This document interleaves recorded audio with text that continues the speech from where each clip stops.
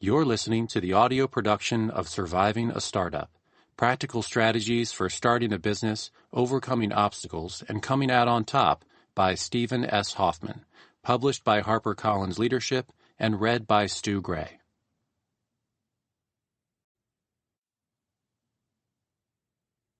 Captain's Log.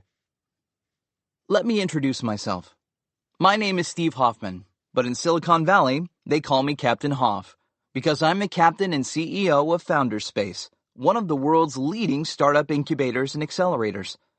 I've learned a lot over the past 2 decades launching, mentoring, and accelerating new businesses.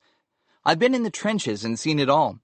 Having founded 3 venture-funded startups and 2 bootstrapped ones, I know what it's like to be on the front lines. I know how tough it can get when the battle turns against you. But I also know what it's like to taste victory and overcome impossible odds. I wrote this book to help you learn not only from my experience, but also from what I've seen firsthand coaching hundreds of entrepreneurs. Some have gone down in flames, while others blazed a path into new territory that even they did not know existed. I will help you navigate the minefields. I will show you strategies that work. And I'll dive deep into the tactics smart founders use to maximize their chances of success while minimizing the inherent risks. People see me now and think it all came easily, but it was brutal getting here. I learned a lot the hard way, and I want to share those insights with you. I want to show you the nuts and bolts and sweat and tears of running a real business. It's about dealing with dysfunctional teams, hitting dead ends, messing up half the time, losing money, motivation, and self-confidence, and then moving forward. It's about what it's actually like to be an entrepreneur when things go wrong. It's about becoming a survivor. By the time you're done with this book, I hope you will learn both how to survive your startup and how to embrace the unpredictability, never-ending challenges, and pure chaos of running your own company. Section 1. Devil's Candy. Launching a Startup. Let's begin by addressing the concerns every founder must face when launching a startup. It's no easy decision to quit your day job, risk your life savings, and possibly your marriage, and embark on a voyage that has a 90% or higher chance of failure. But that's what entrepreneurs do every day, and that's what makes them special. So, how do you know if it's the right choice for you? Are you cut out to be an entrepreneur? Is your idea even good enough? If so, when should you take the leap? Should you borrow money from friends and family? How do you build the right team? What's the most important thing to do first? And why do most startups fail? By the time you're done with this section, I hope you'll be a lot wiser than I was when I began, or at the very least, a lot better prepared for what lies ahead. 1. Taking the leap. I speak at startup events around the world, and eager young people often come up to me and ask, should I start a company or get more work experience first? I always respond by asking them a question in return. Why do you want to do it? Often, I can see that they are thinking of launching a startup only because everyone else is doing one. Or they're afraid they'll miss out. Or they read about how exciting it can be. Or they think they'll get rich quick. None of these are good reasons. What I want to hear is that they have a burning passion to solve a problem and have identified a strong business opportunity they believe in. For most people, I recommend not starting a company if they are on the fence. Why? Because it's no fun if you're not 100% committed. In fact, it can be torture. Being an entrepreneur means you will be taking on a lot of risk and a lot of stress. Do you enjoy working all the time? Are you happy giving up your weekends and nights? Do you want to suffer under the worst, most tyrannical boss in the world, yourself? Do you think it's wise to gamble away your life savings on a wild dream? Do you revel in alienating, annoying, and neglecting your family and friends? Do you like being short on money and fretting over the next payroll? Can you tolerate relying on underpaid employees who may quit at any time? Are you ready to jump on the biggest emotional roller coaster of your life and not be able to get off? If so, then by all means, do a startup. Seriously, you have to be a special type of person to appreciate this. It's not for everyone. And if you lack the conviction, you probably won't survive. You have to ask yourself, is it worth the pain? If you hesitate, then you'll regret it. So, get a real job and never look back. Let other fools suffer while you enjoy dinners with your family, weekends at the spa, long lunches, and water cooler banter, all while earning a steady paycheck. That's not a bad life. Most of the time, the people who ask me the question about starting a company or getting more work experience first are college students who have no idea what they want to do with their lives. For college students, the answer is obvious.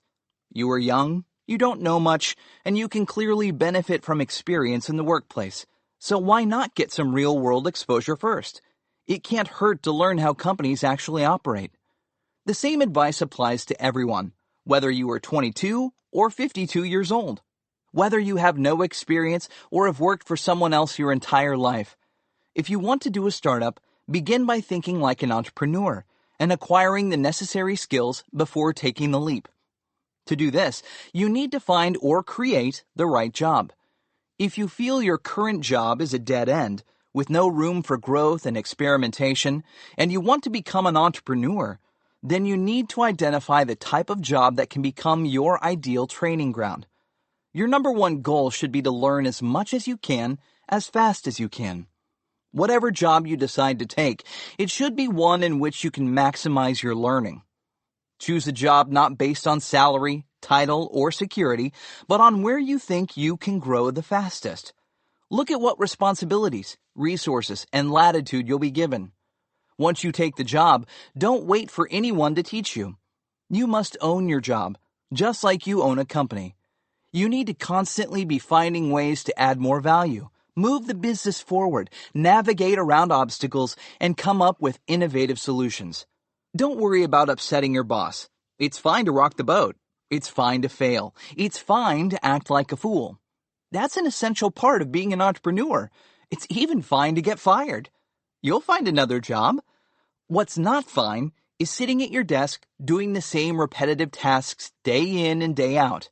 If you do this, you are not cut out to be a startup founder. It might be easy and comfortable, but you won't go anywhere. Mark Cuban, the host of the popular TV show Shark Tank and owner of the Dallas Mavericks, knows a lot about when to quit a job. His first real job was at Mellon Bank in Pittsburgh. A lot of my peers at Mellon were just happy to have a job, says Cuban. I wanted to be more entrepreneurial. I took the initiative. He started a group called the Rookie Club, where he'd invite senior executives to a happy hour to talk with the younger employees. Then he went a little further. He started writing a newsletter. He did updates on current projects. He even tried to inject a little humor into the staid banking atmosphere. He thought his boss would love him for doing these things. Instead, Cuban's boss called him into his office one day and ripped him a new one. "Who the fuck do you think you are?" yelled the bank manager. "I told him I was trying to help Mellon make more money," says Cuban. "He told me I was never to go over him or around him or he'd crush me. I knew then it was time to get out of there." After tending bar for a while in Dallas, Cuban landed a job at Your Business Software, which sold PC software to businesses and consumers. At the time, this seemed like the ideal job to him. It paid $18,000 a year plus commission. "I was happy," recalls Cuban. "I was selling, making money. More importantly, I was learning about the PC and software industry and building a client base." About 9 months in, he got an opportunity to make a $15,000 sale. He was going to make a $1,500 commission, which was a big deal to him at the time. Cuban asked a coworker to cover him at the office. He called his boss and told him that he was going to pick up the check.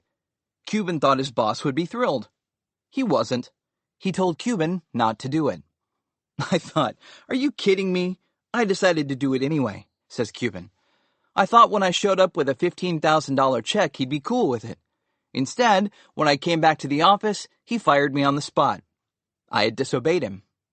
That's when Cuban decided to start his own company, and he never looked back. He knew that everything he'd done up until that point was about learning as much as possible.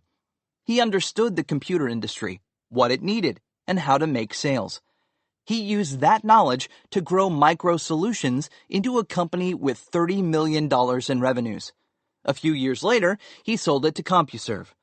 He used this windfall to launch an internet radio startup, which he later named Broadcast.com. The startup grew like crazy.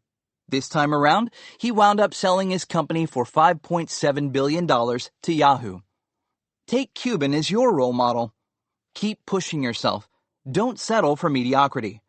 It's better to work for free at a job that challenges you than to get paid to squander your most precious resource, your time.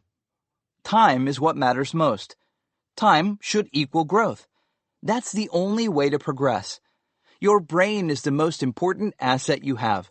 You can't let it atrophy. You need to exercise it daily, pushing its limits so you can see just how far you can go. Look for those opportunities where you feel you can make a real difference. Then, dive right in. Don't worry if you don't know what you're doing. You may flounder around, but you can't swim if you won't get wet. Find someone you truly respect to mentor you. Go out of your way to befriend those exceptional people who have the ability to change everything and everyone around them. Offer to help them for free, even if it means staying up late and working weekends. That's how you compress the learning curve.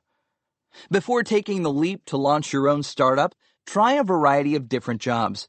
Make a plan to learn as much as you can about all aspects of business. How does the company scale? What makes it so successful? Why do customers buy the products? Position yourself to interact with various departments, from engineering and logistics to sales and marketing. Understand exactly what they do and how they do it. How does the company acquire customers? Who's in charge of the procurement? Is there a search engine optimization guru on the team?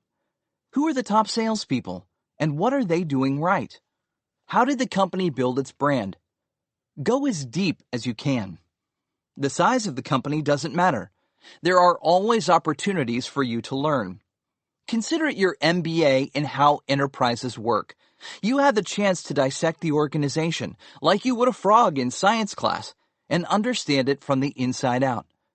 No matter what you decide to do with your future, whether it's to rise up the corporate ladder or start your own business, this approach will benefit you. You'll discover what you like doing and what you're naturally good at. You'll also figure out the types of jobs you shouldn't be doing. If you do decide to take the leap and actually launch your startup, you will discover that the most obscure pieces of knowledge can suddenly come in handy. It's hard to predict what you'll need to know in the future, but every little bit of experience helps. Most entrepreneurs I work with lack at least one or two key areas of expertise when they launch their companies, and sometimes this can lead to problems. For instance, I mentored a group of engineers who founded a startup. They were brilliant at coding, but knew nothing about generating business. These engineers believed coding was the hard part, and that business development, marketing, and public relations was the easy part. They thought that all they needed to do was build a better product, and the customers would come. Only, the customers never came, because no one knew their product even existed. The engineers hadn't brought anyone on board who could help them with marketing or public relations because they didn't believe it mattered. Even worse, they thought it was a waste of money and time. So they ignored the problem and continued coding. They added new features, optimized the servers, and scaled the back end. But sadly, none of this helped, and their startup failed. This is an extreme case. But even assuming the founders of a startup understand that they need help in marketing, PR, and sales, they often don't know enough to hire the right people. The best way to hire someone is to have done the job yourself, so you know what to look for. If you have no clue as to what the job entails, it's hard to find the right people. This is all the more reason to have tried a lot of different things. You will know when to fill certain positions, what qualities to look for, and what the work entails. Nearly every job affords a learning opportunity if you look for it. If you can't find it, then quit. And while you're searching for your next job, learn on your own. Remember, everything you do in life adds up, so your goal should be to make sure you are exposed to as much as possible each step of the way. This is how to best 2. The right reasons to launch a startup. First, let's start by reviewing the 10 reasons not to launch a startup. 1. To be your own boss. This isn't a reason to launch a company. If you think you have problems now with your existing boss, wait until you become the boss. It's 10 times worse. 2. To become famous or rich quick. Yes, we all read about becoming a Zuckerberg overnight and reaping the glory, but it seldom happens.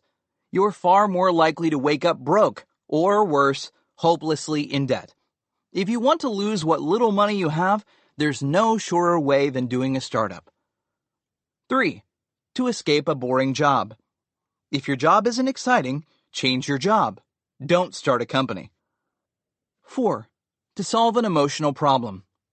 If you're unhappy with your life and have emotional issues, a startup won't help. It will only make things worse. I guarantee that. The stress from running a startup will exacerbate any psychological problems you have. Please deal with your hang-ups first, and then you can better focus on building a company and managing other people. 5. To satisfy someone else. Don't ever launch a startup because other people, like your spouse, peers, or parents, are pressuring you. The need to create a company shouldn't be tied to pleasing someone else. If you don't really want to do it, you're better off choosing your own path. 6. To be like everyone else. This is the number one reason people start companies in Silicon Valley. They see everyone around them doing it. Just because others are doing something doesn't mean it's right for you. You need to know yourself and what the right fit for your personality is. 7. To avoid missing out. I have heard many people say, if I don't do it now, I'll miss my chance. This simply isn't true. There will always be another opportunity. New technology is constantly emerging, and with each new invention, there are thousands of new business opportunities. 8. To add a bit of excitement to your life. There are plenty of ways to add excitement to your life. A startup isn't one of them. What it will add is a lot of anxiety and work. If you want excitement, go parachuting or whitewater rafting. 9. To make your life meaningful. Startups don't create meaning. You do. You need to look into your soul and ask yourself what matters. Relationships, religion, community, country? Where you invest your time and effort will determine the meaning you derive from it. There are many ways to give purpose to your life, and you should begin exploring them. Remember, a startup is, first and foremost, a business. Anything meaningful must come from within you. 10. To change the world. Now you're getting close, but still no cigar. This is too general. I know a lot of people who would love to change the world, but that doesn't mean they should start a business. You can change the world by joining a nonprofit, donating to cancer research, protecting the environment, inspiring people to action, and so on. You don't have to launch a startup. In fact, most startups don't actually change the world in a meaningful way. That's just a trendy thing people from Silicon Valley like to say to make themselves feel good. I believe the right reason to launch a startup is because you have a specific problem you want to solve. You may not know how to solve the problem, but you know the solution would be enormously valuable as a business. You have a burning desire to figure it out. You want to challenge yourself. You can handle extreme uncertainty. You know your strengths and weaknesses. You have the support of your spouse or significant other. You don't mind gambling everything on this project. You have enough money to survive at least a year without needing a job. And you enjoy building and running businesses. If you can honestly check all of these boxes, then go for it. You've passed the test and are ready to roll. 3. Taking on debt. I was brought up to believe that debt is dangerous. You don't want any debts, other than maybe your home mortgage, because that's unavoidable for most people. However, as an entrepreneur, cash is the fuel of your business, and without fuel, you're left sitting by the side of the road cursing. You need money, and when angels and venture capitalists are nowhere in sight, using your credit card to refill your tank is more than tempting. Wait, don't do it. Credit cards will destroy you. That's my gut reaction. I personally have never taken on credit card debt that I couldn't pay off without incurring interest or fees. I know how quickly credit card interest can compound and make a bad situation worse. I've seen my friends drowning in it. It took them years to resurface, and all of them swore off credit cards for life. That said, when doing a startup, you often don't have a choice. You'll need money to prove out your idea, and that money has to come from somewhere. The key is figuring out a way to validate your assumptions while spending as little money and time as possible. It may surprise you, but there are a lot of ideas out there that don't require millions of dollars or even hundreds of thousands to test.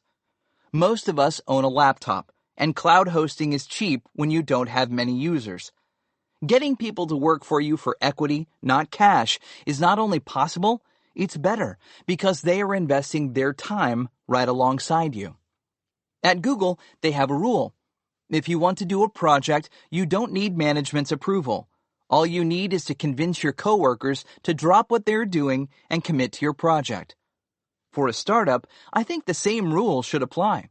If you can't convince at least 2 of your most brilliant, talented, and charming friends to quit their jobs and join you, then you probably aren't ready. This seems like simple advice, but you'd be surprised at how many startup founders don't line up a team. Overcome with enthusiasm, they just plunge right in, only to discover much later that their genius idea can't seem to get off the ground. They often wind up hiring people to help out, but that gets expensive fast. You can easily wind up burning through your life savings in no time, which brings me to another point.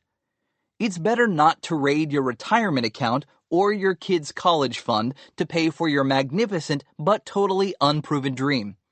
Another thing to avoid is your friends' and relatives' money. This is the true devil's candy. It's tempting, but dangerous. Do you care about your friends and relatives? Do you value these relationships? Do you want to be on speaking terms in the future? If you don't, by all means, grab the cash. But if you want to keep your friends and continue showing your face at family gatherings, avoid borrowing money from them if at all possible. Let me give you some perspective. According to Gust, one of the largest angel funding sites in the world, only 2.5% of the companies listed actually obtain funding through the site. This is relatively high compared to venture capitalists who fund fewer than 1 in 400 business plans on average, according to the U.S. Small Business Administration. Assuming you obtain funding, the outcome is far from certain. According to a study conducted by professors from Harvard University, MIT, and NBER, only 17% of angel-funded startups in their sample group were still doing well after 4 years, while 34.6% had closed or had an unsuccessful exit during the same time period. The rest were struggling. The Startup Genome Report, co-authored by Berkeley and Stanford faculty members, did a much more extensive study. They gathered data from more than 3,200 high-growth technology startups. The data indicates that more than 90% of startups fail. Of the less than 10% that do succeed, most encounter several near-death experiences along the way. Let's get back to borrowing money from friends and family. I do have one exception, and that is your parents and grandparents. If you have an exceptionally strong relationship with them, where they are used to supporting you and would gladly give you money, even if there were no chance of ever getting it back, then it shouldn't be a problem. But take it as a gift. Don't ask them to invest. This is the test. If they're willing to give you the money as an advanced inheritance, then they aren't expecting anything from it. Their sole motivation is to support you in your dream, and you're probably not going to damage your relationship. If you don't have wealthy relatives, you can look into inventory loans, equipment loans, loans tied to accounts receivables, and payday loans. Some of these won't apply to you, and others may charge you serious rates. High interest rate loans can come back to bite you, especially if the loan is tied to your personal credit. If it's only tied to your business, that may be okay. In the United States, you can always shut down a corporation and walk away if things go badly. That won't be the case, however, if you borrow from a loan shark. If you can't pay, say goodbye to your kneecaps. Another option is to go to your local bank for funding. But don't get your hopes up. Banks are conservative. They are not venture capitalists, and they want to minimize risk, not maximize returns. That's why banks almost always avoid startups at an early stage. They want to see cash flow. They want predictability. At the very least, they want to see top-tier venture capital firms in the deal. I've had friends take out a personal bank loan that they guaranteed with hard assets like their homes. Is this a good idea? Well, it's better than a credit card, and it's certainly better than your friends and family. It's your home after all, and if you end up losing it, you can always rent. Just don't do it later in life. If you're young, it's easy to bounce back. The bottom line comes down to whether you believe enough in your business. But before you do this, please get the buy-in from your spouse, or you will live to regret it. There are many other ways to get money, but I have issues with most of them. A lot of entrepreneurs have used ICOs, initial coin offerings. This has been a wildly successful way to raise billions, but it's looking more like a Ponzi scheme every day.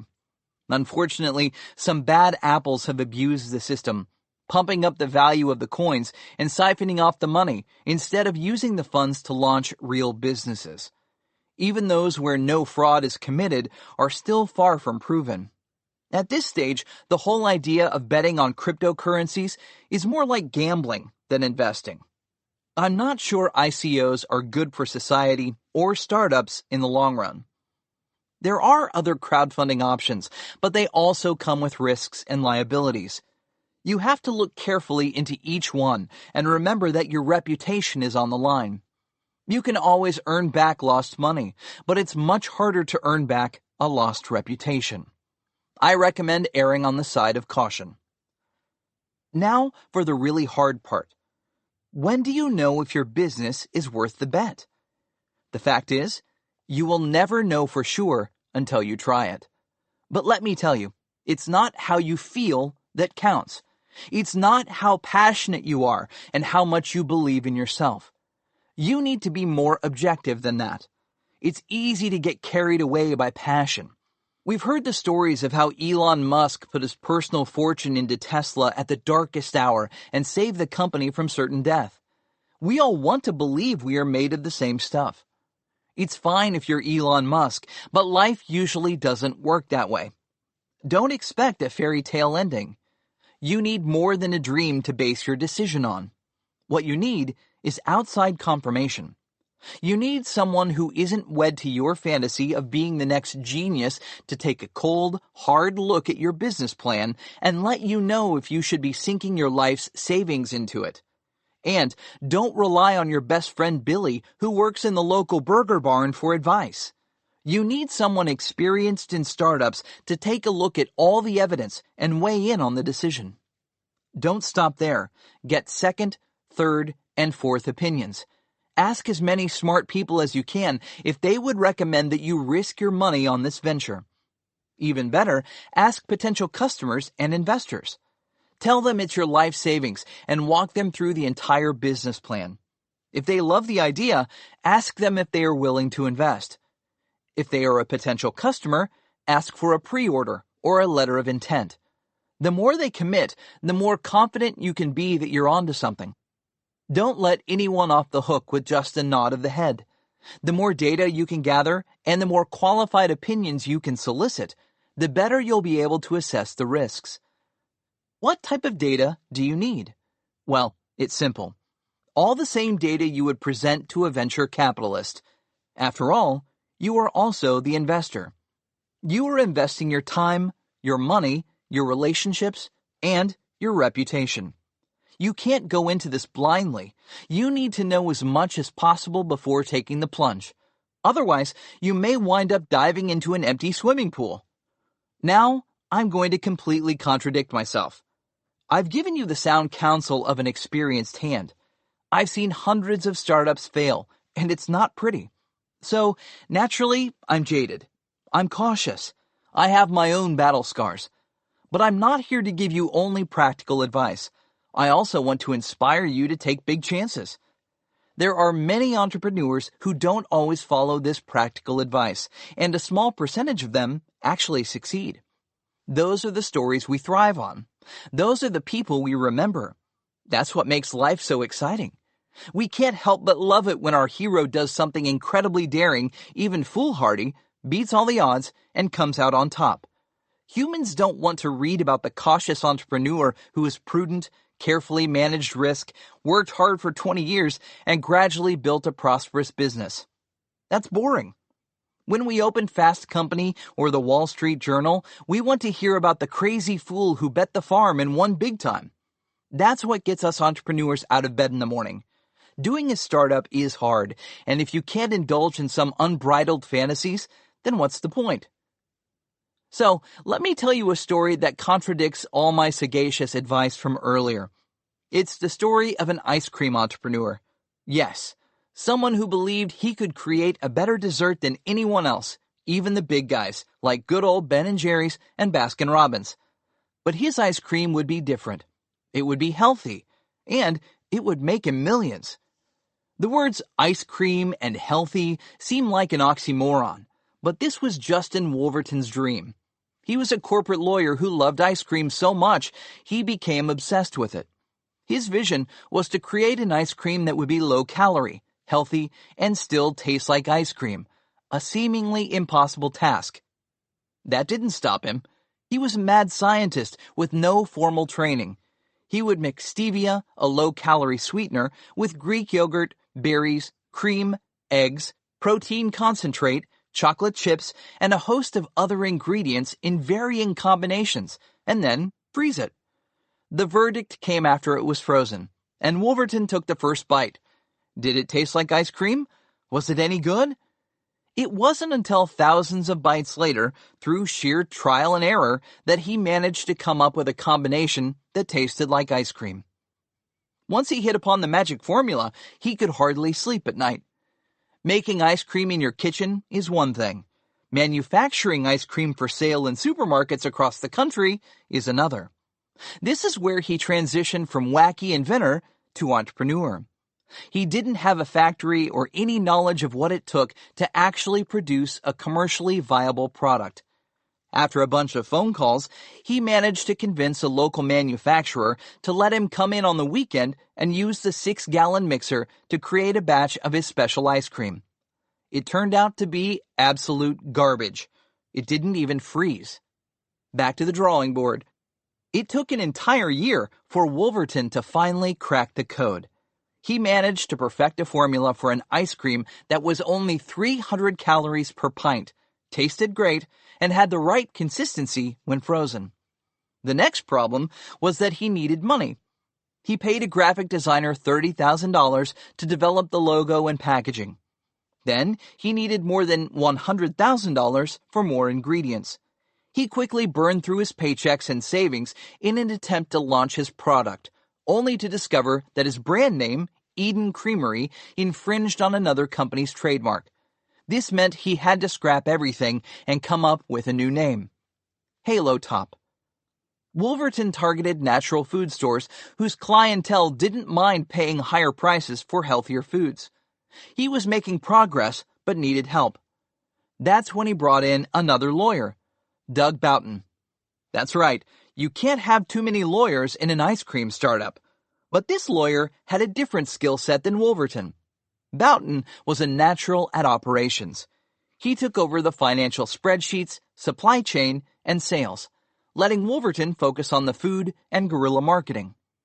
The dynamic duo set out to conquer the freezers of America.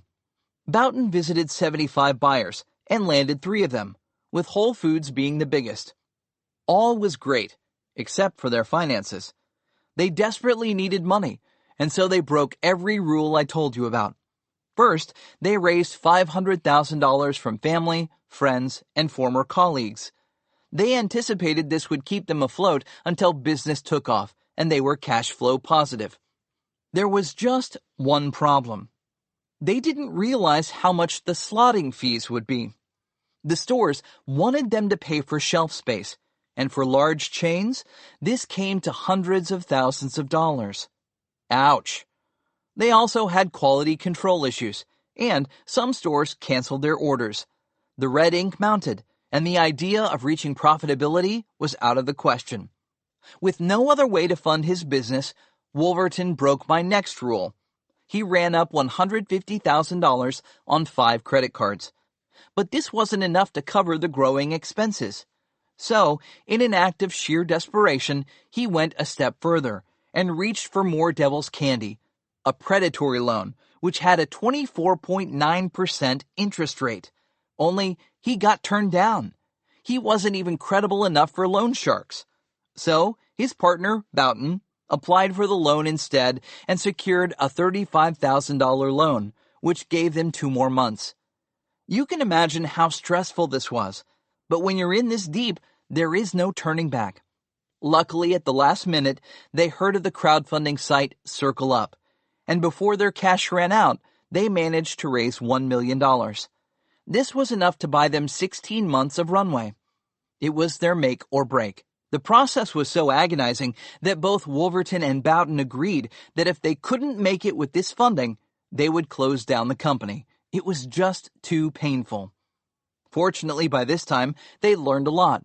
They discovered that they could negotiate a discount on the slotting fees if they agreed to advertise on their own and drive traffic to the stores. Through a clever use of hyper-targeted ads on Facebook and Instagram, where they targeted ice cream lovers in zip codes near the stores, they got customers to the shelves much more effectively than in-store demonstrations. The real breakthrough came when a writer from GQ.com tried Halo Top and fell in love with it. He wrote an article titled, "What It's Like to Eat Nothing But This Magical, Healthy Ice Cream for 10 Days," which chronicles how the journalist ate only Halo Top for 10 straight days. This article went viral, and it was followed with more articles on Halo Top. This happened just as Halo Top hit nearly 5,000 grocery stores nationwide. The combination sent sales soaring. To add icing to the ice cream cake, people felt comfortable eating more Halo Top than regular ice cream because it was supposedly healthy and low calorie.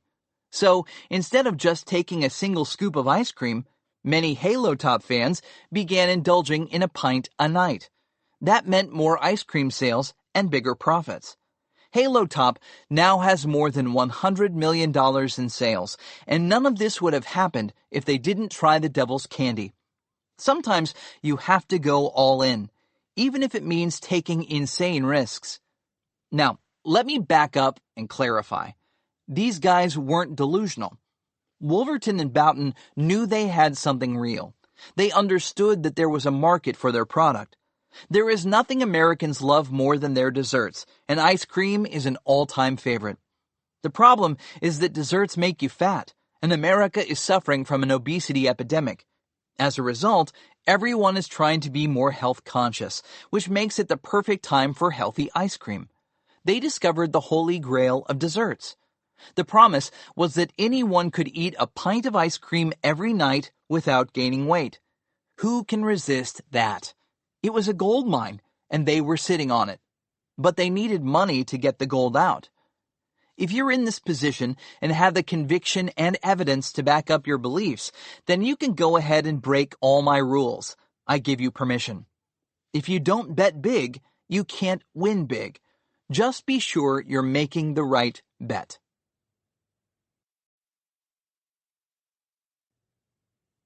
Four. Does your idea suck? Many entrepreneurs start with an idea. They spend weeks, months, or even years trying to think of the perfect business concept. But you know what? The majority of startups end up discarding their initial ideas. Rarely do they work. Why is that? Because an idea without data to back it up is just a fantasy. You may think you have the most brilliant business in the world, but until you can show some evidence that it provides real value to the customer, it's only a dream. Don't worry, you are not alone. Many of the most successful startups in Silicon Valley started off with the wrong idea. LinkedIn began as a dating site called SocialNet, which failed miserably. But without this failure, Reid Hoffman, the co-founder, says he wouldn't have launched LinkedIn. SocialNet taught him a tremendous amount about how social networks function, which formed the basis for LinkedIn's phenomenal success and profitable IPO, initial public offering. Nick Woodman also started off with the wrong idea, a gaming and marketing platform that gave users the chance to win cash prizes. He called it Funbug and launched the startup in 1999. 2 years and $3.9 million later, he had to shut it down because users simply weren't coming back. No one cared about Funbug.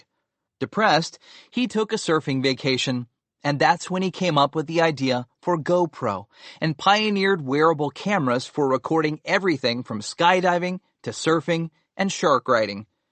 This isn't unusual.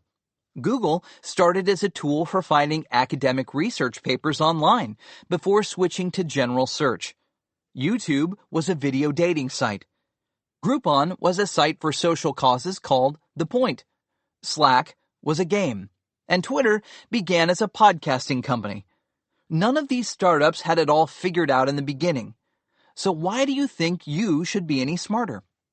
Even more surprising, many of the most successful entrepreneurs didn't even come up with a concept for their startups. Elon Musk didn't come up with the idea for Tesla. He wasn't even a co-founder. He was an investor who assumed the CEO role when the electric car company began to stall out. Similarly, Travis Kalanick didn't come up with the idea for Uber. He was also an early investor who jumped in once he saw the potential. As an entrepreneur, your job isn't necessarily to come up with the world's most brilliant idea. Your job is to recognize the opportunity and run with it. Focusing too much on the idea at the very beginning is not only a waste of time, it puts you on the wrong track. I've seen entrepreneurs spend months, even years, working on an idea by themselves, and it's only when they get stuck that they start casting about for co-founders. The problem is that by then, they don't want to give a newcomer much in the way of equity. After all, they already spent a lot of time and money on their idea. So giving up any equity is painful. This turns off the best co-founders who don't want to receive a tiny amount of equity to work on someone else's project. They might as well do their own thing. For this reason alone, most solo entrepreneurs who focus on their idea at the expense of team building wind up failing. I always tell entrepreneurs to forget about their ideas. Ideas don't matter. They're just a starting point. Instead, focus all your energy on bringing in the best possible talent. People are what matters. Nothing will have a greater impact on your success. In fact, if you toss your initial idea out the window, you'll be better off. Instead of thinking of ideas, think of the direction you want to head. Focus on an idea or problem that really interests you. Then, look for other people who are fascinated by this same thing. Together, you can figure out what works and what doesn't. In the end, it doesn't matter whose idea it is, as long as it's the right idea. This approach instantly empowers your co-founders. They aren't being asked to work on your idea. Instead, they are being asked to contribute their own ideas and work together to figure out how to build the business. Now they have ownership, and it's not just equity. It's psychological ownership. You're enabling them to give birth to the company with you and raise the baby together. So, hold off on developing your ideas until you've built the best possible team. 5. What's the right team? Let me begin by pointing out that it's incredibly difficult to launch a startup when you're alone. I've seen this firsthand with many companies that I have mentored. For a solo founder, it's easy to give up when you hit a low point. There's no one there to lift you up when you stumble. However, if you have co-founders to whom you've committed, you're much more likely to stick it out. You owe it to them. It's like the Marines. You're in the trenches with your buddies. They're counting on you. And even if you're scared to death, you're not about to let them down.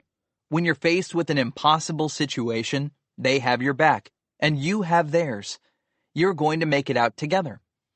Most entrepreneurs are short on money, so it's difficult to hire the right people. You need to have a team willing to work like crazy because they believe in the mission and are vested in the company, not because you're paying them. Even if you have enough cash, it's better to pay in equity. It binds them to your vision. It also allows you to save your cash for those unavoidable expenses that always come up. Another problem with paying cash is that it sets the wrong expectations. Most startups run out of money at some point, and the employees who are used to receiving regular paychecks often get discouraged and leave the company. I've seen this happen countless times. With startups, the initial idea often doesn't work, so the entrepreneur has to redo it, not once, but several times. What seems like a manageable budget can quickly spiral out of control until the bank account is dry. At this point, the startup can get stalled and die a slow, painful death. When the going gets tough and you're out of cash, all you typically have are your co-founders. Without them, you're sunk. The importance of having dedicated co-founders is evident in the number of founders that make up the most unicorns, startups valued at $1 billion or more. Here's the data from an early crop of unicorns. 4 unicorns had 1 founder each.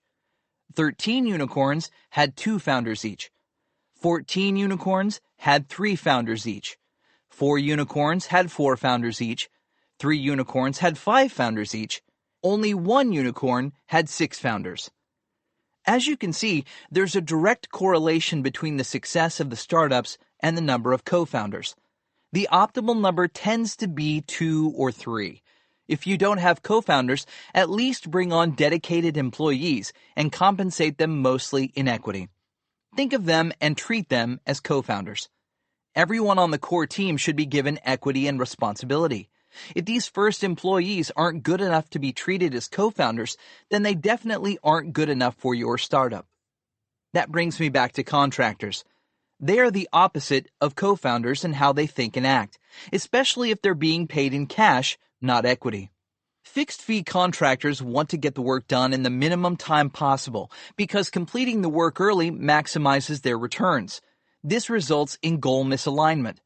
Not only that, even if they don't tell you, they're probably juggling multiple jobs at the same time. They do this in order to even out their erratic income. This means they can't spend too long laboring on any one project. They have to keep bouncing between projects, which scatters their attention. Don't expect your typical contractor to come up with many light bulb moments. They are focused on completion, not invention, but it's precisely these epiphanies that a startup needs to break through. If you want to increase your odds of success, you should build a team that's 100% committed to the project and nothing else. You need everyone, from customer service to engineering, obsessed with how to make your company number one. On the weekends, during commutes, in the shower, and in the wee hours of the night, each member of your team should be thinking of how to do things faster, smarter, and better. If you're going to invest your time in them, they need to be fully invested in the business. Otherwise, you're diminishing your own power. Think of the team as an extension of yourself. You are all parts of a single being. If one part isn't performing well, it limits the performance of the whole. In the early stages, everyone needs to live and breathe the startup in order to come up with that one special insight that changes everything. Having half your mind in hyperdrive while the other half is distracted doesn't cut it. Innovation is about going further than anyone else, and a team can't do that if everyone isn't working toward the same goal. I have a rule. Never bring on a co-founder or early employee who isn't willing to drop everything else he or she is doing and commit heart and soul to the mission. I remember with my third startup, my co-founder, Adam Zabar, kept asking, "Are we all in? Are we all in?" He wouldn't stop until we all pledged that we were 110% committed. He knew that without the commitment, we had nothing. I've seen so many founders fumble the ball because each member of their team wasn't committed to the same play. You may have found one of the best people in the world, but if this person isn't truly committed, you can run into problems. One CEO whom I coached found a brilliant engineer at Google who was interested in what his startup was doing. But this engineer would only commit to working nights and weekends. He didn't want to give up his Google lifestyle. This was fine in the beginning. The engineer was motivated. It was an interesting project and things were humming along. But eventually, the fun turned into hard work, and the engineer had a deadline at Google, as well as personal obligations. Guess what? He stopped responding. At first, they didn't hear from him for a few days at a time, then a week, then a few weeks. The entire time, their startup was on hold. It was excruciating for the CEO. What could he do? He'd already invested months with this engineer. The guy had written the entire code base. The startup couldn't afford to switch and start over. Ugh! Try not to put yourself in this position. Nothing is worse than struggling to get someone to do something when they don't care as much as you do. So, when you're bringing on co-founders or early employees, ask them one question. Are you interested or committed? If they're interested, you can stop right there. They are of little or no use to you. Yes, they can be a part-time advisor, but don't fool yourself into thinking they're going to be there when you really need them. If they say they're committed, find out just how committed they are. Are they willing to quit their job? Do they have a problem working nights and weekends? Are they planning a long vacation this summer? How far are they willing to go to make this startup succeed? Being committed is more of a mindset than anything else. Not everyone can quit a day job at first, but everyone must be prepared to do whatever it takes to make the company succeed. If someone doesn't have this mindset, it's going to cause problems down the road. You must promise me that you'll follow this rule. Only bring people on the team if you believe they're mentally prepared to go all the way. If you don't get this commitment, don't let them on the team. Keep searching. A startup is just too hard to have people with one foot out the door. My next rule for team building: never ever settle on a person you feel is not absolutely, positively the best. You can only afford excellence. I don't care if you don't have any money. I don't care if the person you just interviewed seems like they can do the job. If they aren't exceptional, you're wasting your time. The early team members will make or break your company. Finding them is the first test as to whether you're CEO material or not. If you cannot find them and convince them to work for you for equity, you don't have what it takes to run a startup. Go get a job. You'll be happier. The reason you should never bring on someone you don't think is incredible is that you'll likely regret it. Firing someone is awful. You wind up wasting so much time and money. There are two types of people: amplifiers and diminishers. Amplifiers take whatever energy you put into them and make it 10 times bigger.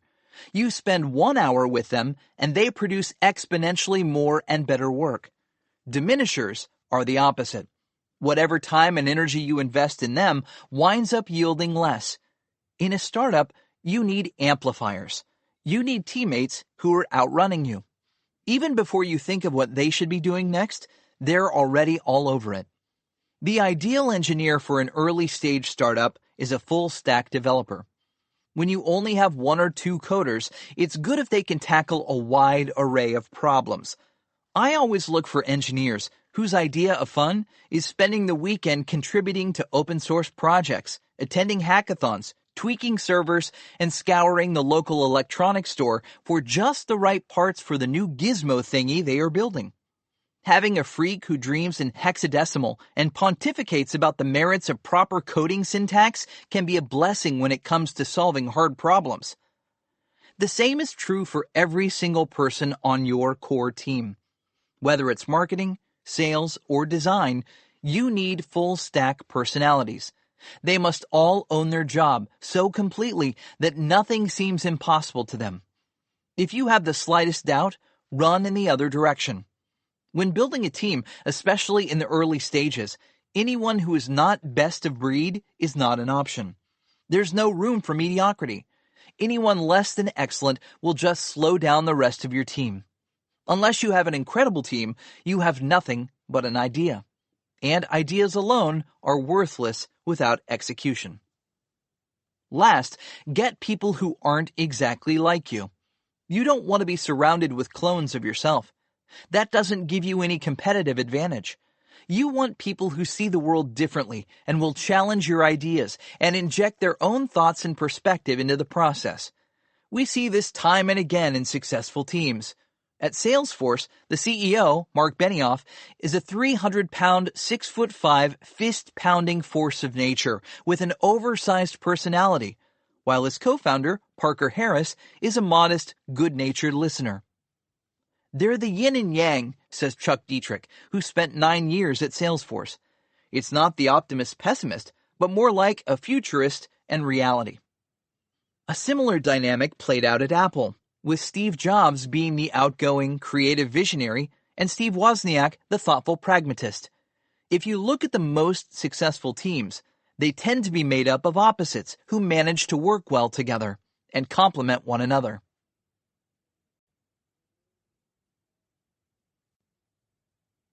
Six, paying for talent. Once you find these people, give them a giant bear hug and never let go. I mean it. These folks are the soul of your company. They will take you all the way to the promised land, but you have to treat them well. By this, I mean don't be cheap. Make them real co-founders, not glorified employees. If you're offering them less than 5% equity at the early stages, they are nothing but hired hands. If they're going to be true co-founders, they should have 5% or more, depending on their role and value. In my early startups, all of the co-founders received equal equity. That isn't a requirement. A lot of times the CEO gets more, but we felt it was right for us. What I'm describing is true for Silicon Valley, but it's not the case in countries like China, where investors feel the CEO should retain absolute control over the company and give out as few shares as possible to anyone else. This is a cultural difference. China is a hierarchical society, and people are accustomed to having the big boss in complete control. In fact, Chinese investors get worried if the CEO doesn't own the majority of shares. They are betting on the CEO, and they want to make sure he doesn't lose power. The cultural differences go even deeper. In Silicon Valley, most people believe the generosity shouldn't stop with the co-founders. Everyone on the team, from early employees to advisors, should get their fair share. I see a lot of startup founders fretting over equity. They don't want to get diluted too quickly, so they begin hoarding shares. I can understand the feeling. I felt that way too. But it's counterproductive. Remember, doing a startup is an all-or-nothing game. In most cases, you're either going to wind up incredibly rich or with nothing at all. That's just how the math works out once you start taking on venture capital. You will cross the finish line with a big win, or else the creditors and investors will gobble everything up. So there's no point in being stingy. You should use your precious equity to attract the very best talent in the business and never look back. That's what your equity is for. The same is true when it comes to funding in Silicon Valley. If a top-tier venture capitalist with an incredible track record is offering you a lower valuation than a novice investor, go with the best. Yes, there are limits to what you should accept in terms of valuation, but don't be cheap. This person will most likely be on your board of directors and help determine the fate of your company. The wrong person can lead to big mistakes and missed opportunities that far outweigh the dilution you will take. When it comes to advisors, the same is true. At every stage of your growth, recruiting top advisors is essential. The more valuable they are, the more you should compensate them. It's not uncommon to give an advisor anywhere from 0.25% to 1% of the company at the early stages. If you are worried about giving away so much of the company, put down in writing what you expect from them and tie it directly to the equity disbursements. You can have the shares vest over time, so if they don't deliver, you don't lose out. Once you raise a larger funding round, start paying your team, advisors, and even board members. Yes, it might up your burn rate, but it's the right thing to do, and your team will realize how much you value them. You aren't just using them, you are looking out for them. Again, don't be cheap. Pay higher than the industry average. You want everyone to stick with you all the way to the end. Money speaks volumes. Remember, the cost of an employee jumping ship is so much higher than the difference between an average and above average salary. Err on the generous side, and you won't be sorry.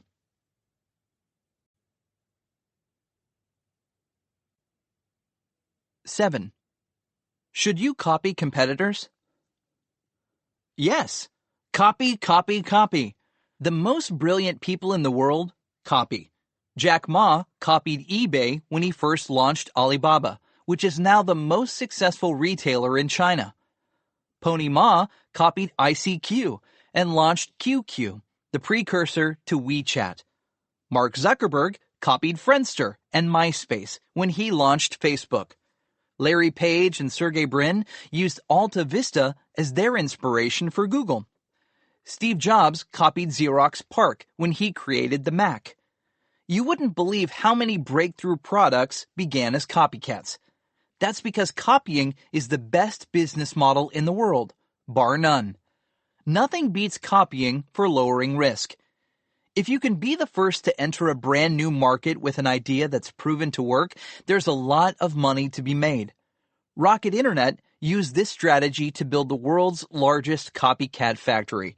They launched Lazada, an Amazon clone in Southeast Asia, Bill Pay, a PayPal clone in Germany, Kemu, an eBay clone in Nigeria, Easy Taxi, an Uber clone in Latin America, StudyVZ, a Facebook clone in Germany, Pay11, a Square clone in Europe, and the list goes on. They were extremely successful for a while, with more than 75 companies spread across more than 50 countries.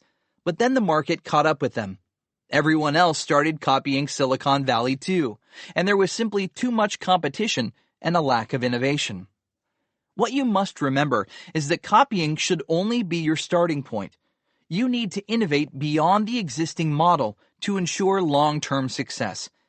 If you look at Alibaba and Tencent today, they are nothing like their first incarnations. Alibaba is investing $15 billion into quantum computing, connected devices, fintech, human-machine interaction, AI, and big data, while WeChat has pioneered mobile commerce and a revolutionary payment system that makes Facebook look antiquated. Copying is a great place to start, but if you stop there, you will lose. My rule of thumb is to copy everything your competitors do right, and then begin innovating on top of this. No one starts from scratch. Every innovation and invention that exists is based on what came before it. So don't dismiss copycats. It's what all of us do. And if you aren't copying what your competitors do best, you aren't being smart. Your competitors have invested countless hours and large sums of money to get where they are. You would be foolish not to take advantage of everything they've learned. When I sit down with a startup, I always ask the founders about their competitors. I want to see how much time they've spent with those products. Do they truly understand what makes their competitors great? If they don't know much about their competition and haven't copied their best ideas, I get nervous. What's wrong with this startup? Smart entrepreneurs venture deep into enemy territory, scouting out everything they can. If they're going to win the battle, they need as much intelligence on the enemy as possible. They must analyze every last feature, function, and facet of the competitive landscape. Knowledge is the key to victory. If you haven't done it already, you should prioritize using your competitors' products daily. You need to become one of their power users. This is the only way to understand everything they're doing. It's not only important to look at the current crop of competitors, but also to look at past competitors. They can teach you even more. I was mentoring a startup about to launch a location-based social network. Their idea was that you could see where all your friends were on a map and interact with them. The first thing I told them was the honest truth. You are going to fail if you head down this path. Do you know how many people have tried this and failed before you? Facebook even added this feature, and it wasn't popular. What makes you think you can succeed now? This wasn't the only startup I met who failed to do adequate market research. It's one of the most common mistakes founders make. Everyone wants to believe their idea is original, so they hop onto Google, do a few quick searches, and then declare victory. That's not enough. I know because I failed to do this for my own startup, and it was embarrassing. We'd spent months working on a product we thought was revolutionary, only to discover someone had launched exactly the same product several years earlier and not succeeded. They were bankrupt, and we were heading down the same path. That was a shocker. Even the dead can teach you a lot. Don't make the same mistake. 8. Where do great ideas come from? How do you come up with a brilliant idea? Where do you look for inspiration? Try starting with yourself. Many of the most successful entrepreneurs begin by building something they desperately want or need but can't find in the marketplace. Then, they leverage everything and everybody around them. The reason this strategy works well is because these entrepreneurs know what the customer wants, since they are that customer. There's no guesswork involved. That's what Patagonia founder Yvon Chouinard did. He couldn't find any high-quality pitons for mountain climbing, so he went into his parents' backyard, converted the chicken coop into a little blacksmith shop, and built them himself. That was the start of his multi-billion-dollar outdoor gear and clothing empire. He kept doing it over and over. He couldn't find a good climbing shirt, so he made one. Then came climbing shorts. Eventually, he expanded into other outdoor segments. If you want to understand entrepreneurs, says Chouinard, study the juvenile delinquent because they're saying, this sucks. I'm going to do it my own way. And that's what the entrepreneur does. Another entrepreneur who solved her own problem is Sarah Blakely. While selling fax machines door-to-door in the Florida heat, she often wore pantyhose. Blakely hated the appearance of the seamed foot while wearing open-toed shoes, but liked the way that the control-top model eliminated panty lines and made her body appear firmer. That's when she experimented with the idea of cutting off the feet of her pantyhose while wearing them under a new pair of slacks. It worked, except that the pantyhose rolled up her legs. With $5,000, she set out to fix this problem, launching Spanx. It became a hit with women across the country and made her a billionaire. When Che Wong launched his startup Boxed, he was trying to solve a problem he had. He was used to shopping at Costco, but when he moved to the city, he gave up his car, which made it a real hassle to get the bulk-size packages to his apartment. That's when the light bulb went off. He would launch a startup that gave millennials a way to save on bulk-size orders, combined with the conveniences of ordering through a mobile app and door-to-door delivery. I was basically trying to solve a problem that I myself have, says Wong. Apparently, a lot of other people had the same problem. In just 3 years, Boxed went from $40,000 in sales out of his parents' garage to more than $100 million in revenue and more than $160 million in VC, venture capital, funding. At Founderspace, I'm always looking for entrepreneurs who are solving their own worst problems. I remember when Richard Lynn came to me with his startup Thrive. He told me the story of how he took an antibiotic and wound up extremely sick, to the point of being hospitalized. This prompted him to research the microbiome, which is composed of the bacteria, yeast, and viruses that reside in our bodies and help determine our health. Surprisingly, the bacteria cells in our body outnumber human cells 10 to 1. This led him to come up with the idea for launching the most comprehensive way to gather, test, and analyze the microbiome and provide the results to consumers online. The great thing about tackling a problem you have is that you are the customer. You don't have to interview anyone or take wild guesses. You know exactly what you want and understand the issues involved. This clarity is why so many entrepreneurs find success when focusing on their own problems rather than the problems of others. If you can't think of what to do, look at your own life and the things that annoy you. Then, work backward. 9. Defining the problem. It helps to begin by clearly defining a problem to be solved and who will benefit from the solution. Here are 5 questions every entrepreneur should answer. 1. What is the problem? 2. What is the solution? 3. Who is the customer? 4. What are the benefits? 5. How large is the market? Try answering each of these 5 questions in 3 sentences or less. You should take your time to write this as concisely as possible. Then, read it aloud to friends who know nothing about your business and see if they get it. If they don't, rewrite it until they do. 10.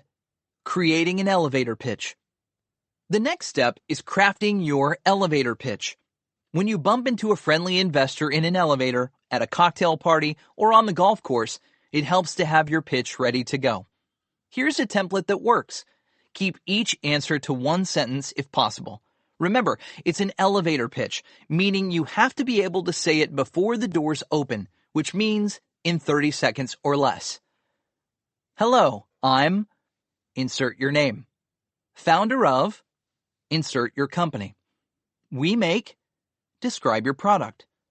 For, describe your customers. We solve, explain the problem. By doing, describe your solution. Our secret sauce is what makes you special. Now, test it out on people who have never heard of your startup. Spend 5 hours in an elevator accosting people. See if they actually grasp what you're saying. If they get a confused look on their faces, you know you failed. By the time you're done, your elevator pitch should be so simple that even your great Aunt Agnes gets it, without asking a single follow-up question. 11. Should you be careful? We all know that doing a startup is risky, but is it wise to take big chances? Shouldn't you mitigate risk, play it safe, and stick with something you know will work? It depends on what you want.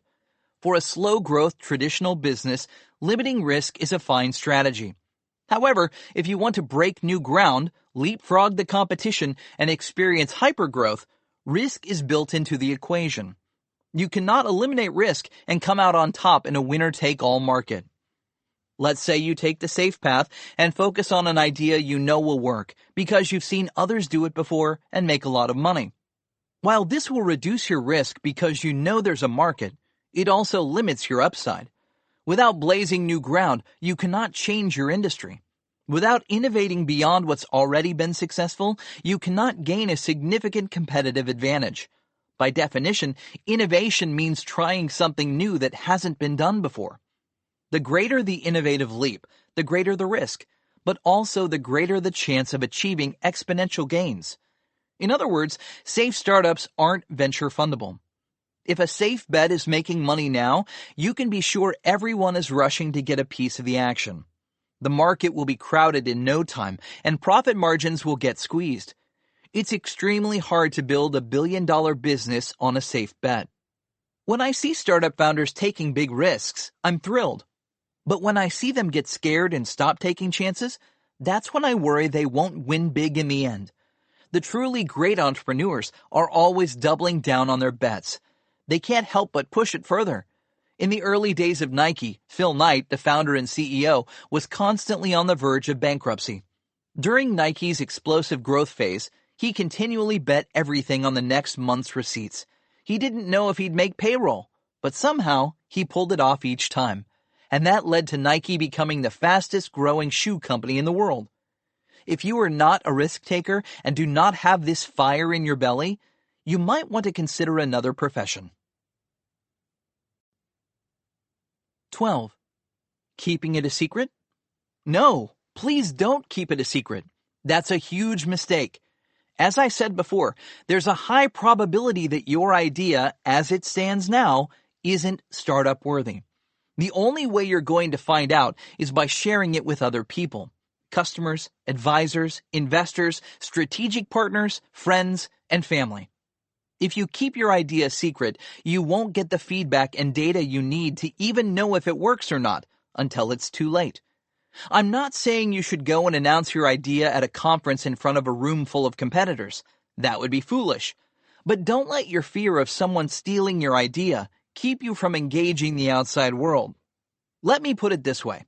The chance of someone you know stealing your idea is probably less than 0.1%, while the chance of you failing because you haven't exposed your idea to the right people early on when you have the time and resources to make a change is upward of 80%.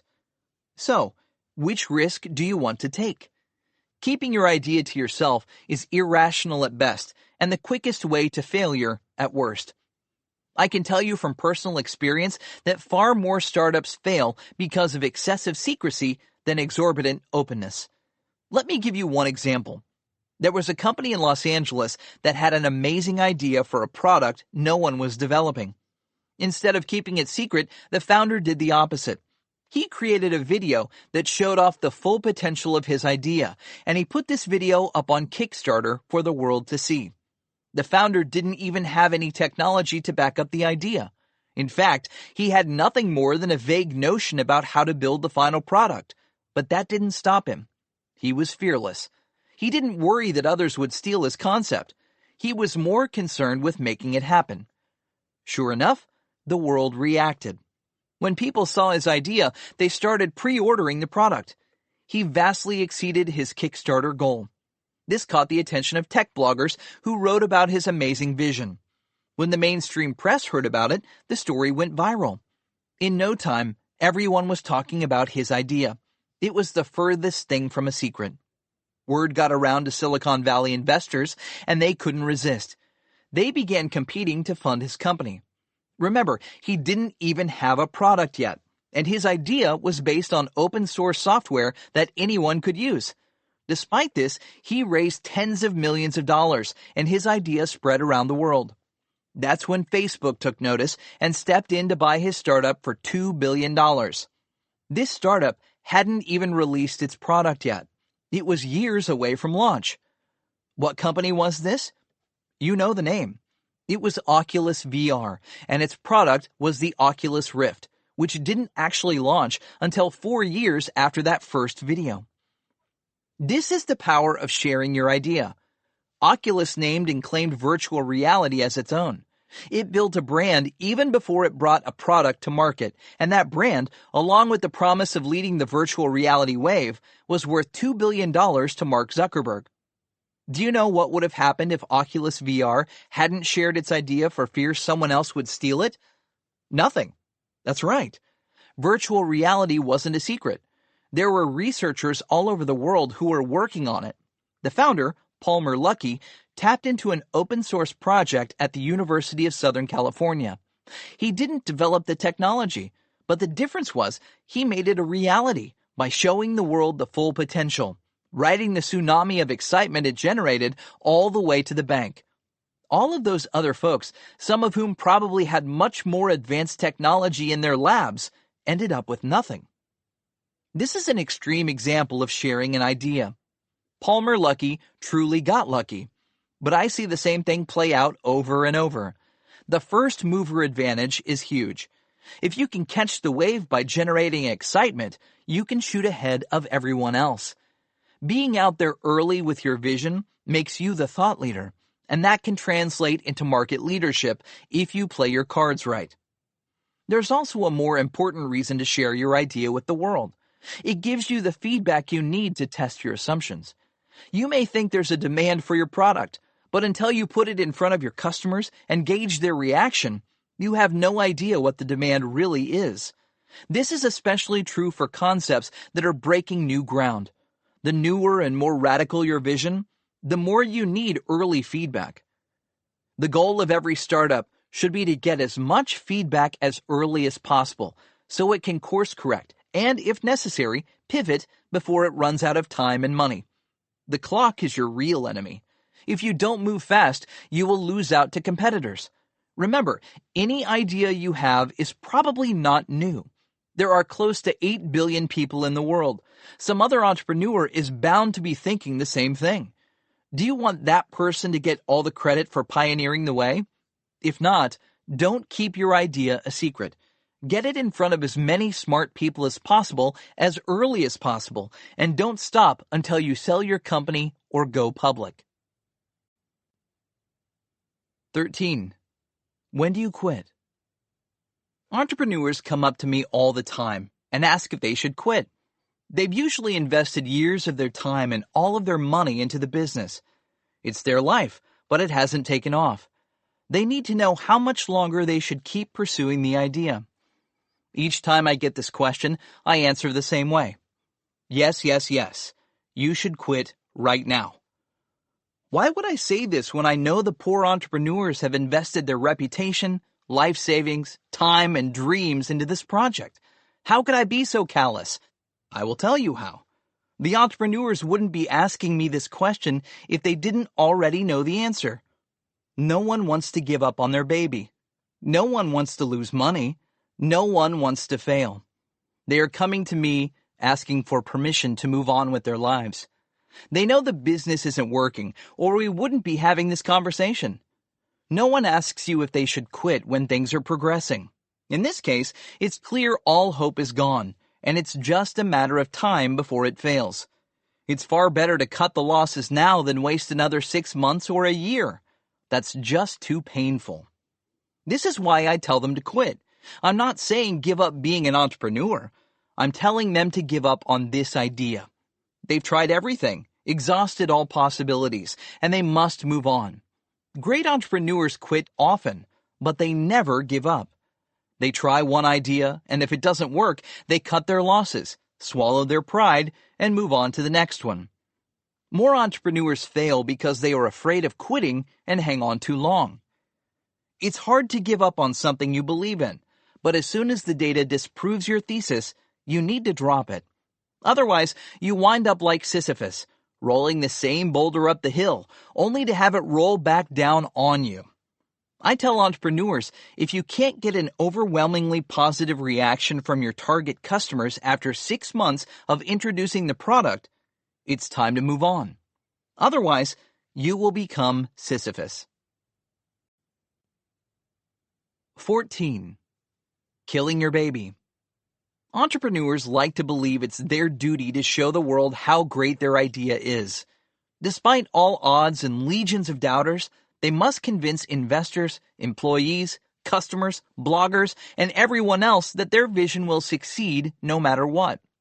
They must do everything possible to prove their concept works, even if the world is against them. I'm sorry, but this is a myth. Reality couldn't be further from the truth. When launching a startup, the entrepreneur's goal should be the opposite. Your mission is not to prove your idea is right. It's to prove your idea is dead wrong. You must demonstrate that your grand vision cannot possibly succeed. Most ideas suck. An idea without any data to back it up is worthless. It's just make-believe. Your goal is not to convince everyone that you have all the answers. It's to uncover every reason your plan cannot possibly turn into a real business. Ask yourself which experiments you can run that will poke gaping holes in your project. How can you undermine your assumptions? What is the weakest point in your designs? This may sound easy, but it's not. There will come a time in your life when you love your baby so much that you never want to let it go. It's your dream. You've invested your hopes, money, and life into it. That's the moment you have to remember these words. It's time to kill your baby. It's never easy to let go of something you love, but sometimes there's no choice. I have a rule. If everyone tells you your baby is ugly, believe them. It's ugly. Fortunately, ideas are not human beings. You may have given birth to this creature, but it won't cry when it's tossed in the trash. You may cry, but it won't feel a thing. If you're going to come up with that killer idea, you need to get used to killing. Your job is to slay as many babies as quickly as possible. I know this is a gruesome metaphor, but I need to make a point. You must prove to yourself and the world that your beloved vision is complete nonsense. The sooner you can do that, the sooner you can move on to the next idea.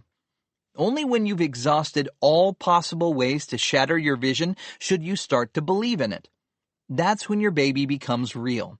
Before that, your baby only exists inside your head. 15. Speed and experimentation. The faster you learn to slay your babies, the better entrepreneur you'll become. This is what we call failing fast. Ironically, the faster you fail, the quicker you'll succeed. It's all about speed, iteration, and experimentation. It goes like this. Try something. Sorry, doesn't work. Try something else. Doesn't work. Try something else. Yes, it's working. It's working. It doesn't work. Start over. Great entrepreneurs keep doing this again and again until they hit pay dirt. Each time, they are learning a bit more about the market and their customers. The faster they can learn, the bigger their competitive advantage. It's a race for knowledge. The entrepreneur needs to figure something out that the competition doesn't know, use it to gain a significant advantage, and then steal the market. That's what entrepreneurs do best. That's how they catapult past established players. It's not only a race against your opponents, but also against yourself. You need to cross the finish line before you burn through all your cash, family relationships, goodwill, and, most important, hope. The clock is constantly ticking. You can't waste a single day on something that won't move you a step closer. This race is never in a straight line. It's more like a spiral. It's made of iterative cycles that lead you down a path. Each twist and turn in the path is another spiral.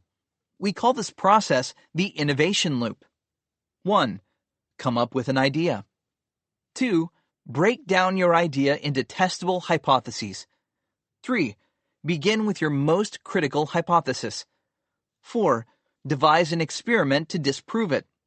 5. Gather data from the experiment. 6. Analyze and learn from the data. 7. If the data is positive, iterate and test the next assumption. Go to number 2. 8. If the data is negative, pivot to the next idea. Go to number 1. These 8 steps define your track. Coming up with the idea is just the first step. The hard part is devising smart, quick, low-cost experiments. Each successful experiment means you're that much closer to your goal of validating your idea. The best entrepreneurs run around and around this track as fast as possible, and in the process, they learn more and go deeper than anyone else. That's how they win. You need to place this process at the core of your startup. Think of your idea as a pointer, indicating the direction you're interested in exploring. The idea itself isn't the answer. It's only a compass. Head off in that direction, but remain flexible. You will have to change lanes many times as you iterate.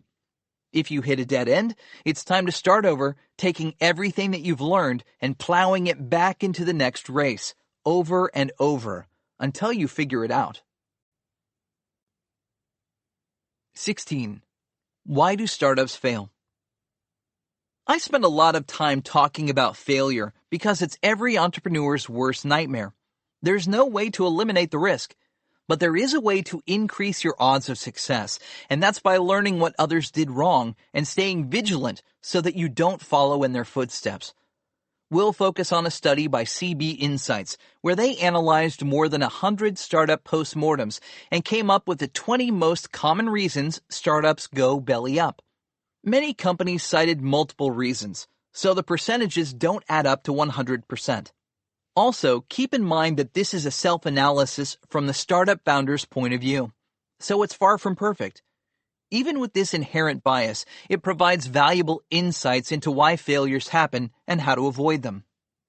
42% can't find a product-market fit. This simply means their target customers didn't need or want the startup's product. This is the number one reason for startup failure. It's all too common for entrepreneurs to launch an innovative, groundbreaking product only to discover nobody actually cares. 29% run out of cash. Many startups build a business but then hit a rough patch where they are short on cash but have to make payroll or pay back creditors. If they can't get a cash infusion in time, it can sink them, even though their long-term prospects might be excellent. 23% don't have the right team. The quality of the team can make or break a startup. Entrepreneurs often fail because their team can't execute. Sometimes it's the lack of key skill sets or an inability to adapt to changing circumstances. This is a solvable problem, but many entrepreneurs don't spend enough time team building up front and pay the price down the road, wasting precious resources and time. 19% get outcompeted. The world is hyper-competitive. One day a startup can be way ahead, and the next it's surrounded by cutthroats. These can be big corporations with unlimited resources, or low-margin copycats dumping cheap products on the market. Either way, it can spell the end of a startup that doesn't have something defensible. 18% experience pricing and cost issues. A lot of entrepreneurs set prices based on how they feel. They go with their emotions instead of relying on data and experienced experts to determine the optimal price point. It's easy to underprice a product, then fall prey to cost overruns, quality control issues, and manufacturing delays. Other times, founders overprice their products, only to discover that their customers aren't willing to pay more. The more research and market testing a startup can do up front, the better. 17% have poor products. It's not easy to build great products, but that's what it takes to win. In technology, it's usually a winner-take-all world, where only the very best survive. 17% have a bad business model. As we discussed, a startup needs to figure out its business model, and not all business models are created equal. Some make a lot of money, and others never work. 14% suffer from poor marketing. A startup can have the best product in the world, but if no one knows about it, it won't go anywhere. There are simply too many products, and most people aren't even aware of half the choices, especially those from smaller companies. 13% ignore customers. Startups ignore their customers at their own peril. Engaging customers, gathering feedback, and collecting and analyzing data are essential to growing a business. Without doing this, a startup is running blind, and it's only a matter of time before it smacks into a tree. 13% have bad timing. Timing is everything. If a startup's product is too early or too late, it can miss the window of opportunity. 13% lose focus. Trying to do too many things at once is more dangerous than doing too little. Staying laser-focused on solving the most important customer problems is how startups succeed. I've seen many startups who try to do 5 different things at a time, and invariably, all of them fail.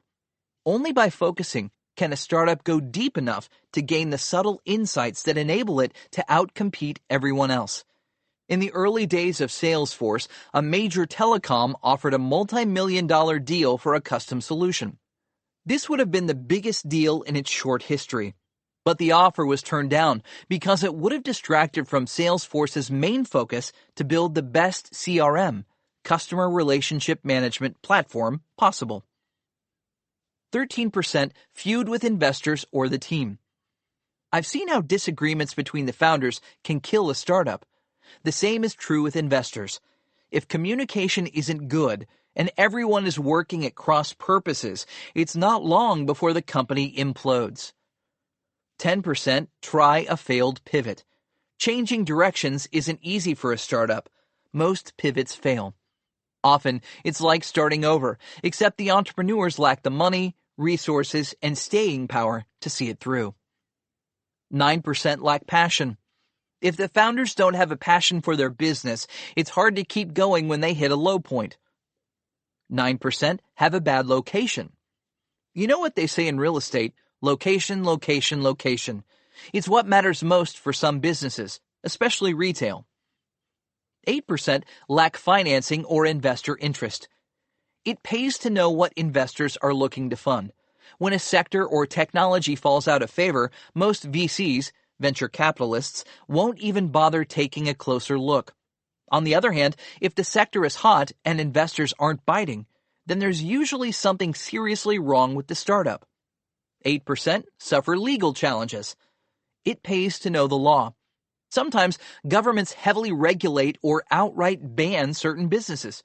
Other times, it's patent litigation or employee lawsuits that can kill a startup. Retaining counsel from the best lawyers early on is important. 8% don't use networks or advisors. Most entrepreneurs don't fully leverage their networks. It's not enough to have a board of advisors and a deep network. Startups need to know how to use those relationships effectively to achieve their goals. 8% burn out. Getting exhausted and burned out is a constant problem. The right mental framework and a balanced life are key. Doing a startup is not a sprint. It's a marathon. Make sure to set aside time to go on walks, exercise, meditate, and spend time with friends and family. A good strategy is to designate 1 day a week for activities outside of your startup, and don't let any business obligations interfere. Without this time, you can't have a balanced life. 7% fail to pivot. Too many startups continue on the same path for too long, failing to recognize that what they're doing isn't working. Often, by the time they admit their mistake, it's too late. They are out of money, time, and the will to go on. Be prepared to change directions over and over. If it feels like time to pivot, it probably is. If you can avoid these 20 missteps, you're in good shape. But as we all know, it's easier said than done. It's hard to recognize your own mistakes as they are happening, and even harder to take decisive action. Sometimes you'll realize there's a problem, but ignore it because you're just too busy, you feel overwhelmed, or you can't come up with a viable solution. That's why it's critical to get feedback from mentors on the outside. They can point out problems that you don't even want to admit to yourself. Checking in with these mentors on a regular basis and getting their honest feedback can help you avoid the myopia that kills many startups. This is your reality check. Use it. 17. Rewriting the rules. For an entrepreneur, it pays to rewrite the rules. If you follow the existing rules, it's hard to win. Why? Because the big established players wrote those rules. It's like starting a game of Monopoly where all your competitors have monopolies with hotels and you don't own a single piece of property. How can you hope to compete? Instead, you need to say to yourself, how can I make their monopolies worthless? Look at what the established players are doing and ask, can I do this differently? If they are using retail distribution, then you should look for alternative channels like web, mobile, and social. If they are locking their customers into long-term contracts, you should consider having no contracts. If they are selling products individually, you might want to sell in bulk. Take whatever they are doing and see if you can flip it on its head to gain an unfair advantage. Chenard, founder of Patagonia, sums this up beautifully. If you want to be successful in business, you don't go up against Coca-Cola and, these big companies. They'll kill you. You just do it differently. You figure out something that no one else has thought about, and you do it in a totally different way. And so breaking the rules, you have to be creative. And that's the fun part of business, actually. I love breaking the rules. When breaking the rules, you may have to push into gray zones where you don't even know if it's legal. Uber didn't ask for permission to run a taxi service without taxi medallions. Airbnb ignored city zoning or administrative codes. Cryptocurrencies like Bitcoin didn't wait for government approval for their ICOs, initial coin offerings. If you're going to launch a startup, rewriting the rules is the best way to come out on top. Sometimes you'll get your wrist slapped.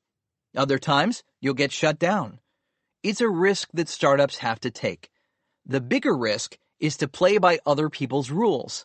If you aren't pushing the limits, taking chances, and rewriting the playbook, you probably won't be able to beat the competition at their own game. 18. Engaging the customer. I had an entrepreneur come up to me and ask if his product was any good. Do you know what I told him? I said, I have no idea.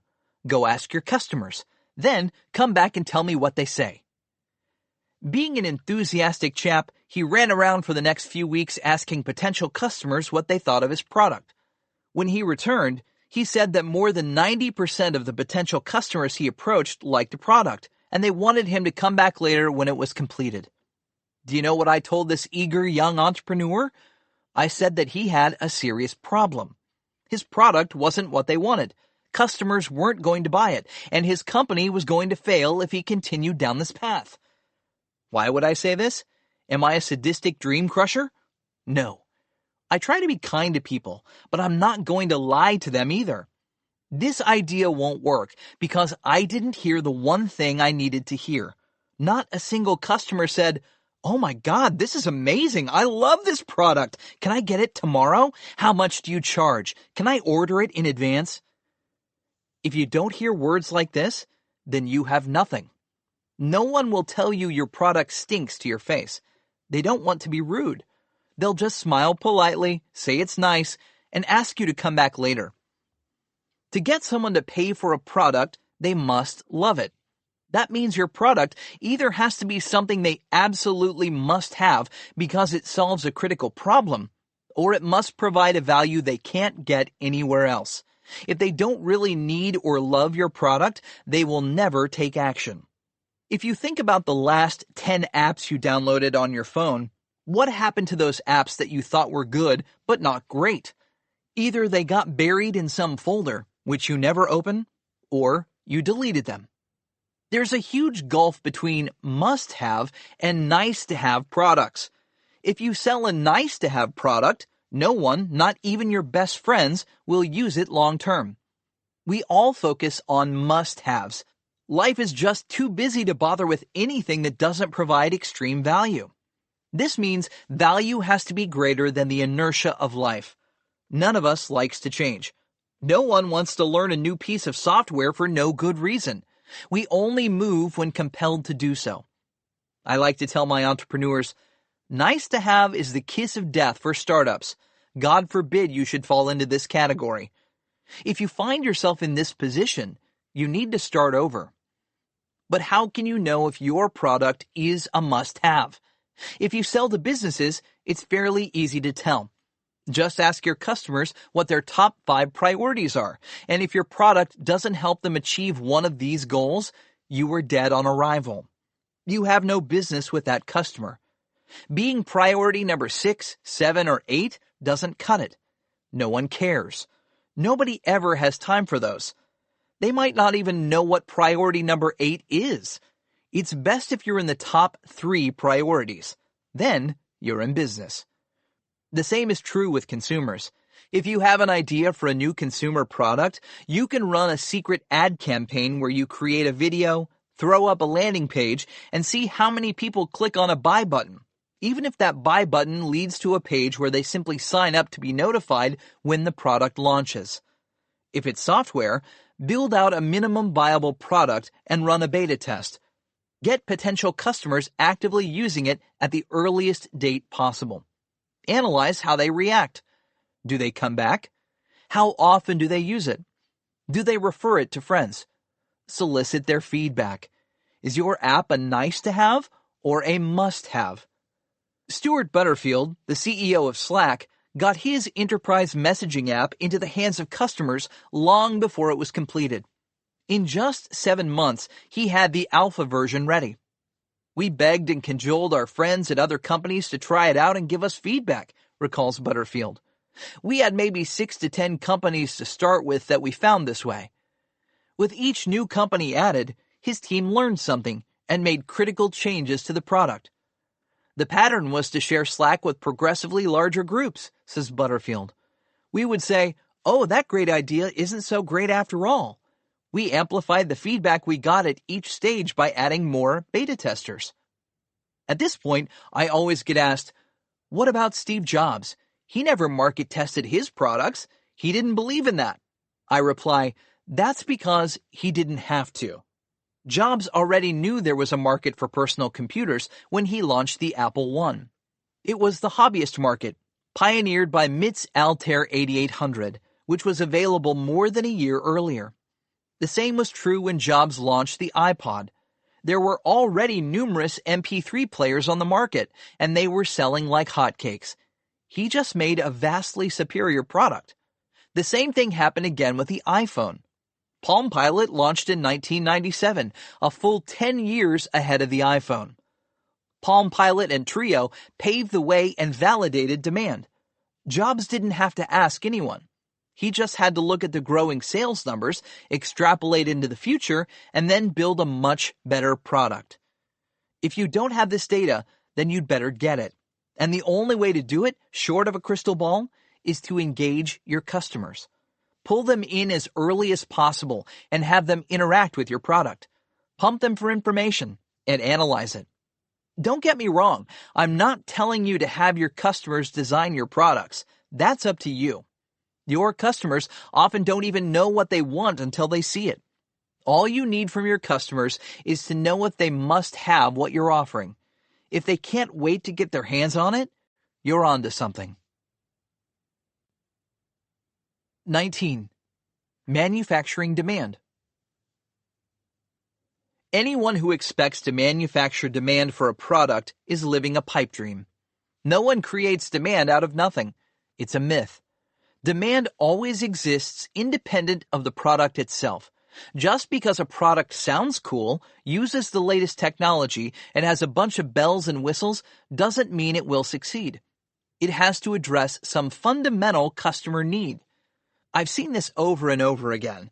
I can't tell you how many times startup founders with failed products passionately try to convince me they have the next big thing.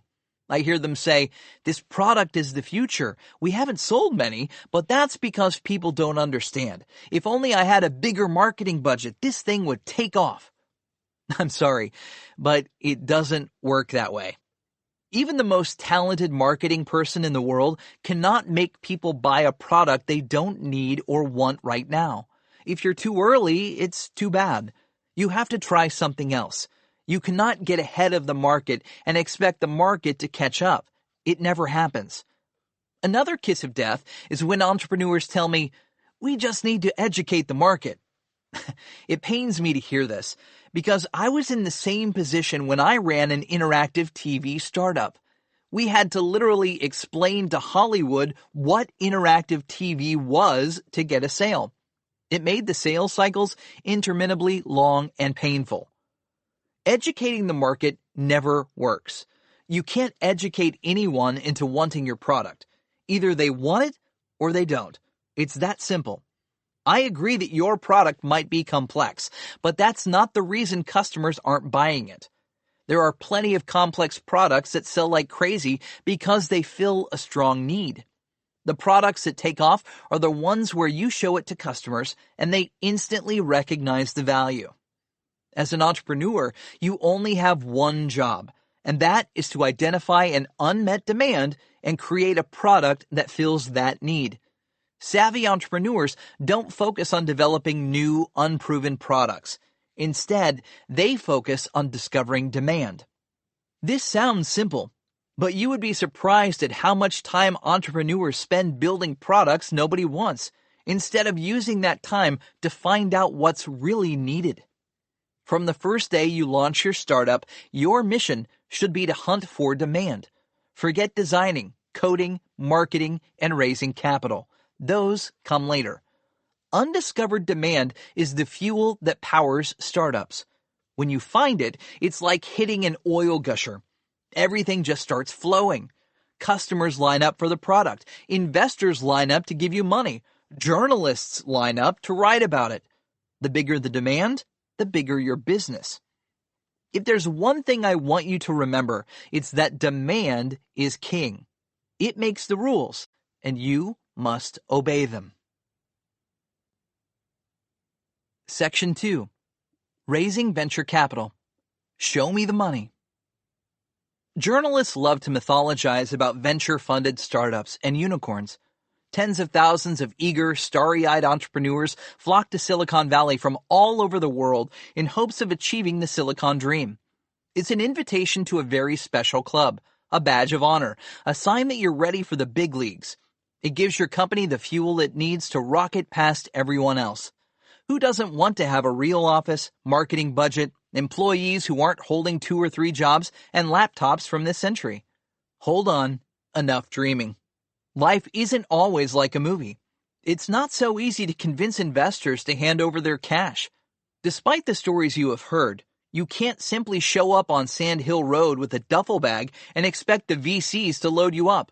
More often than not, fundraising can be downright excruciating, especially when you don't know what you're doing. I've spent more than a decade helping startups raise capital. I see entrepreneurs all around the world squandering huge amounts of time and money talking to investors in entirely the wrong way. They don't grasp what VCs actually need to know or how they think. Understanding the perspective of the investor is critical to closing financing. It's not only the data a startup presents, but how that information is delivered that makes the difference. I'll go into all the elements entrepreneurs must grapple with, including how to determine the company's valuation, what makes a great lawyer, why social capital matters, and how to structure the perfect pitch. I'll also address difficult questions, like how does an entrepreneur qualify investors? When is it important to walk away from a deal? What can a startup do to stand out? And what are the best strategies for managing an investor pipeline? I hope this will save you from some of the pain, cut your fundraising time down, and enable you to negotiate smarter terms. At the very least, it will enlighten you to a few of the secrets venture capitalists rarely share. 20. Inside venture capital. Let's begin with an inside look at venture capital. There are several stages to venture investing in Silicon Valley. First come the angel investors. These tend to be successful business people, many of whom have been entrepreneurs themselves. Angels supposedly earn their wings by helping startups in their time of greatest need. In the early stages, when money is tight, angels are crucial, not just for their investment dollars, but for their experience, guidance, and business network. According to the National Bureau of Economic Research, startups that have angel backing are 14% more likely to survive for 18 months or more after funding. Angel-backed companies hire an average of 40% more employees, and angel backing increases the probability of a successful exit by at least 10%. Angel-funded firms are also more likely to attract follow-on financing. All this means that angel funding isn't something you should thumb your nose at in favor of other types of financing. Angels invest for multiple reasons. Some want to make big money, while others enjoy helping startups and want to give back. There are also the angels who crave the ego boost of bragging about getting in early on the next big thing, or those who want to live vicariously through the startup, without the burden of doing the heavy lifting. Sometimes it's all of the above. The majority of angels in Silicon Valley are interested in startups that have the potential to become big businesses. They typically don't care about investing in a neighborhood laundromat, hair salon, or restaurant. They want the same type of startups that later stage venture capitalists target, and their criteria roughly align.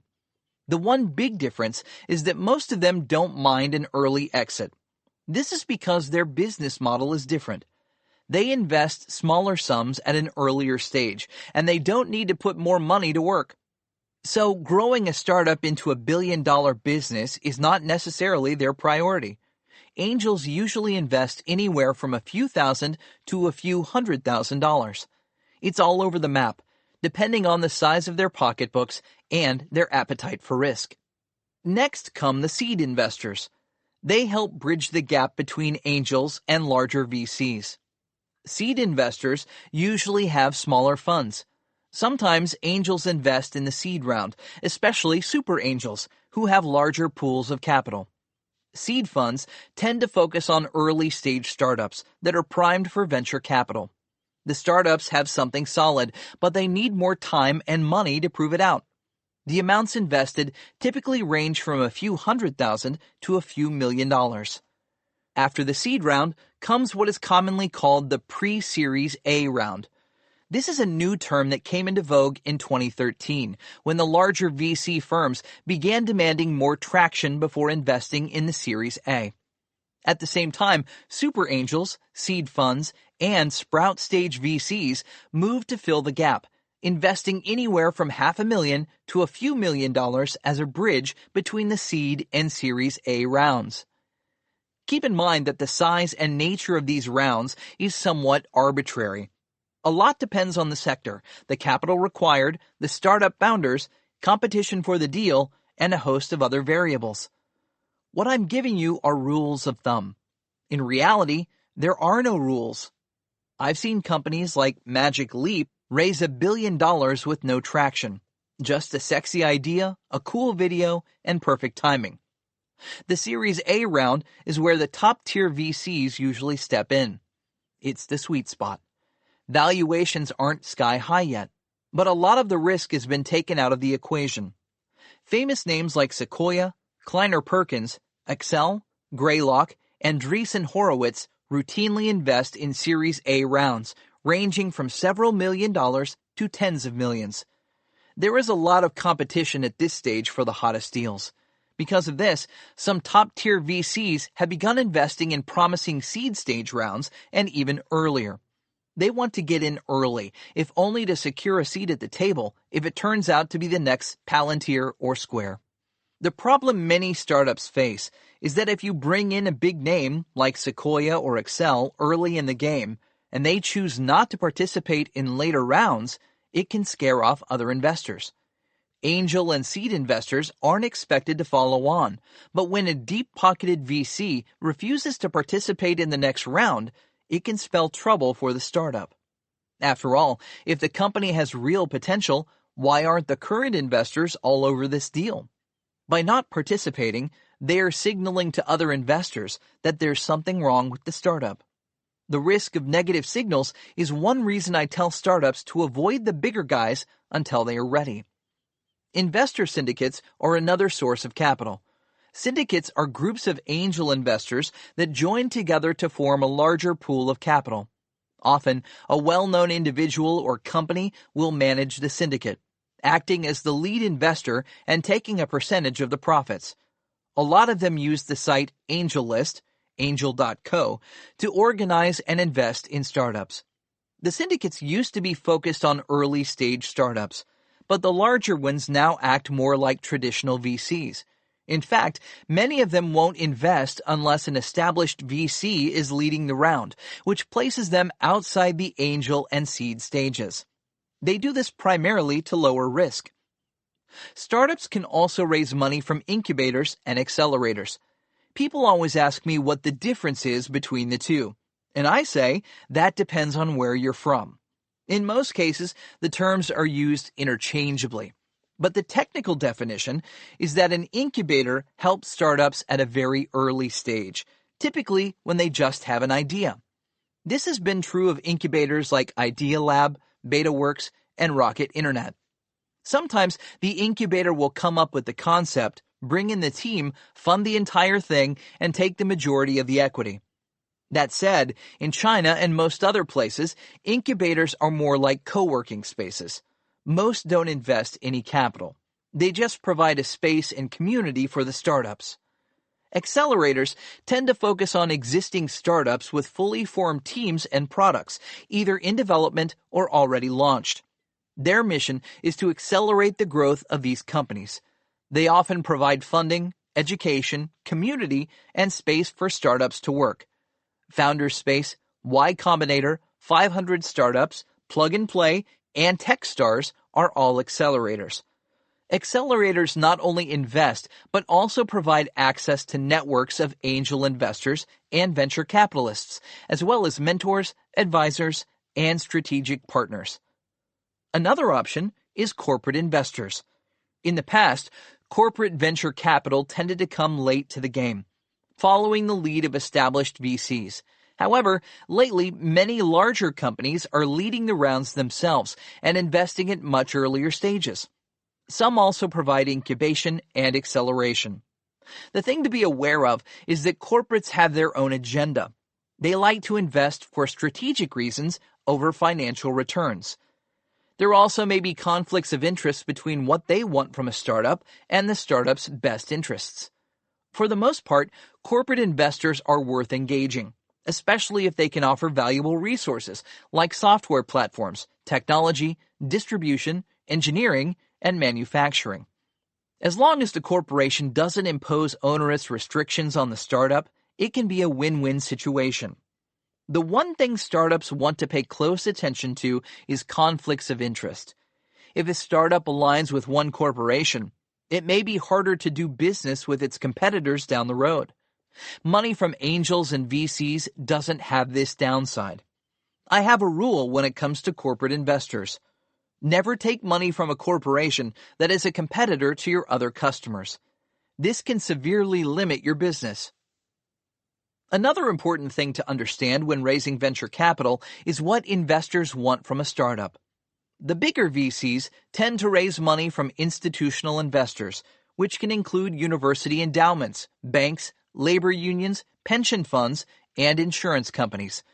These institutions are called limited partners, and they invest large sums of money in the funds, expecting market-beating returns. This is good for the venture capitalists running the funds because they typically get a 2% annual management fee and 20% of the profits when the fund reaches maturity. The management fees alone can add up to $20 million a year on a billion-dollar fund, regardless of whether the fund ever turns a profit. Now you know why some VCs are so wealthy. They can't lose. This structure incentivizes VCs to raise as much money as possible. In Silicon Valley, the top-tier VCs regularly close funds of $1 billion and up. The problem is that the more money the VCs raise, the larger exits they require. This is because a VC firm with $1 billion fund needs to put this money to work. It's not easy to invest $1 billion in startups, and most VCs must place this money within the first 3 years of the fund's life. This means the larger funds are under pressure to invest huge sums of capital quickly. If a startup sells for $20 million, it means nothing to a larger venture fund, even if the return is 10 times or more. Just do the math.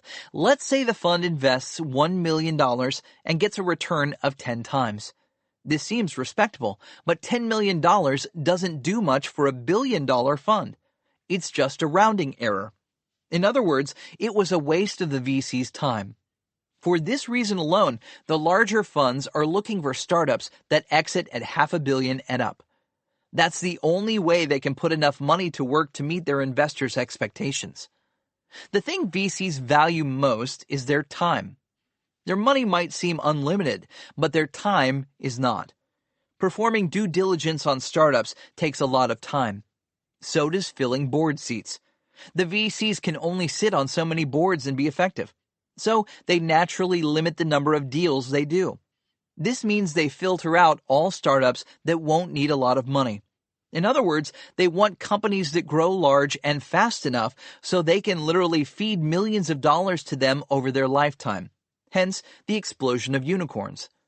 VCs know that most of their investments will fail to deliver the necessary returns, but they also know that all it takes is 1 or 2 big winners to pay for all the losers and make a tidy profit.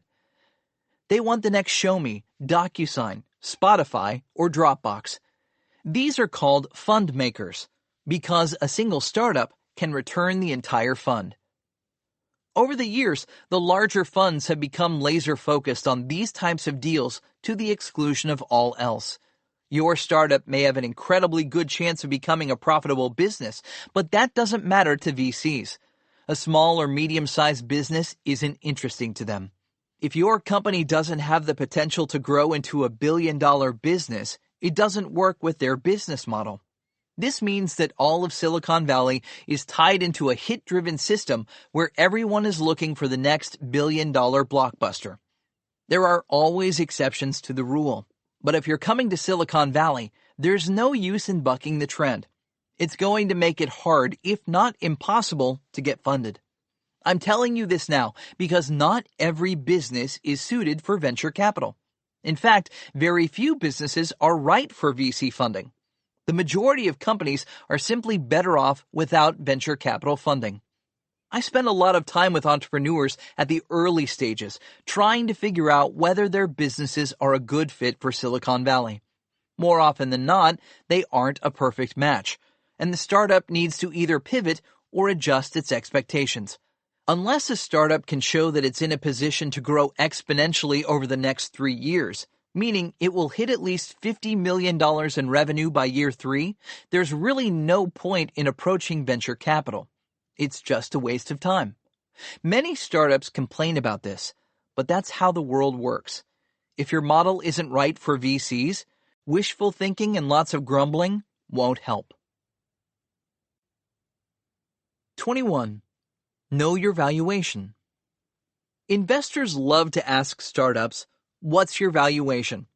It's sort of an unfair question because most startup founders, especially in the early stages, are clueless. In fact, the investors have a far better idea than the entrepreneurs. So why do they bother asking? It's because investors don't want to bid against themselves. They want to see if the startup's valuation is in line with their own estimation. If the entrepreneur comes out with a lower valuation than expected, the investor is happy. If it's higher, then it's time to begin negotiating. The answer also tells the investor how knowledgeable the entrepreneur is. Savvy CEOs have a good sense for what the market will bear. So, how do you know your true valuation? The answer is simple. You don't. You can never know your actual valuation except immediately after closing a priced round. Your value at that time is whatever investors are willing to pay for the shares. This is true of any company, whether public or private. However, stocks that are public are constantly being traded, so everyone has a clearer idea of the value. With a startup, it's another story. I like to compare values of private companies to that of real estate. How much is a particular home worth? The size and features of the house itself aren't always the best indicators. Exactly the same house in a rich neighborhood will have more value than in a poorer part of town. The only way to know the value is to look at what other homes in the same neighborhood are selling for, and then approximate the value based on recent sales data. In the old days, you'd have to ask a real estate agent for this information, but today you can simply look it up online. Unfortunately, with startups, it's not so simple. There are many types of startups covering a huge range of industries. To complicate matters, much of the funding data is private, so it's not easily accessed. In most cases, the only people to turn to are the investors themselves. Investors who place money in enough startups can get a pretty good idea of what companies are worth in a particular market. The greater the deal flow, the better the data. Investors form a model in their minds which approximates what startups at different stages in various sectors are worth. When a new startup walks in the door, they automatically get mapped to this mental model. If the price is too high, the investor will balk. I had a startup come to Founders Space and tell me his company was worth $15 million pre-money. I assured him this was too high. He'd be lucky to get half that. He didn't even have a product yet. It was just an idea. Yes, his team was excellent, but they were too early for that type of valuation. But the entrepreneur was insistent. He truly believed he was right. To break the impasse, I introduced him to some investors so that he could get a better feel for the market. As I predicted, the investors loved the startup but couldn't get over the price. Even with this feedback, the entrepreneur persisted, refusing to lower his valuation. It was frustrating to watch. The entrepreneur went on for another year trying to raise money. Eventually, he came back to me with the original valuation I had quoted. Only the market had moved on, and it was much harder to raise money in that sector. 2 years from our initial meeting, the startup wound up closing funding at exactly the valuation I had estimated. The lesson here is to get lots of feedback on your valuation early and adjust your expectation accordingly. It doesn't matter what you think your startup is worth. It's only worth what the market will pay for it. If you want to raise money, you have to be in line with the market.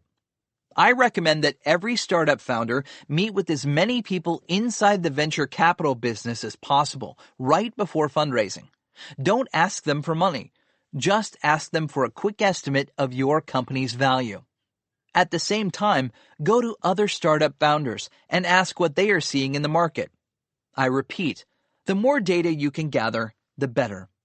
There are also sites like TechCrunch's Crunchbase that will show you what deals are closing at.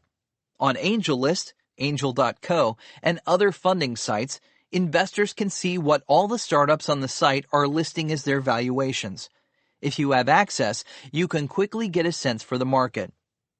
Once you've assimilated all this data, you'll have a pretty good idea of what your startup is worth in Silicon Valley, but you still won't have any clue how much it's worth in Beijing or Berlin. Just as with homes, valuations differ based on location. A home in New York is worth far more than the exact same home in Detroit. The valuation of a startup changes depending on where it is raising capital. Sometimes it's higher, like in China, where valuations are still sky high. And sometimes it's significantly lower, like in most European countries. It all depends on the supply of venture capital and the demand for startups. I advise startup founders to pick a valuation right in the middle of the range. If you go too low, you're leaving money on the table. But if you go too high, it will just slow down the fundraising process. It's better to price your startup in the middle of the bell curve. If you're really hot, you'll probably wind up with multiple bidders and have your pick of investors. This is a great position to be in. Just like with real estate, if you can get a bidding war going, you not only can boost your valuation and get better terms, but also shorten your funding raising time. 22. Love your lawyer. Lawyers, lawyers, lawyers. We love to hate them. Yes, you need a lawyer. I don't recommend raising venture capital in Silicon Valley without one. Other countries may be different, but in the United States, I assure you that it's a big mistake not to get legal representation. So, I'm going to tell you what to look for in a lawyer. The first choice you have to make is whether to go with a big-name law firm or a boutique one. The big law firms have a number of advantages. They bring credibility to your company. They have a brand, top lawyers, global connections, and robust legal teams covering everything from corporate law to IP, Internet Protocol, and litigation. The most respected firms also offer a halo effect. No top firm would risk its reputation on a startup that it thought couldn't succeed. The top Silicon Valley firms act as filters for investors. They select the best startups and introduce them to venture capitalists on a routine basis. These firms include Wilson Sonsini, Fenwick & West, DLA Piper, Cooley, Goodwin, Perkins Coie, and many others. I won't name them all because it's a long list. If you land with a top firm, you should leverage their relationships to get warm introductions to the venture community. Keep in mind, the amount and quality of the introductions depends on the partners you are dealing with and how much they believe in your startup. Some partners will bend over backward to help you get funded, while others only want to handle your legal work. It's smart to figure out who you're dealing with right from the beginning. A smart indicator of how hard the partners will work on your behalf is whether or not they're willing to defer all payments until after you close funding. This can be a lifesaver for a struggling startup. Typically, they cap the deferment. The cap can range from $5,000 to $50,000 or even more, depending on how much they believe in you. A large deferment means the firm is invested in your success, and they are more likely to make valuable introductions. They're motivated because if you don't succeed, they don't get paid. But don't fool yourself. They aren't doing this for free. You will pay for it on the back end. The more risk the firm takes, the more reward they expect, and big firms charge big fees. Top lawyers can run $1,000 an hour or more in the Valley. So, be prepared for some hefty legal bills down the road. One safety precaution is to try to get some sort of package deal where costs are spelled out in advance for everything from company formation to patents and closing the Series A round. It's hard, but sometimes they will do this. It can't hurt to ask. The other option is to go with smaller firms or individual lawyers. They often don't have the reputation to connect you with top investors or the deep pockets to defer payment, but they can be a lot cheaper. I always tell startups to negotiate with all lawyers. The greatest leverage you have is right at the beginning. Once you sign with them, it's harder, but not impossible to get a discount. If it's a small firm, you can usually get a package deal. Sometimes they'll include everything from incorporating your company to filing provisional patents and setting up a stock option plan in a single flat fee structure. You will have to pay up front, but this is a wonderful way to save money. They are doing it to win your business away from the bigger firms, and it can pay off down the road. A lot of the smaller firms and individuals lack the halo effect and global networks, but they are just as competent as the big guys. They can do very good work at a much lower hourly rate. The downside is that you almost always have to pay up front, and if you don't have money, that can be a deal breaker. Money problems aside, the most important thing to look for in a firm is the actual partner you'll be working with. Nothing matters more than the quality of the lawyer. You can have the best firm in the world, but if you don't get along with the lawyer, it's a disaster. Before you sign up, you need to ask some questions. Will the lawyer you're talking to be actively involved in negotiating the deals and finalizing the agreements, or will junior associates handle the work? In the larger firms, chances are junior people will do most of the heavy lifting. Who are these junior associates? Are they competent? You need to meet them because you'll probably be spending more time with them than with anyone else. Make sure to ask these questions right up front. Don't be shy. It's part of the process. Also, take the time to interview more than one law firm. You are hiring them and want to make sure their culture, personalities, and values mesh with your own. Cost aside, what do you need to look for in good lawyers? The most important thing is the type of advice they will give you. Bad lawyers give you fuzzy advice. For instance, you may ask about a specific term in an agreement, only to have them respond with a series of options, and then begin explaining the subtle legal ramifications of each choice. Trust me, this isn't what you're paying them for. You don't need a legal education. You just need straightforward business advice. Usually, by the time they are done explaining, you are no closer to understanding the real issues than when you started. Why do lawyers do this? Because they feel it's your job to make the tough decisions. They are only there to provide legal counsel. Sorry, but this is nonsense. That's not the job of a good lawyer. The lawyers I appreciate are the ones like Allison Tilley at the law firm Pillsbury. She was my lawyer through some tough times with 2 different startups. She understands how to give clear, definitive business advice. Whenever I asked her difficult questions, she'd reply, "I suggest doing this. There's some risk, but it's your best option given the circumstances." She knows because she's been through this many times with many startups. You need an attorney who understands how to think like a startup. Risk is inherent in everything a startup does. There's no way to eliminate risk. You just have to manage it the best you can. A great lawyer won't bury you in legalese. She will tell you clearly which risks are worth taking and which aren't. The next quality I look for in a lawyer is the dedication to be there when you need her. When I was negotiating deals for my startups, it was often do or die. I was down to my last penny, and I needed the deal to close or the company would go belly up in a matter of weeks. Some lawyers simply aren't responsive enough. You'll be in the middle of negotiations, and they won't call you back for a day or two. That can kill the momentum. I want my lawyer on the phone the same day, helping push through the changes so we can make the deal happen. Allison was always there for us when we needed her most, but not all lawyers are like this. I've seen the damage slow responses can cause. I worked with one startup whose lawyer took weeks to respond to every request. The CEO was going nuts because every little thing took forever. I told the CEO bluntly, "Fire that lawyer." He didn't take my advice, saying they were too far along. For the next 6 months, I had to listen to endless complaints. Remember, lawyers are hired guns.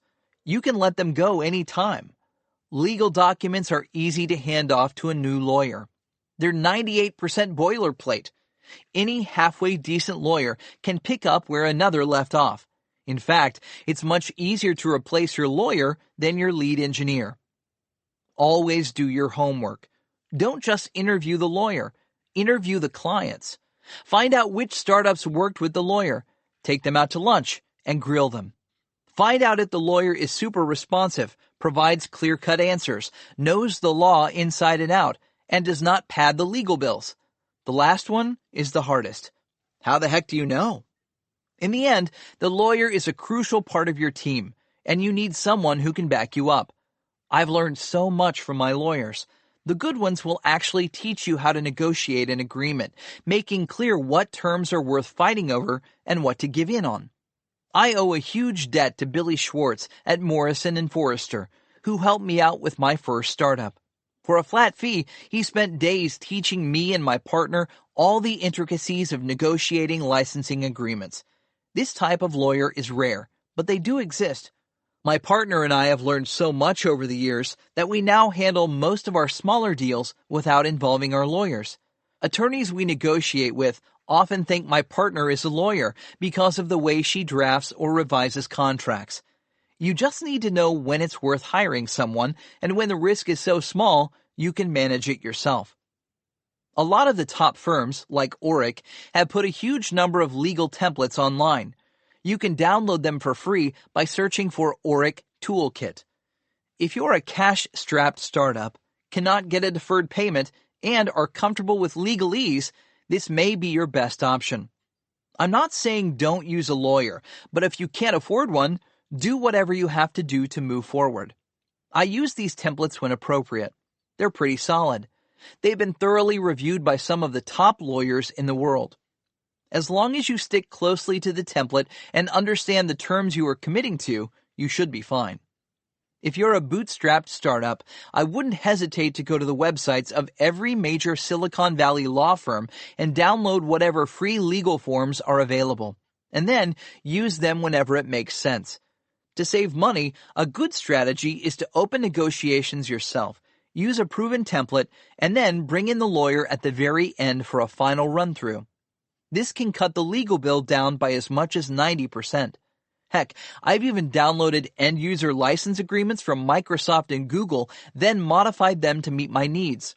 I figured that if it was good enough for the largest corporations in the world, it should be just fine for my startup. Any self-respecting lawyer would advise against this. But seriously, what bootstrapped startup can afford to spend thousands of dollars on legal agreements when it hasn't even proven out its idea? If it's the choice between having no end-user licensing agreement or creating one inspired by Microsoft or Google, why not go for it? You can always bring a lawyer in to update and customize your terms and conditions after you land funding. Keep in mind that templates work great for simple things like NDAs, non-disclosure agreements, authorization and release forms, independent contractor agreements, and so on. However, it starts to get tricky on more complex transactions, like negotiating a priced round. In this case, it's wise to bring in the best lawyers you can afford. You can't see the pitfalls, and if you screw up, there can be a high price to pay down the road. Things like liquidation preferences and board control are critical to your company's future, and you don't want to risk losing everything. Don't be penny wise and pound foolish. Like I said, it's all about managing risk. In the end, use your best judgment and don't stress too much. Everything you do has risk. Legal is just another one. 23. Your investor pitch deck. Creating the pitch deck that you use when making a presentation to investors is different from creating the full investor deck. The pitch deck is the PowerPoint presentation you'll show to investors in person, while the full deck is the PowerPoint presentation you send to investors for them to review on their own. The presentation pitch deck must be concise and visual, with as few words as possible on each slide, while the full deck is longer and more complete. It's meant to be read when you're not in the room. Here is a template for the presentation pitch deck that I give to all my startups. This is designed for a 3-minute pitch. It's short and to the point. I keep the slides to a minimum. You can add more slides for a longer presentation. Slide 1. Title page. Show your company name and logo in big, clear, bold typeface. Taglines should only be a few words long. Include a beautiful picture that captures the essence of your business. Add your name, phone number, and email in the lower right corner. Slide 2. Problem. What problem are you solving for your customers? Make the slide as visual as possible with only a few words. Slide 3. Big vision. Solution. What is the big opportunity here? How will you change your industry? Slide 4. Your product. What does your product do? How does it work? What benefits does your product offer your customers? If you have a short, powerful product video, show it here. Keep your video under 30 seconds. If your video isn't great, do not show it. Slide 5. Addressable market. How large is the addressable market in dollars? How many customers need your product or service? How much are they willing to pay? Slide 6. Competition. Who are your competitors? What is your secret sauce? What makes you different? Slide 7. Business model. How will you make money? What is your pricing strategy? What are your estimated profit margins? Slide 8. Revenue forecast and milestones. What's your expected revenue growth? What are your current and future burn rates? What are your key milestones? Slide 9. Traction. What's your traction? Include customers, revenue, strategic partners, and signed deals. Include metrics like customer growth and engagement. Also, include any validation such as press, surveys, and letters of intent. Slide 10. Team. Show your team. Include big friendly photos of each team member. Below each photo, have their names and titles. Include 1 or 2 accomplishments for each member, such as a prestigious award, most recent job, or university degree. Do not use more than 10 words total to describe each team member, including name, title, and accomplishments. Only include the top 3 to 6 team members. Be sure to mention the total number of employees in the company at the bottom. Slide 11. The ask. How much have you raised to date? How much money are you raising now and at what valuation? How far will this money take you? What milestones will you hit? Include your company name and contact info. If you follow this advice, you should be in good shape to pitch investors, but keep in mind this is only a template. Feel free to modify it to your startup's particular needs. Every business is unique, and you may want to add or remove slides. The one thing you should keep in mind is that less is often more. You should design each slide so that the investors can grasp the key points within a few seconds of seeing it. Then they can focus on you and what you're saying. The worst presentations are the ones that are crammed full of text. I can't tell you how exhausted investors feel when they look at a screen with nothing but writing. Instead of thinking of your pitch deck as a written document, think of it as a visual stimuli. It's the background, while you are the star of the show. Good luck. 24. Selling your story. When I sit in meetings with the top venture capitalists, they often brag about how data-driven they are.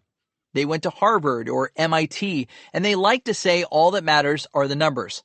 But then I've watched them after an entrepreneur tells a powerful story, and everything they said goes out the window.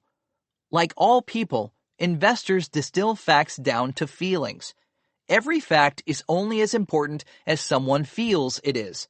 No matter how logical investors might believe they are, they always wind up going with how they feel at the end of the day. This is why the story matters more than anything else in your pitch, and you shouldn't be telling a story just about your product. If you can make it personal, it gives you an edge over the competition. Investors want to know who you are. They want to understand you as a person. After all, they are investing in the team first and foremost. They need to see what drives you and get a feel for what brought your team together. In the end, they have to trust you. There's no better way to build trust in a short time than through a story that reveals your values and motives. You might believe you don't have any personal stories to tell, but that's not true. Everyone has a story to tell. I don't care how boring you are. Even if you've been living in a cave your whole life, there's a story buried somewhere in your past that you can dig out. If you're going to capture the attention of investors, you need to find this story. Great stories come from the heart. They tell who you are, why you're doing what you're doing, and what it means to the world. In order to come up with the best story possible, begin by answering these 4 questions. 1. Why did you start this company? 2. What makes you so passionate about this? 3. What will upend and disrupt your industry? 4. What impact will it have on the lives of your customers? Great stories combine your personal story, your product story, and your company's mission. Now, let me tell you a story that illustrates the power of narrative. When Verizon launched a multi-million-dollar contest to award the top innovators around the world, one of the categories for the competition was education.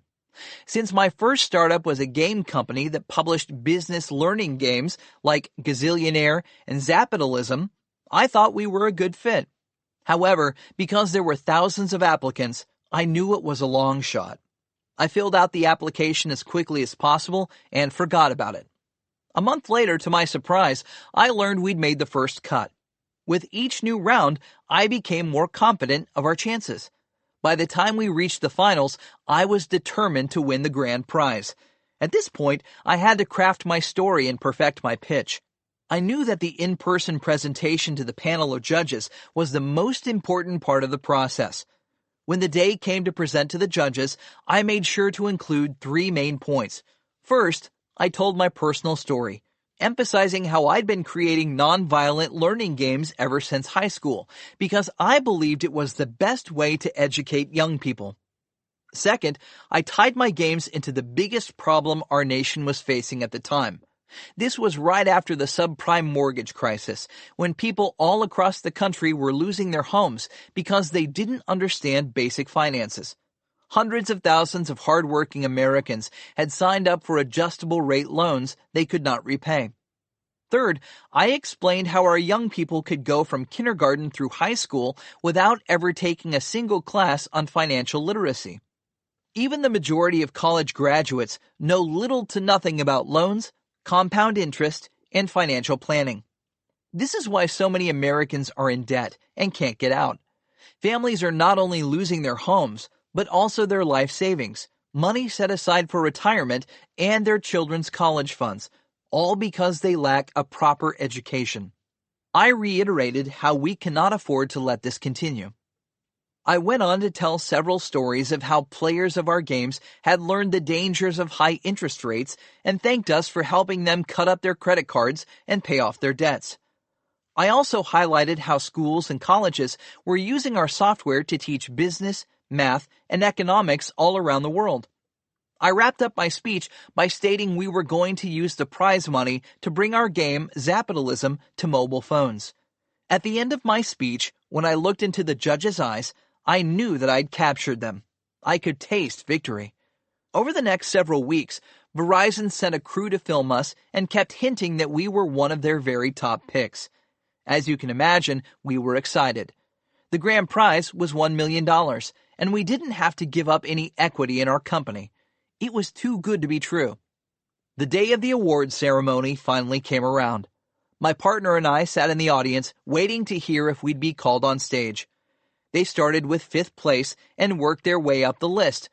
I was sure that our name would be the last one called. However, when they came to 2nd place, I heard the host shout out, "Zapitalism." I couldn't believe it. We hadn't won first prize. Given the vibe I'd felt, I was certain we would come out on top. I should mention that 2nd prize was $850,000, so I shouldn't have been disappointed, but my expectations were set high. How could someone have a better story than the financial crisis and educating young people? When the first place winner was announced, an Israeli guy came on stage. As he began to talk, I realized why he'd won. He had a better story. He passionately described how he developed his learning software to help his father, who suffered from a debilitative brain disease. It was a heart-wrenching story, and I couldn't help but feel for him. His product was not only good for society, but he had done it for his dying father. Now, millions of kids around the world could use the same software to improve their lives. The best story always wins. Why? It's because human beings understand the world through stories. Ever since our prehistoric ancestors were living in caves, we would gather around campfires and tell one another stories of our lives and exploits. For generation upon generation, we have passed down knowledge and culture through storytelling. It's not a fluke that every major religion in the world is filled with parables. Just think of the Bible. It's much easier to remember and understand the stories than the other parts. The same is true with the news. It's all stories. You don't open up the Wall Street Journal and get a list of facts and numbers on the front page. You get interesting stories about people and events. Knowledge is packaged into stories because that's how we best assimilate and process information. Without the story, it's hard for most people to remember a string of facts. But once an emotional story is attached, it sticks. So, when you're talking about your startup, remember, it's the story that counts. That's what investors are going to walk away with. Most of the facts and figures will vanish from their memories as soon as they exit the room. But if your story makes an impact, it will remain with them. It's the startups with the best stories that get a callback the next day. 25. Qualifying investors. Just because an investor wants to meet with you, it doesn't mean it's a good thing. You need to be careful.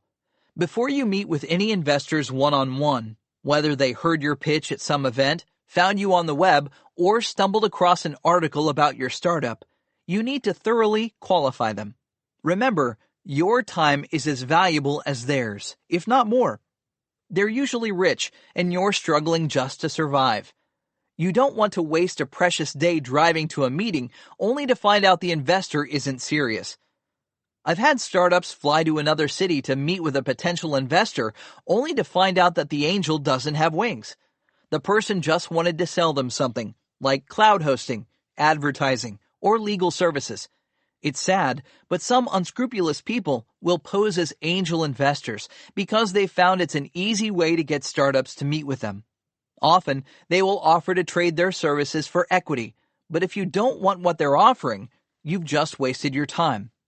This is why I always tell every entrepreneur to qualify their leads.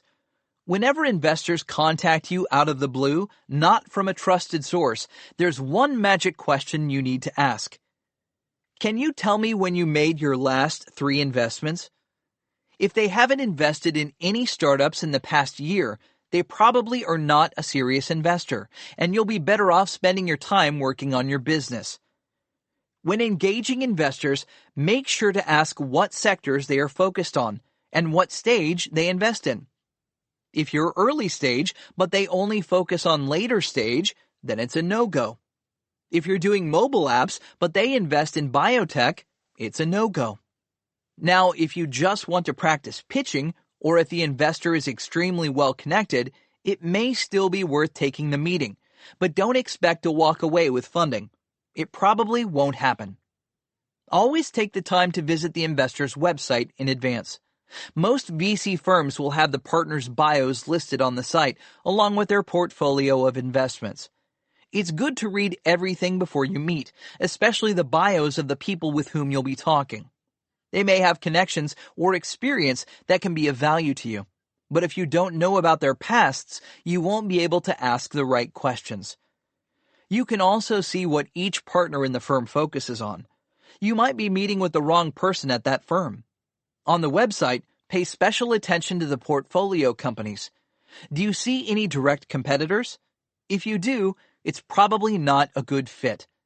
Keep in mind that the website is usually outdated and won't include many of the firm's recent investments, so it's a good idea to ask in advance if there are any conflicts of interest you should be aware of. If it's an angel investor, search online. Most angels in Silicon Valley have a profile on AngelList that includes their bio and recent investments. You should also Google the angel's name and see what comes up. I once found out that someone I was about to do business with had made his fortune through spamming. He had also been taken to court for illegal activities. This shocked me, to say the least, and I immediately cut off our relationship. But if I hadn't done my homework, I may have wound up taking his money, and that is not the type of person I would ever want involved in my business. 26. How to talk to investors. After qualifying the investor, it's time for the one-on-one meeting. If it's an angel investor, these usually take place at coffee shops. If it's VCs, they'll probably invite you to their offices. In either case, you'll most likely get anywhere from 15 minutes to 1 hour to make your presentation. This isn't much time, so you need to use it efficiently. My advice is to dispense with the small talk. I'm not saying don't be friendly, but don't launch into a 20-minute discussion about your family or the latest basketball game. That's precious time taken away from presenting your business. You can say a few friendly words at the beginning, and that's enough. If the investor likes your company, there will be plenty of time to get to know each other later. Investors are busy people. They'll want you to cut to the chase, so start with a short overview. I'm a big fan of brevity. Shorter is always better. If they've heard your pitch already, give them a 2-minute refresher. If they haven't heard your pitch or have someone new in the room, give them a full 5 minutes, but no longer. God forbid you should do a 20-minute non-stop presentation. Remember, more than anything, investors want to talk to you about your business. They don't want a one-way conversation. They want an interactive dialogue. If they interrupt your presentation with questions, go with the flow. Don't brush them off with quick answers. Asking questions is a sign they're engaged. According to a Harvard research study titled, "It Doesn't Hurt to Ask, Question Asking Increases Liking," people who ask more questions, particularly follow-up questions, are better liked by their conversation partners and perceived as more responsive. This may seem like common sense, but you'd be surprised at how few questions entrepreneurs ask during their pitch. Most founders think they're supposed to do all the talking, when the opposite is true. Another trick is to avoid dominating the conversation. Don't feel compelled to be the authority on everything. I learned right after college, during my first series of job interviews, that the less I talked, the more likely I was to get an offer. Some people just love hearing themselves speak. If you're a good listener, they'll love you too. If the investors want to contribute ideas and dole out the advice, just relax and soak up the feedback. You may find that they've sold themselves on the deal without you having to do much. When talking to investors, avoid sales mode. No one wants to feel like they're being sold something. As soon as people feel like you're trying to sell them, their guard goes up and they become suspicious. Think of how you feel when you walk into a store and a high-pressure salesperson pounces on you, hungry for a commission. It's off-putting. This is why I coach startups to take an entirely different approach. Think of yourself as an advisor, not a CEO. Your job is to help the investors understand your business as thoroughly as possible, and then, if it's the right fit, they will decide to invest. Rufus Griscom, the founder of online parenting magazine and blog network Babbel, took this approach to an extreme. In his investor pitch, he went through the top 5 reasons investors should not put money into his company. This blatant honesty actually wound up working in his favor. By showing investors all the flaws, he not only won their trust, but he made them feel like trusted partners.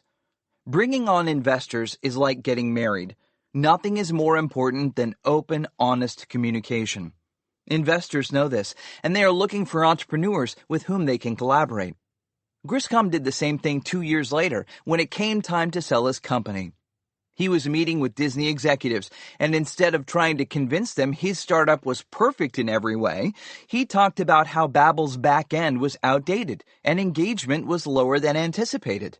This put the Disney execs at ease. They felt like he wasn't trying to pull one over on them. In fact, he was the type of person they wanted in their organization. Disney wound up acquiring Babbel for $40 million.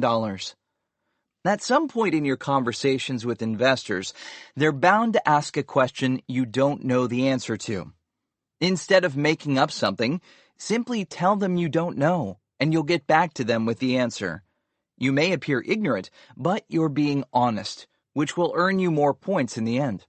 Occasionally you'll be asked a question you don't want to answer, not because you don't know the answer or are hiding something, but because it will send you down a path that leads nowhere.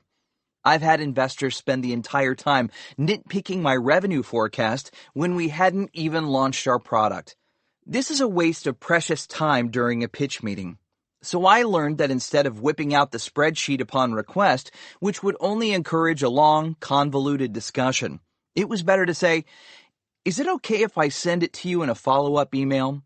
Then I'd move on to more important things. Last, you need to know if this investor is the right fit. As I said before, taking money from a VC is like getting married.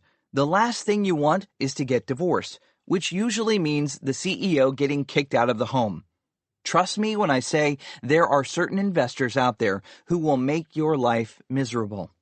I've seen investors who caused so much trouble that the startups bought back their shares. It was better than continuing in a dysfunctional relationship. Your goal should be to find out as much about the individual partner and the firm as possible. What is their philosophy? Are they hands-on or hands-off? What value can they bring? How do they work with startups? Who will actually take a seat on the board? Sometimes you'll be surprised to learn that it's not the partner you're talking to. Most important, you should get a list of references you can contact. It's vital before handing over a board seat that you talk to other entrepreneurs who have worked with this investor.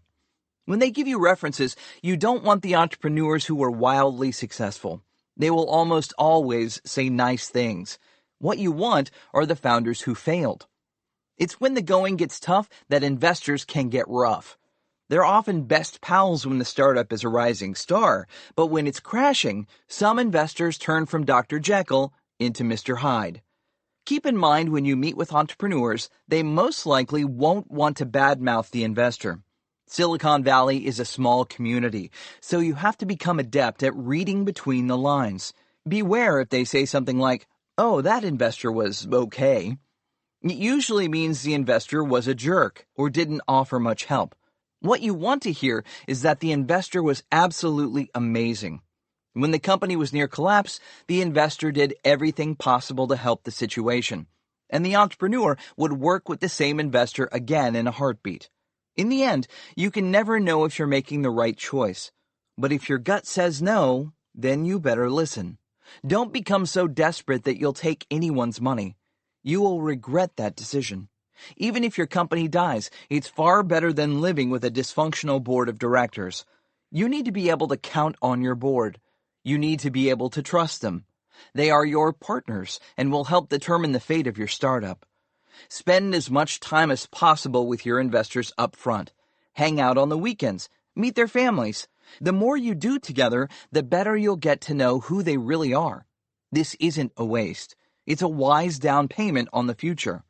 As I've said, the CEO's number one job is to build the team, and the investors are part of that team. Invest the effort in advance, and you'll reap the rewards on the back end.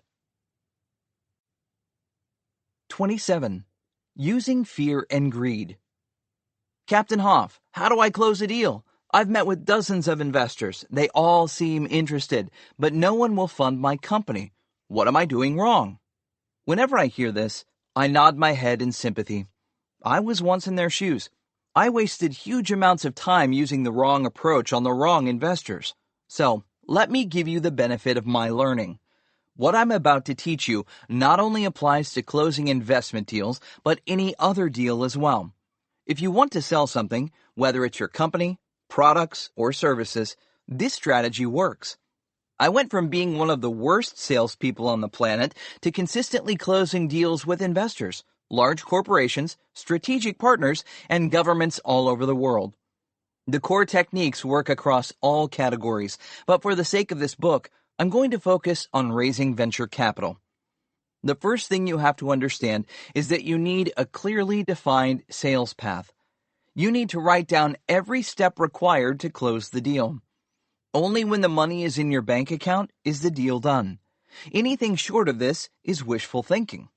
It's like making it to third base. It's nice, but you don't score until you reach home plate. Here are the 10 basic steps. 1. Meet with the investor. 2. Present your business plan. 3. Discuss and answer questions. 4. Cement the relationship. 5. Sign the term sheet. 6. Negotiate the agreement. 7. Go through due diligence. 8. Sign the final agreement. 9. Wait for the money. 10. Bingo! The hardest part is getting to number 5. Once you get the term sheet signed, you're over the hump. If the investor is reliable and you have no skeletons in your closet, you should be able to push the process through to completion. Where most startups get hung up is cementing the relationship. They will meet with the same investors over and over, but the investors always seem to be sitting on the fence. They can't decide. They like what the startup is doing, but they're afraid of losing their money, reputation, or job. If you're meeting with angel investors, they're usually more afraid of losing their money. VCs tend to care more about their reputations, and corporate investors worry about their jobs. Whatever the case, you need to get them over the wall of fear, and the best way to do that is with greed. They must come to believe your startup is a big win. If it's a small or medium-sized opportunity, that's not enough. Even if it's a safer bet, the small wins aren't that interesting to investors because those don't do much for them, either financially or emotionally. To understand this, you need to take into account human psychology. If it's a small deal, who cares? The investors cannot brag about it.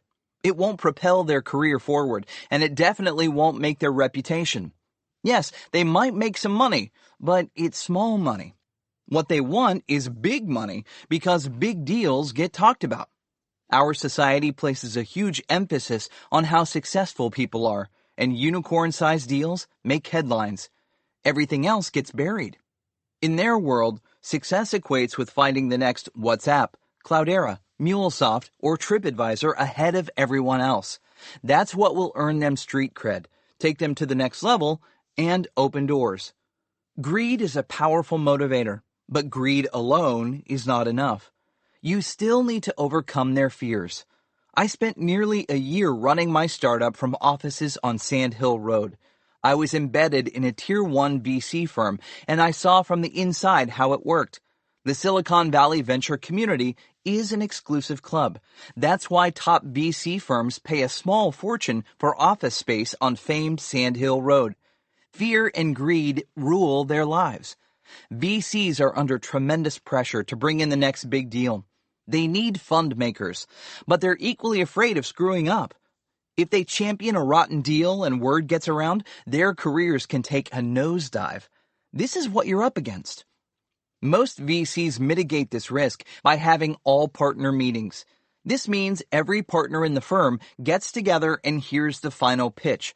Then, it's a thumbs-up or thumbs-down vote. Often, if a single partner nixes the deal, the firm passes. On the other hand, if the deal gets approved but the startup winds up performing poorly down the road, the fact that the entire partnership gave its seal of approval prevents anyone from saying, "I told you so." As you can imagine, partner meetings take on special significance. No VC wants to risk presenting a silly deal to the other partners. What if the flaws are so obvious that the VC winds up looking like a fool in front of everyone? Think back to your high school days. It's the same thing. For this reason, many VCs are cautious. But once you understand the dynamics inside a venture firm, you realize not all of them act the same way. There are 3 types of VCs you can approach: full partners, associates, and top dogs. Most entrepreneurs like to approach full partners, but often these are the worst ones to champion your business. It's because they have the most to lose. They are in mid-career, rising up the ladder of success, and don't want to take any risks that could knock them down a rung. A good strategy is to get an associate as your primary champion in the firm. Don't think that because the partner pushed you off to a lowly associate, you won't get funded. The opposite is often true. Partners like to have their associates do the dirty work. That way, when they invite the startup to make the full pitch at an all-partners meeting, if things go wrong, it's the associate who will take the fall. Associates are usually fresh out of college and hungry to make their mark. They are on the bottom rung of the ladder, so there's nowhere to go but up. They're also new to the culture and don't mind taking risks. If they believe in your startup, they'll go all out lobbying for you. Surprisingly, they also have a tremendous amount of sway inside most firms because they are young, and Silicon Valley worships youth. The older partners often look to the associates as barometers of what's hot. It's incredible how much faith a venture capitalist with a 20-year track record will put in a young Harvard MBA with no business experience. The other champions worth having are top dogs. The top dogs have already proven themselves. They are industry icons. They no longer worry about their reputation. They are more likely to go out on a limb for you because even if the deal implodes, it won't affect them. Of course, there are exceptions to every rule.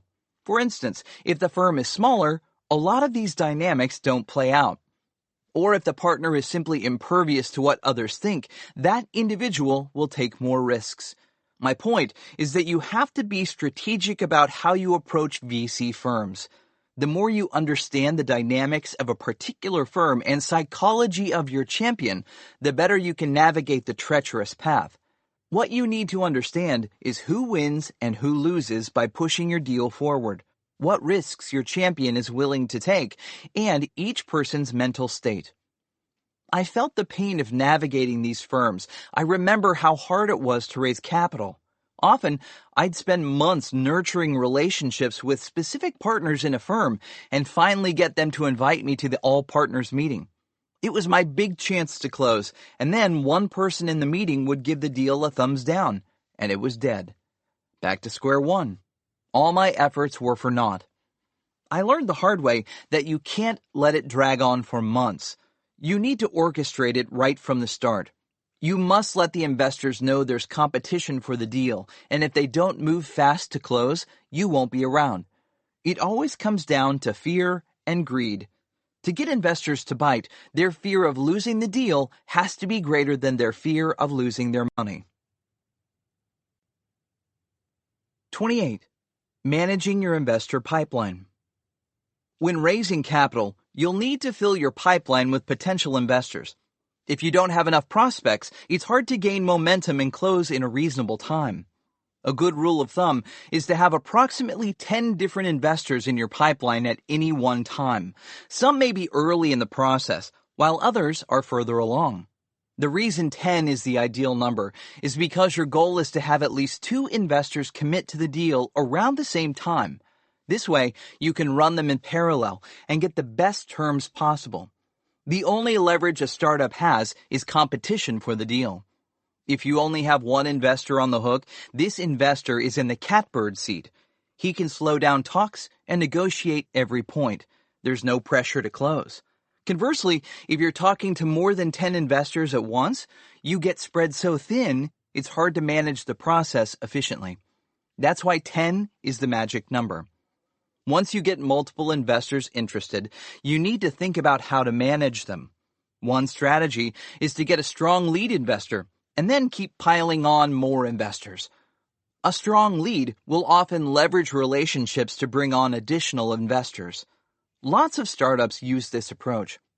The more investors you add to the mix, the more momentum builds toward closing. Keep in mind that this only works if you have a strong and fully committed lead investor. Adding more investors to a weak lead is a recipe for disaster. For my third startup, we brought together our 2 strongest investors, each of whom had fully committed to the deal but couldn't cover the entire round, and this was enough to push us across the finish line. The other strategy that works is to keep the investors completely separate and have them compete against one another. They will ask you repeatedly who else you're talking to, but resist the temptation to tell them. I learned the hard way that investors don't always do what they say. A weak, undecided investor can poison the well.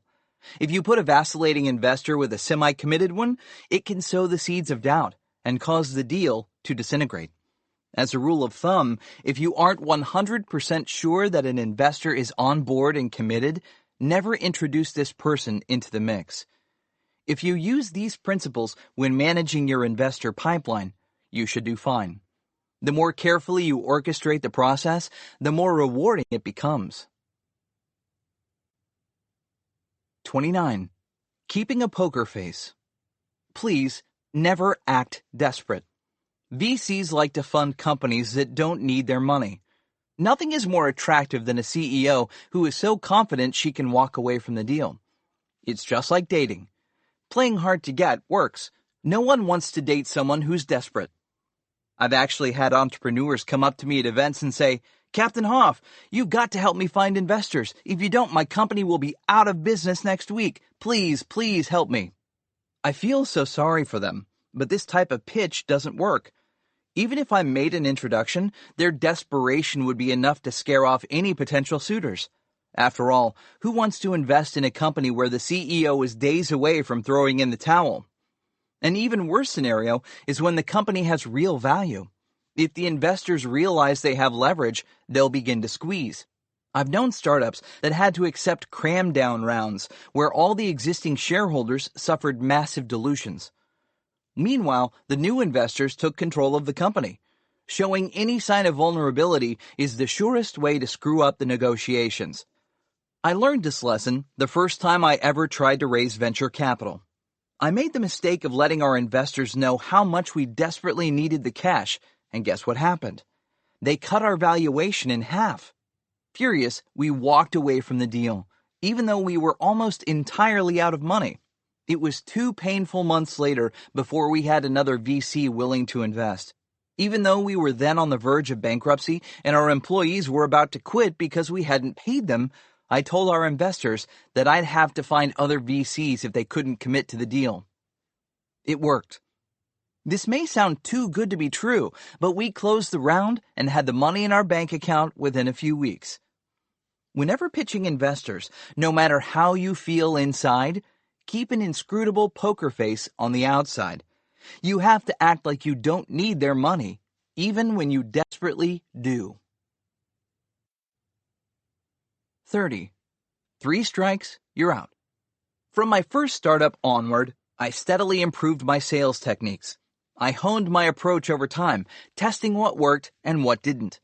I would try something, fail, analyze the results, and tweak what I was doing, and then try again.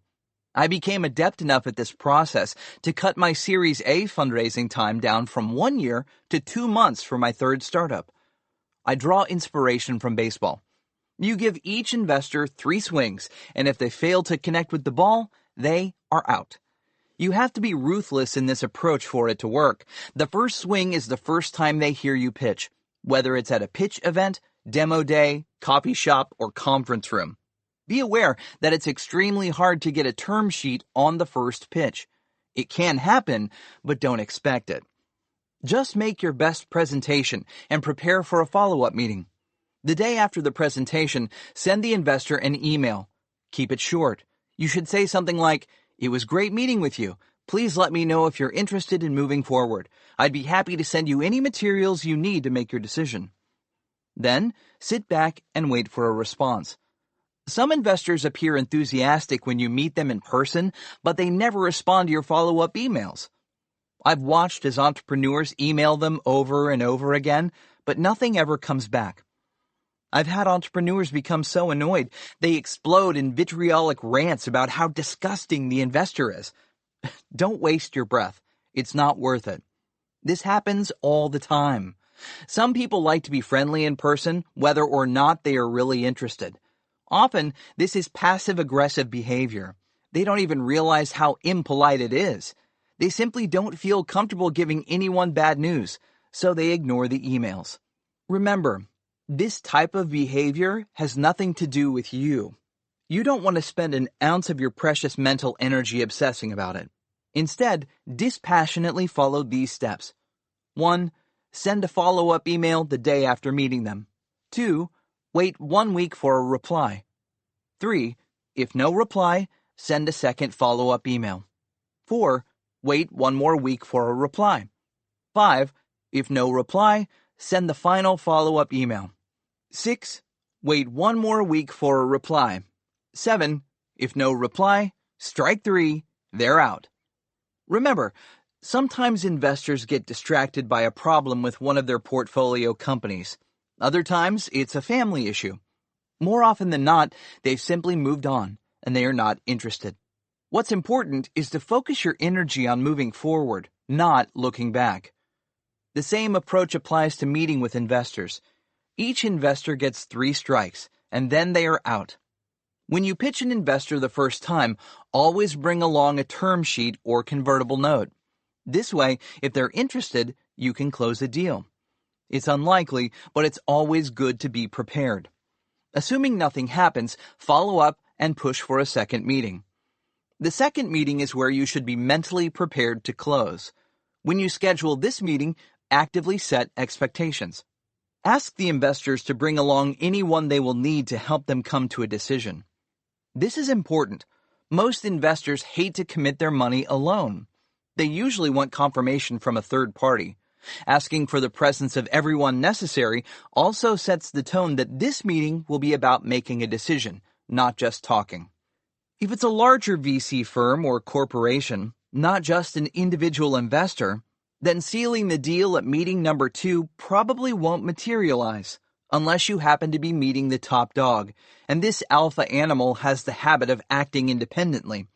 You need to know the process for closing, and there's no better time to ask than on the first meeting, so you're prepared. If they require an all-partners meeting or approval of the chairman, instead of pushing for a close, which won't happen, you should push for a meeting with the decision-makers.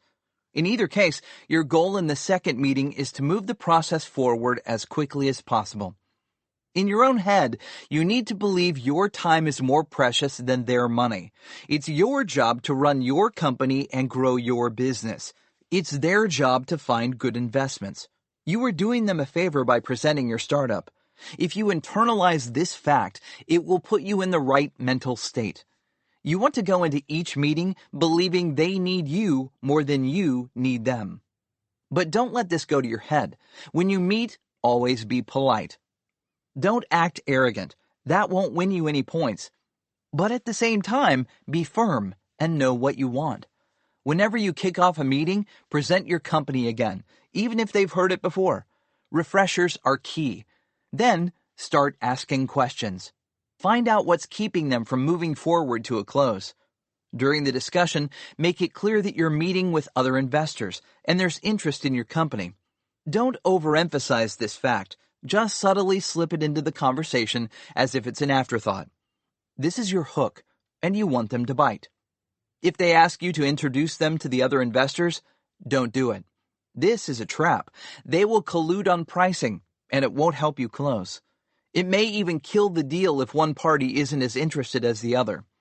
It's better to keep all your investors running in parallel until you're 100% sure 2 or more are going to close at the same time.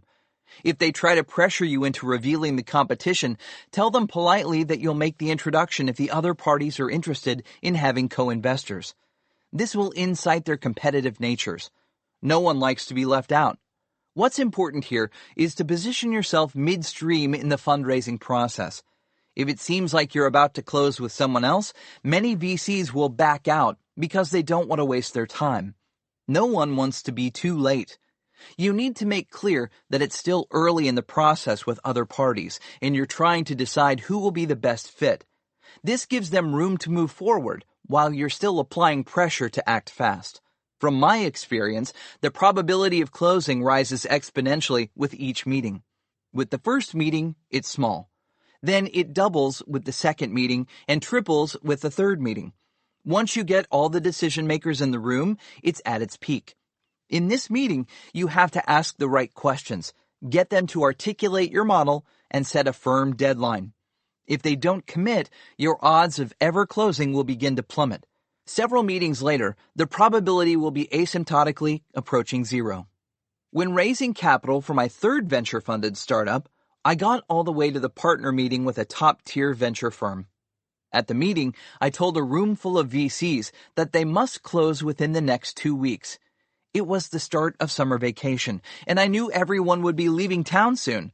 They pushed back, telling me it was impossible. So I walked away from the deal. It was hard, but I don't think I lost anything. I stuck to my rules. It was 3 strikes, and they were out. I used to feel awkward being tough and demanding action from people. It wasn't in my nature, but I learned that people will have far more respect for you if you are upfront, unhesitating, and iron-willed than if you try to please them all the time. After the 3rd strike, you aren't going to gain anything by continuing to pitch. If those investors truly want the deal, they will act. If they don't, it's time for you to get someone else up to bat. 31. Push for a no. As my sales mentor told me, push for a no. Stop trying to get them to say yes. This seems counterintuitive, but once I understood what he meant, it made complete sense. In the end, the investors either want what you have to sell or they don't. If they don't want it, you need to know why as soon as possible. If you have this information, you can often turn a no into a yes. People are fundamentally emotional beings. Feelings override logic every time, not the other way around. Human beings feel first and rationalize later. The important thing is to understand the investor's feelings and use them to achieve your goals. Nobody likes to be pressured into making a decision.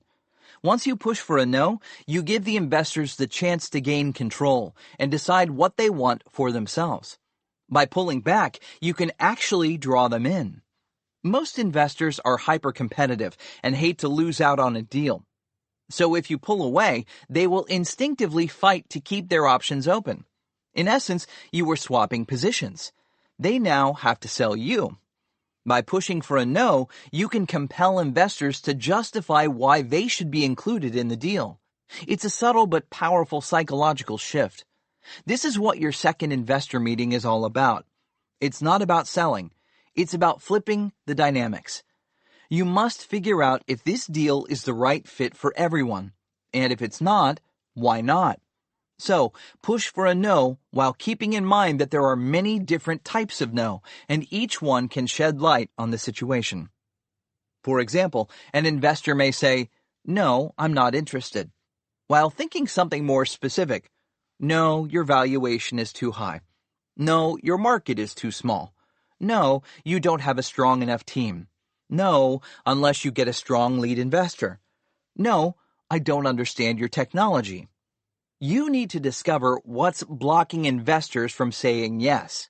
Sometimes they don't even know, but your questions can help them sort it out. I can't stress this enough. Most people don't know exactly what they want. They have a mixture of emotions ranging from hidden fears to lofty aspirations. You need to allow them to clarify their thoughts and construct a coherent narrative that they can buy into. If you can help them create a story they believe in, you can close the deal. The next step is to ask the right questions. Only by asking detailed questions in a carefully structured manner can you successfully uncover what investors are really thinking and guide them to the right conclusions. What makes you interested in this deal? How do you feel about my startup? What are the steps necessary for closing? What concerns do you have about the business? Is there anyone else you need involved? How do you go about making a final decision? Is there anything preventing you from moving forward? What would you like to see in the term sheet? You see the tone I'm setting? Be respectful and inquisitive. Ask open-ended questions that get them talking.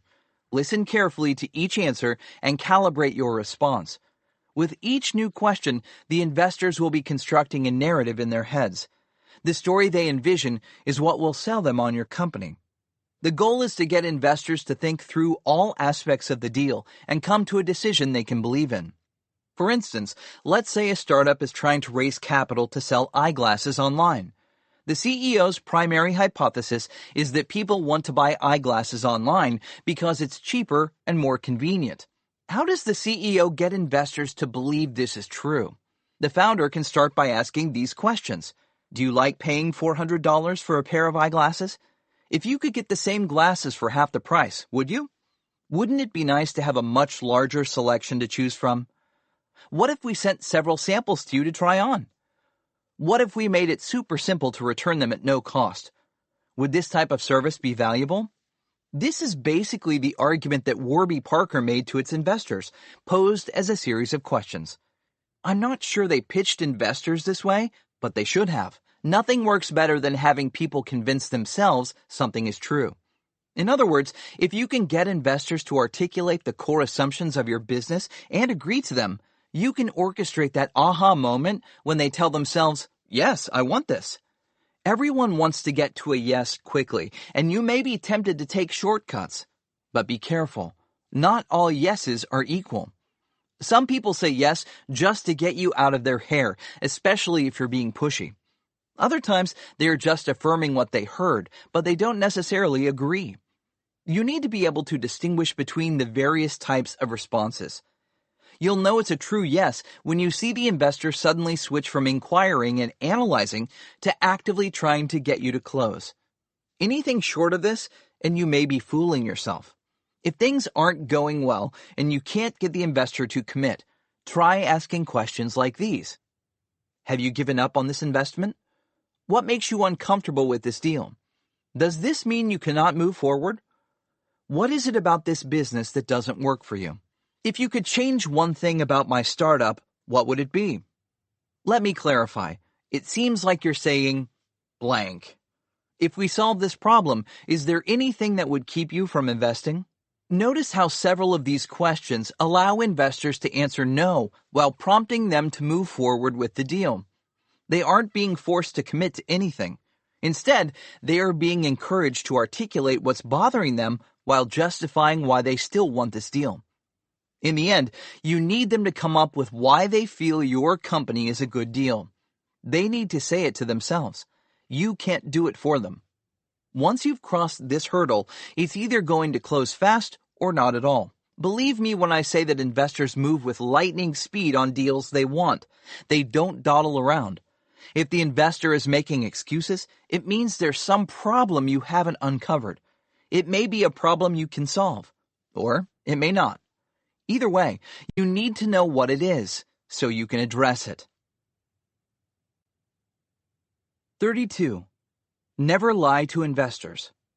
I have a rule. Never lie to investors. It's important that you have integrity. You can stretch the truth a little, but don't cross the line. This topic deserves some discussion because there's a fine line between lying and good salesmanship. Some people will lie outright, but I never recommend it. First, lying will come back to burn you. It erodes trust and destroys relationships. This is a relationship business, and you don't want to tarnish your reputation. Second, it's not moral. You need to act like the type of person you respect. Your strength comes from who you are. If you lie to other people, you will wind up lying to yourself. No amount of money is worth your self-respect. Don't go down this path. This is my personal belief, and I hope it's yours too. That said, you still need to sell, and selling is an art. For my startups, whenever people asked if we could deliver the product on time, we always said, absolutely, no problem. We didn't know if we could do it. No one can ever know something like that, but if we hadn't been confident, we would never have won the contracts. No one wants to invest in a startup that can't deliver. Your job is to do the improbable, to make things happen. If you believe in your team and know in your heart that you can make it happen, then you can say so, even if you're afraid you may fail. Everyone is scared of failing, but you have to be bold and take chances. When an investor asks you if you can build $1 billion business, you will never know for sure if you can or can't do it. The only way to know is by trying. But you must believe it's possible. Otherwise, why are you asking for their money? This is the fine line I'm talking about. You must drink your own Kool-Aid. You must believe so much in your vision that you can convince others around you that it's real. The odds of a startup failing are 10 to 1. Investors know this. Your strategic partners know this, but they are working with you because they believe you can buck those odds. So, when you're in a meeting with investors, you need to think and act like you're going to make it happen, but you need to do it without lying or deceiving. Unfortunately, that means there's this gray area that you must wade into. This is the essence of life. If choices in life were always clear-cut, things would be boring. A robot could make those decisions, but most decisions in life fall into the murky zone. That's why it's important to check with your heart. If your heart tells you that you're crossing the line, pull back. You don't want to compromise your values. But if you know it's right, charge ahead. Sell them on your vision. Make them believe. And close the deal. 33. Artificial deadlines. Sometimes you need to manufacture your own deadlines. If there's no deadline, investors tend to take a wait-and-see approach. Why should they commit to an investment if they aren't under any pressure? By waiting, they can gain more information and gauge your progress, and if a better deal happens to come along, they can jump on it. Let me tell you a story. When raising money for my third venture-funded startup, I was meeting with Disney. My friend had just joined Steamboat Ventures, DC's VC arm, and he wanted to invest. Because he was a friend, I broke my sacred 3 strikes rule and kept meeting with him over and over and over. Every time he would say, "I'm really interested. I'm going to invest." By the 6th time, I was getting fed up. I had other investors on the line, and they were interested. So I told him, "Look, I have other investors ready to go. If you don't invest, I'm going with them." Somehow, he thought I was bluffing, and he didn't follow up. So I went back to the other investors. They were one of the largest hedge funds in the world. In a very short time, I had landed a meeting with the chairman and CEO. I knew this was the meeting where I had to close. By this time, I'd learned what I needed to do. I showed him our vision. Then, in a subtle way, I let it be known that one of the largest media companies in the world was interested in us. I didn't say Disney because I didn't want them colluding on the deal. I just left it vague. It could have been Viacom, Fox, or Time Warner. Many people say you can't close a deal right before Christmas because everyone is thinking about their holidays. But I was determined to close this deal and disregarded conventional wisdom. After all, if I waited and didn't close before the holidays, everyone would go on vacation and we'd lose momentum. Losing momentum is the death of most deals. All the excitement and pressure dissipate, and when you return, it's like starting over. Except it's even harder. The sense of urgency is gone, and people have mentally moved on. With this hedge fund, I wasn't about to let this happen. So I told them that if they wanted this deal, they had to close by Christmas. It was an insane request because it was already the first week of December, and we didn't even have a term sheet signed. But they understood that I wasn't joking. Now, let me be clear. Disney was interested, but they weren't going to snatch up this deal before the end of the year. I knew this for a fact, but I had to push. So I made it clear that I had a timeline, and if the hedge fund wanted to work with me, they had to move on my schedule. In other words, I created an artificial sense of urgency. I was driving the process. I set the deadline in stone, and this deadline became real because I made it real. This is what you have to do when strategically closing. Otherwise, you're just relying on luck. The only leverage you really have is to be prepared to walk away if they don't act. I know it's hard, but that's the fine art of deal making. You have to be the one making the rules, not following them. If those rules are going to mean anything, you have to play by them. So, when meeting with the hedge fund CEO, I said, "If you don't close the deal now, it won't be around much longer." And I meant it. I was mentally prepared to cross them off my list and move on. It was 3 strikes and you're out, and they were up to bat. What happened? The hedge fund hit the ball out of the park, and the round closed days before Christmas, just in time to avoid the holiday exodus from Silicon Valley. In the new year, I went back to my friend at Disney and told him. He was pissed. He couldn't believe I'd gone ahead without him. He thought I was just talking, but I had done exactly what I told him I'd do. Did I exaggerate when I told him I had another investor ready? Yes and no. I knew I could get them up to bat, but you never know if they'll hit the ball. This brings me back to creating your own reality. If you don't believe in your own deadlines, you can't make them real for everyone else. When you create a deadline, you have to be prepared to live or die by it. That's when everything clicks into place. That's when hard decisions get made. In the end, because I valued Disney and the VC was a friend, I said that he could still come in on the deal as a follow-on investor. But I wanted to make sure he wasn't on the fence, so I told him the valuations. When he heard the terms, he balked. It was too rich for Disney. So, after all that, I found out he wasn't a good fit. Only when investors actually come to the decision point will you know if they're really going to do what they say. Sometimes they don't even know themselves until they reach that point. That's why deadlines are so important. Without a deadline, there often is no reason to decide. And ironically, it can take an imaginary deadline to reveal what's real and what's not. 34. Leveraging social capital. Social capital is often as important as actual money in the bank. If you don't know what social capital is, let me tell you. It's the endorsement of key industry influencers. The more influential the person, the more social capital you'll accrue. One positive tweet from Larry Page or Elon Musk can do more for your startup than 1,000 no-name investors saying exactly the same thing. This is because Silicon Valley is a tight-knit community, and word spreads fast. It's follow the leader. If one of the top dogs blesses a startup with a nod, everyone else jumps on board. You should approach raising social capital in much the same way you raise real money.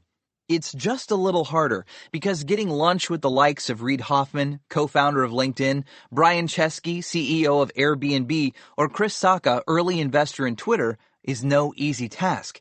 If you aren't lucky enough to have a cousin who happens to be best friends with Ashton Kutcher, the celebrity-turned-investor, or Michael Arrington, the founder of TechCrunch, how do you gain access to these influencers?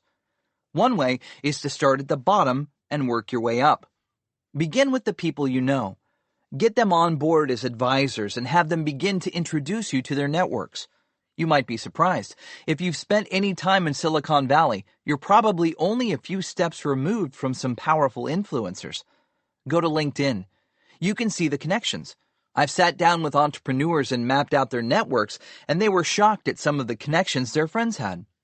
In reality, the chance of getting FaceTime with Jack Dorsey, the co-founder of Square and Twitter, or Ken Howry, the co-founder of PayPal and the Founders Fund, is pretty slim, let alone getting them to say something in public about your yet unproven business. Instead, what you need is the equivalent of these influencers, but in your specific industry. If your startup is developing BCI, brain-computer interface technology, then make a list of all the top BCI researchers and thought leaders in this field. They might not be household names like Ray Kurzweil, or even names known to most people in Silicon Valley, but they can be pretty influential inside BCI circles. Do whatever it takes to get them on board your startup. They are the next rung on your ladder. Landing the first big fish in your industry is always hard, but once you get one big kahuna on board, the second is much easier. I've seen entrepreneurs who land in Silicon Valley knowing nobody, and within a matter of months, they seem to know everyone in their particular industry. They do this by laser focusing on niche influencers. They are people with deep expertise and networks in a specific area. Don't ask for money. Don't ask for press. Instead, find out something they need and offer that to them. Can you show them a piece of new technology? Can you introduce them to someone valuable in your network? The bigger your network becomes, the more you'll have to offer. Or you can propose writing a story about them. Make it a guest post on a well-known site like Slashdot, Ars Technica, HuffPost, or Wired. Or focus on a blog that caters to your specific vertical market. Most big shots in Silicon Valley love press. That's how they became so well known. Sitting down to interview them is your golden chance to get them on board your startup. There are other ways to provide value to them. Read their blogs and try to figure out what they are interested in. It can be a hobby or a philanthropic endeavor. Whatever it is, see if you can provide something useful to them, and in exchange, get a chance to build a relationship. Only be careful not to make it phony. People can see right through it. If you're offering to help but you have no real interest in what they're doing, they'll realize you're just using them and wind up resentful. You should only offer to help if you truly believe in what they're doing and you're willing to do an excellent job. Otherwise, it will backfire on you. It's not easy, but assuming you can come up with something real and you don't mind hustling, there's nothing that should stop you. Silicon Valley is a meritocracy at heart. Everyone likes to believe they are open to new ideas and new people. This is the beauty of the Valley. No one knows where the next big idea is coming from, and everyone wants to be part of it when it arrives. All it takes to raise social capital is your time and some street smarts. 35. Getting warm introductions. Nothing beats a warm introduction. Many investors in Silicon Valley will only meet with a startup when it's recommended by someone they know and trust. Because I run Founders Space, startups are always asking, "Captain Hoff, can you introduce me to investors, please?" Unfortunately, it's not possible for me to personally introduce every startup I meet to the right investors in our network. There are too many startups asking for introductions. More important, the startup has to fit the investor's criteria. This type of intricate matchmaking takes time and effort. Even if I wanted to do this as my full-time job, there aren't enough hours in the day. Sloppy introductions don't help anyone. The startups won't get funded, and the investors hate to have their time wasted. If I send the wrong startups to the wrong investors one too many times, the doors will close. Those investors wouldn't want any more introductions from me. Why should they? No one appreciates being spammed. So if I'm not investing in the startup myself, either through our program or my angel fund, then I won't make the introduction. I will, however, invite startups to apply to pitch at our investor pitch events, where my team can evaluate them and determine if there's a potential fit. In addition, we recently launched a service where investors can reach out to our startups. It's called foundersedge.com, and it's designed so that investors can easily browse, analyze, and rate the startups on their own. We made sure to keep the investors' information confidential, since most investors don't want to receive business plans outside their focus. We also categorize all the startups by sector, customer type, country, and rating, making it easy to find the right startups. When investors find a good match, they can directly contact the startup founders. This has allowed us to connect more startups with investors than we could ever do manually. That said, many startups coming to Silicon Valley still want personal introductions. The problem is, most people with extensive investor networks only recommend startups they know well, which makes it hard for newcomers to meet the right people. But that doesn't mean it's impossible. There is a way around every obstacle. First, I recommend every startup establish a board of advisors made of industry professionals. These are people who should have connections to investors, valuable business experience, or deep industry contacts and domain expertise. If someone agrees to join the board, that means he or she is committing to help the startup succeed and should be willing to leverage networks on behalf of the startup. In addition to advisors, entrepreneurs should look to people with whom they are already doing business. This includes lawyers, public relations professionals, marketing consultants, advertising agencies, accounting firms, and so on. If these professionals have been working in Silicon Valley for any length of time, I guarantee they know investors. Everyone who has been here for a year or more knows at least one venture capitalist. Before the entrepreneur hires the firm, they should get a commitment that the firm will make a certain number of introductions. It might seem strange to ask an accounting firm for investor introductions, but it happens all the time. You'd be surprised at how many investors these accountants know, especially if they've been working with startups. In fact, they cultivate these relationships to drive their business. The most overlooked source of warm introductions is fellow entrepreneurs. Nearly every startup in Silicon Valley is in fundraising mode. This means every entrepreneur knows at least a few investors.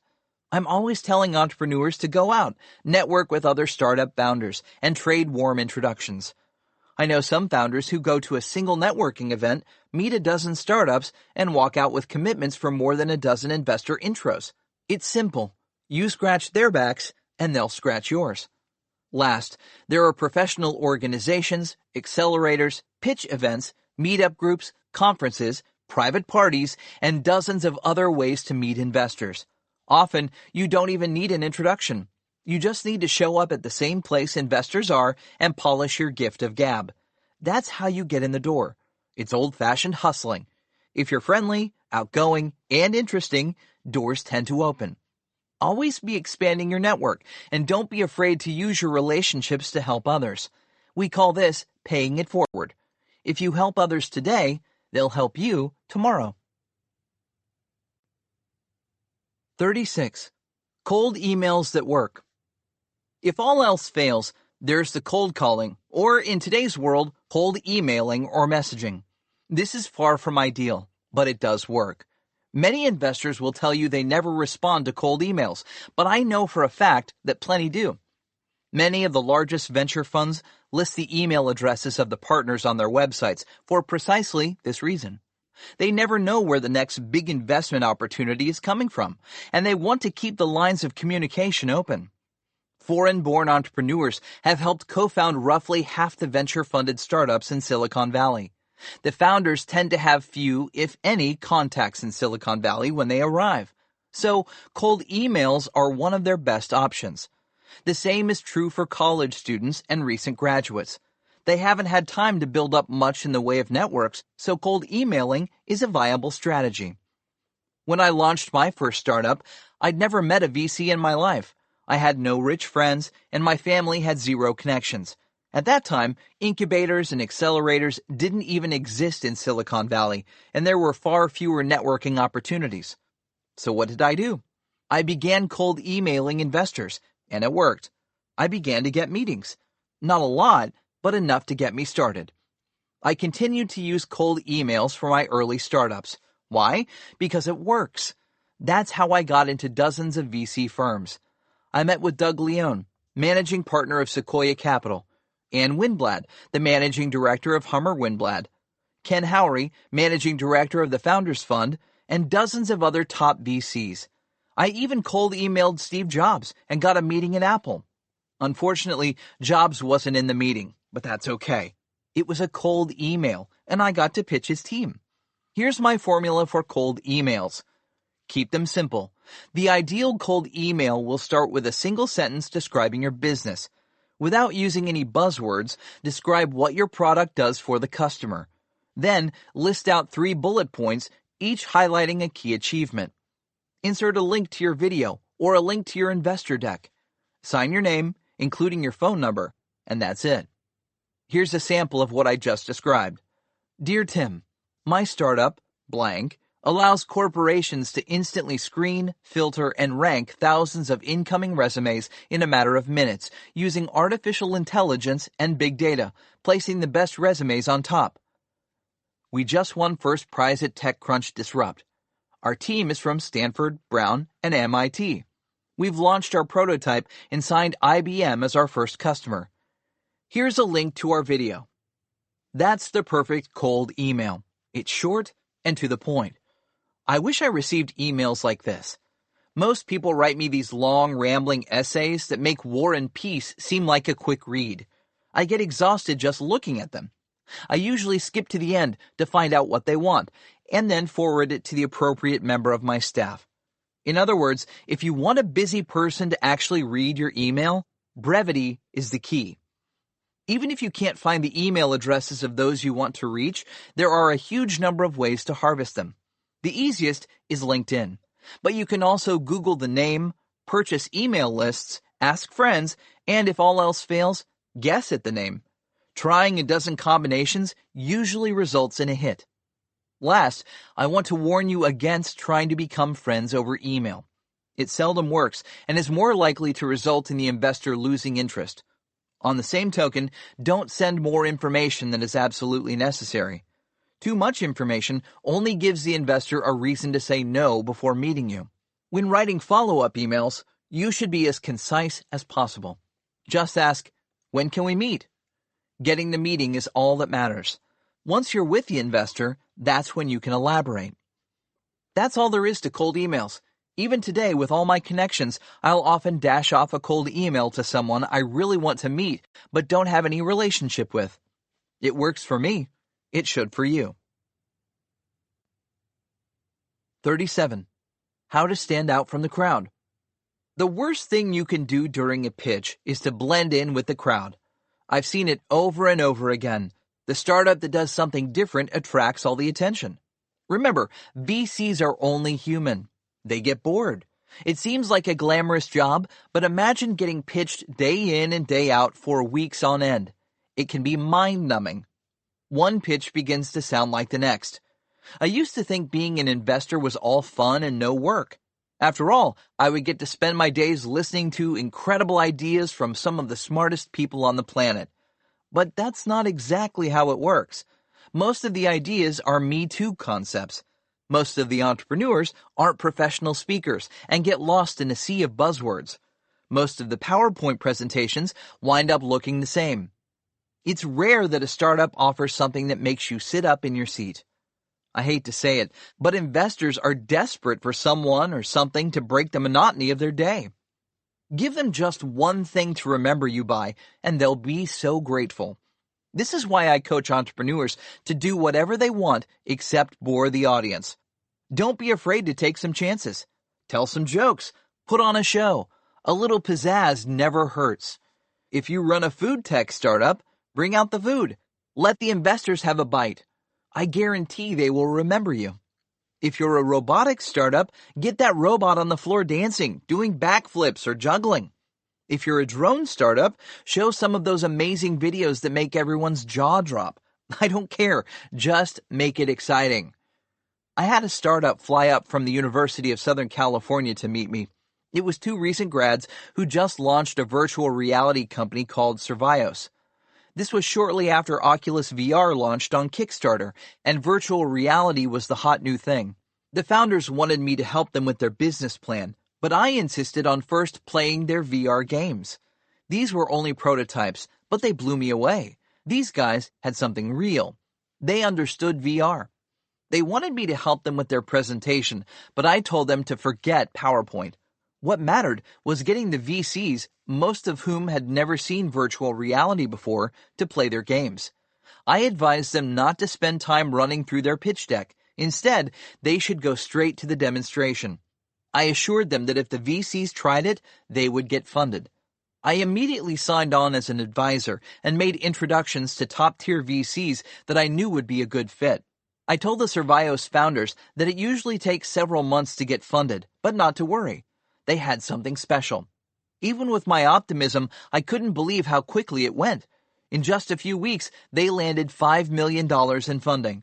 They went on to produce one of the top-grossing VR games to date. It's called Raw Data.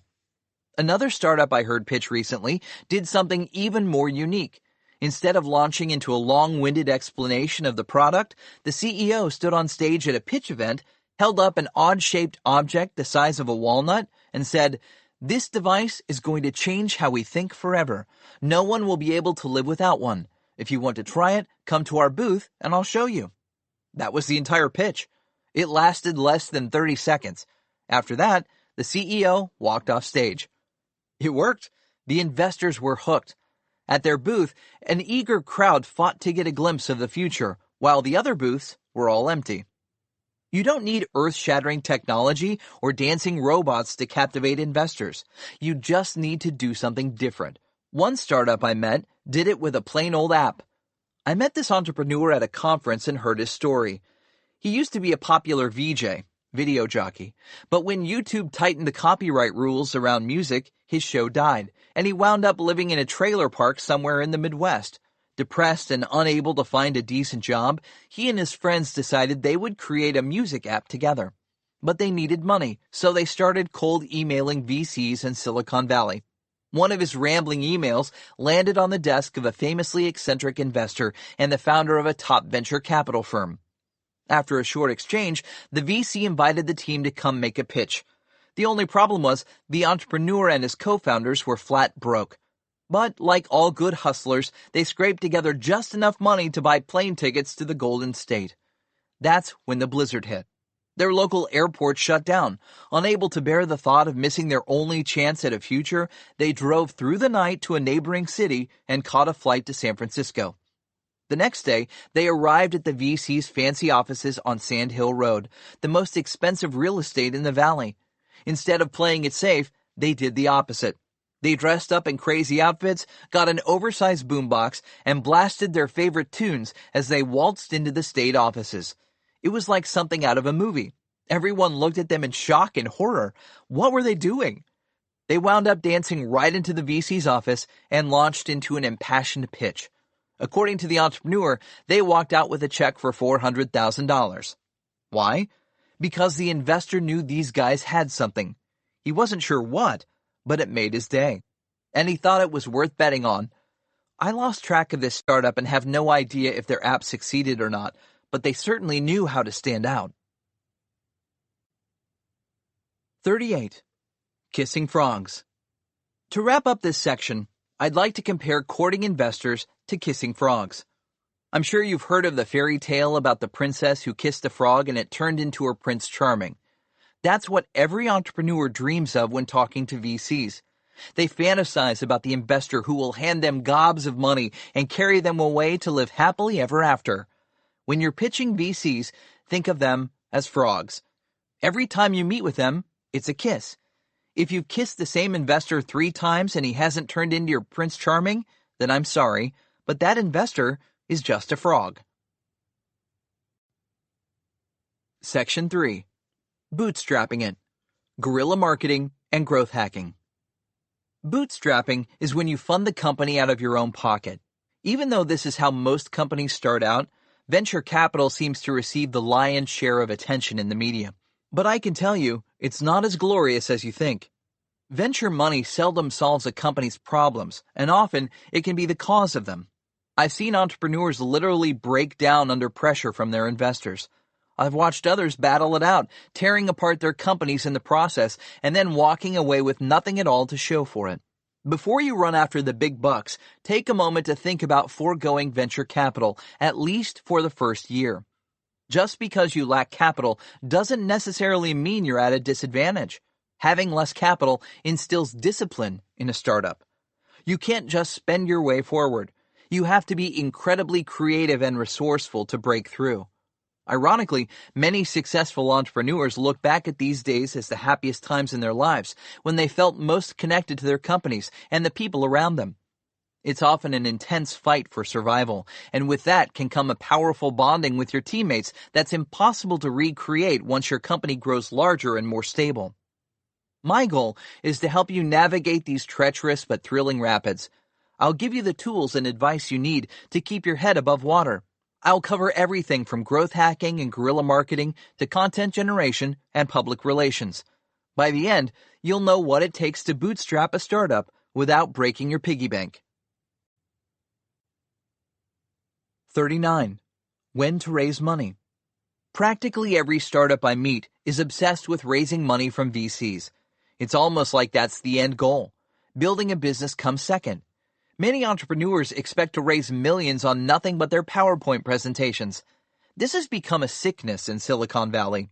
We have entrepreneurs who believe that success equates to getting funded. Nothing could be further from the truth. Funding means nothing if you haven't proven out your business. The millions should come after you validated your model, not before.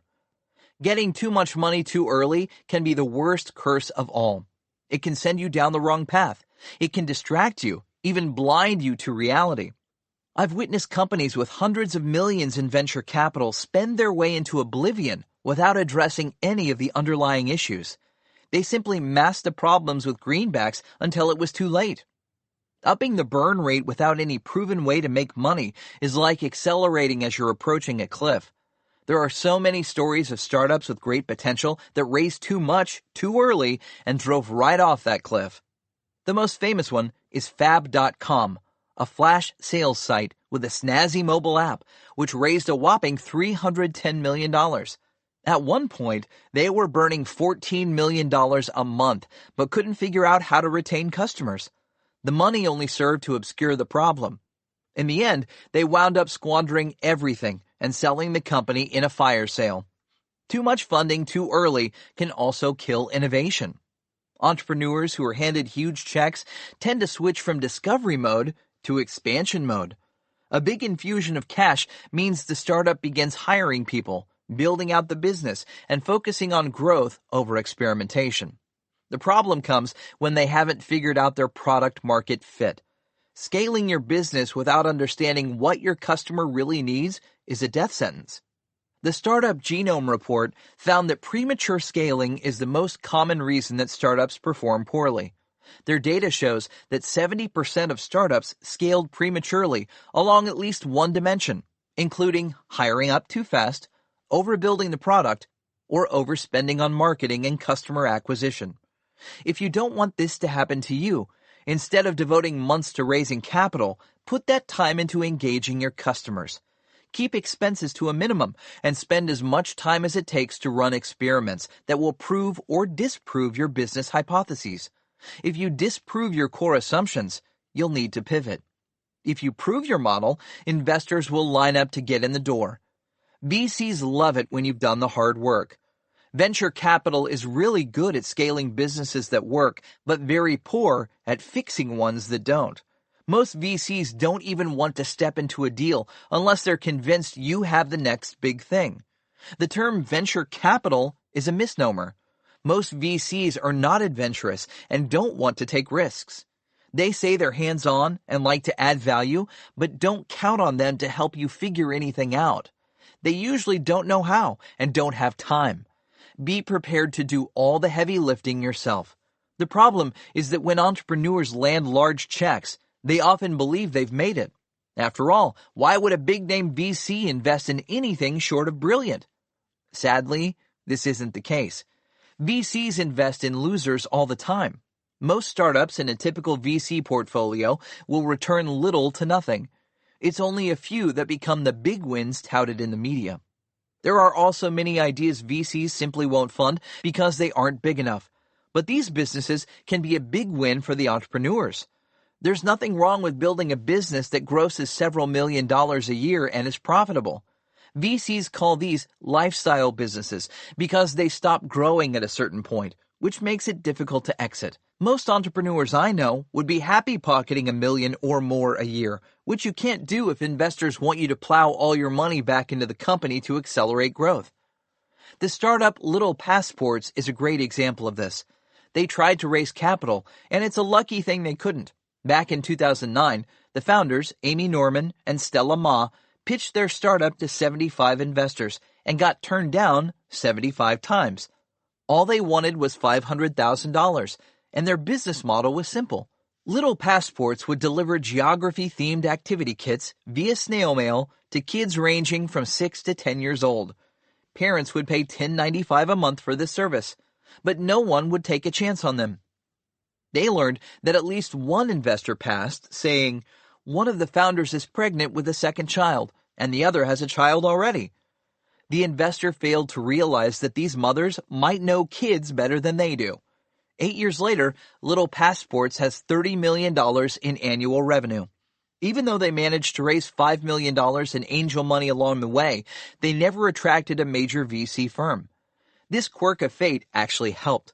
It forced them to be frugal and focus on small, inexpensive experiments. "We had to stand on our own 2 feet early on," Norman says. "We've had to use a lot of financial discipline." Like all startup stories, it sounds easy, but it wasn't. Norman and Ma had to fund the company with $25,000 of their own money. They created the first kits themselves and tested them on 50 families they found on Craigslist. Then, days before the launch, everything went wrong. Norman found out that she was pregnant with their second child. At the same time, her marriage fell apart. After giving birth, she came down with Bell's palsy. "It was an absolutely horrific time in my life," says Norman. 2 months later, her father was diagnosed with cancer.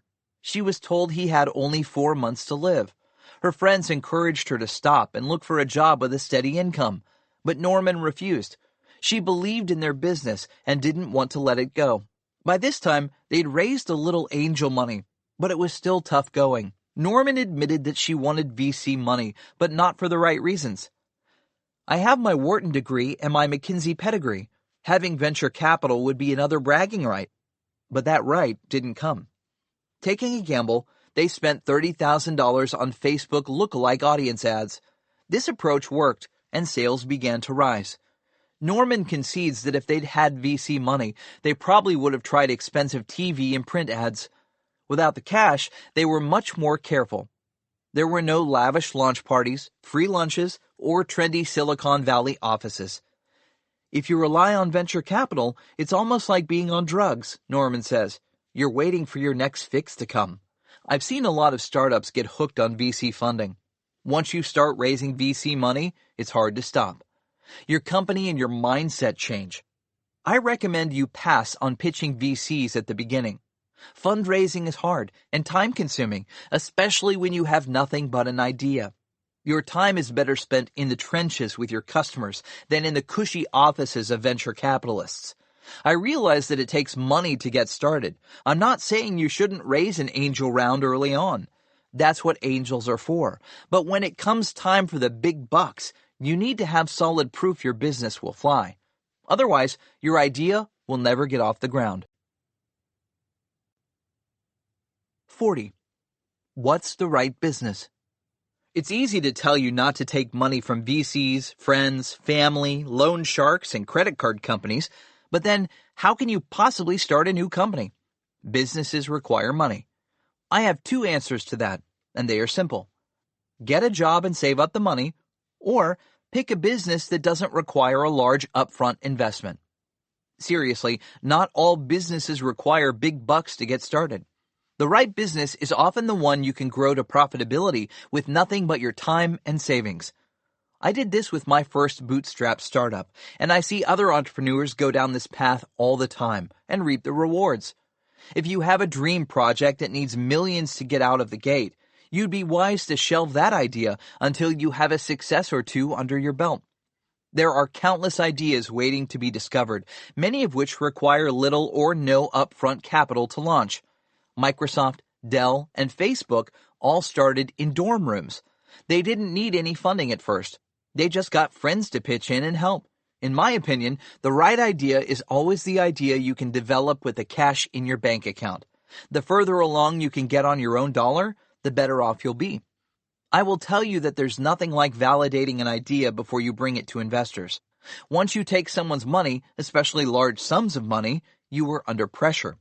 They want you to show progress. They want you to move fast. They want to see growth. However, discovering a new opportunity is often a painfully slow, meandering process. Nothing is clear at first, and you need time. This puts you at odds with your investors from day one. The worst thing about taking money from investors is when you have to go back and explain that the idea they funded simply doesn't work. At this point, investors can lose faith in you, and it's no fun. Once investors believe they must intervene in your business to save it, they can become your nightmare. I've seen it happen, and it's a mess. It's far better to have the freedom to try whatever comes into your head, jump from one idea to another, and run a variety of experiments until your business clicks into place. The right idea is the one you don't have to make yourself believe in. It's the idea that shows you the path forward. When something is working, there's no need to convince anyone. It just takes off, and you're running to keep up. 41. Part-timing it. If you don't have enough money in your bank account to cover the cost of your startup, one way to fund your company is to work part-time or even full-time while launching your business. This may require a lot of late nights and weekends, but it is possible. Just ask Phil Knight, the co-founder of Nike. In the early years, Knight worked full-time as an accountant while growing his business on the side. This was the only way he could fund the company. Knight isn't alone. Many startups begin as side projects, and some stay that way for years before they blossom. Bill Drayton worked for McKinsey part-time for 4 years while growing Ashoka, his nonprofit organization. Ashoka is now the largest social entrepreneurship network in the world. Yoshiko Shinohara started Temp Holdings, a staffing company, while teaching English part-time. Her company now has $4.8 billion in revenue. The founders of GitHub scrounged together a few $100 to launch their company.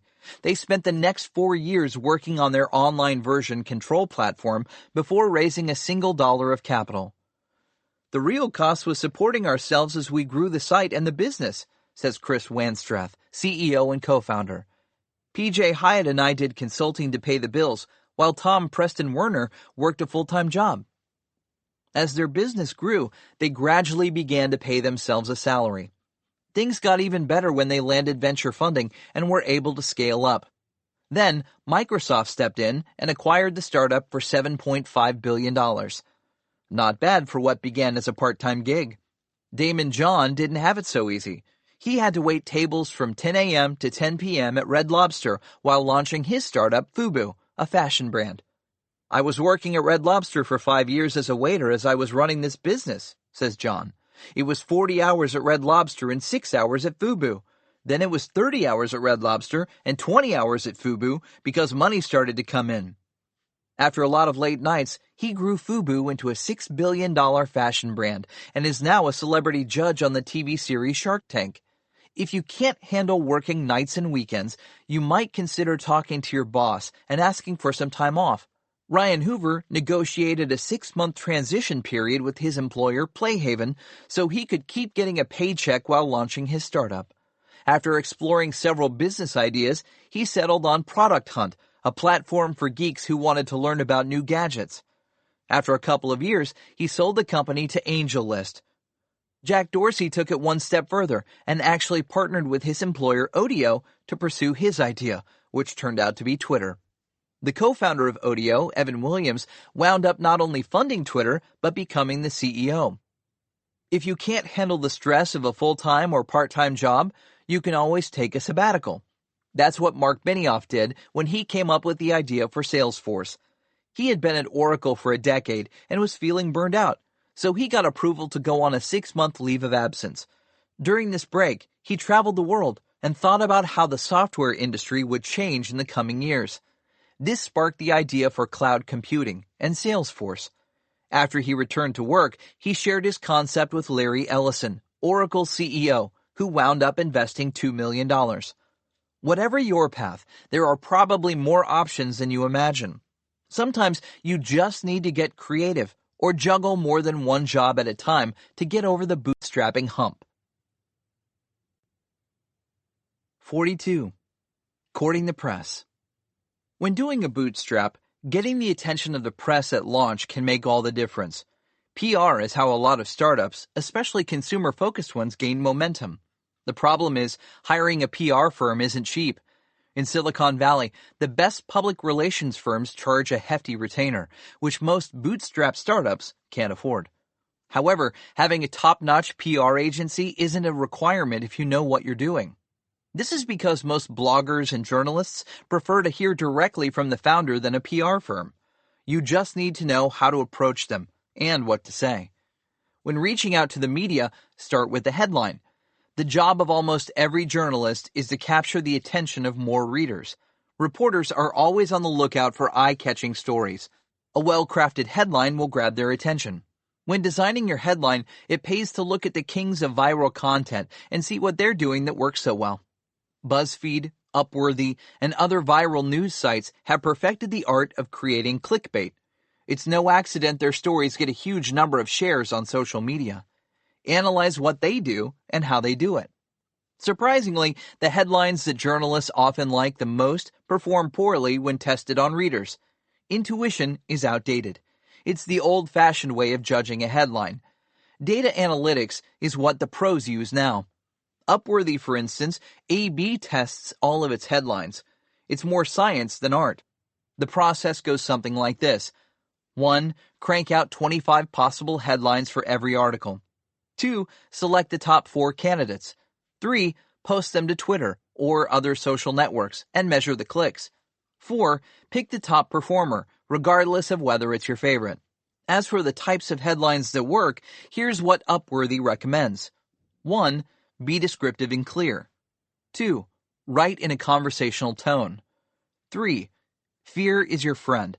For example, fear of missing out, fear of disaster, fear of crime, and so on. 4. Readers love listicles. For example, 10 best ways to... 5. Don't give it all away in the headline. 6. Don't express a strong opinion. Let the reader decide. 7. Don't sexualize the headline. 8. Don't overthink the headline. 9. Don't try to be too clever. Puns don't get clicks. 10. Don't bum people out. No one likes depressing stories. The most viral stories aren't necessarily the most informative, relevant, newsworthy, or insightful. They are the ones that make the reader say, "Oh my God, I can't believe it," or "I have to know that." In other words, something out of the ordinary that gets readers to stop whatever they're doing because they have to find out more. Once you have some great headlines, the next thing is to reach out to bloggers and journalists.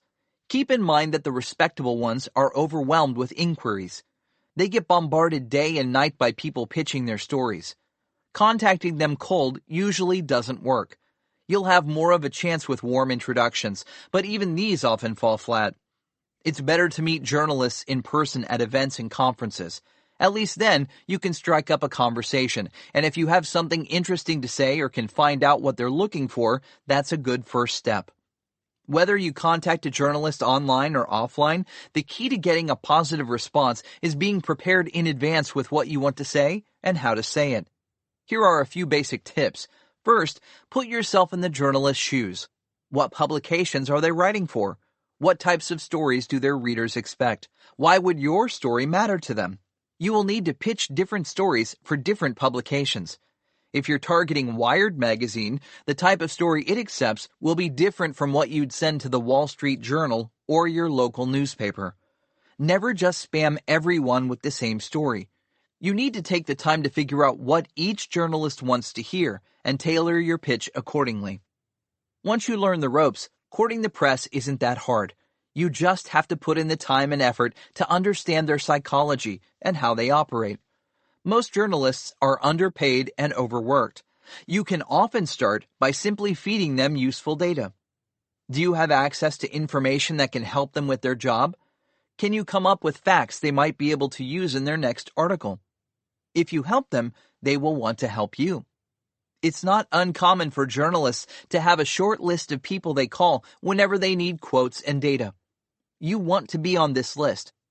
Many startup founders I know cultivate relationships with journalists and position themselves as experts on specific topics related to their business. Get your team together and find out who is a domain expert on what areas. You may be surprised that certain members of your team have a wealth of knowledge that can be valuable to reporters. Think of your company as the research arm of the journalist. If you do this, you'll be first to come to mind whenever they're writing a story related to the topic. Another strategy that works is to write guest posts for prominent blogs. This can get your name out as an expert. It can also provide visibility to your company. I know a lot of authors, CEOs, and investors who spend a good chunk of every week writing. Many of them have built up large audiences and developed ongoing relationships with top publications. The only downside is that writing a good article is time-consuming. If you do it regularly, which is important if you want to build a following, it's almost like having a second job. You have to ask yourself whether this is the best use of your time. If it is, then go for it. There are many ways to spin a story, but it's up to you to figure out what works best for your business.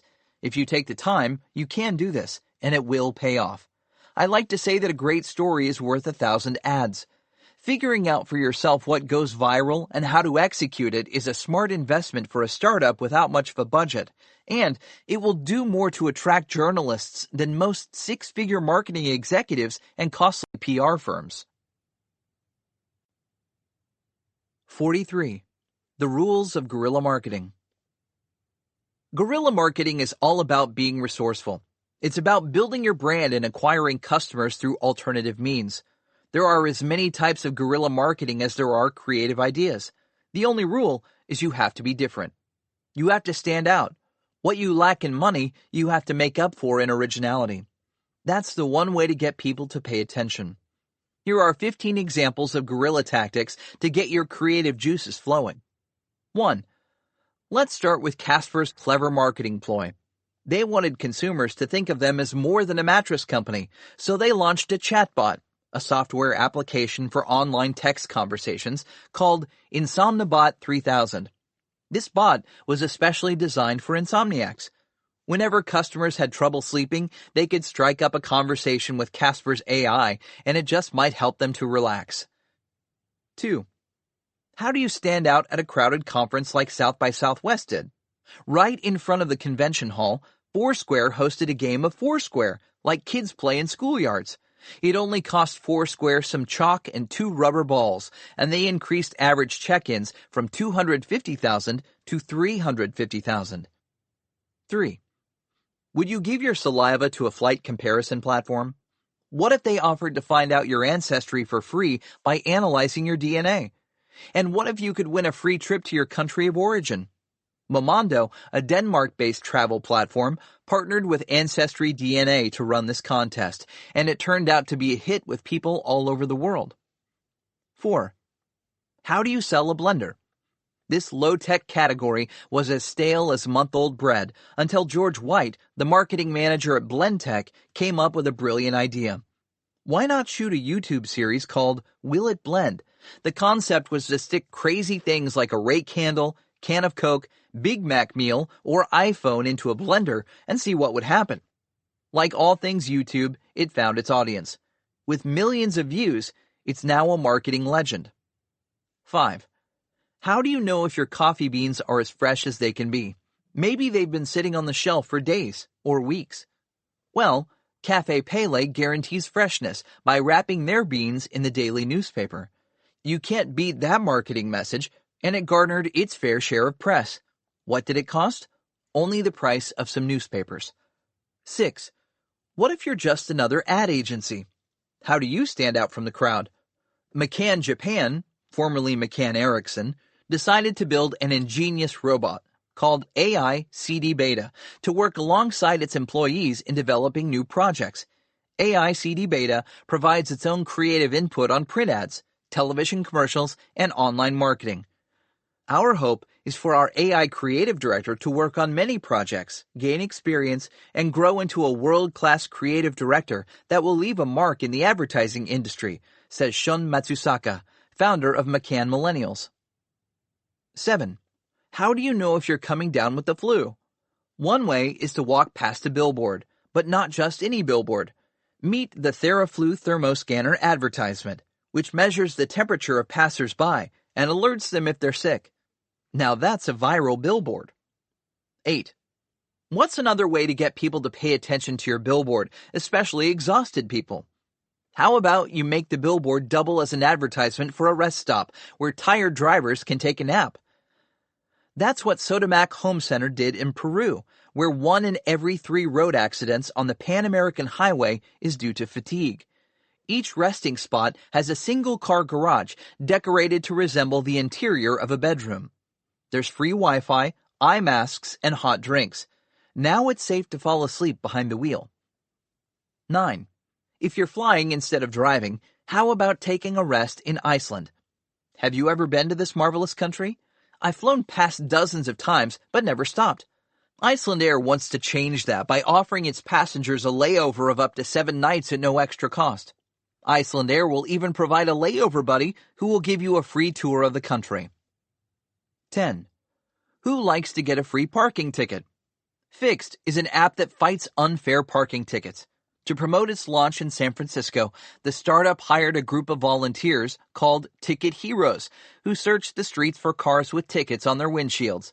Whenever they found one, they left a note telling the owner how to download the app and avoid paying the ticket.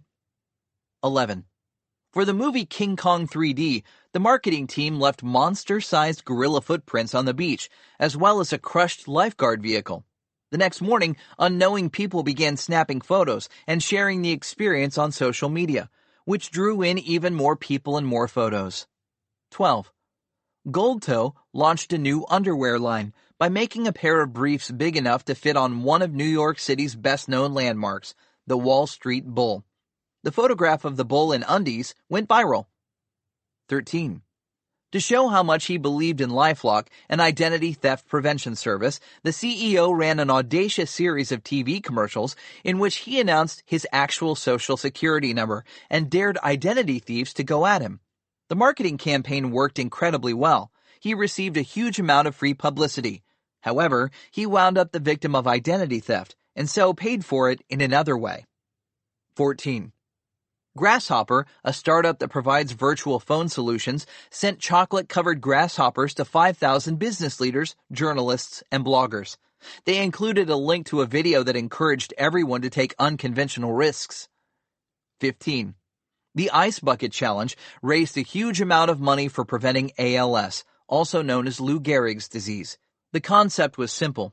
Video someone dumping a bucket of ice and water over the head to raise awareness of the disease. The result was more than 2.5 million tagged videos circulating on Facebook, leading to a surge in donations. As you can see, the best guerrilla marketing campaigns don't have to cost a bundle of money. Instead, they tap into an idea that resonates with people. They inspire an emotional reaction, create a conversation, and motivate people to share. They go beyond simple publicity stunts and tap into elements of our culture and our understanding of the world. By piggybacking on emerging trends, they can spread across the country and around the world on their own, without big marketing budgets or celebrity endorsements. Here are 12 rules for creating successful guerrilla marketing campaigns. 1. Get creative. 2. Ask why it matters. 3. Dare your audience. 4. Make it fun and witty. 5. Keep your message simple. 6. Target the right communities. 7. Get influencers on board early. 8. Be outrageous and cut through the noise. 9. Incorporate videos and photos that can go viral. 10. Allow the audience to participate and inspire them to share. 11. Leverage social platforms like Facebook, Instagram, and Snapchat. 12. Avoid doing what's been done before. Originality matters. It's time to get your most imaginative cohorts into a room and begin brainstorming on the activities and ideas that embody the spirit of your company. The one essential ingredient in all successful campaigns is creativity. If you're the first to come up with something entirely new and captivating, the world will tune in. 44. Thinking viral. When you don't have a lot of cash for marketing, which is the case with most startups when they launch, it pays to think viral. No one is better at this than Chris Lilland. I've known him since the early days when he first launched his startup, Beta Brand, a direct-to-consumer clothing brand. He's grown the company through hilariously creative techniques that are tied directly to his clothing line. Atop a skyscraper platform, an attractive young woman in Beta Brand glittering shorts flings herself off the building, smiling the whole time. It's just another Beta Brand publicity stunt, only this time Lindland's fans came up with it themselves. Lindland's brand is inextricably linked to his community. He is constantly asking his members for their feedback and fashion ideas.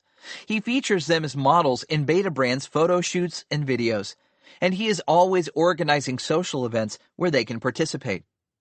Our business is brand new ideas nonstop, says Lindland. We see what sells through and build a web community around that product. He always asks himself this simple question. Why would someone forward this when there are so many great cat videos to share? If it doesn't pass the cat video test, he doesn't release it. To give you an idea of Lindland's marketing style, here are a few of his products. Dress pant sweatpants. Formal sweatpants you can wear to a board meeting. Disco hoodies. Sparkling clothing made from doubloons salvaged from a sunken Spanish galleon, or so he claims. Glutton trousers. Slacks sporting 3 buttons appropriately labeled piglet, sow, and boar to accommodate waistline expansion during feeding time. We are an eminently bloggable brand, says Lindland. We really think hard about each product for the sake of getting bloggers to write about us because we don't have Ralph Lauren's marketing budget. His approach has worked. Bloggers love his material, and so does the mainstream media. He's gotten millions of dollars worth of free press and viral shares from his guerrilla tactics. Another success story in viral marketing is Cards Against Humanity, a silly, raunchy card game that has caught on with hipsters. A group of 8 friends launched their card game on Kickstarter, and it has since grown into a nationwide obsession. The founders like to call it a party game for horrible people. Imagine an adult-rated apples to apples. At some level, it's a stupid product, says Max Temkin, the ringleader of the bunch. We had this moment of, I can't believe so many people like this that some truck driver had to unload 2,000 boxes of poop jokes. Despite the inanity of it all, or because of it, Cards Against Humanity managed to rake in $12 million in sales its first year, and it keeps growing thanks to a series of viral marketing tactics that border on the absurd. On Black Friday, the company ran an anti-sale, stating, "Today only, Cards Against Humanity products are $5 more. Consume." Inexplicably, sales shot up, not down. People willingly paid an extra $5 to buy them on Black Friday. These pranksters continue to build their brand on a series of shrewd marketing stunts. These include cutting up a Picasso, selling cow pies, offering a holiday bullshit expansion pack, and blatantly asking for money. They also raised more than $2 million to buy a plot of vacant land on the Mexican border in an attempt to block Trump's wall. This garnered a huge amount of press. Less political but even more inspired, they raised $100,000 to dig a giant holiday hole and put a video of it on their website along with the following FAQ. Is this real? Unfortunately, it is. Where is the hole? America, and in our hearts. Is there some sort of deeper meaning or purpose to the whole? No. What do I get for contributing money to the whole? A deeper whole. What else are you going to buy? An iPod? Why aren't you giving all this money to charity? Why aren't you giving all this money to charity? It's your money. Whatever they do, it involves their unique sense of irreverent humor, and that catches people's attention, fueling the virality. If you want to take lessons on creating the kind of content that goes viral, just study these guys. 45. Strategies for inbound marketing. In the U.S. market, another great way to make an outsized impact with very little cash is by using inbound marketing. This is where you create content that draws users to your brand. Many of the most successful companies in the world use creative content and sophisticated search engine optimization techniques to scale their businesses. The beauty of this method is that if you have the necessary skills, it doesn't cost you more than your time. That's why it's perfect for many startups. Make sure the content is valuable to your customers. If it doesn't inform, educate, or entertain, it probably won't succeed.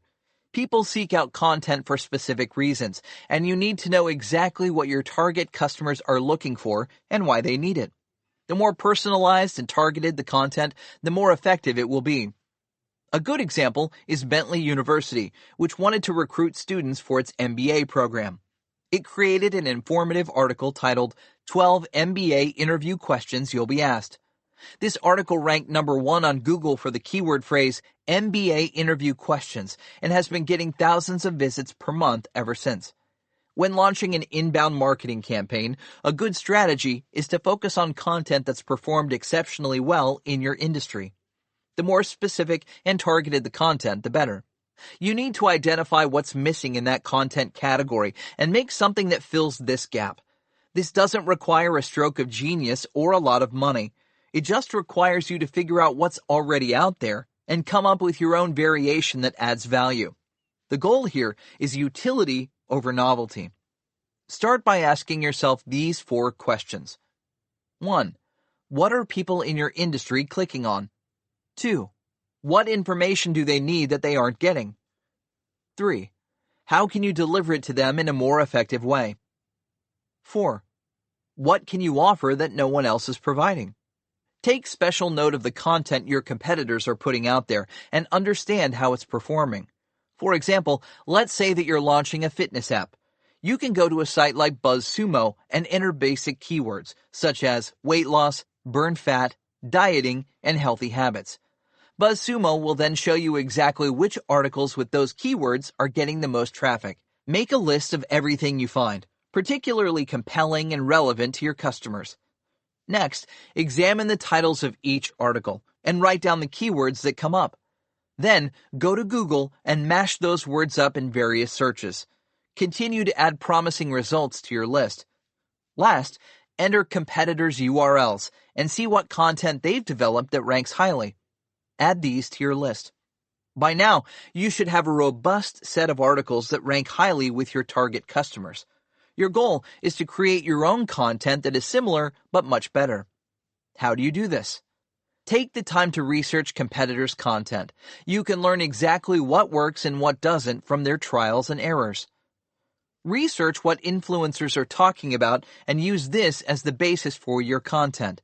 Influencers know how to communicate and have their fingers on the pulse of what people care about. You can learn a lot from them. Take a short article and rewrite it as a full blog post with an introduction, body, and conclusion.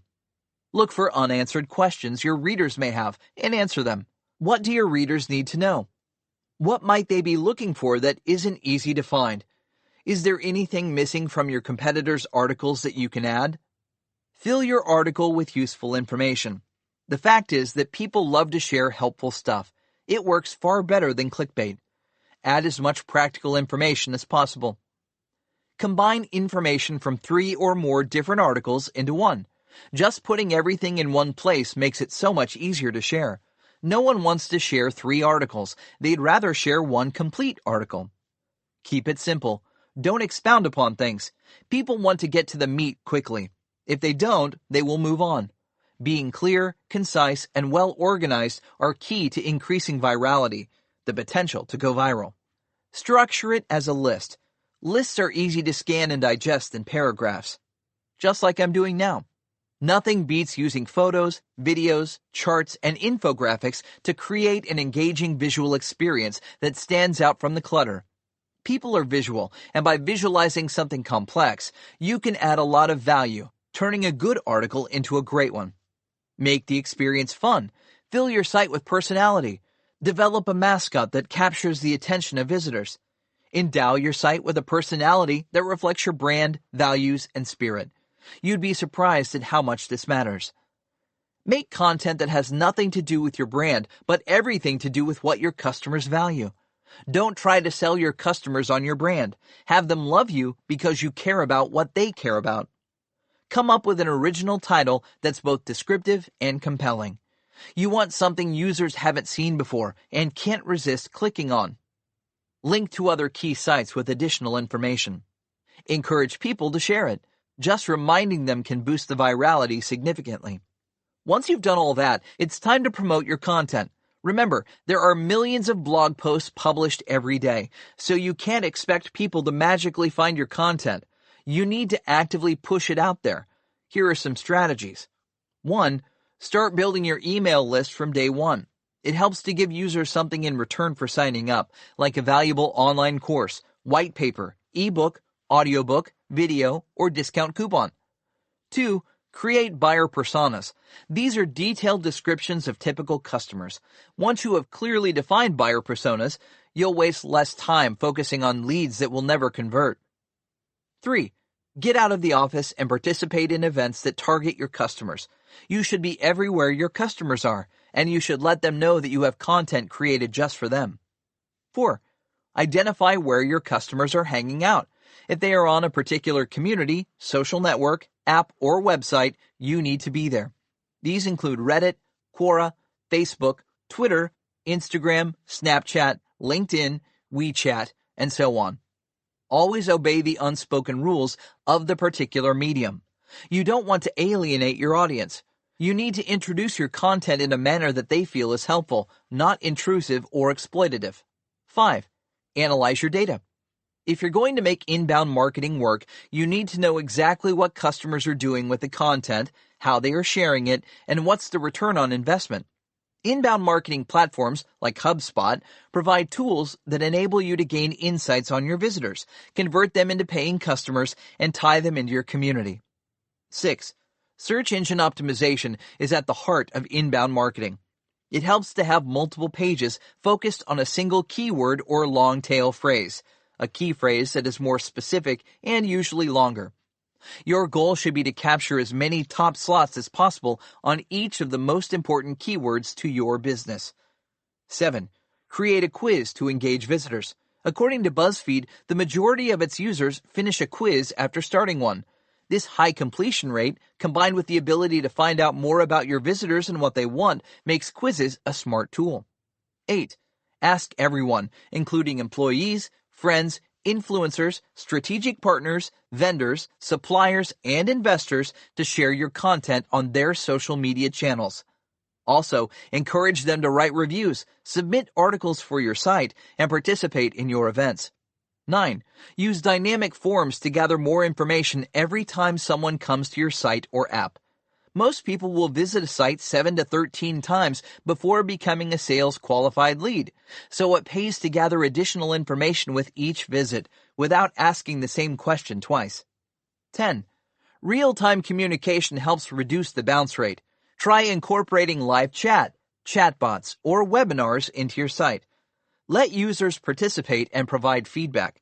The more personalized the experience, the higher the engagement levels and conversion rates. 11. Create feeder sites and apps that drive traffic to your main business by offering resources or value to your target customers. 12. Think across mediums. It pays to repurpose your top-performing written articles as podcasts, white papers, videos, ebooks, infographics, audiobooks, and animated GIFs. This will broaden your distribution and reach. 13. Make sure your website's FAQ, frequently asked questions pages, are well-structured and useful. A site without a great FAQ is like a movie without a great plot.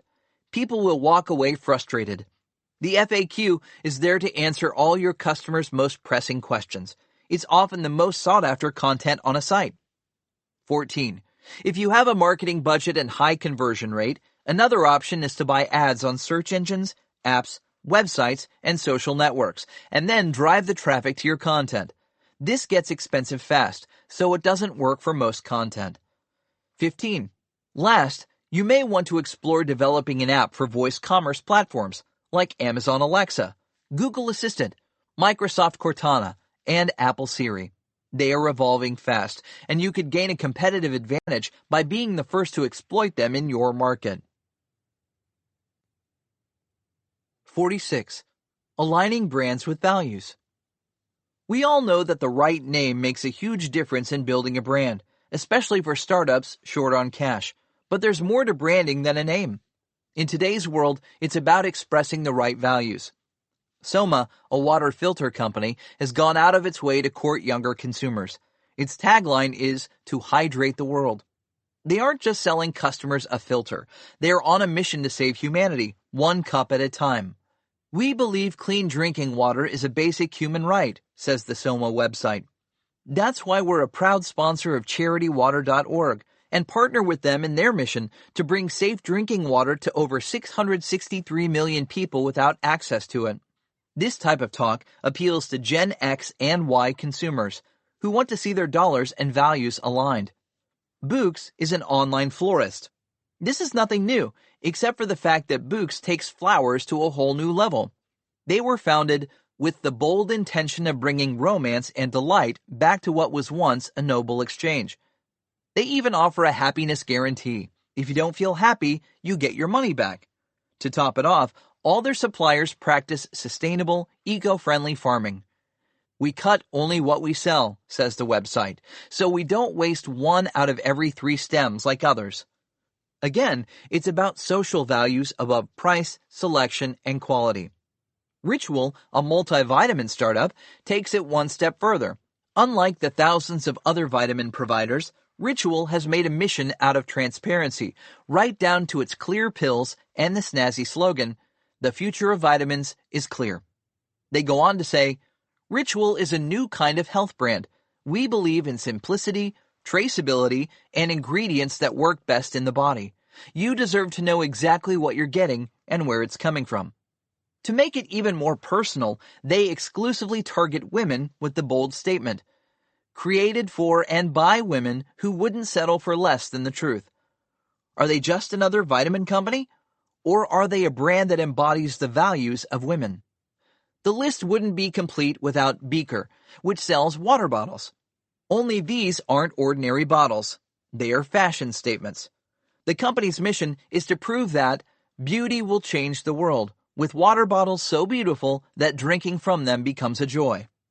And if that's not enough, each beaker breathes new life into the maxim of 8 glasses a day, inspiring sippers to drink water like it's a special treat and helping create the foundation for a gorgeous complexion so skincare and makeup can do their work. Can a bottle really do all this? Clearly, Beaker wants you to believe it can. It doesn't seem to matter that most of these products are produced in the same factories as their competitors. It's not about the product. It's about the feeling you get when you engage with them. They are turning ordinary consumables into a lifestyle choice. Your purchasing decisions define who you are and what you care about, and this is the crux of their branding strategy.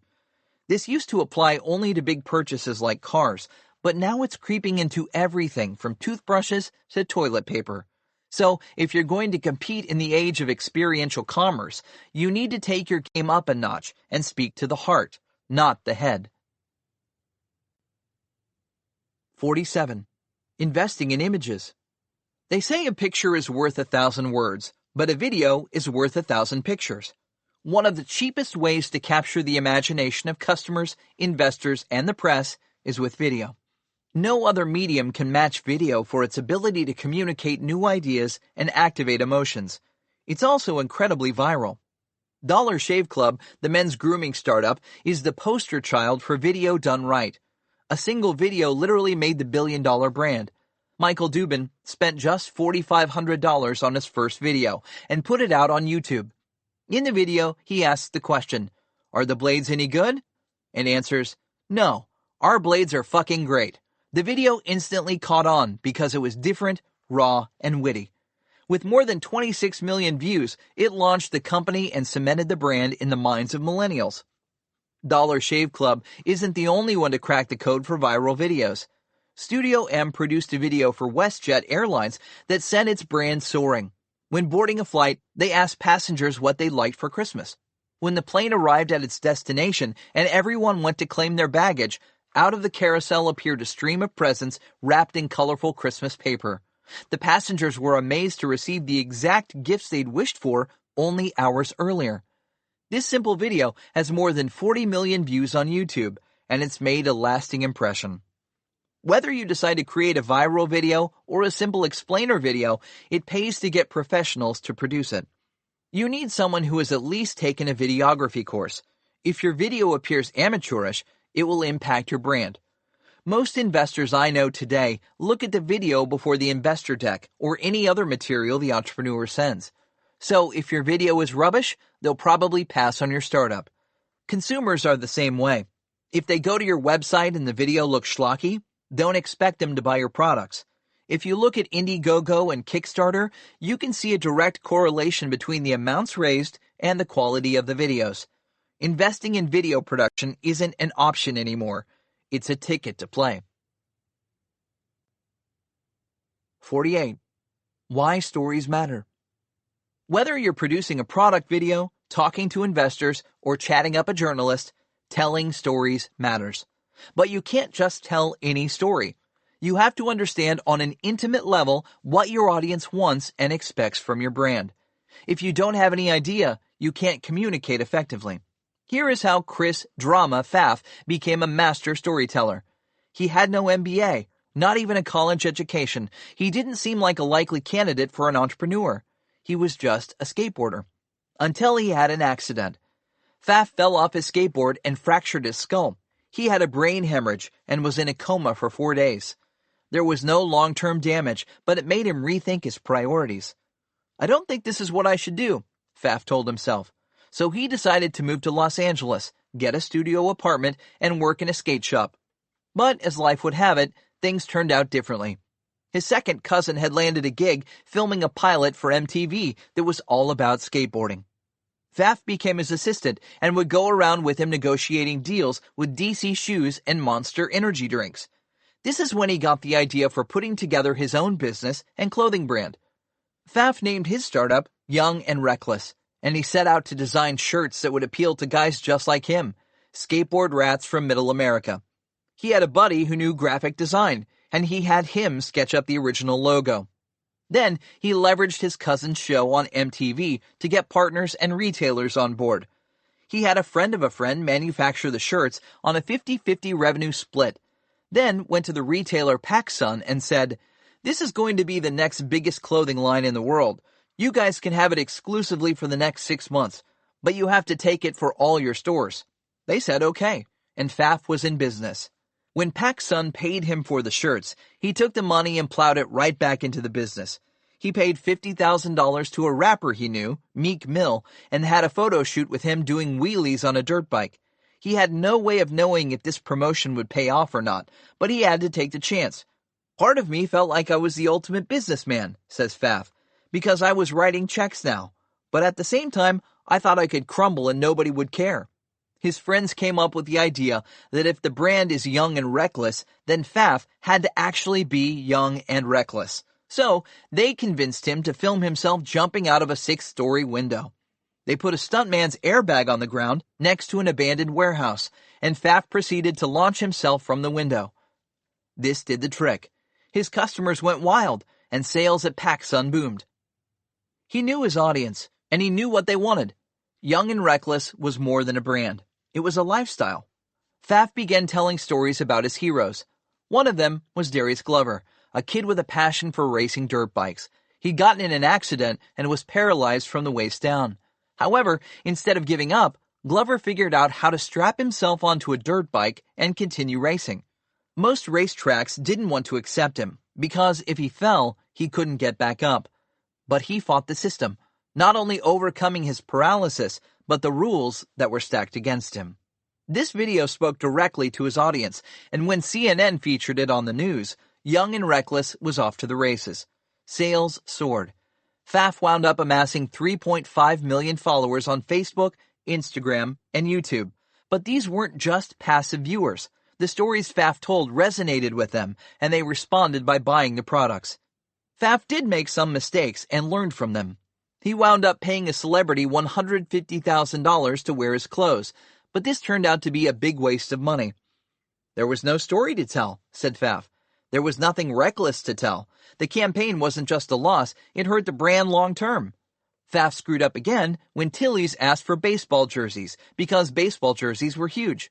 We put our logo on a baseball jersey, says Pfaff, and it just didn't work. We didn't have a story about why we were making baseball jerseys. In the end, the stories and the brand are integrally linked. Without the right story, there is no connection to the brand. Fortunately, Pfaff not only understands the brand deep down in his soul, but he's a master storyteller. He puts out hundreds of pieces of content each year. All of them are linked to his core theme of being young and reckless. The result is that Young and Reckless has grown into a nationwide brand, with distribution in more than 3,000 Macy's, Dillard's, and PacSun stores. Eventually, its revenue reached $30 million. Pfaff went on to line up celebrity endorsements from Sean Diddy Combs to Justin Bieber, and none of it would have happened without the right story. Just as Pfaff did, you need to experiment with different types of stories to figure out what works. The stories must fit with your brand, reinforce your core message, and speak directly to your viewers. If they don't accomplish all three of these, you won't activate your customers. 49. Narrative types. For every business, there are many different types of stories you can construct. I've composed a list of some of the most popular ones. Hopefully, these will spark your imagination. Success stories. We all love Horatio Alger stories, where the protagonist goes from rags to riches. Can this be your story? Personal stories. Did you start your company to solve a problem you personally faced? Or did you do it for someone in your family or a close friend? What did you go through to launch your business? What or who in your life inspired you to become an entrepreneur? Cause stories. Can you tie your story into a popular cause, like climate change, homelessness, disease prevention, or education? Scary stories. What are people afraid of? Robots stealing their jobs? Pedophiles preying upon their kids? The rash of gun violence sweeping America? Can your company help prevent any of these? Data stories. Some startups manufacture stories out of their own proprietary data. They look at what their users are doing on their site and then come up with a story like, our data shows that 83% of females under 30 prefer men with lumberjack beards. It doesn't have to be that silly, but you get the idea. Growth stories. How fast is your company growing? Are you the next big thing? Think of Uber and Airbnb. There were a whole series of stories about how fast they were expanding and how much their valuation had soared. Trend stories. This includes social trends, business trends, and tech trends. Do you know what's trending online right now? It's easy to find out.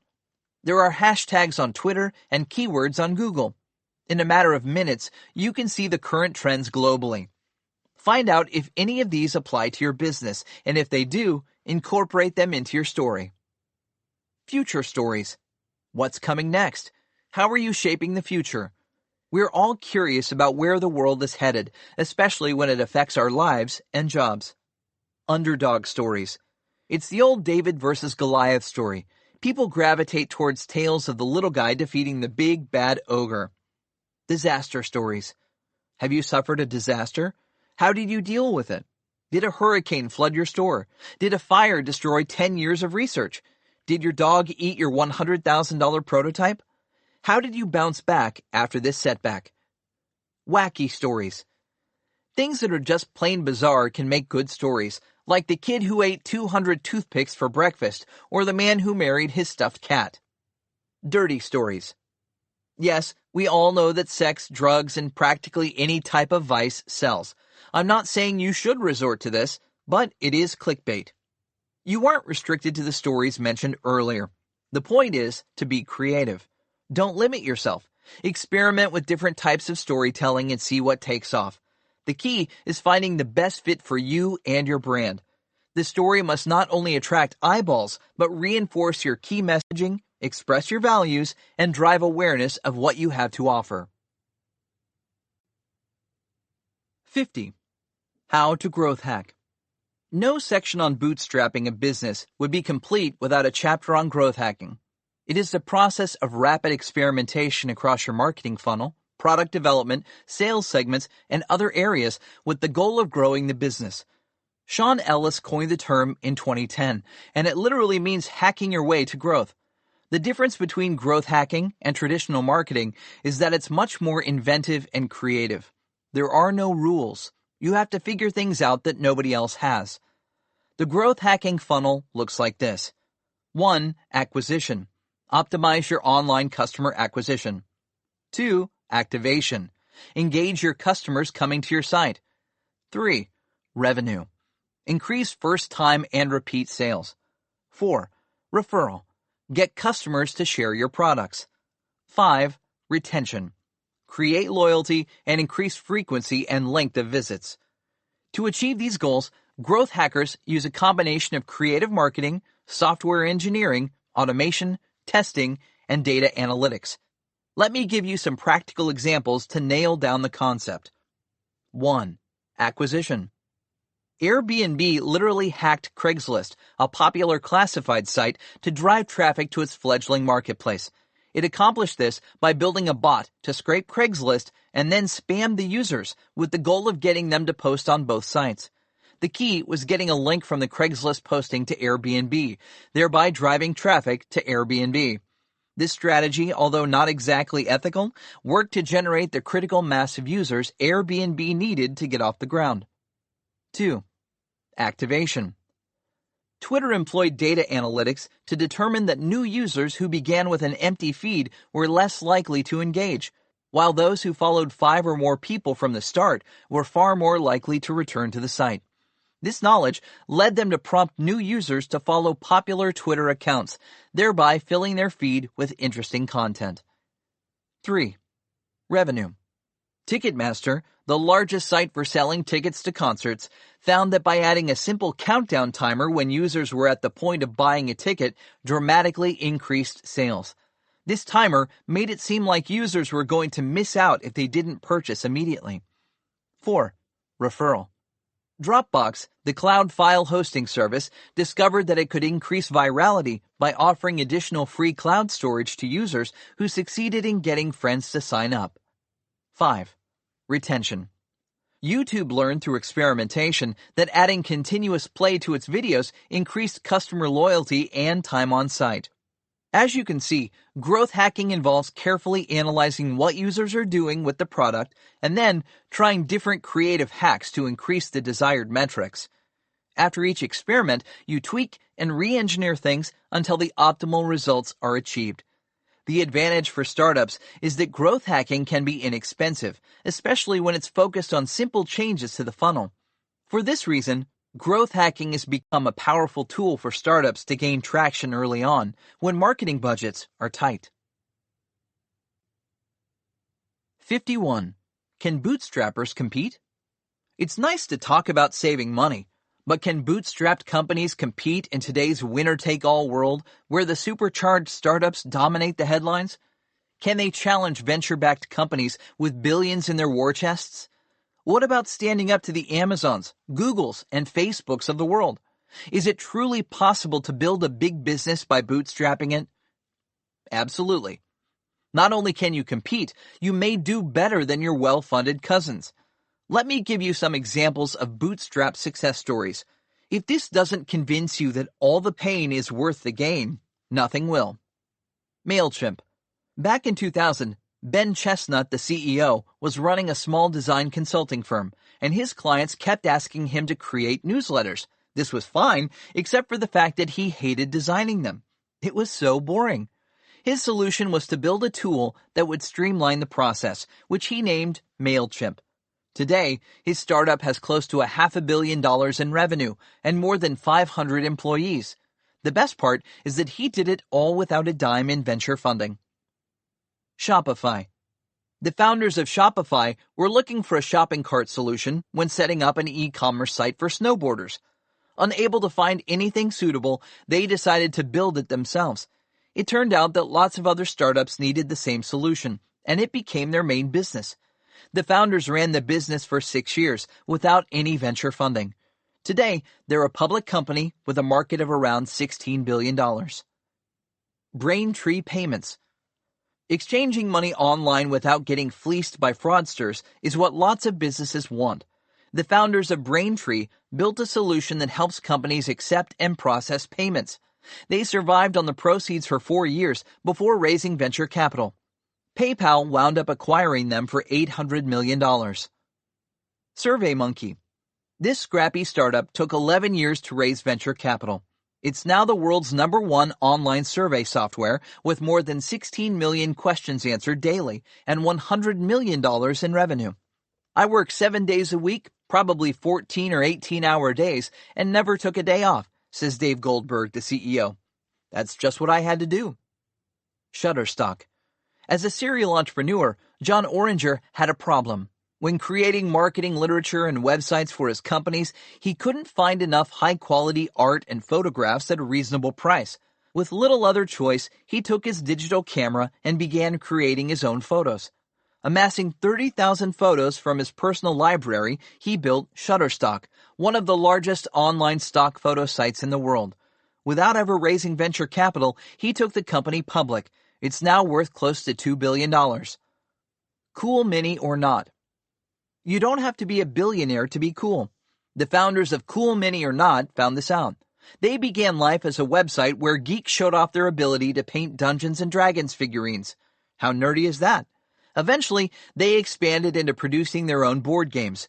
To date, they've run more than 20 Kickstarter campaigns and raised $20 million from their customers. Who needs venture capital when fans will fund you? Tuft & Needle. This feisty startup entered the online mattress space with just $6,000 in seed capital. Despite facing off against 800-pound poltergeists like Casper, which raised hundreds of millions in venture funding, Tuft & Needle is doing just fine. They've kept costs down, focused on the bottom line, and grown their business to more than $100 million in sales, all while remaining profitable. Their venture-funded brethren might be bigger, but Tuft & Needle is in the black. Tough Mudder. Will Dean, a former British counter-terrorism officer, wanted to create the toughest and scariest athletic challenges in the world. These crazy races involve crawling in the mud on your belly under electrified wires, climbing over frighteningly tall obstacles, and pushing yourself beyond exhaustion. Who would want to endure this type of torture? Apparently, a lot of people. With just $7,000 in seed funding, he grew his business to more than $100 million in revenue. His secret was pre-selling registrations to races, and then using the money to build the insane obstacle courses. Do you know any VCs who would have taken a chance on this wild business plan in the early days? AppLovin. This little startup set out to help app developers promote themselves. I couldn't find anyone to give us an investment at what I thought was a reasonable starting point valuation, maybe $4 million or $5 million, says the founder and CEO, Adam Ferrugi. A year later, it was profitable, and today it has hundreds of millions in revenue. A Chinese private equity firm just acquired a majority stake for $1.42 billion. Not bad for a company that raised only angel funding. Wistia. Sometimes it pays to focus on the boring stuff no one else seems to care about. That's what the founders of Wistia did when they set out to host corporate training videos. It was the anti-YouTube. Nothing viral or even entertaining about it. Despite this, or because of it, they managed to build an 80-person team that serves more than 300,000 customers, including big names like Starbucks, Cirque du Soleil, and Casper. Grammarly. Another way to make money is to simply build a better mousetrap. That's what the founders of Grammarly did. They wanted to make a better spelling and grammar checker and managed to sign up more than 800 universities and hundreds of thousands of writers. After nearly 10 years of bootstrapping it, the company finally raised $110 million in venture funding. I could go on and on with more examples. There are so many bootstrap startups that wound up doing incredibly well, but we seldom hear about them because the press loves overnight success stories and big money.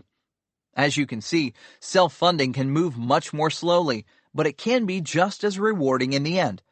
The one thing all these companies have in common is that they addressed real problems, often ones that they encountered themselves. That's why they were able to survive the hard times. They had customers ready to pay for what they were offering. When in doubt, making something truly valuable is always the answer. The money will come if you address a pressing need. You just have to be prepared to put in the sweat, blood, tears, and time to get it off the ground. Section 4. Unicorn Hunters. Finding Your Mojo. In this section, I'm going to show you how the top investors in Silicon Valley deconstruct startups, evaluate business models, and separate the winners from the losers. Why do some investors consistently outperform others? What do the top dogs on Sand Hill Road use as their benchmarks when picking startups? And how do you know if your startup will make the cut? It's easy to identify a great startup after it has traction. When a company has exponential growth, it's clear there's a market demand. But how do VCs identify a unicorn before it grows its horn? What essential ingredients must be present for a newly hatched company to blossom into a full-fledged business? Are there early signals that indicate whether a startup will fly or die? Sadly, most investors lose money investing in startups because they fail to comprehend the underlying factors and business fundamentals. It's incredibly hard to determine the future potential of a startup when it has little or no revenue and only a handful of users. We struggle with this at Founderspace every day.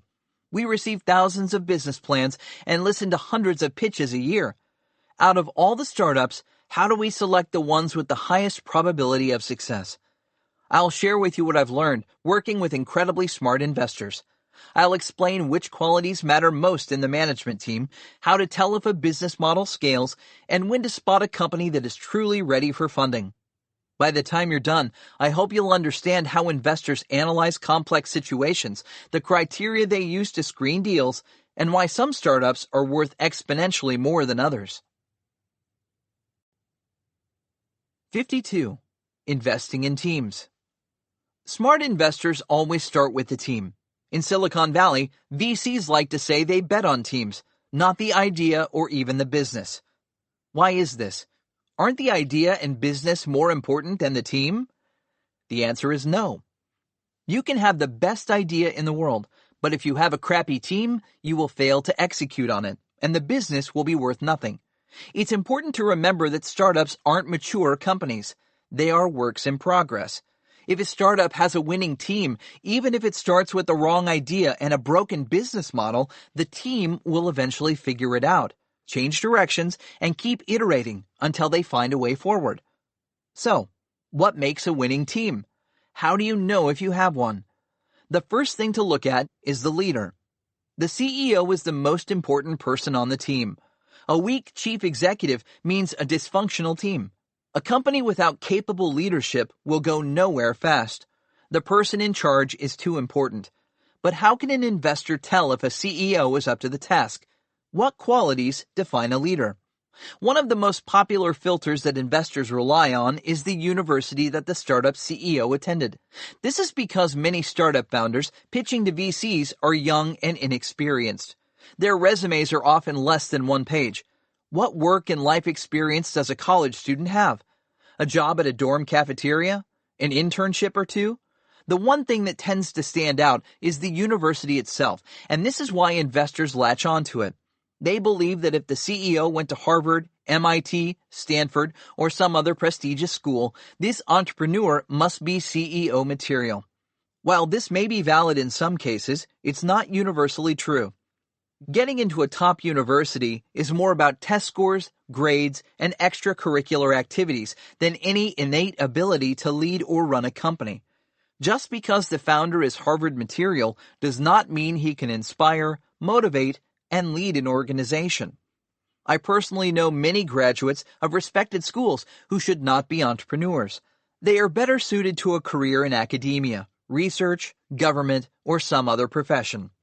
Putting too much weight on brand name universities is a mistake, not only because it leads to false positives, but also because it arbitrarily filters out interesting personality types like rebels, free spirits, and late bloomers, many of whom choose alternate paths in life. The data backs this up. The National Bureau of Economic Research found that there is no difference in lifetime income between students who graduated from elite universities and those with similar SAT scores who went to other colleges. So, even if you haven't attended a brand name university, do not be discouraged. You may even be surprised to learn how many successful entrepreneurs never went to top-tier colleges. This list includes Benjamin Franklin, Thomas Edison, Andrew Carnegie, John D. Rockefeller, Henry Ford, Milton Hershey, Ray Kroc, Colonel Sanders, Walt Disney, Barry Diller, Michael Dell, Richard Branson, Jack Ma, and Steve Jobs. Should an investor pass up the next Jack Ma or Steve Jobs because he didn't go to Brown or Yale? I'm sorry to say that far too many investors fall into the Ivy League trap. They equate the name of the college with success, and it blinds them to what's most important, the qualities of the individual. Who is this CEO? What type of person is she? Why is she launching this startup? What does it mean to her? Did she accomplish anything noteworthy in the past? Is she the type of person who can step up and become a leader, build an organization, and inspire others? Has she overcome extreme difficulties and uncertainty? Does she have the maturity to lead a company and noteworthy mentors to guide her? These are the things that indicate whether an entrepreneur is capable of building a world-changing business. Another mistake I see investors make is putting too much weight on resume bling.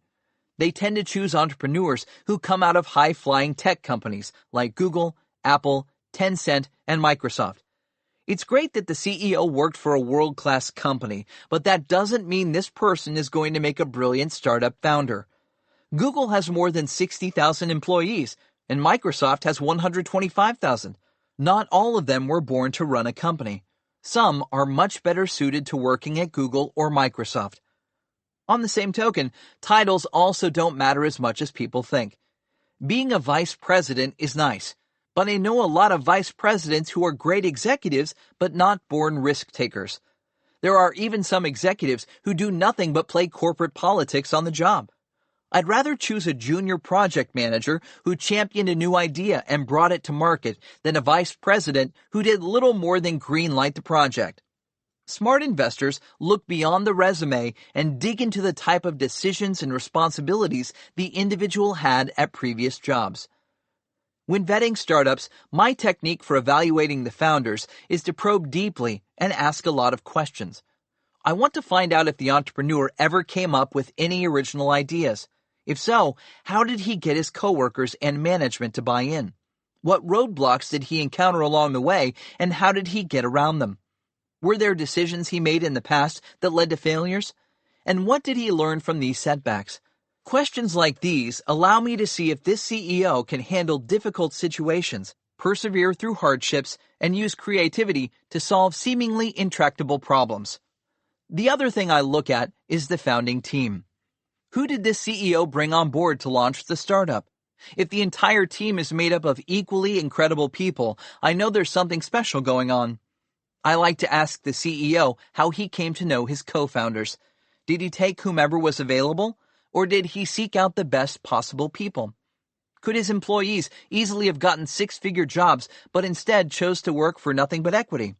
How did he persuade them that his startup was their best choice? Exceptional leaders are magnets for talent.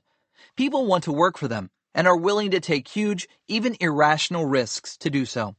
That's the type of person who can move employees to believe in the mission over money. That's how startups with little or no resources can outperform entrenched corporations and beat them at their own game. My philosophy is that no single person ever builds a billion-dollar business on her own. It's always the team that does it. The CEO is just the catalyst that kicks everyone into action. Jack Dorsey didn't build Square alone.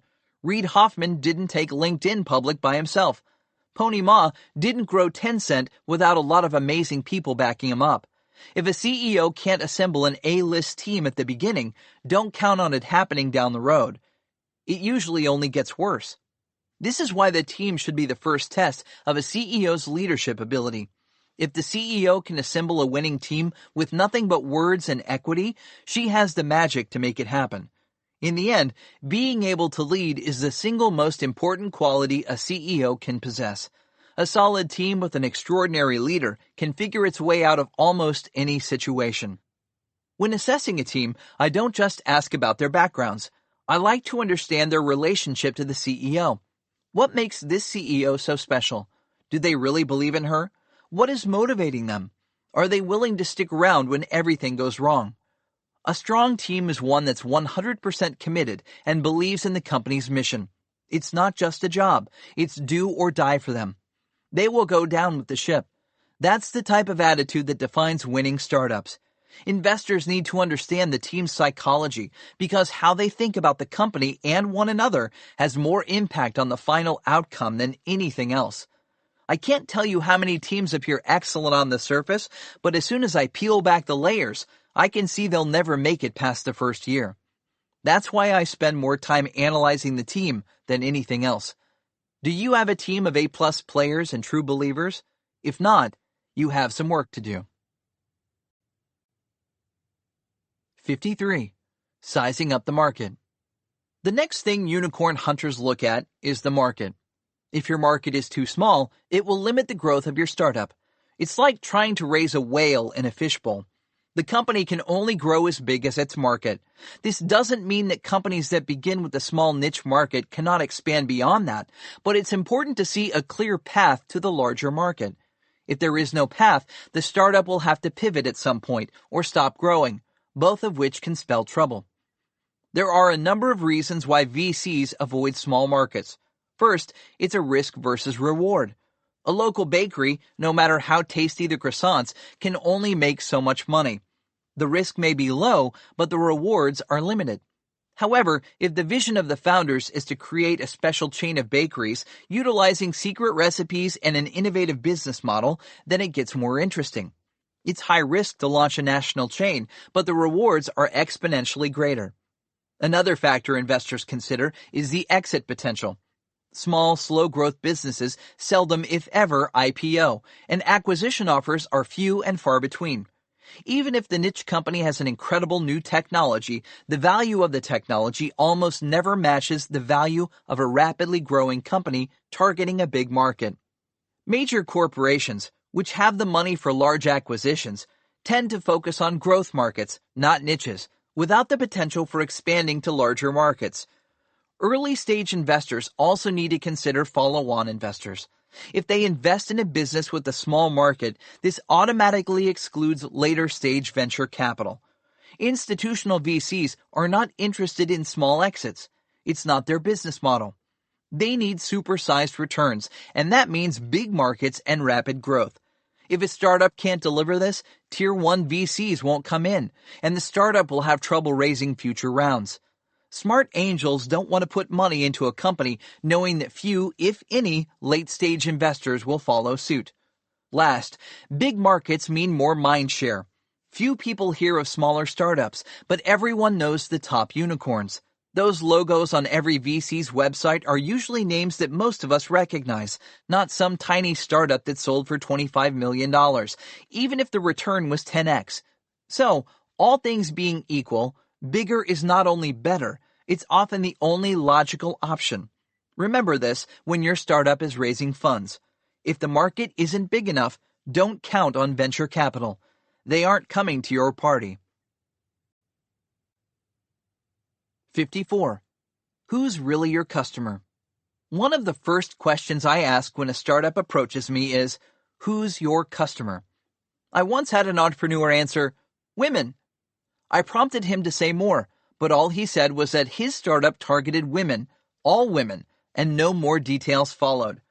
I wound up telling him I wasn't interested in investing. Why was I so quick to decide? Is it because I don't like women? No, I can assure you that I like women. My problem was that this CEO didn't know the customer at all. What did he mean by women? Elderly women? Teenage girls? Working mothers? Professional women? The customer is never just women. A startup must know exactly whom it is trying to reach and exactly why the customer wants to buy the product. How can a CEO build and market a breakthrough product if he doesn't even know who his customers are? It's critical for you to understand absolutely everything about your customers. What do they value most? Are they young, old, or middle age? How much money do they have? What type of cars do they drive? What type of movies do they watch? What are their goals and desires? The more you know, the greater your chances of success. If you run a B2B, business-to-business startup, the process is fairly straightforward. Spend a lot of time with your customers. Get to know them. Take them out to lunch. Find out about their lives, families, businesses, problems, and ambitions. Make note of everything. The more you know and the earlier you know it, the better. You shouldn't do this alone. You should get your entire team involved in the process of gathering, compiling, and analyzing customer data. Here are some questions to ask your customers. Why do you need this product? Why does your company need this product? Who needs to approve the purchase of this product? Who are all the stakeholders in your organization? How important is the product on a scale of 1 to 10? How does it compare to the competitors? If it didn't exist, what alternatives would you use? Are you willing to place your order now? If not, when? These are just a few of the many questions you should be asking. Whenever possible, it's a good idea to record these interviews on video or audio. If they are overwhelmingly positive, you can show them to angels and VCs. They can act as early proof that there's a real need for your product. If you have an online application, it's often better to rely on analytics tools than in-person interviews. This is because users will often say one thing and do another. What matters is what they do. And analytics software can show you precisely what's happening inside your app. Whether you put up a landing page with a video or release a minimum viable product, you can mine data from users, gauge how they react, and use this to make sure you're on the right track. Smart investors will always want to see this data before placing their money. When I'm betting a startup, I like to gain full access to the analytics platform because it's important to review and verify everything firsthand. I pay special attention to the DAU, daily active users, MAU, monthly active users, retention rate, engagement patterns, virality, and growth. If the startup hasn't launched yet or has no online component, there may not be any analytics. Without data, it's a blind bet. In this case, I often resort to asking a bunch of questions. How does the CEO know her business will be successful? What proof does she have? What experiments has she run? If the CEO hasn't attempted any experiments and has zero data, this is a red flag. It usually means the CEO is going completely on faith and doesn't understand how to validate a market. In this case, I'd be reluctant to recommend this startup to investors. Even at a very early stage, your startup should be accumulating data, running experiments, and figuring out if there's a real product-market fit. If you aren't doing this, that's a problem. You should not be spending all your time building your product, fundraising, generating hype, and going to conferences. In the end, those won't matter half as much as understanding your customer. The reason most startups fail isn't because their product doesn't function as promised or because they didn't get enough money or press. It's because they haven't identified what their customers really want, and the only way to do this is to know your customer inside and out. 55. Tapping the trends. I like startups that tap into trends. Nothing is more powerful than getting in at the beginning of an emerging wave and riding it all the way to the bank. A trend is like having a jet engine on your back. It can propel your tiny company forward with incredible speed and force. Most successful startups tap into some sort of trend, whether it's a tech trend like AI, blockchain, or DNA editing, or a consumer trend like yoga, extreme fitness, or health food. Unicorn hunters are always on the lookout for companies that have identified a new trend ahead of everyone else and are positioned to exploit it. Take Shake Shack, the fast food chain. They rode the gourmet burger trend all the way to an IPO. Stitch Fix is another trend-setting startup. Using fancy algorithms, big data, and hip stylists, they became experts at hand-picking clothing that fit their customers' personal tastes and needs, and then shipping it directly to them every month. Stitch Fix led the hyper-personalized clothing trend to an IPO. Similarly, Pluralsight identified software training as the next big thing and turned it into an even bigger business. With more than 6,000 courses on everything from C# to JavaScript, its IPO came in at nearly $2 billion, and Pluralsight's founders did all of this without a dime of venture funding. If a startup can identify a trend ahead of everyone else and take on the market leadership role, it can leverage a growing customer base as well as becoming a press darling. The media is always on the lookout for the next hot thing, and if they spot a startup blazing the trail, it can become the poster child for the trend itself. This means an enormous amount of free marketing. For a cash-strapped startup, there's no better way to build a brand quickly. Just look at RX Bar, which piggybacked on the healthy protein bar craze. When the founder, Peter Rahal, asked his father for money, the reply he got was, "You need to shut up and sell 1,000 bars." That advice proved to be pretty sagacious. With just $10,000 of their own money, Rahal and his partner Jared Smith launched the company and began making their health bars by hand. It was an entirely bootstrapped operation. I'm not a designer, but Jared and I knew that we needed to get to market as soon as possible. So we opened up PowerPoint and created the best packaging we could, Rahal says. With their first protein bars in hand, they went around to local coffee shops and grocery stores and offered them for free. We didn't care, says Rahal. We just wanted people to start trying them out. Lack of designers, manufacturing, and a marketing budget didn't matter because they caught the wave.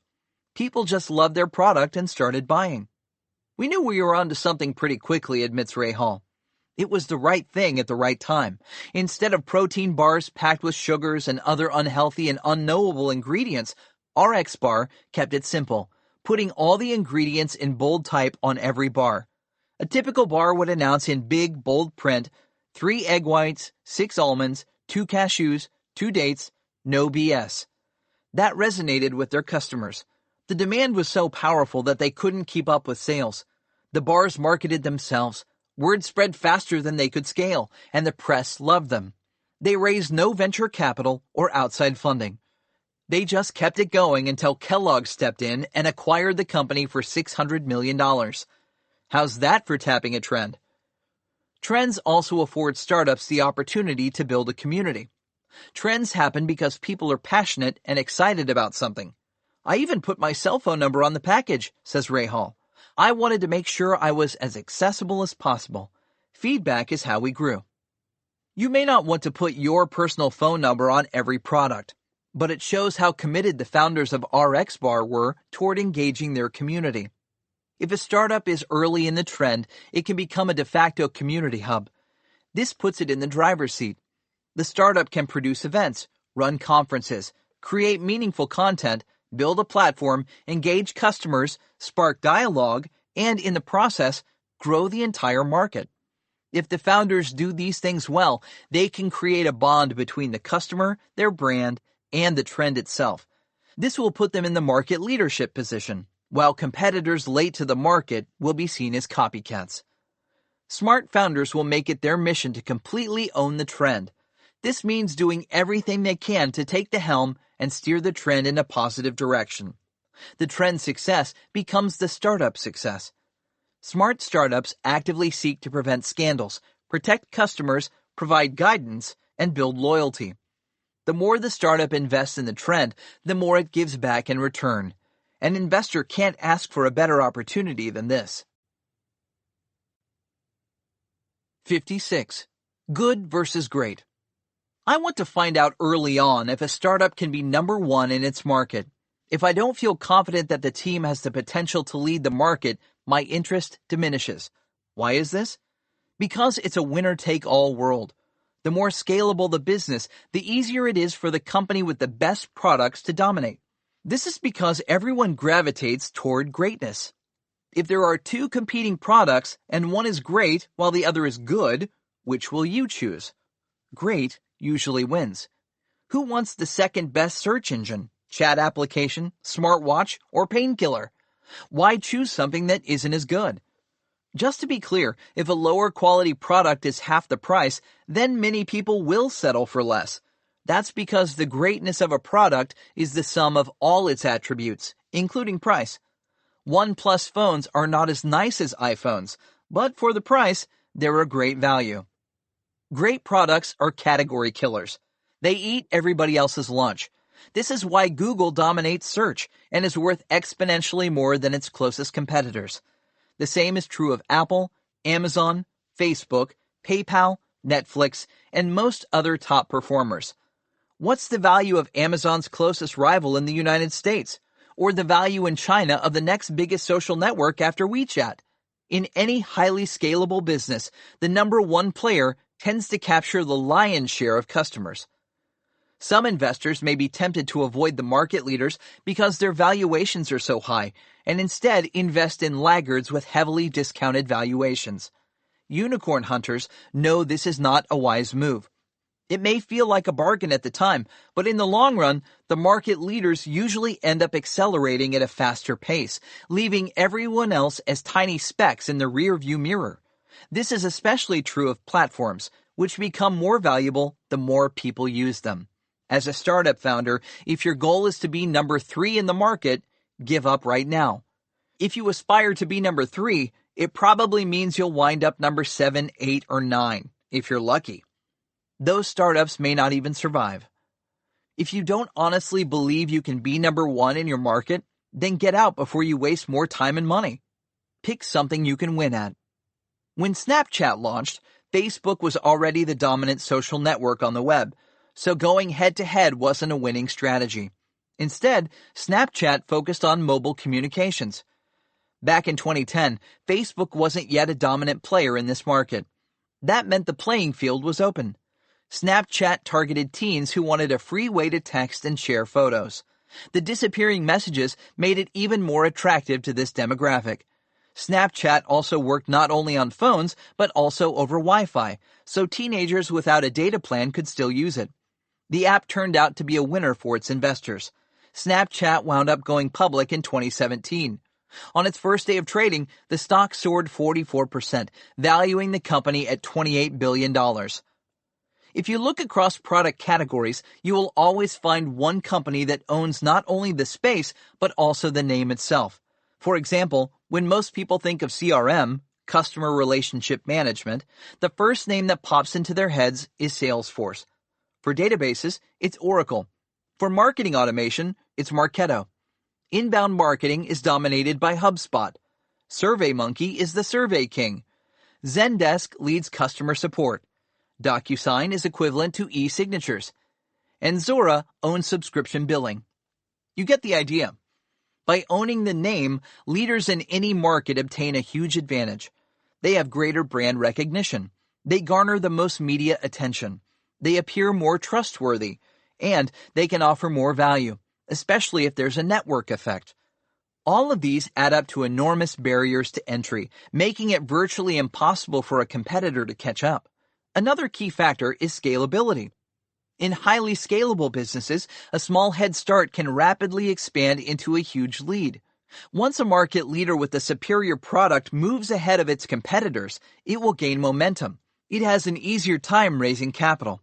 It can take advantage of economies of scale. Its brand becomes even more valuable.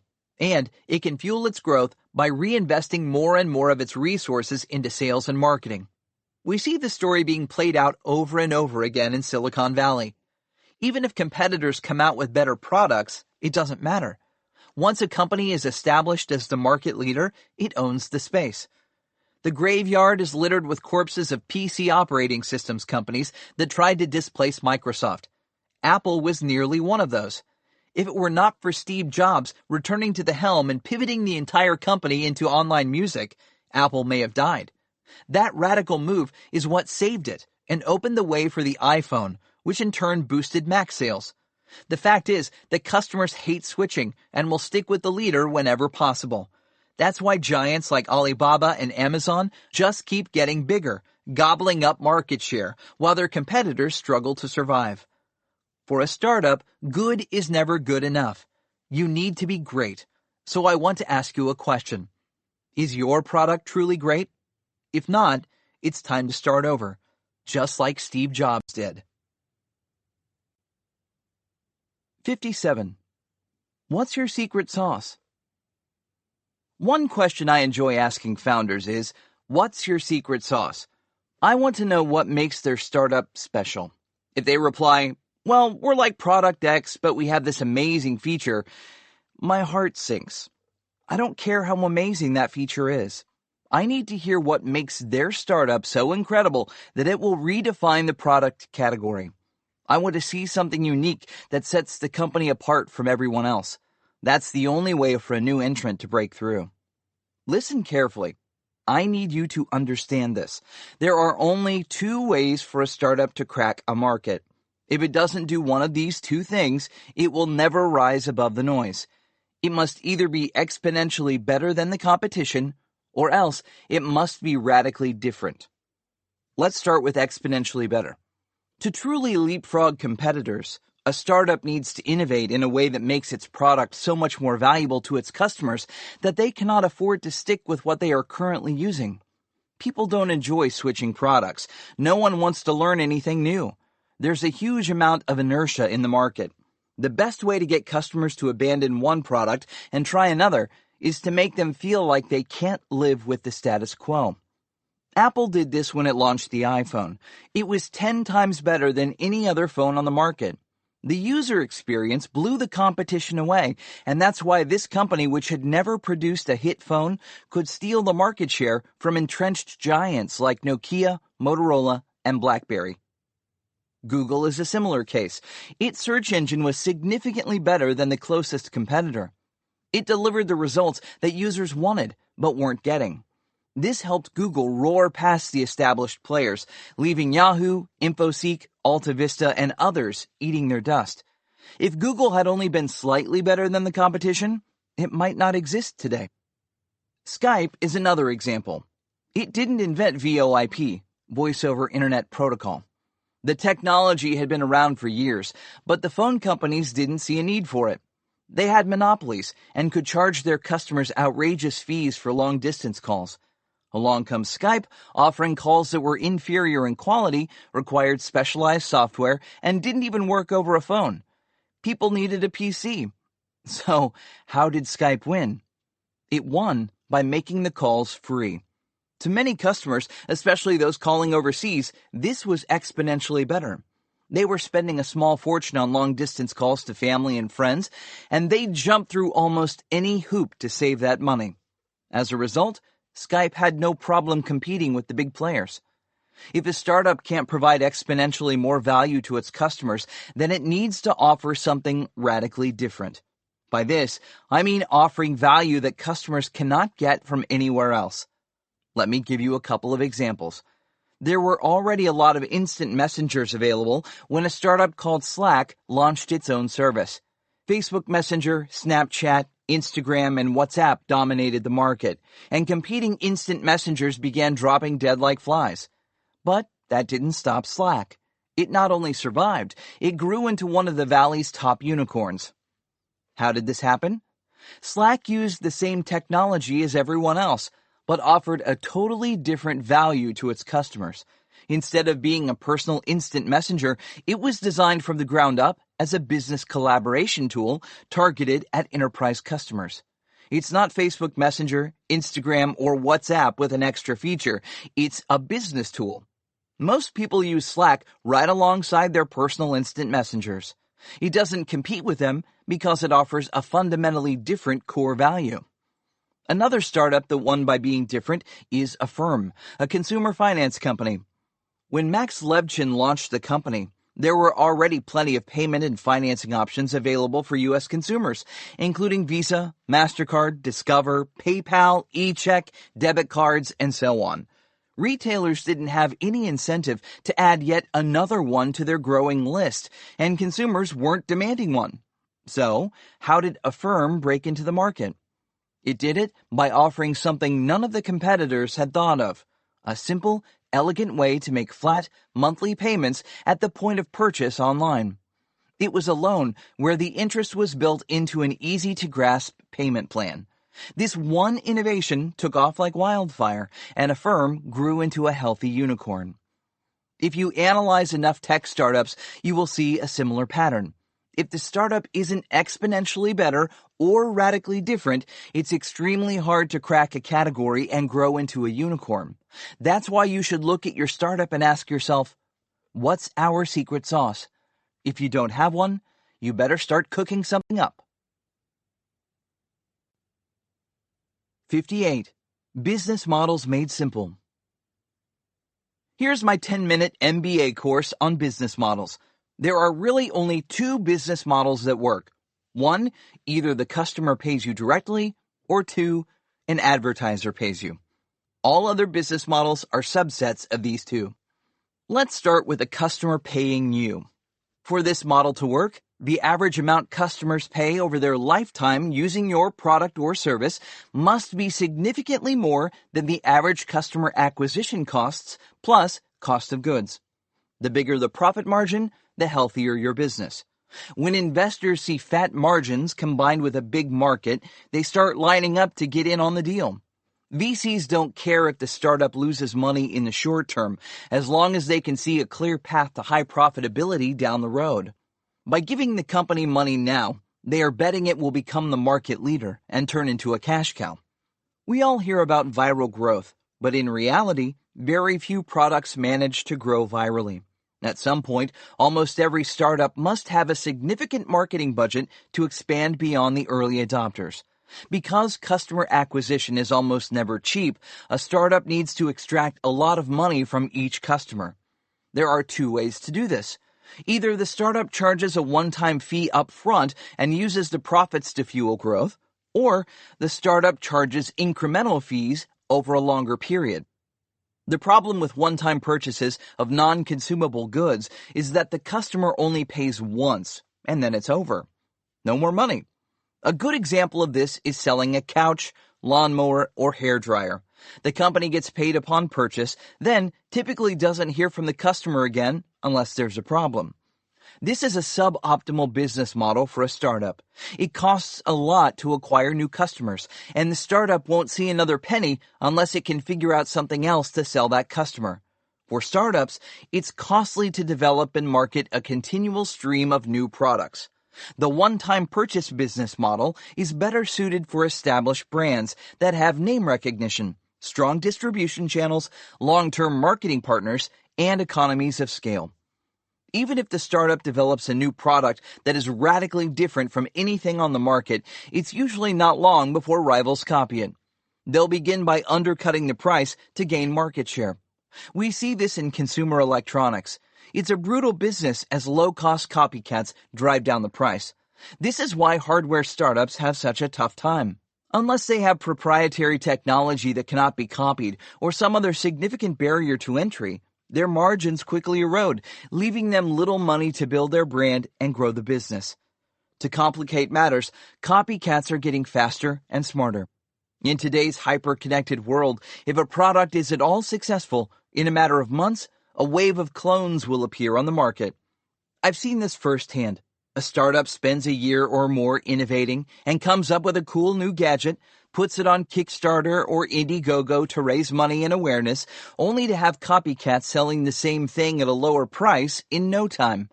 For this reason, smart investors tend to shy away from companies with one-time purchase models.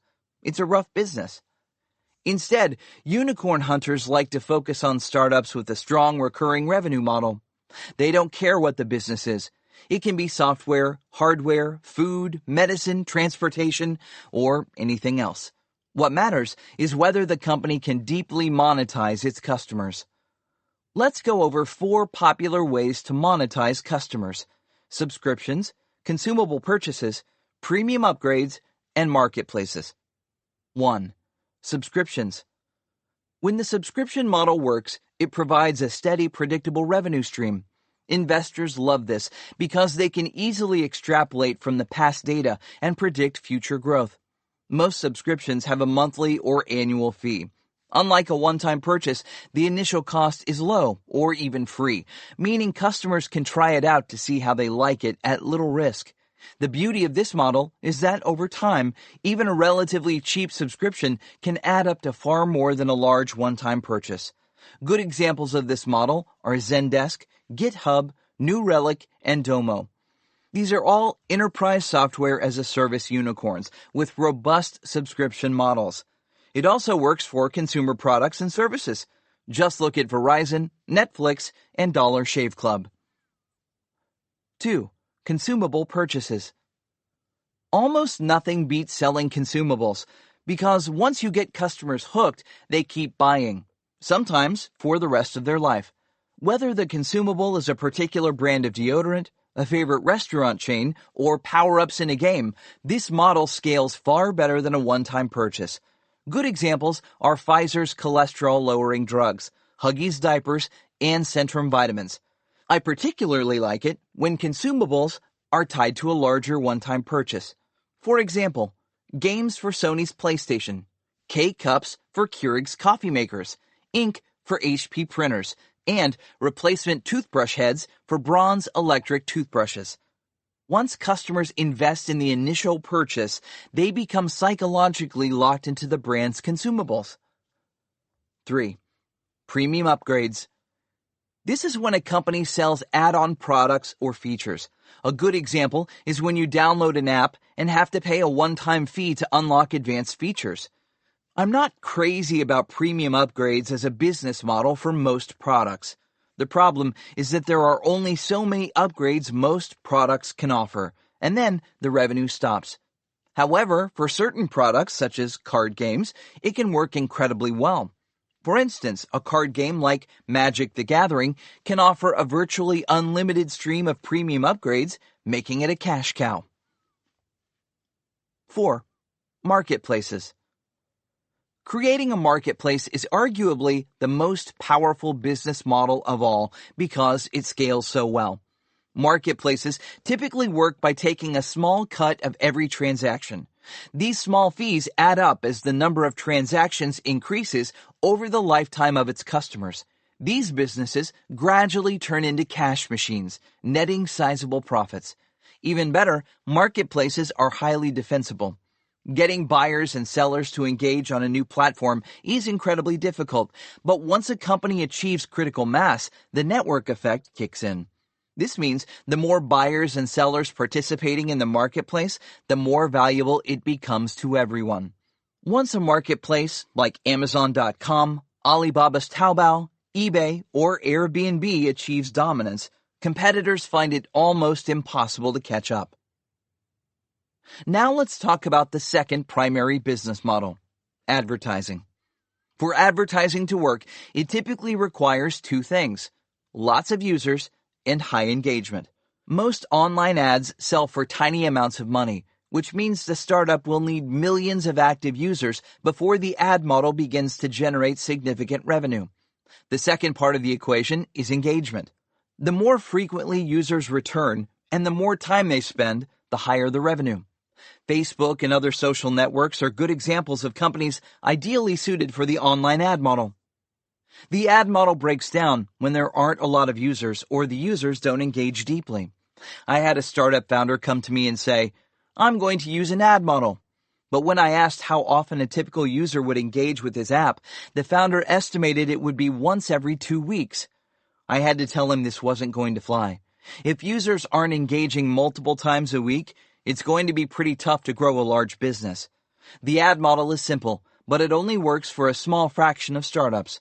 These tend to be mass appeal media and social media startups. If a startup is not in that category, chances are the ad model isn't right.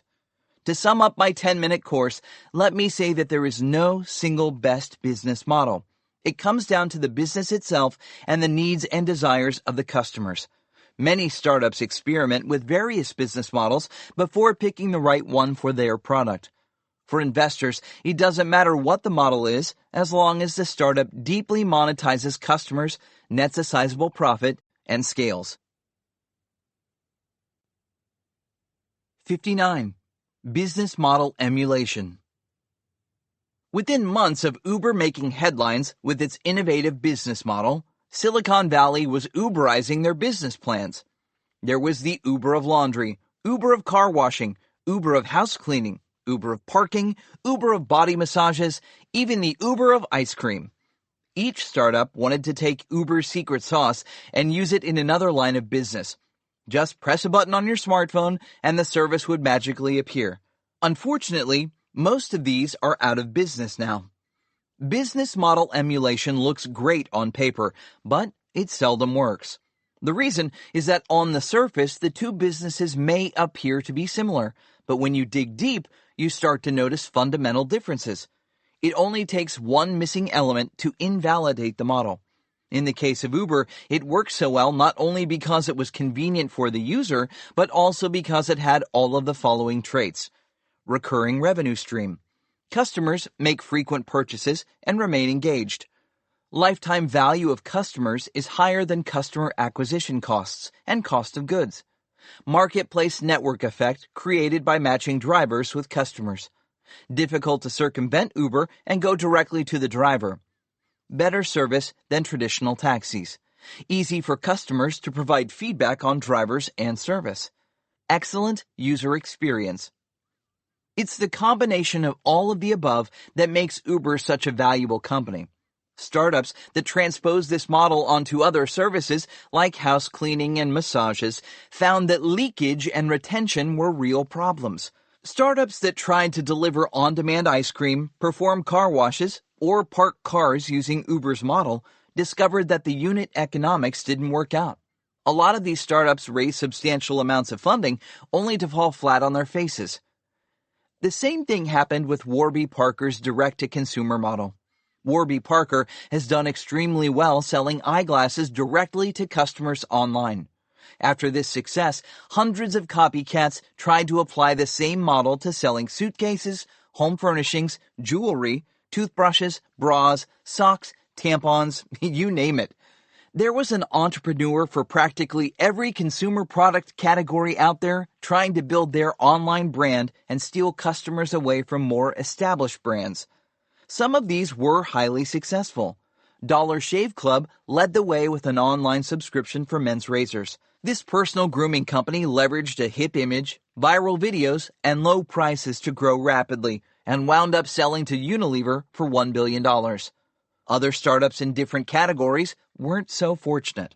They each launched trendy brands that appealed to millennials, designed cool products and packaging, and leveraged social media and viral videos. The majority of them are now struggling or out of business. What went wrong? Why did some succeed while others failed when all of these startups used similar tactics? The reason is that not all product categories are equivalent.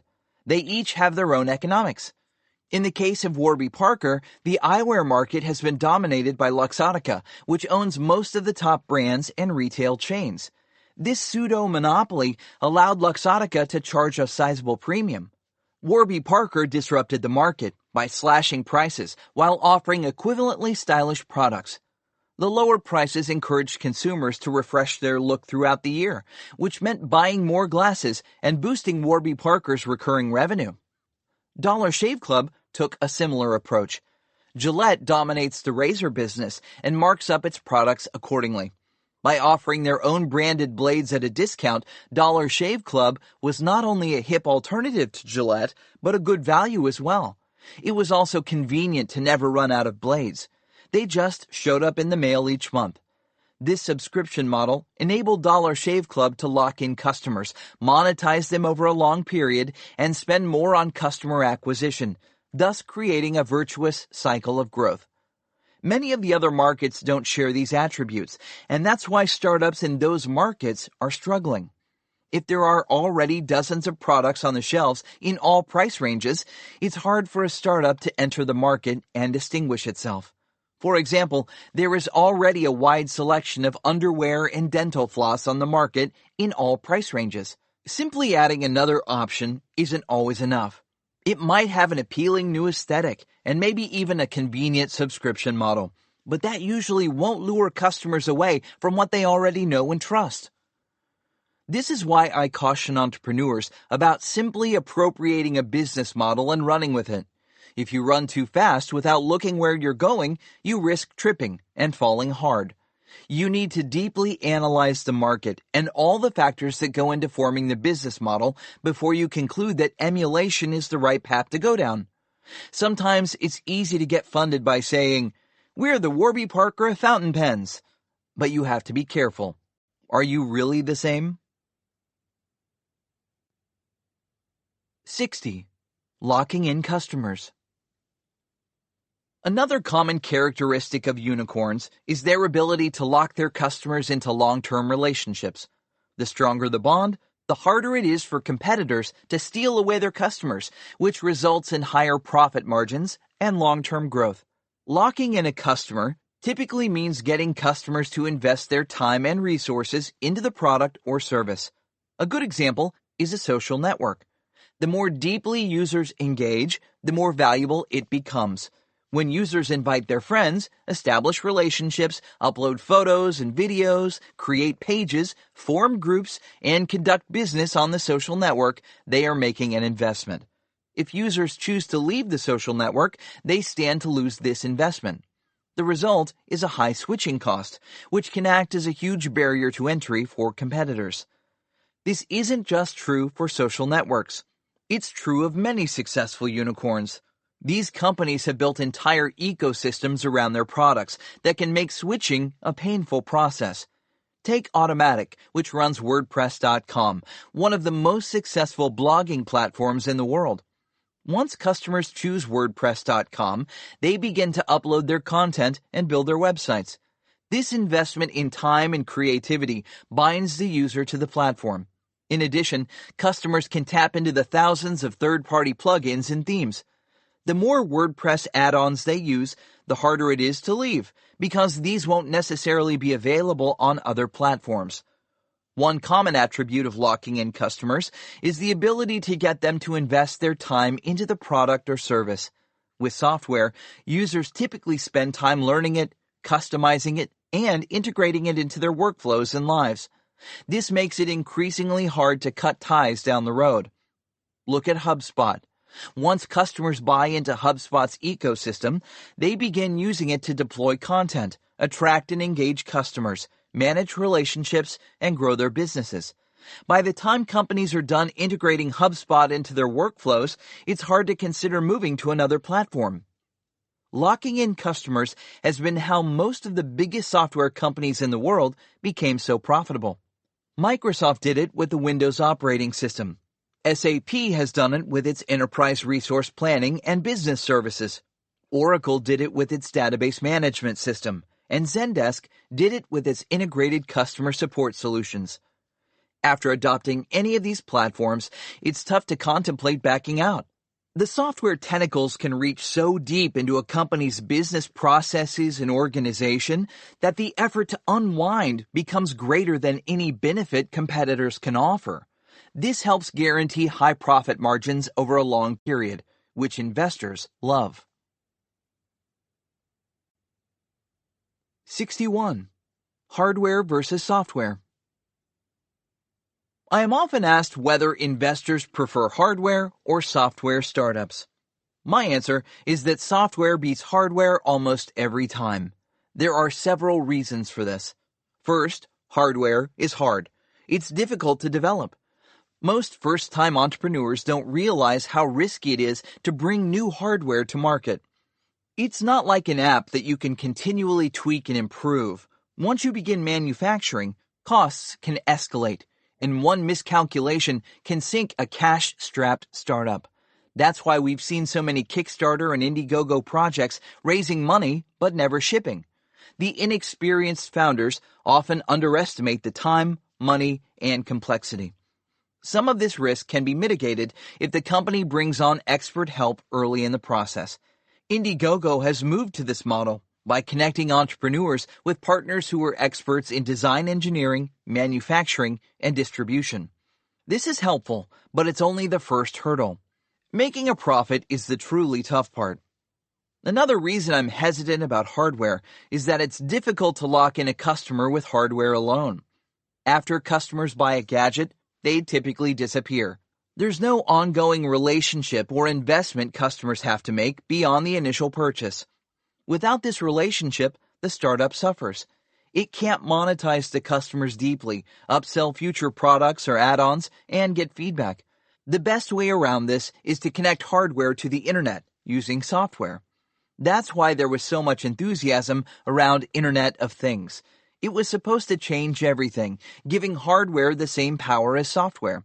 However, despite all the hype surrounding Internet of Things, there have been relatively few success stories. This is because most startups are either good at hardware or software. I seldom find a startup proficient in both. And if the startup fails to execute well on either, the product won't live up to its promise. This invariably means longer development times, higher costs, and more moving parts that can get screwed up in the process. Another reason why consumer Internet of Things hasn't taken off, like everyone predicted, is that most people aren't interested in having an ongoing relationship with their toaster, microwave oven, or thermostat. In addition, many Internet of Things devices are more difficult to use than what they're replacing. No one but a gadget freak wants to learn how to interact with a new device unless it provides significant value over existing solutions. If the device doesn't do something extraordinary, what's the point in learning to use it? Who wants to download new apps and figure out new interfaces? Often the best devices are the ones that don't require any learning curve. Internet of Things still has some ways to go. In the early days, everyone was raving about how Nest, the smart thermostat company, would provide the gateway into the connected household. That's why Google purchased the startup for $3.2 billion. After this acquisition, venture capital showered consumer Internet of Things startups with money. They were the next goose that would lay the golden eggs. Unfortunately, most of the eggs ended up rotten. Even Nest hasn't turned out to be what Google imagined. It continues to underperform. The deep monetization and engagement with consumers never materialized. The one smart home product that broke through was Amazon's Echo, which was originally supposed to be a voice-controlled music jukebox. It is now expanded into a voice platform for the home called Alexa, with an entire ecosystem of apps and developers. Alexa and its offspring offer significant value to users, including accessing almost everything on the web through voice controls. Alphabet, Alibaba, Microsoft, and countless other companies have piled on with their own competing products. Even with the success of Alexa and its clones, it's still hard to monetize Internet of Things. Getting people to pay for a subscription or consumables isn't easy. It can't be slapped on top of just any connected device. The model has to be intrinsic to the value it provides. If there isn't significant value accrued over time, a subscription makes no sense. Who really wants to pay a monthly subscription fee for using a smart vacuum, lock, or blow dryer, let alone a connected light bulb or toilet? On the enterprise side, things look rosier. Industrial Internet of Things, which combines hardware with software to solve critical business problems, can offer value to large and medium-sized enterprises. This is an area that will become increasingly promising as manufacturers, transportation companies, and other businesses adopt Internet of Things.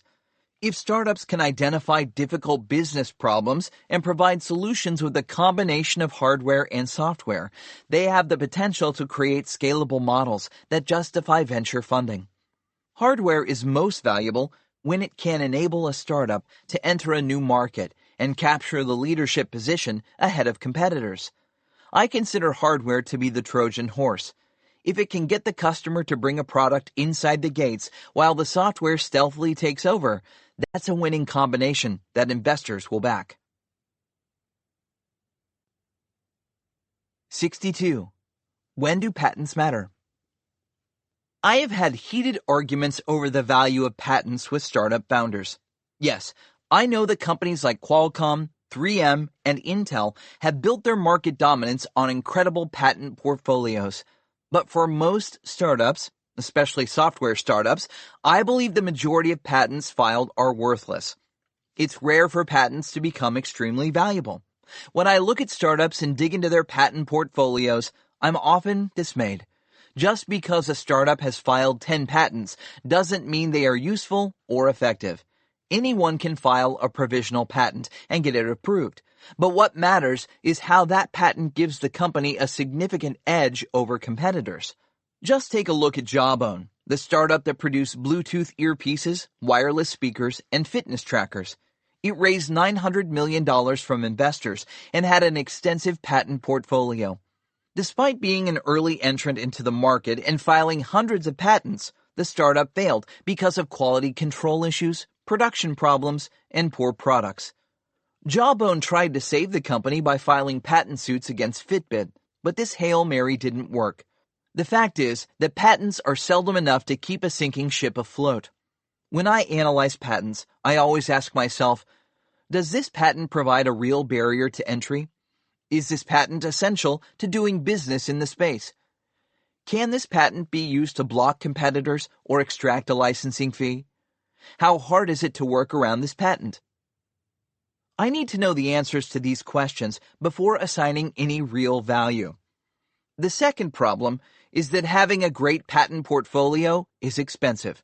To develop a strong patent takes time, research, and money. Hiring patent lawyers is a significant expense. Most early-stage startups simply don't have the resources to cover these costs, and even if they do, the benefits tend to lie years down the road. Usually, by the time the patents kick in, the startup has already either succeeded or died, and the patents played little or no part in this. Even if the patent is granted quickly, which typically isn't the case in the United States, most startups don't have the money to enforce the patents. Patent litigation is expensive and time-consuming. Litigation can get tied up in court for years. Often, the best a startup can do is trade patents with other companies to avoid lawsuits. For all these reasons, I think it's wise for most early-stage startups to invest their time, money, and resources into building their businesses, not filing patents. The reason most startups fail isn't because they lack patents. It's because they never figured out the right business model in the first place. Even if a startup has solid patents, those patents often get sold in a fire sale or handed to creditors if the company goes belly up. That's why smart venture capital tends to avoid startups with lots of patents but no real business model. If a startup's only viable model is to license its patents, that typically is not a good investment because patent licensing seldom turns into a billion-dollar business. It's usually much smaller. Businesses that rely solely on patent licensing don't perform as well as companies with real products that solve real problems. If you look at why unicorns have such high valuations, it's almost never because of their patents. Their value is primarily predicated on their market leadership and growth potential. WhatsApp is a good example of this. The instant messaging startup surprised everyone when it sold to Facebook for a whopping $19 billion. This was the fourth largest technology acquisition of the decade, according to USA Today. Even more surprising was the fact that WhatsApp did not bring Facebook any patents. WhatsApp is a great example of a startup that put 100% of its energy into developing its product and chose not to pursue patent protection. This is because patents wouldn't have added much value. The value was in their rapid growth, and they didn't get distracted from this focus. I'm not saying that filing patents is never a smart idea for startups. Some patents are extremely valuable. For startups developing capital-intensive businesses and new core technologies such as semiconductors, new materials, medical devices, robotics, pharmaceuticals, ag tech, space tech, and biotech, patents can be critical and well worth the investment in time and money. A lot of these patents come out of universities, research centers, and large corporations because the cost is high and the research and development times are so long. These types of patents often have the potential to revolutionize entire industries, and filing them as soon as possible can make all the difference. That said, a typical bootstrap startup with little or no money seldom develops new core technologies, and therefore, filing patents early on doesn't always make sense. Even if the patent may generate sizable licensing fees down the road, that won't do much for a startup in the early stages. It all comes down to a careful cost-benefit analysis. My point is that startups shouldn't blindly file patents because they think that's what investors want to see. It may fool inexperienced investors, but not the type you really want to attract. So, what do I believe would be the optimal patent strategy for most startups? I recommend that bootstrap startups with no new core technologies focus on validating and building their business model first and file patents later. That's what matters in 9 out of 10 cases. Once the startup figures out its product market fit and is in a position to scale, that's when it should begin thinking seriously about patents. This should be part of a long-term IP strategy. The larger the business grows, the more important the patents will become. After the startup's business scales up, then it's in a better position to begin diverting resources toward patents and defensible intellectual property development. 63. Shoehorning technology. I see a lot of startups that grab the latest hot technology and paste it into their business plans. For example, as soon as AI became a buzzword, every startup with an algorithm and database was suddenly peddling its artificial intelligence to investors, customers, and even the press. In most cases, these startups didn't alter what they were doing. They just leveraged the latest lingo to give their startup a quick makeover. At the top of the hype cycle, plenty of unsophisticated investors went along for the ride without really understanding the technology or the startup's business fundamentals. Even worse is when a startup attempts to shoehorn a technology into a business model that doesn't fit. This happened when the blockchain came into vogue. Everyone, including investors, was touting how the blockchain was bigger than the internet and would change every business on the planet. Hungry entrepreneurs jumped on the bandwagon and began using the blockchain to power every possible type of business: social networks, auctions, movies, e-commerce, search, and on and on. Their thesis was that just by using the blockchain, they could outcompete the established players. In most cases, this was wishful thinking. Here's a conversation I had with a startup founder at the height of the blockchain madness. Should I use the blockchain to create our online rental marketplace? Why? Will it give you a competitive advantage over Airbnb or HomeAway? I don't know. Does it provide any additional value to the end customer? Not really. Does it make implementation easier or provide additional functionality? Well, it actually makes it harder. You can see where this is headed. The entrepreneur is not thinking it through. He just wants to raise money from gullible investors, regardless of the suitability of the technology to the task at hand. To me, this is not only bad business, but unprincipled. Using new technology when there's no fit is not a strategy for success. The reason centralized databases power most of the internet right now is because they get the job done. Unless the decentralized blockchain can do a significantly better job at a particular task or enable an entirely new type of service, it doesn't make any sense to adopt it. It's like trying to pound a nail into the wall with an electric drill. Even if investors are infatuated with the idea, what's the point?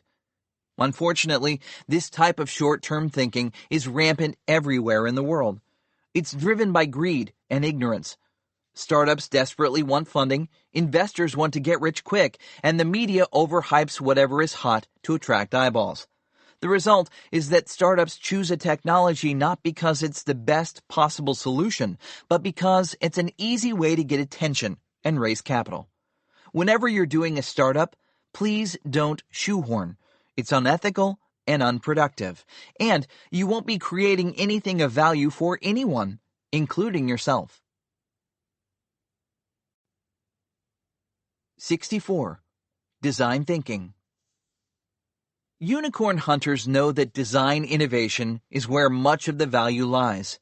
Design is often more important than technological innovation at the early stages. Why is this? It's because developing new core technologies tends to take a lot of time and money. It's not like investing in a newfangled coat hanger. Anyone can do that. It's low tech. But in the high-tech world, developing a core technology can take years and tens of millions of dollars. Most startups don't have the time or the money. They are bootstrapping it and must get to market as quickly as possible. The result is that design innovation tends to be at the heart of most successful startups around the world. Dropbox became a unicorn by designing a superior way to share files. Facebook designed a new way to communicate with friends. WeWork remade the workspace. Pinterest reimagined a social network based on a visual metaphor. Spotify reinvented how a generation consumes music. Hulu recreated the television experience online, and the list goes on.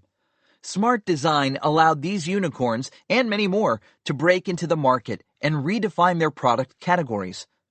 What are the most important elements in good design? The first is simply how the product looks.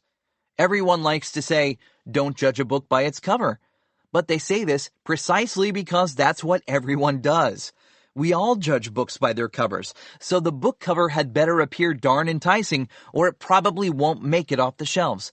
If you want to sell your product to consumers, businesses, and investors, looks matter.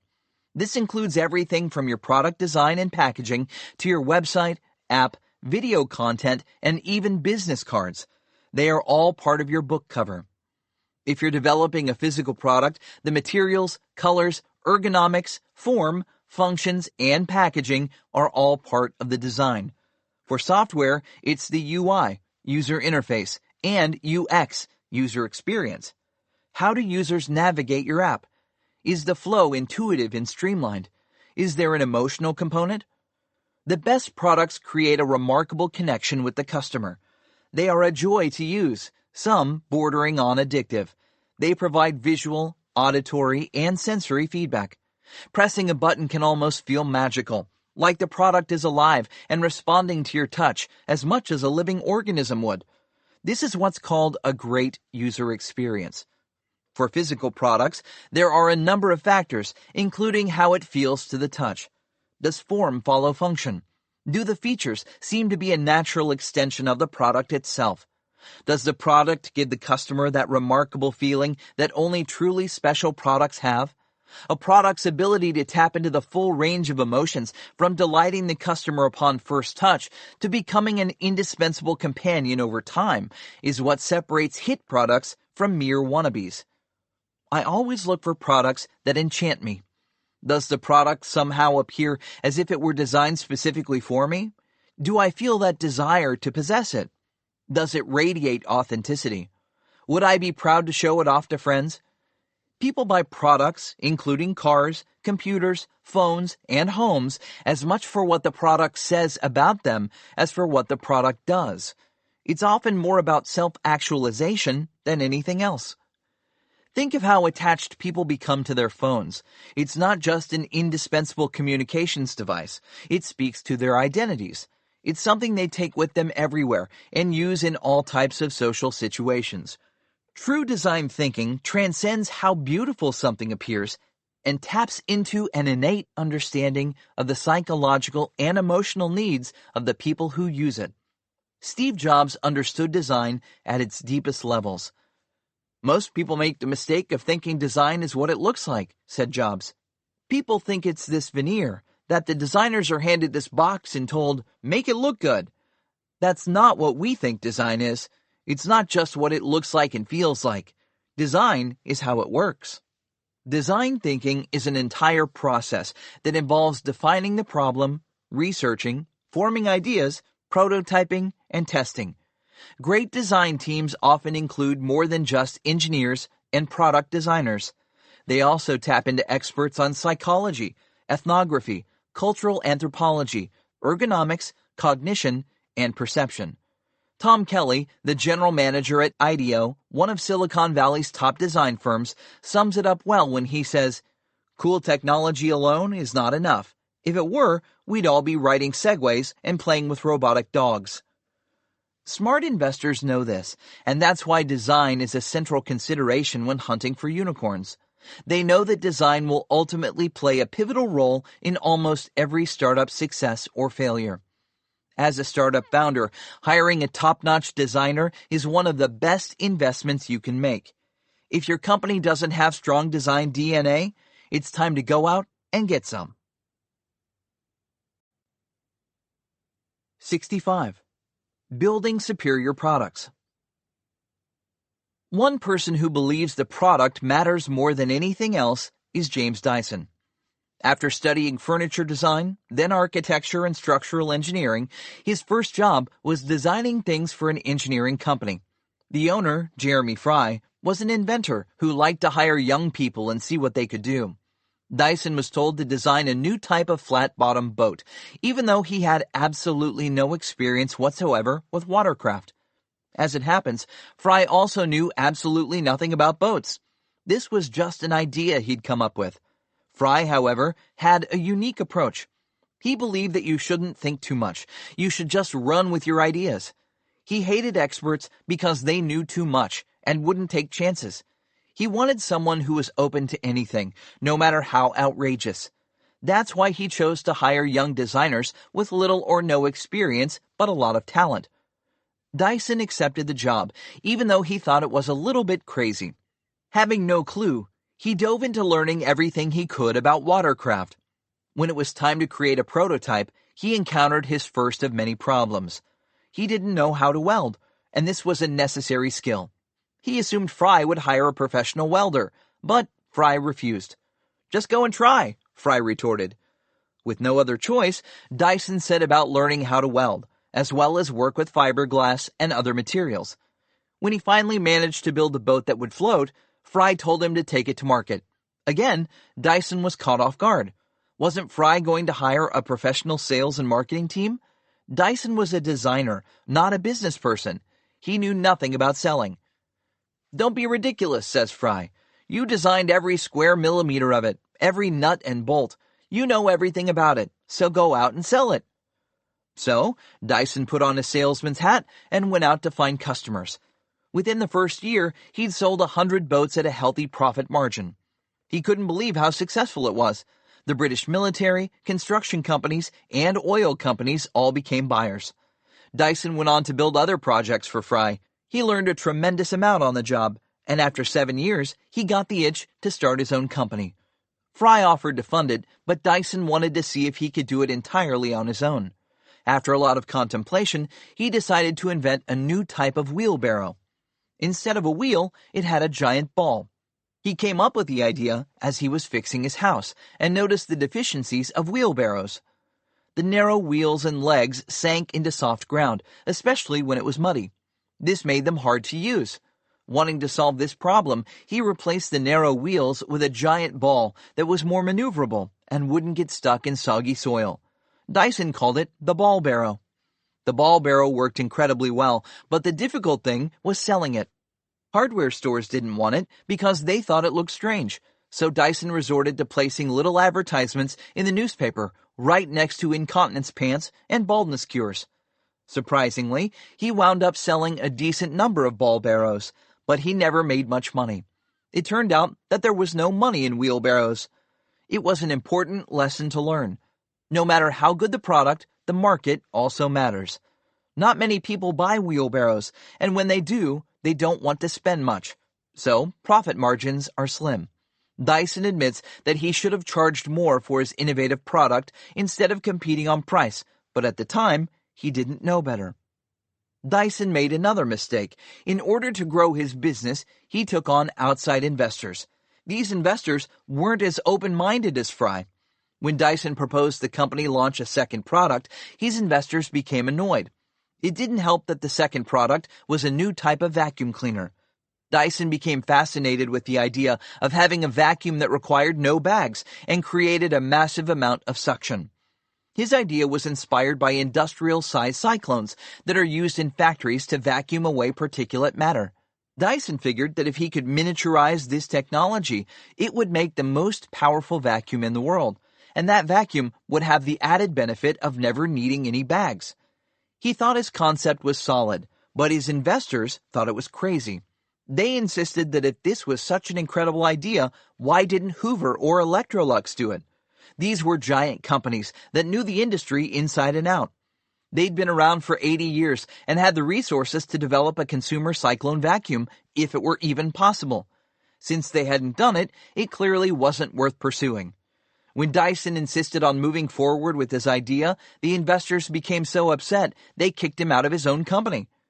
Dyson was left with no money and no prospects, but that didn't deter him. In fact, it motivated him to try harder. He realized that his invention was valuable because vacuums had a problem. The bags are not efficient. Long before the vacuum bag actually fills up, the tiny pores that allow airflow get clogged, making the vacuum less effective the more the bag is used. That's why people have to change the bag so often. With the cyclone, this wouldn't be a problem. Suction would never decrease because there are no tiny holes. The air flows right through, while the particulate matter sticks to the sides. After completing more than 5,000 prototypes, he finally managed to produce a fully functional cyclone vacuum cleaner.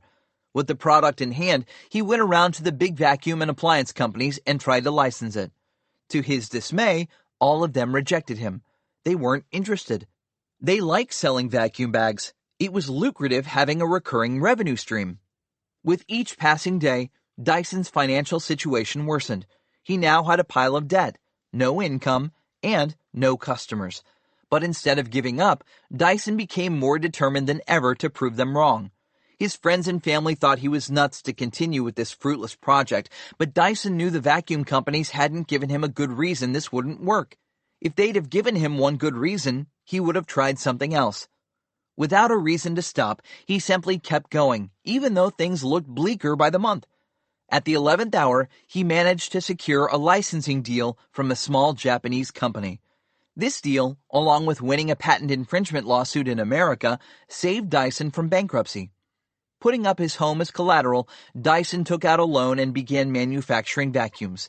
Then he went around trying to find distributors and retailers in the UK. When the catalog manager asked why he should remove a Hoover or another top brand to make room for Dyson's strange, unproven invention, Dyson said, "Because your catalog is boring." That proved to be enough of a reason. Within 2 years, Dyson had the top-selling vacuum cleaner in the United Kingdom. Flush with victory, Dyson set his sights on the much more lucrative U.S. market. In his now famous TV commercials, he appeared in the ads himself and explained why he'd invented this vacuum and how it was far superior to anything else on the market.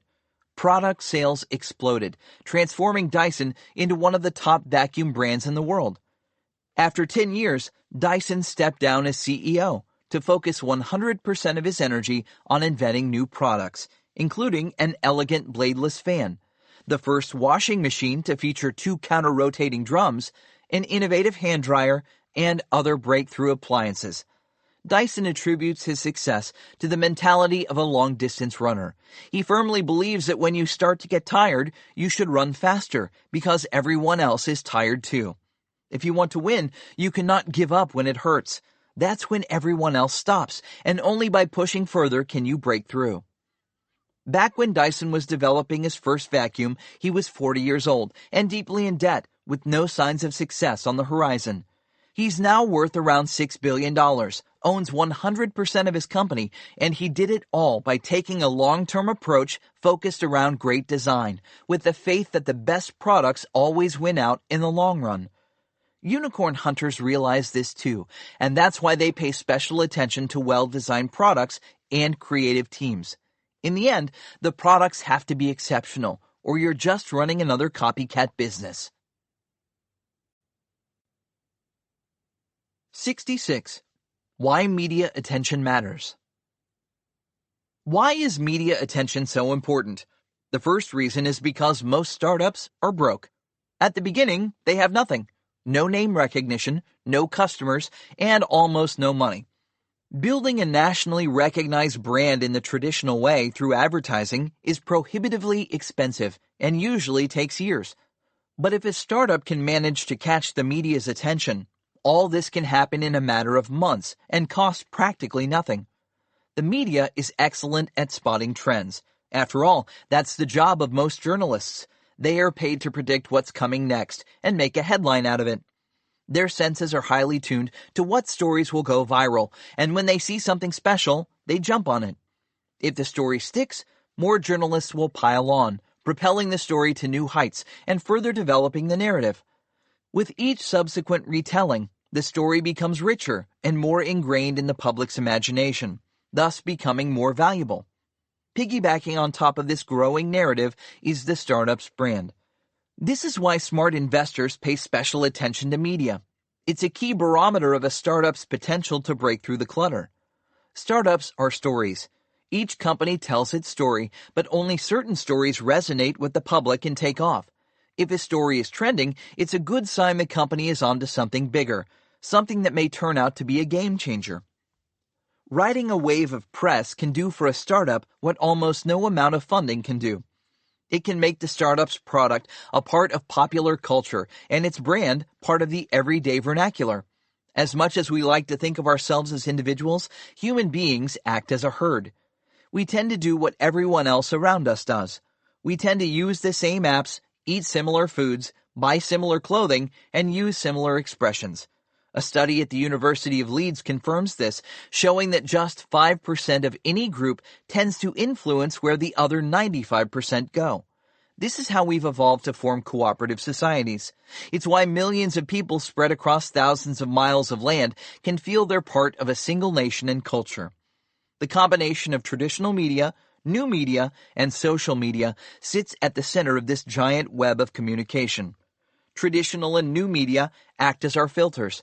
Editors, journalists, and bloggers capture and craft the stories, while social media acts as the viral engine, causing them to spread faster and farther. The combination of influential curators, compelling headlines, and user reactions validate ideas and raise them above the noise. In this way, the media acts as a virtual traffic cop, continually directing the flow of the public's interests and opinions. Public relations agencies know this. Celebrities live and die by it, and politicians exploit it. As a startup founder, you should spend the time to understand how media works in the age of social networks and develop a strategy to take advantage of it. If you don't possess this knowledge, you need to bring someone on board who can help you craft your approach. Launching a product today is as much about media adoption as it is about marketing, pricing, and distribution. Despite all the trouble Uber and Facebook had with the press, in most cases, the old saying still holds true. No press is bad press. Even when the media is dissing Airbnb, Facebook, Snapchat, or YouTube for doing something stupid or corrupting our children, it's still press, and it's embedding those brands deeper into our psyche. Most startups, especially in the early stages of their development, garner uncritical, positive exposure. The media tends to embrace entrepreneurs, and this is why investors who see a startup gain traction in the press often leap on it. This happened with both Oculus VR and Nest, two media darlings, which made out nicely riding a tsunami of positive press to multi-billion-dollar exits. Slack, the instant messaging platform for enterprises, grew from nothing into a billion-dollar company in just 2 years, and it didn't run any large marketing campaigns. It didn't have an elaborate email strategy or spend millions on billboards and TV commercials. In fact, Slack didn't even have a chief marketing officer. The founders simply made sure to engage the press early on. And whenever they got a good write-up, they shared it with their most influential friends, who posted it to their followers, and so on. Whenever I look at a startup, I like to see early signs that the story will resonate with the media. Is there something special about this startup that will strike a chord with journalists? Is the startup able to ride, or better yet, encapsulate a trend? What will bloggers say when writing about the startup? How will this startup speak to a sizable segment of the population? If the answers to these questions align with the value the startup is offering its customers, there's a decent chance it will be able to break through with its message. But don't get fooled. The media can write about some pretty silly stuff too. Not every trend will turn into a unicorn. I remember when the social app Yo launched. All it did was allow users to send their friends the word Yo. That's it. It was such a stupid idea that it caught everyone's attention, rocketed to the top of the App Store, and garnered an ungodly amount of coverage. Eager to cash in, some naive investors hopped on the bandwagon, investing $1.5 million into the startup. Sure enough, this turkey didn't fly. Media attention alone doesn't mean a startup will succeed. But if a startup has a solid team, product, and vision, the effect of media on its ability to grow fast can't be underestimated. 67. Skeletons in the closet. Most startups have skeletons in their closets, and it's the investor's job to open up every closet door before buying the house. One time I was in the middle of due diligence when I asked to see the agreement assigning the intellectual property to the startup. I was led to believe the IP belonged to the company, but it turned out this wasn't the case at all. The CEO had kept the core IP under his personal name, and he hadn't divulged this to anyone. In fact, he had misled us, which bordered on fraud. I lost all respect for this entrepreneur, refused to introduce him to investors, and severed our ties to the company. When an investor is performing due diligence on your startup, please don't hide anything. It's far better to be open and honest, even if you feel it may kill the deal. After all, your reputation is at stake. If you leave out important details that are relevant to the future potential of your company, that's the equivalent of lying to the investor. Everything must be transparent if you're going to build a long-term trust relationship. Eventually, all the details will emerge, so hiding important facts will only come back to haunt you. I can't stress this enough. Investors are about to become your partners in the business, and the last thing you want is partners who feel betrayed. Another thing to watch out for is the interviews. During the due diligence process, smart investors won't limit themselves to looking at your documents. They will ask to meet with your key team members individually and talk with them. Often, they will ask the same questions to each member of your management team and compare notes to make sure all the stories add up. This is how they uncover problems with your business. With this in mind, you need to prep your team and make sure everyone is on the same page. The last thing you want is a miscommunication or misunderstanding to set off alarm bells in the investor's head. To stave off competition for a hot deal, many investors will ask the entrepreneur to sign a non-binding term sheet before entering into due diligence. This way, they can lock in the deal while leaving the door open to walk away if they happen to find anything questionable.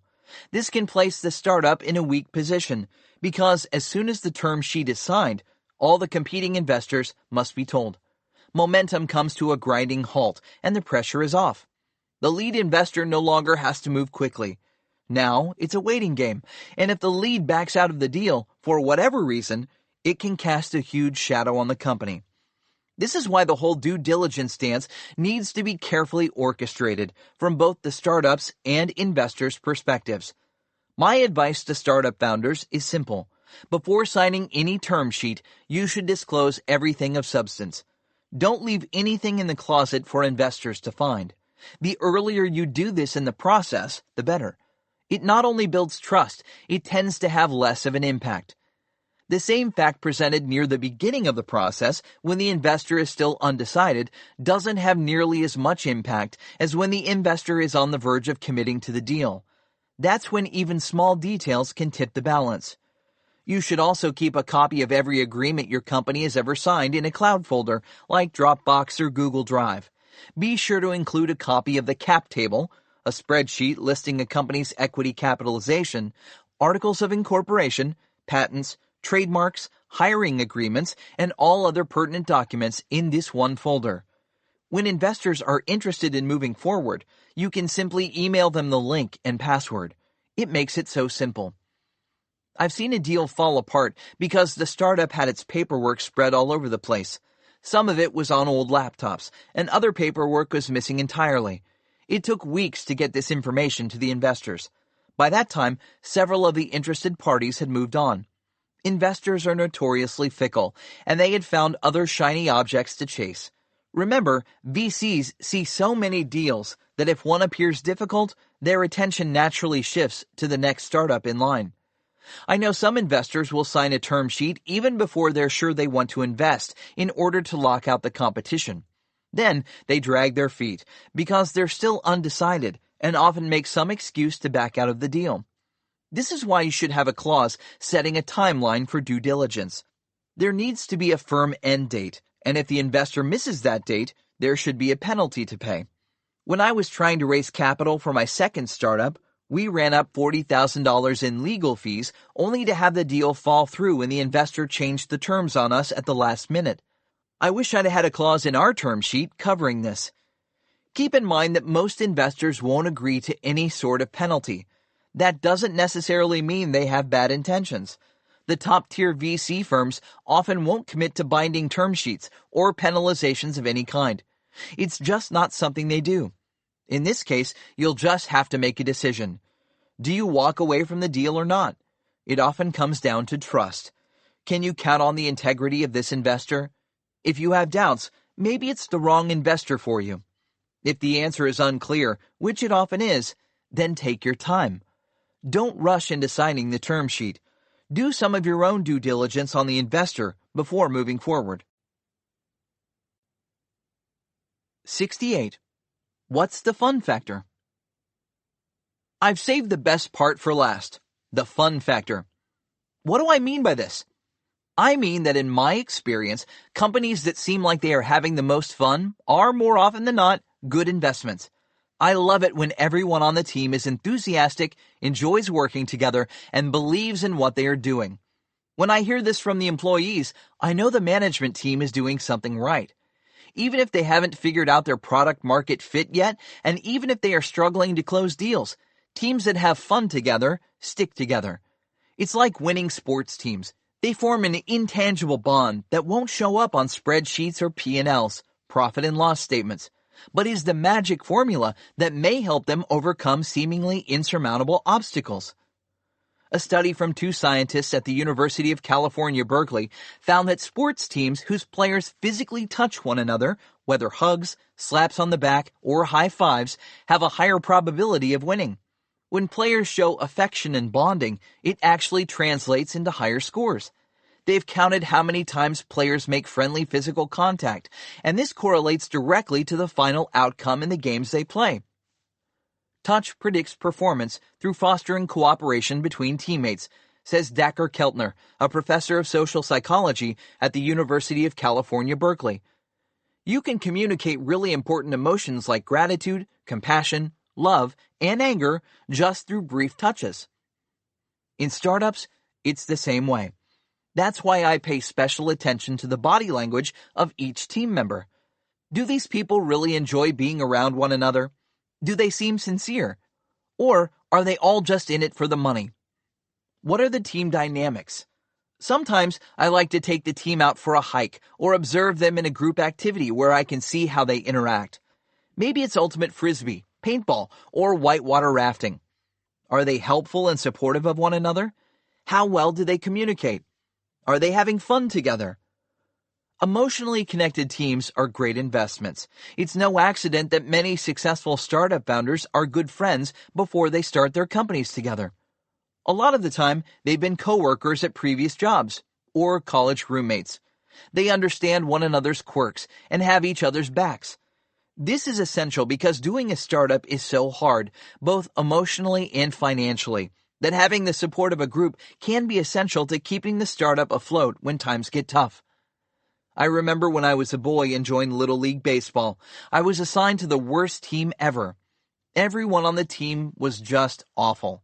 The first 2 seasons, we nearly lost every game. It was like the movie The Bad News Bears, except that we were even less talented. I was among the worst on the team, which tells you just how naturally gifted at sports I am. I was so terrified of the ball hitting me that I would sit out in right field praying no one would bat it my way. Even by our 3rd season, not a single one of us had progressed to the upper leagues, which in itself was remarkable. Trust me, it wasn't the lack of trying. We all tried to advance. No one wants to be left behind in the junior leagues, but we all failed. That's how bad we were. So, we were stuck with exactly the same team as the previous 2 years. It was our final season. After this, we'd all be going to middle school and be too old for Little League. Coming back to our same bedraggled team and seeing everyone again was bittersweet. We knew it would be a repeat of the previous 2 years. Sure enough, we lost our first game of the season by a huge margin. Then we went on to lose our second and third games. Our coach, desperate to boost morale, promised to take everyone on the team to Disneyland if we simply qualified for the playoffs at the end of the year. This certainly seemed like a safe bet to him, but to us, it was more. It was his way of saying he cared. It was also a tangible goal. We had something to work toward. We didn't have to win the championship, we just had to qualify. Over the next couple of weeks, something magical happened. We bonded, not in the way we had before, but in a deeper, more emotional way. We trusted one another and began to work together toward our shared goal of going to Disneyland. That's when we won our first game.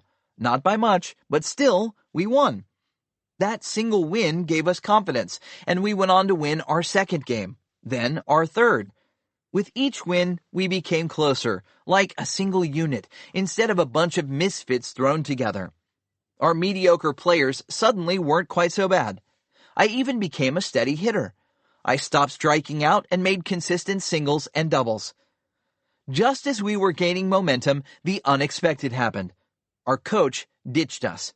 He packed up and moved across the country to work at a Hershey's chocolate factory, leaving us without any replacement. You would think this would have slowed us down, but it didn't. It wasn't about our coach any longer. It wasn't even about Disneyland. It was about one another. We didn't need a coach. We were a team now, and we were winning together. A teammate's mother filled in as our temporary coach, and we charged ahead.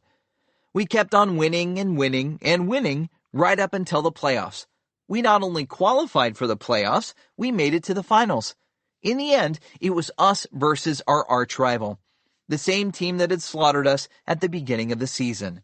Our coach still hadn't returned, so we didn't expect any trip to Disneyland, but we were determined to win the championship. We couldn't let one another down. And guess what? We crushed them. I can't express how good it felt for all of us to end Little League as winners, not losers. This type of energy is what I look for in startups. If they've come together and love what they're doing, there's almost no barrier too big. I look for startups that operate like a winning team. I want to see that they are in it for one another and will do whatever it takes. These teams genuinely enjoy working together, and that sense of excitement and camaraderie rubs off on everyone they do business with. These are the companies I want to be a part of. I want to be on their team because I know in the end it's going to be an amazing experience. They may not win this time around, but if they keep at it, they can make it to the playoffs. The company culture tends to overflow into the products and customer service. When people love what they're doing and care about one another, their products and customer interactions can't help but reflect that. Think of how much fun Google is with its crazy logo, fabulous offices, silly slides, and open atmosphere. Whenever I run into Googlers in Silicon Valley, they rave about how much they love their jobs. The ride-sharing startup Lyft also gives off the same vibe. The founders began by putting giant pink mustaches on all their cars, and they've continued to exude a sense of fun and caring that Uber lacks. Brian Chesky, the CEO of Airbnb, has also been obsessed with community and relationship building. In the early days, he made a point of visiting all his hosts and bonding with them. He even went so far as to rent out the couch in his home for $50 a night. Boxed is another one of these startups. It's the e-commerce version of Costco or Sam's Club, but if you compare the websites, the fun factor extends beyond the playful logo and user interface. Che Wang, the millennial CEO, wants all his employees to love the company, and he's putting his money where his mouth is. He pledged to pay the college tuition fees for his employees' kids out of his personal equity. That's money from his own pocket, not the company. We were really poor growing up, says Wang. It was tough times in Ohio when we lived there. My dad was between unemployed and just selling random knickknacks at a flea market. My mom was a cashier at a Chinese food restaurant. Education has been transformative in his family's life and his own success. That's why he wants to give the same opportunity to everyone in his company. Huang hasn't stopped there. Boxed has implemented a policy of reimbursing employees up to $20,000 for life-changing events, like weddings. It's not the cheapest program, admits Huang, but then we don't look like a typical startup. In their offices, there are no ping-pong tables, beer kegs, or free lunches. We're frugal, and we use our money to fund what we think are really impactful and meaningful things. This approach has allowed him to build loyalty, engender trust, and retain employees. So far, the result is that after 4 years in business and a payroll exceeding 200, fewer than 10 full-time employees have voluntarily left the company. Southwest Airlines is famous for its highly motivated, fun-loving employees. That's why their customer service has been so much better than any of the other airlines. People there genuinely like their jobs. They are encouraged to speak out and be themselves. This all comes out of the company culture. Southwest truly values its employees, and everyone working at the company knows this. They care about their jobs because they know the company cares about them. This is reflected in every aspect of Southwest, from its management style and profit-sharing plan to the work environment, making it one of the most profitable airlines in the world for more than 40 years. LL Bean, the outdoor outfitter, also builds its loyalty by supporting and nurturing its employees. It is consistently ranked in Fortune 100's best companies to work for. When you walk into its stores, you can feel the positive energy. The fun factor is genuine. It's present in everything the company does, from its award-winning customer service to its famously high-quality products. The result has been a brand that customers and employees adore, and a turnover rate of just 3%, which is rare in the retail industry. What's even more surprising is that LL Bean is more than 100 years old. So this rule doesn't just apply to startups.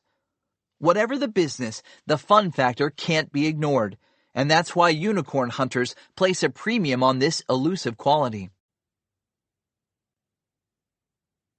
Section 5. Scaling up. Building $1 billion business.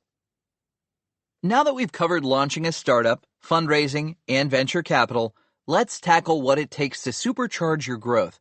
We'll explore how to find the best talent, bring in customers, and accelerate your business. We'll also answer questions like, how do you design a more creative workspace? Which marketing and customer acquisition strategies work best? What does it mean to have an exit strategy? And why is it important for startups to have an unfair advantage? By the time we're done, you'll understand the nuts and bolts of scaling your company. 69. The art of hiring. After convincing investors to fill up your bank account with cash, the first thing you need to think about is hiring. It sounds exciting, but it can become a real chore. You get buried in resumes, there are endless interviews, and finding the right person for even one position can be a huge time sink.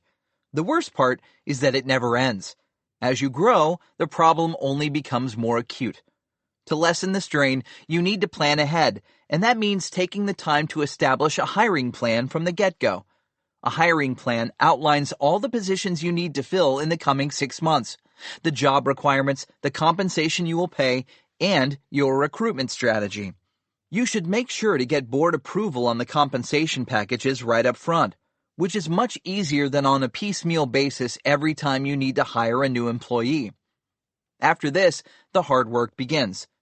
I like to say that the most important thing a CEO can do is to bring on board the right people. If you do this well, they will do the rest.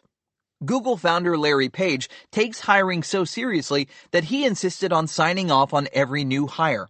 By 2015, he had vetted more than 30,000 employees.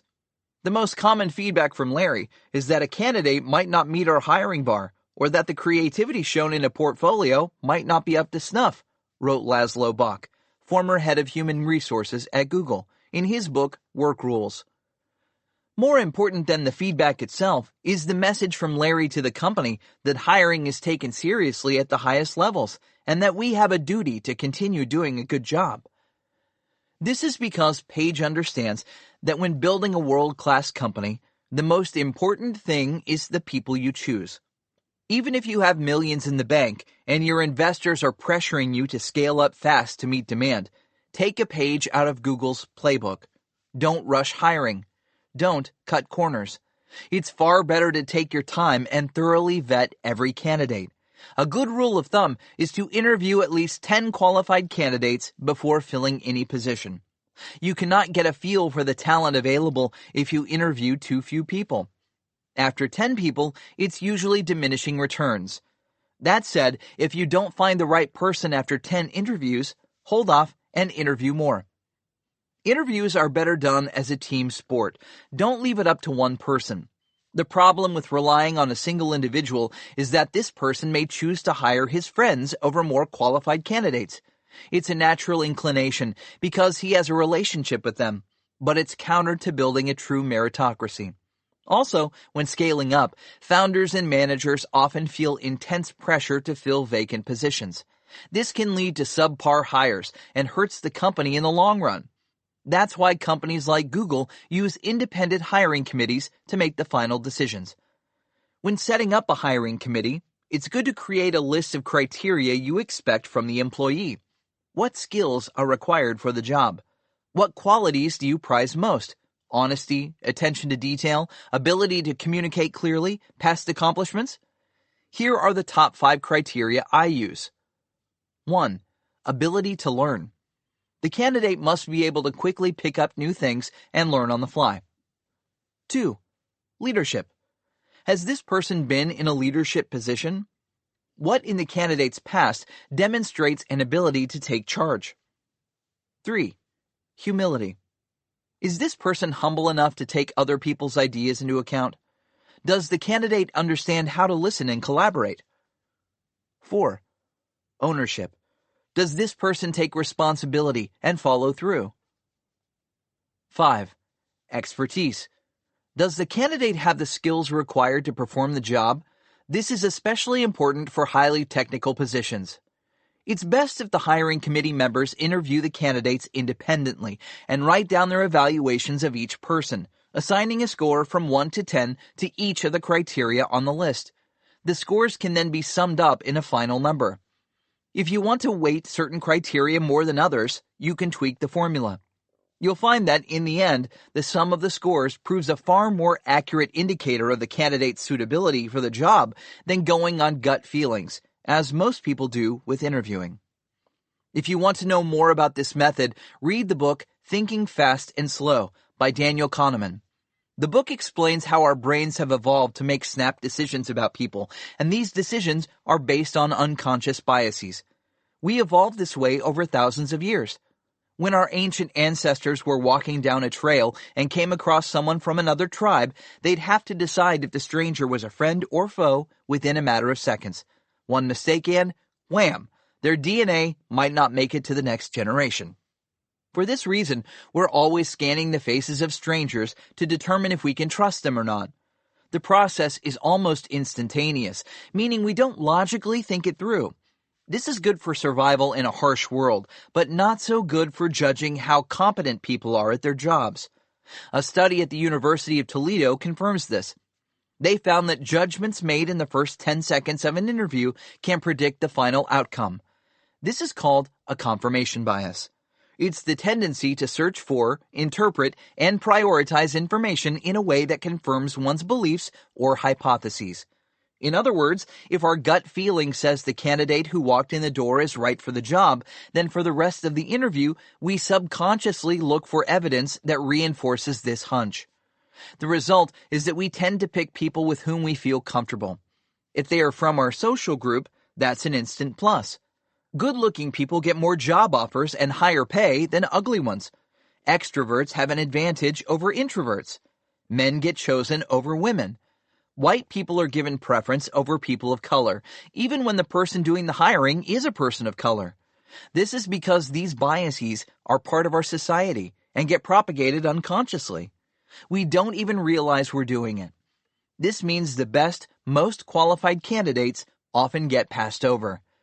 To prevent this from happening, we need to consciously analyze the data and disregard our first impressions. That's why a systematized process is necessary. It's important to prepare predetermined, unbiased questions and a way to analyze and rank the responses. It also helps to take detailed notes during the interview of all relevant factors, and then have someone who has never met the candidate review those notes and form an independent judgment based on the established criteria.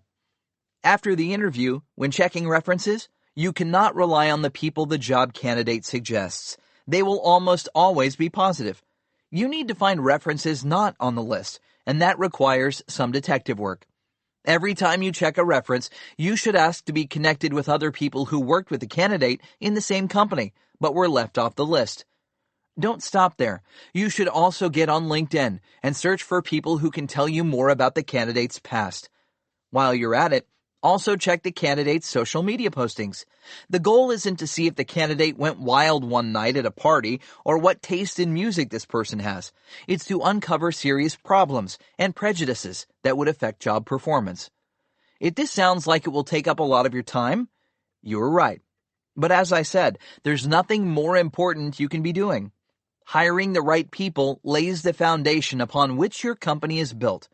A series of bad hires, especially at the managerial level, can undermine and topple the best organization, while good hires accelerate growth.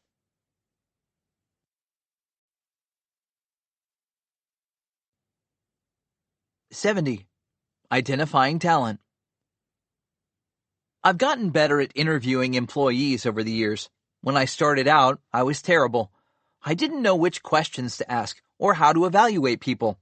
I now have specific criteria that I look for in new hires. As a general rule, I prefer to hire for potential over expertise. Expertise is good and often necessary, but potential is even more critical. This is because most startup jobs are in constant flux, especially at the early stages when the business is still being flushed out. What someone needs to know today may be irrelevant 6 months later. Everyone has to adapt quickly and constantly be learning. For example, I may hire an engineer who is an expert in Microsoft SQL Server, only to discover that I need someone who knows MongoDB next month. Can this engineer adapt and learn, or am I out of luck? The same is true with most knowledge professions. There's always something new coming along. Technology never stands still. This means the people in a modern organization need to be constantly retraining themselves. With this in mind, here are the qualities I look for. Self-improvers. The best employees are never satisfied with what they know. No matter how talented they are determined to become better. They are constantly seeking out new courses, coaches, mentors, books, and other ways of improving themselves. Natural curiosity. People who innovate on the job tend to be curious about everything. They can't help but ask questions and seek out the answers. This behavior correlates directly to their ability to solve creative problems. Love of learning.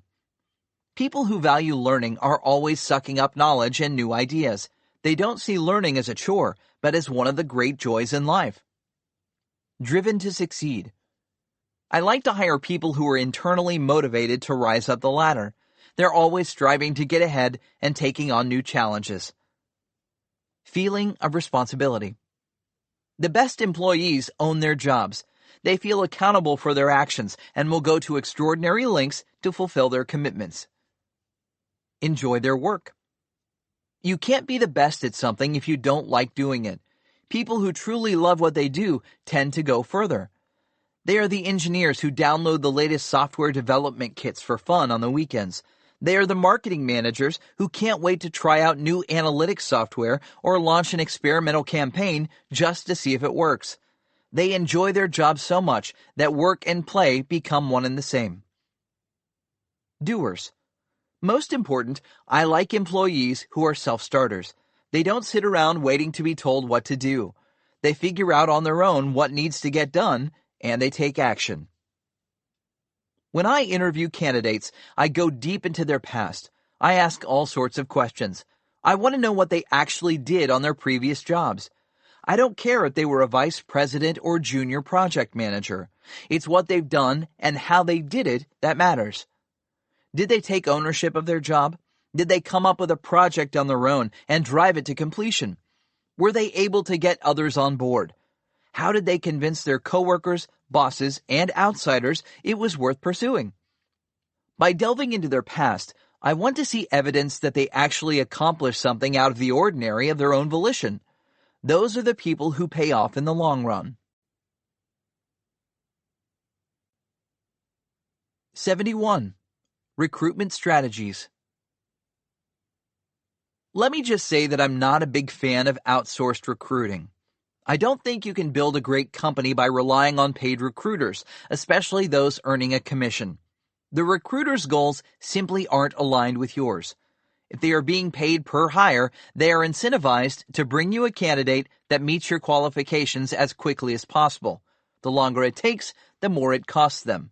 As a result, they often gloss over things that might prevent this candidate from getting the job. Some even coach the candidate on what to say.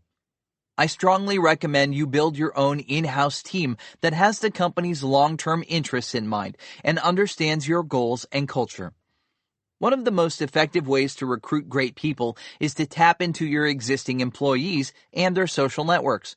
Many companies offer bonuses to employees who recommend candidates who get hired. However, the problem with giving bonuses is that it sends the wrong message. Employees wind up recommending candidates just to get some extra money, not because they truly believe they're the best fit. Instead, you want every employee to help identify potential candidates because they have a vested interest in making the company a great place to work. For this to be effective, start by emphasizing the importance of hiring the right people and how it's everyone's job to recruit new talent. It's important to take the time to explain the company's hiring needs and criteria. Update employees regularly on the hiring status. Google found that a simple monthly reminder on what jobs need to be filled helps boost participation significantly. You should also throw a party whenever someone is brought on board, where you thank those who contributed the most time toward finding the new hire and highlight exactly what employees did during the recruitment process. This is how you can build a lasting recruitment engine. The other part of recruiting that many people overlook is taking the time to understand what the candidate wants from the job. It's not enough to put the person through the process. You need to find out what the candidate values most. What does he expect from your company? What are his long-term goals? What type of work environment does he prefer? There's no point in hiring someone if it's not a good fit. He will just wind up leaving, and you'll have to start over again. Once you determine the candidate is right for the job, you need to make sure he understands why your company is the best choice. Remember, any excellent candidate will be in demand. You must give this person a good reason to join your company over the competitors. Often, this goes beyond compensation. It comes down to the candidate's long-term career goals, ideal work environment, social values, and personal needs. You need to address all of these. But you can't do that if you don't understand who the candidate really is and what this person cares about most. When the candidate visits your offices, take the time to show her around. Get to know her in a casual setting. Share your vision for the company. Help her understand not only what you're doing, but why it matters. Allow time for the candidate to explore the office and feel comfortable. Introduce her to your employees and give them a chance to chat. You'd be surprised at how few companies do this. For most companies, it's all about the interview. Remember, hiring is a two-way street. You are not just picking who you want. They have to pick you, too. It's also wise to have candidates visit the office more than once before hiring them. Each time, make the visit more personal and relaxed. Take them out to lunch. Let them hang out in the open area and mingle with your team. Invite them to a company outing. Do whatever it takes to integrate them into the team, even before they are hired. Then, when it comes time to negotiate compensation, they aren't just thinking about who will pay them the most, but what it means to work for your company over others. In the end, don't let money become the determining factor. Remember, a great employee is worth 10 mediocre ones. If this person is truly the right fit for your company, you should be paying above average, not pinching pennies. It will not only seal the deal, but it will help retain the person over the long run. What you want are the best employees, not the least expensive, and it's worth investing in the best. 72. Firing employees the right way. You can't grow a business without making mistakes. We all trip up sometimes. No matter how careful you are, you will hire lemons. The key is acting quickly and decisively. By the time most managers admit to themselves that they hired the wrong person, it's 6 months too late. Let's face it, no one wants to fire someone. It's a painful process. It's hard on the manager and even harder on the employee. But looking the other way only creates problems. You may think your team will react negatively to a firing, but by the time you recognize there's a problem, you can bet that most of your team feels the same way. Often, the worst thing you can do is try to keep someone in a position that he or she is not suited for. It gums up the whole system. Other team members can't do their jobs with someone incompetent or disruptive in the mix. Firing the person isn't a bad thing. It's often the only solution, and you'll find that it makes your team stronger, not weaker, when you do it right. I'm not saying you should just fire someone for the first screw-up. That's not good management. You need to find out why the problem happened and determine if the person is capable of learning from the mistake. A manager's job is to analyze and understand everyone on the team and how they can best work together. Screw-ups are seldom the fault of a single individual. They usually stem from a flaw in the process, miscommunication, or multiple people doing things the wrong way. To address problems in employee performance, you need to view your company as a continually evolving system. With each iteration, new problems become apparent, and each member of your organization should participate in debugging the system. You can always do things better, and for your system to improve, the employees need to step up and address the issues themselves. Your goal should be to get everyone to come up with solutions. Casting blame does not help. It just makes people defensive. Instead, focus on the process, not the people involved. If it's a process problem, you can fix it. However, if it becomes apparent that a particular employee isn't capable of doing the job, you have a choice. Either change the nature of the job or let the person go. Once you decide to let someone go, do not procrastinate. Take immediate action. Here's the 12-step plan. 1. Document everything the employee did wrong. As part of good management practices, you should have been doing this all along. Each time you gave this employee feedback on his performance, you should have written it down and communicated it to him. Don't just fire someone because you don't like him. You should have evidence that this person could not perform the work required. Otherwise, you are opening yourself up to a lawsuit. 2. Once all of your paperwork is in order, you need to consider looking for a replacement. You may even bring the replacement in early and initiate training. This is often necessary in highly technical positions for which there is no redundancy. 3. After the knowledge transfer is complete, make an exit plan for the employee being fired. You should know exactly what you are going to do and how it is going to unfold. Don't wing it. Don't leave anything up to chance. 4. Are you going to offer a severance package? If so, you should tie that to a legally binding release form to be signed upon termination. 5. Schedule a time early in the week to carry out the termination. Do not do it just before the weekend. You need time to communicate to the remaining employees why this is happening and what it means to them. If they don't understand, they may fear they are going to be next in line, and morale may drop. 6. When conducting the termination, you should be direct and truthful. Don't try to make the terminated employee feel good. That's not helpful, and it will just confuse him. If you like this person so much, why are you firing him? You need to explain exactly why you made this decision and give him advice so that he doesn't make the same mistakes again. This is how you can help. 7. When explaining, focus on specific behavior. The terminated employee needs to understand exactly what he did that led to this decision. 8. Keep it short. Don't drag out the termination. That can get messy. 9. Take the time to answer any questions the terminated employee may have. 10. Don't waffle. If the terminated employee begs you for another chance, you cannot capitulate. You need to stick with your plan. You are firing this person for a good reason, which means you've tried everything you could to make it right. Now it's too late. Aborting the termination process will only cause more problems and create confusion. 11. Ask the terminated employee to pack up and leave on the same day. Remember, you cannot stop this person from communicating with other team members. People talk. But you need the terminated employee out of the office early in the day so you have time to get everyone together and message them on why the firing took place. 12. If you planned in advance, you will have already scheduled an all-team meeting for the afternoon. When everyone is together, you need to explain what happened and why. Don't badmouth the terminated employee. That doesn't help. Be fair, honest, and compassionate. Answer any questions, and then send everyone back to work. That's how to handle it. If you follow these steps, you'll actually find it's not so bad, and your team will wind up even stronger.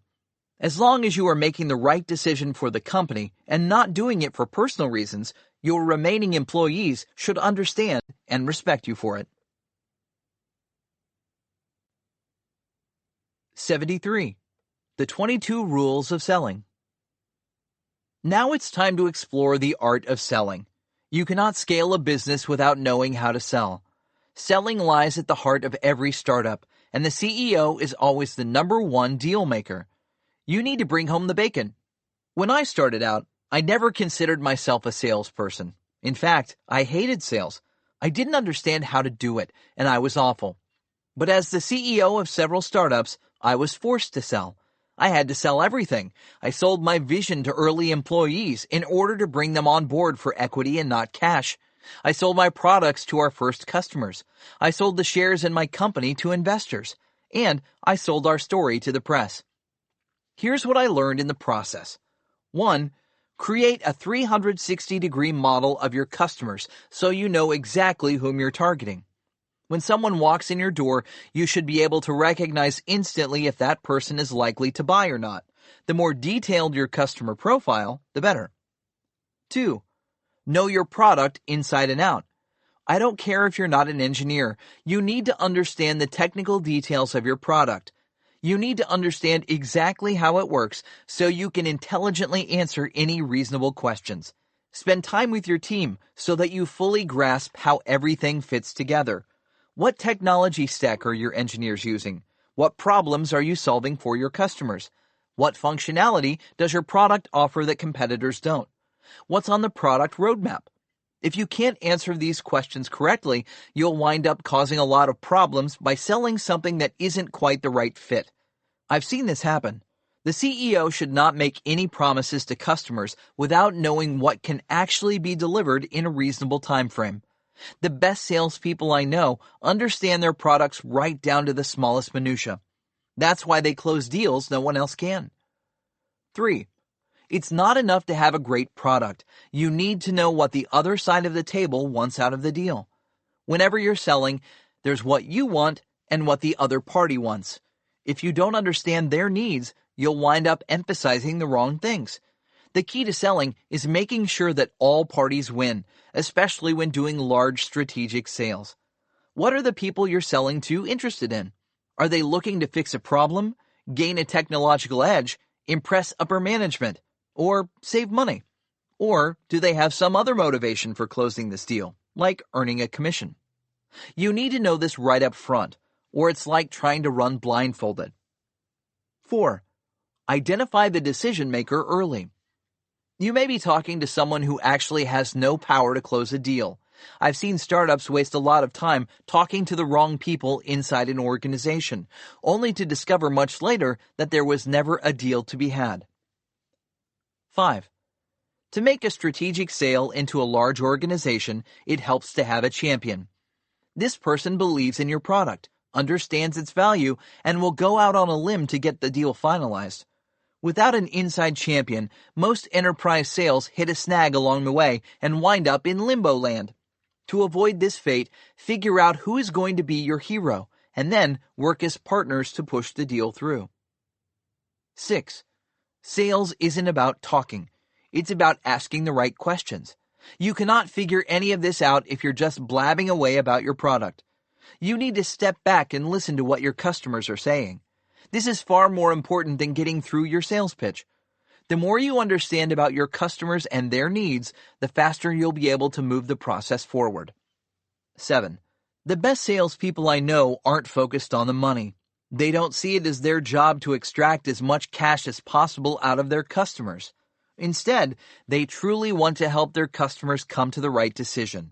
They take the time to figure out what's best for the customer, and if a sale isn't a good fit, they will tell the customer not to move forward.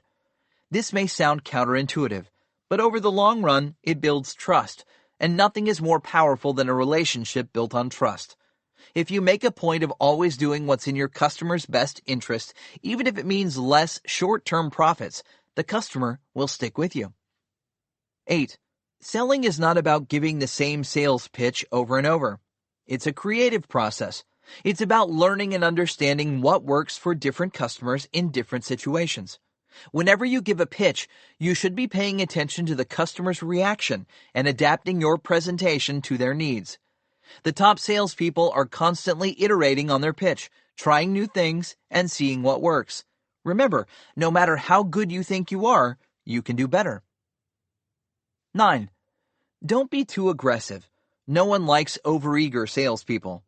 Chill. Try leaning back and talking to your customers in a relaxed manner. Let them come to you. Don't force what you want on them. 10. You've heard of the fast-talking salesman. It's not a compliment. Don't speak too quickly. Slow down and make sure the customer understands you. How you communicate is as important as what you say. 11. You can say whatever you like, but what really matters is the data. Can you back up your claims with solid evidence? Do you have proof that what you're saying is actually the case? A great salesperson takes the time to gather all the data possible and uses it as the foundation of any sales pitch. If your solution is cheaper, faster, more efficient, and easier to use, then you'd better have the numbers to back this up. Otherwise, you're just blowing hot air. 12. If a customer wants something, like a product feature, that your company doesn't offer, don't promise it without first consulting your team. This will just get you in trouble. Instead, take note of what the customer wants and say you'll talk to the team about adding it to the product roadmap. You don't have to give a specific date. Just acknowledging what the customer wants is usually enough. Later, you can get together with your team and figure out if it's worth implementing. 13. Rejection is part of the process. If you do sales, you'll invariably get rejected. Don't try to avoid getting turned down. This only leads to increased stress, anxiety, and depression. The way to become immune to this ego-crushing process is to embrace it. Make it a learning opportunity. Each time you get turned down, ask the customers to explain to you in detail why they can't move forward. If you take this approach, you'll soon find that rejection doesn't hurt so much. It's actually part of the process of extracting valuable information. 14. Don't attempt to change a customer's core beliefs. It's not that it's impossible. You can do it. It's just not worth your time. If someone believes that small cars are unsafe, trying to convert them into a small car lover is going to take a huge amount of effort. Instead of wasting your time, it's far more efficient to sell that person a large car. After all, that's what the person wants.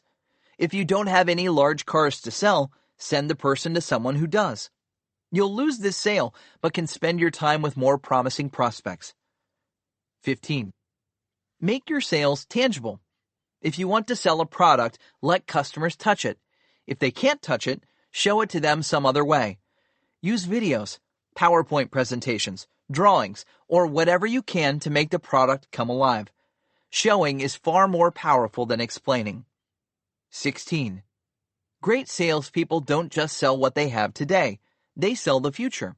Create a timeline that visualizes where your company and products are headed. Explain to customers that if they buy into your solution now, they'll receive far more value down the road than going with competitors. 17. Qualify your leads. Make sure that the customer is ready to buy. No point in wasting time with someone who isn't prepared to move forward. Even before you meet, you should know the probability of closing. If it's low, focus on other prospects. 18. Many companies have an entire process for lead generation and filtering. The idea is to ask a lot of questions in advance. Sometimes this is done through an online survey. Other times through a chatbot, email, or live rep. Once you have the data, you need to quickly sort prospects into categories by likelihood of closing, and then prioritize the ones most likely to buy today. 19. Know your bottom line.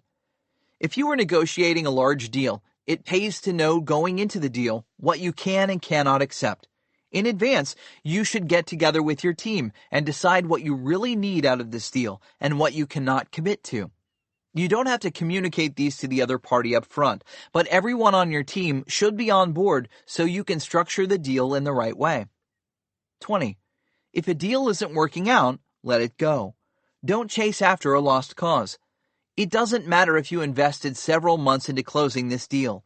If it's not moving forward, push it off your plate. Sinking more time into a zombie deal seldom pays off.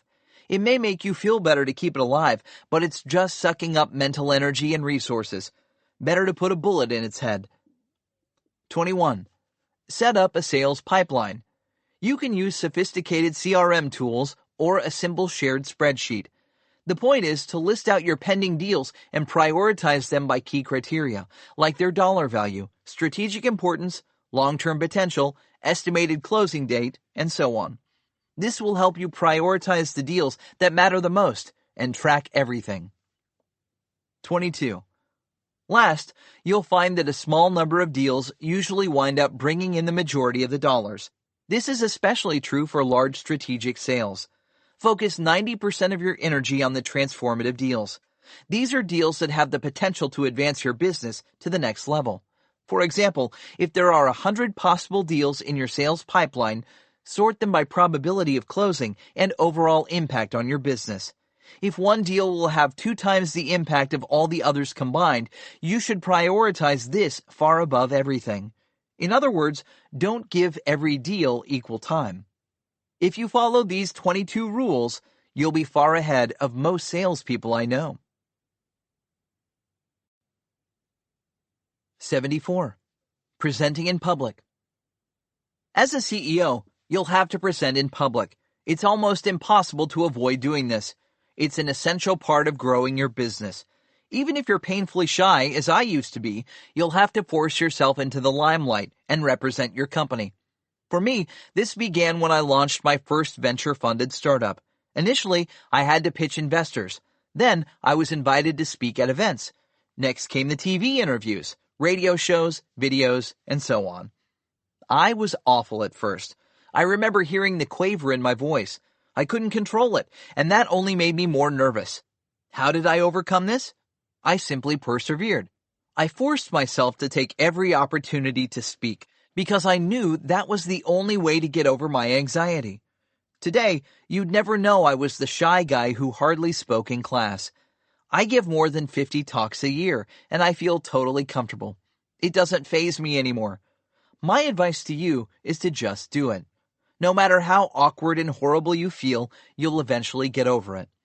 In addition to stepping out of your comfort zone, try what's called deliberate practice, where you analyze everything about your performance and modify your speaking style to see what works best. Try experimenting with different techniques. Watch videos of speakers whom you admire and note what they do right. Ask for feedback from the audience and people you trust. You can even join a speakers club like Toastmasters or hire a professional coach. I never did this, but I know it can help. Let me share some of the things I learned along the way. Less is more. Keep your talk short. Keep your points concise. Don't just blab away. Don't waste people's time. It's not about you. It's about them.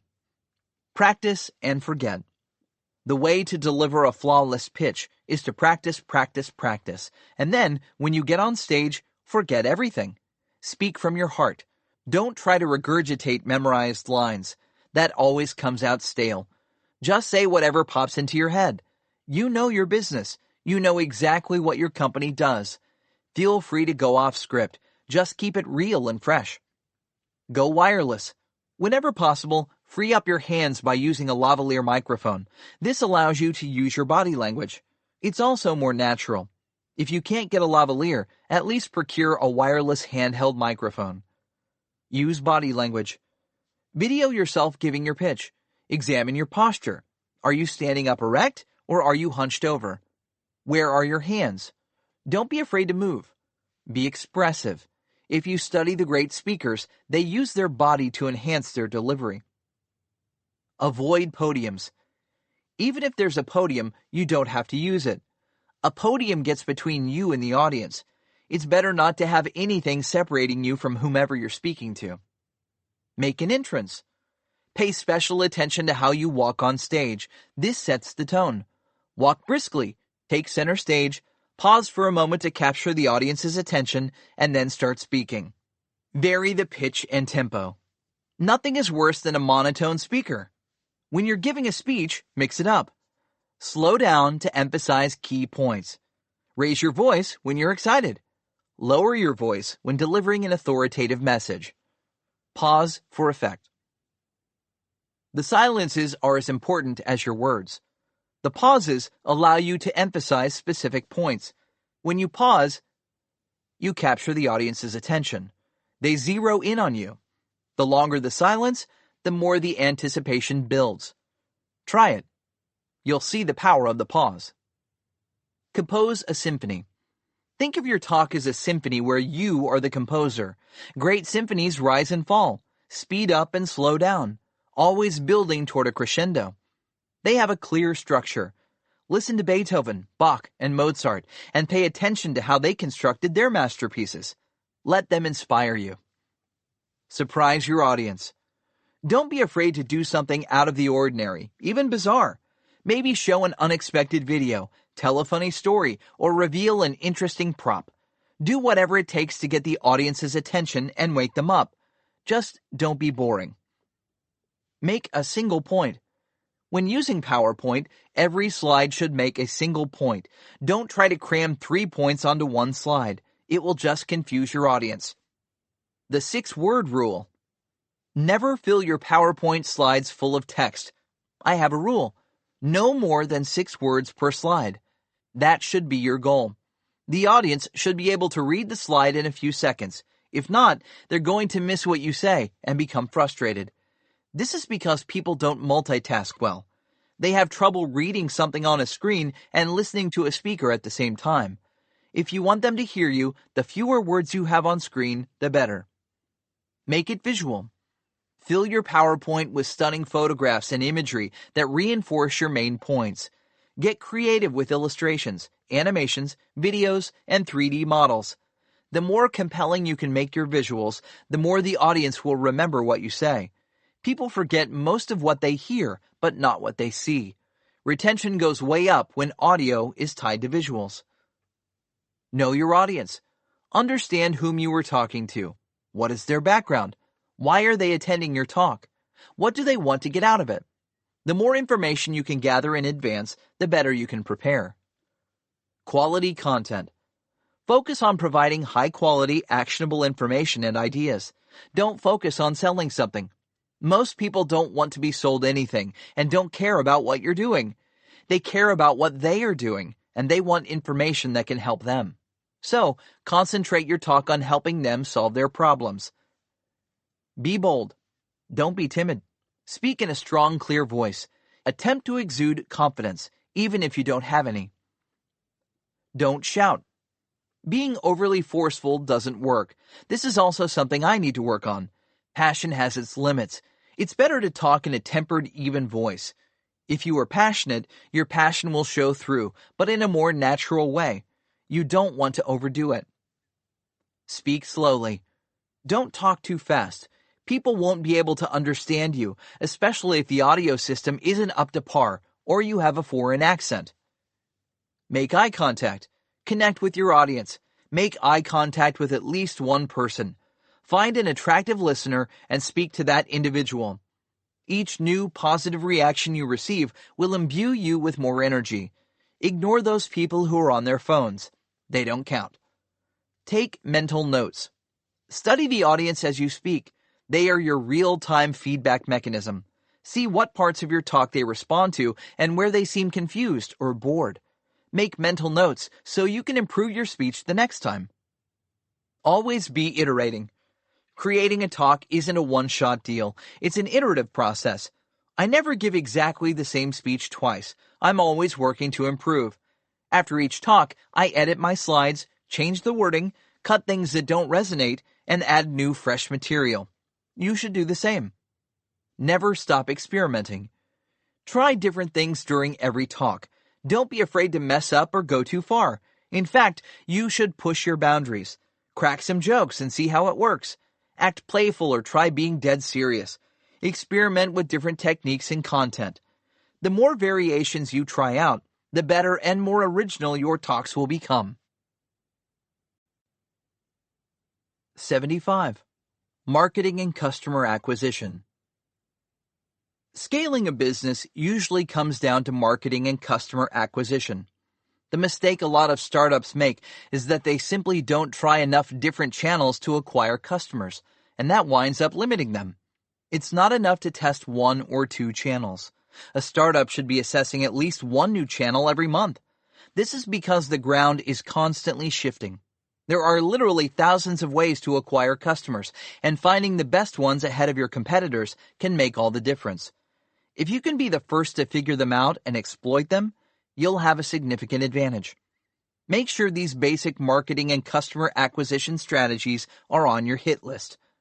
Search engine optimization, search engine marketing, click-through marketing, hyper-local marketing, inbound marketing, social marketing, content marketing, guest posts, public relations, guerrilla marketing, video ads, display ads, email lists, retargeting, strategic marketing, affiliate programs, cold calling, customer service as marketing, viral marketing, launching on new platforms, trade shows and conferences, private events, public speaking, cross-promotions, traditional advertising.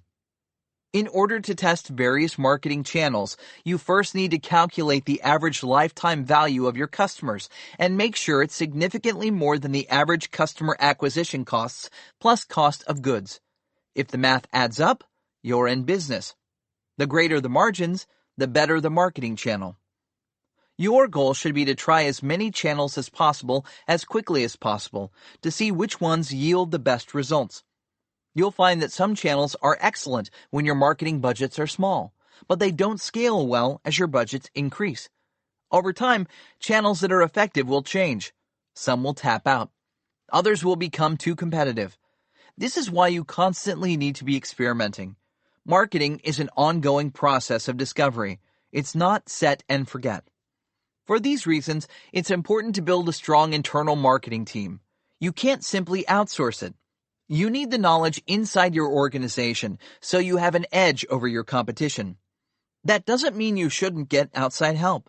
You should always bring on fresh consultants and integrate them with your team for limited periods of time so your team can learn from them. If you do this, you can stay one step ahead of your competitors and gain a significant marketing advantage. 76. Designing your workspace. Along with growth comes new offices. Silicon Valley startups have a tradition of spending their venture capital on uniquely creative spaces. These workspaces are designed to not only look hip and make an impression, but they often rely on extensive research in the areas of neuroscience, sociology, and human behavior. The goal is to enhance collaboration, communication, and creativity. Through tests, we can understand the consequences of a particular design on the workers who are operating within it, says Andrew Hoffman, a designer at NBBJ, the architectural firm that designed headquarters for Amazon, Google, and Samsung. For instance, how far you sit from someone determines the likelihood that you will interact with that person. Simply glancing at a coworker during the course of a day dramatically increases the probability you will engage with them. There's a lot of research coming out that higher ceilings promote higher performance in conceptual thinking, while lower ceilings are better for mathematical thinking, adds Scott Wyatt, a managing partner at NBBJ. Sound also plays an essential role in productivity. A little noise actually helps. Libraries tend to be too quiet. Studies have found that 70 decibels of background noise are optimal for most people. It's enough input to boost creative energy, but not so much that it disrupts concentration. There's almost no element in a space that doesn't have some impact on how well your employees will perform. For example, warm light decreases stress levels and enhances cognitive performance. Another study found that by swapping smaller tables for larger ones in the cafeteria, employees were 36% more likely to interact with one another back in the office. Cornerstone and Harvard Business School found that if employees sit next to the right people, their productivity can go up 15%. Pairing people with opposite strengths works best. They wind up collaborating and complementing one another. On the other hand, sitting next to a toxic worker who has a negative attitude significantly lowers productivity and increases the likelihood the employee won't remain in the company. Steve Jobs was obsessed with office design. He took an active role in redesigning Pixar's offices. He wanted to make sure that executives and editors shared the same buildings. He didn't want them separated. He even tried to limit the number of bathrooms so that employees from all across the company would randomly bump into one another throughout the day. Studies have shown that serendipitous encounters at work equate to increased idea sharing and cooperation. If you look at Apple's headquarters, you can see that Jobs designed it as a giant donut in order to create a flow where workers are forced to walk through one another's spaces on their way to and from meetings. The donut also allows for an open green space in the middle where workers can relax, have lunch, bump into one another, and hold activities. Jobs cared deeply about the flow of workers within the space because he understood that the more connections people make in any given day, the more information and knowledge are exchanged. A company can be viewed as a living organism where everyone is part of one giant brain. The more neural connections, the more creative and productive it becomes. This is the reason most startups in Silicon Valley have open space for employees to mingle. They want their employees to have casual exchanges throughout the day. It's a different dynamic than being in a meeting or walking up to someone's desk. When people are hanging out, they're more likely to talk about what they're doing in an open, relaxed manner. This can lead to information being exchanged that otherwise wouldn't be communicated. It also catalyzes new collaborations and friendships. For the same reason, many tech companies have eliminated cubicles in favor of open seating. They want everyone to work together and make eye contact throughout the day. They don't want physical barriers separating them. Some offices have gone as far as forcing employees to change seating throughout the week, so they wind up sitting next to different people in the organization almost every single day. The underlying hypothesis is that an organization will become smarter and more innovative with each new interaction. The same thinking has inspired companies to create play areas, complete with the mandatory ping pong and foosball tables. Nothing beats games for encouraging teamwork and bonding. Some startups have even installed miniature golf courses, massage chairs, and video arcades. These may seem frivolous, but they are intended to get employees to open up with one another and form relationships that go beyond work. It's this type of closeness that enables teams to come together and accomplish far more than the sum of their parts. All this openness is good for collaboration, but it can take its toll on concentration. As 3 executives from Steelcase, the furniture maker, wrote in Harvard Business Review, people feel a pressing need for more privacy, not only to do heads-down work, but to cope with the intensity of how work happens today. According to their research, there has been a 16% increase in the number of people who can't concentrate at their desks. This is the reason many startups are creating quiet zones.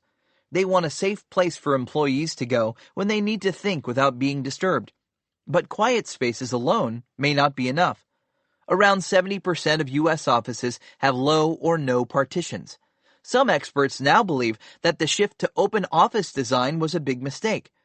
A survey by enterprise software strategist William Belk found that 58% of high-performance employees need more private spaces for problem solving. Psychologist Nick Perham found that office noise impairs workers' ability to recall information and do tasks as simple as basic arithmetic. In addition, the lack of privacy and constant interruptions can create significant stress, impairing workers' productivity and leading to health issues. In Silicon Valley, this has led to a backlash from employees and a raging debate among experts. A less controversial trend in Silicon Valley is bringing the outdoors inside. For the majority of human existence, people have worked outdoors, so it's not natural to spend nearly all our waking hours cooped up inside a building. This is why designers are working to mimic outdoor environments inside the office. They are adding plenty of open space, large windows, natural lighting, and greenery. They're even pumping in fresh air and using earth tones for the walls and furniture. Some companies are painting the ceilings blue because blue suppresses melatonin, the chemical that makes people feel tired. If a person looks up and sees blue, the brain tells them it's daytime, even if it isn't. I'm just scratching the surface of the science behind designing workspaces, but as you scale up your business, I hope this inspires you to think more creatively about your office and how it will affect your employees' performance and overall quality of work and life. 77. Watch out for the platforms. Many startups choose to launch their products or services on one of the major platforms like Amazon, Alibaba, Salesforce, Microsoft, Facebook, or WeChat. This is because the advantages are numerous. These startups can leverage a mature infrastructure, brand, user base, and ecosystem to build their businesses. All of these combined can accelerate growth far beyond what startups can do independently, especially if the company is fulfilling a strong unmet need on the platform. The problem comes when the startup grows large enough to get on the radar of the big boys. With their God's eye view of everything that goes on under their domain, they can quickly spot what's working and how valuable it is to their users. This can create a conflict of interest. While they are happy to have other startups innovating inside their ecosystems, they also want to control the most essential and lucrative parts, maximizing both the value they provide to their users and their own profits. This means if the product or service is deemed strategic enough, the platforms will either opt to purchase the startup or copy it. If the acquisition offer is good, this shouldn't be a problem for the entrepreneur. However, if big guys lowball the startup or simply roll out their own version, that leaves the entrepreneur in a tough spot. It's almost impossible to compete head-on with bigger players on their home turf. They have enormous advantages. They can fully integrate any product or service into their platform in a way no third party can match.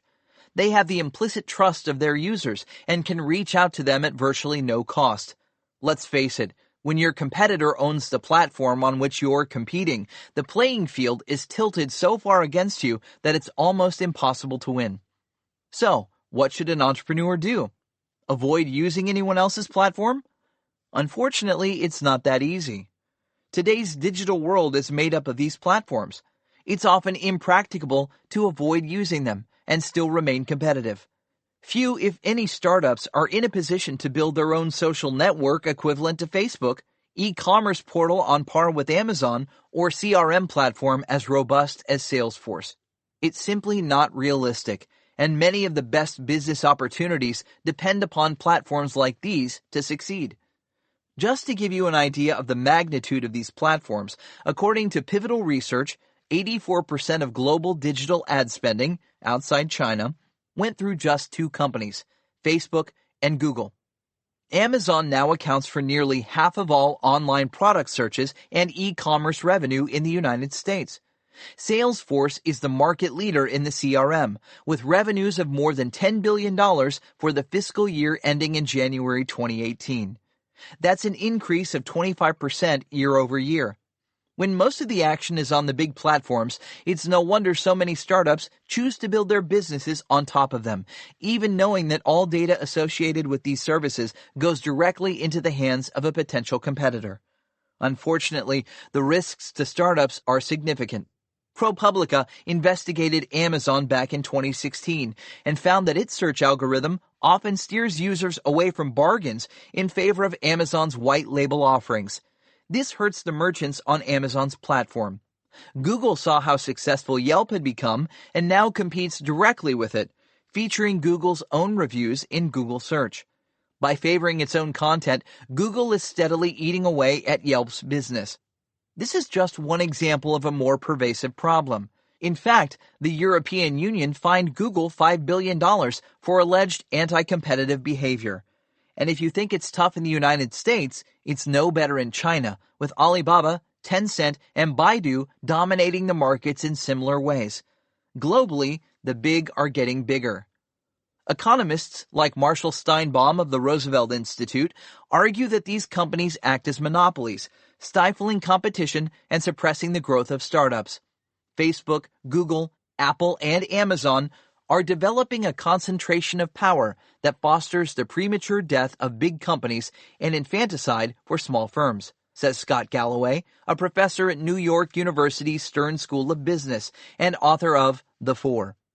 A press release with Amazon on it has the power to bring down the value of an entire industry within hours. Steinbaum claims these quasi-monopolies are a cause of the recent slowdown in startup creation in America. Facebook can see which startups are gaining traction and buy them out, as it did with Instagram and WhatsApp. If they don't sell, Facebook will simply steal their best ideas, as it did with Snapchat. Apple has denied updates to apps it doesn't like, such as Spotify.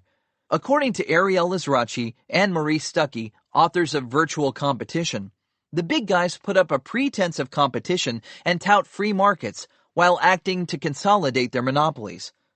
Amazon, Google, Facebook, and Apple have aggregated more economic value and influence than nearly any other commercial entity in history, claims Galloway. Together, they have a larger value than the gross domestic product of many countries, including France. They create relatively few jobs for their size, pay minimal taxes thanks to clever accounting, and are laser-focused on squashing any serious competition. Think about it. If one of the big boys approaches a startup with an offer to buy them or crush them, what do you imagine the startup will choose? This results in earlier exits at lower valuations, which makes it harder for investors to get the returns they need to continue supporting new startups. This, however, doesn't mean startups can't survive in a world ruled by giants. Plenty still succeed by carving out niches between the titans.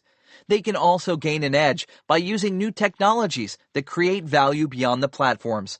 With each wave of emerging technologies, there are opportunities to create new economies and build the next generation of platforms. Amazon, Google, Facebook, and Apple aren't the final embodiment of e-commerce, advertising, search, social networking, and operating systems. There will be future innovations that take us far beyond what we can imagine today. Using cutting-edge technologies like augmented reality, artificial intelligence, quantum computing, and brain-to-computer interfaces, companies will redefine how we interact, shop, and access information. All it takes is for one of the big guys to miss a beat, while a startup lands there first and grows fast enough to build a defensible platform of its own. As we've seen in the past, the network effect is extremely powerful. Google, with all its users, data, and talent, couldn't compete with the upstart Facebook. Even though Google built a sophisticated social network of its own, forced millions of users to sign up, and orchestrated a wave of positive publicity, it failed to take off. No one cared. No one wanted it. Facebook was already there and had an iron grip on the users. Remember when Sun Microsystems, Nokia, IBM, and Microsoft seemed to dominate the tech landscape? Only Microsoft is still a contender. Sun Microsystems became irrelevant, and Oracle gobbled up its remains. Nokia lost the smartphone wars. IBM gave up on hardware, then pivoted to services, and is once again struggling to redefine itself. Its latest incarnation is as an artificial intelligence platform, but that has yet to prove itself. None of these former Goliaths was able to anticipate and thwart the rise of Google, Facebook, Amazon, and Apple. So why should we expect this generation of giants to be any different? I remember when everyone was saying nobody could compete with Microsoft because it controlled more than 90% of the market share for PC operating systems. They could just add a feature or bundle their own version with Windows and put most software companies out of business. Lo and behold, PCs aren't as important as they used to be. Mobile is in the ascendance, and Microsoft lost out to iOS and Android. So don't give up hope. You can still win at this game. It's always been tough for startups. It doesn't matter how far back you go in time. The little guys have forever been scrambling to outsmart and outmaneuver the titans without getting the life crushed out of them. In the same way that a few college kids gave birth to Microsoft, Facebook, and Google, so too will the next generation of giants be born. And if history is any guide, today's giants will become tomorrow's dinosaurs. 78. The unfair advantages. Winning business isn't about being fair. In fact, it's the opposite. Companies win precisely because they have an unfair advantage over their competitors. It's impossible to command high profit margins and dominate a market if your company is just like everyone else. I've outlined various ways companies put up barriers to protect their businesses, block competitors, and control markets. Network effect. This is when the value of a product or service increases according to the number of people, companies, or other entities using it. Just look at social networks like Facebook, Snapchat, and WeChat. Their primary value is predicated on the number of people using their networks. Even if users want to switch, It's almost impossible to get all their friends to move to a new service at the same time, thus creating an enormous barrier for competitors. Access to data. Data is the real estate of the future, and there's a massive land grab going on. Everyone wants to own the most valuable data.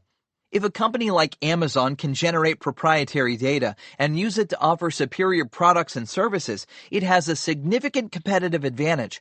Proprietary user data plays a crucial role in making Facebook and Google the largest and most profitable ad networks in the world today. Capital. Simply having more money than competitors can give a company a tremendous unfair advantage. Look at the unicorns that raise hundreds of millions of dollars and then use their huge war chests to acquire customers, lower prices, and drive smaller competitors out of business. Technology. If a company's products are only incrementally better than everyone else's, competitors can easily compete on price and features. However, if a company's products are 2, 3, or 4 times better than competitors, it can dominate the market. This usually happens through developing new and superior technologies that competitors don't have access to.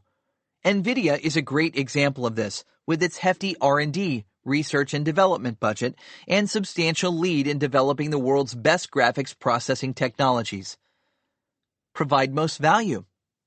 Companies like Amazon excel at providing the most value to their customers. Amazon is always thinking of how to give its Prime members more than other e-commerce sites, including free shipping, faster delivery, lower prices, music, videos, ebooks, and more. Lock in customers. Oracle is a master at locking in customers. Their software requires such a deep level of integration that once a company adopts it, the switching costs become so high that competitors with lower prices or even free services still have trouble stealing customers away. Marketplace. Companies like eBay have shown the power of a marketplace. If a startup can be the first to attract a critical mass of buyers and sellers, it wins. Buyers will always choose the market with the most sellers because this guarantees the lowest prices and greatest choice. Sellers will always follow the buyers. Once a company captures both, it becomes extremely hard for anyone else to replicate. Define a product category. It's not enough to be part of a product category. The most successful companies own the category. That means their products become synonymous with the categories themselves. Take Kleenex. It became so popular that people still say, "Pass me a Kleenex," instead of "Pass me a facial tissue." Apple did the same thing with MP3 music players. We still call it podcasting because the iPod ate the category. Likewise, Google dominated search to such an extent we still say, "Let's Google it." Industry standard. Simply becoming an industry standard, like Microsoft Windows, can keep out competitors. Once everyone is using a piece of software, the value of that software goes up. Many companies have tried to launch new operating systems, and most of them have failed miserably. Microsoft counts on this, and that's why in third world countries it has allowed people to easily copy Windows for years. Microsoft said it was illegal, but did nothing to prevent people from making those copies because it knew that becoming an industry standard was more important than short-term profits. Economies of scale. The larger a company gets, the more it can take advantage of economies of scale by optimizing everything from manufacturing to supply chains and distribution. Just look at Walmart and how it can drive smaller stores out of business. Monopoly. We all know the power of a monopoly. The Standard Oil Trust is infamous.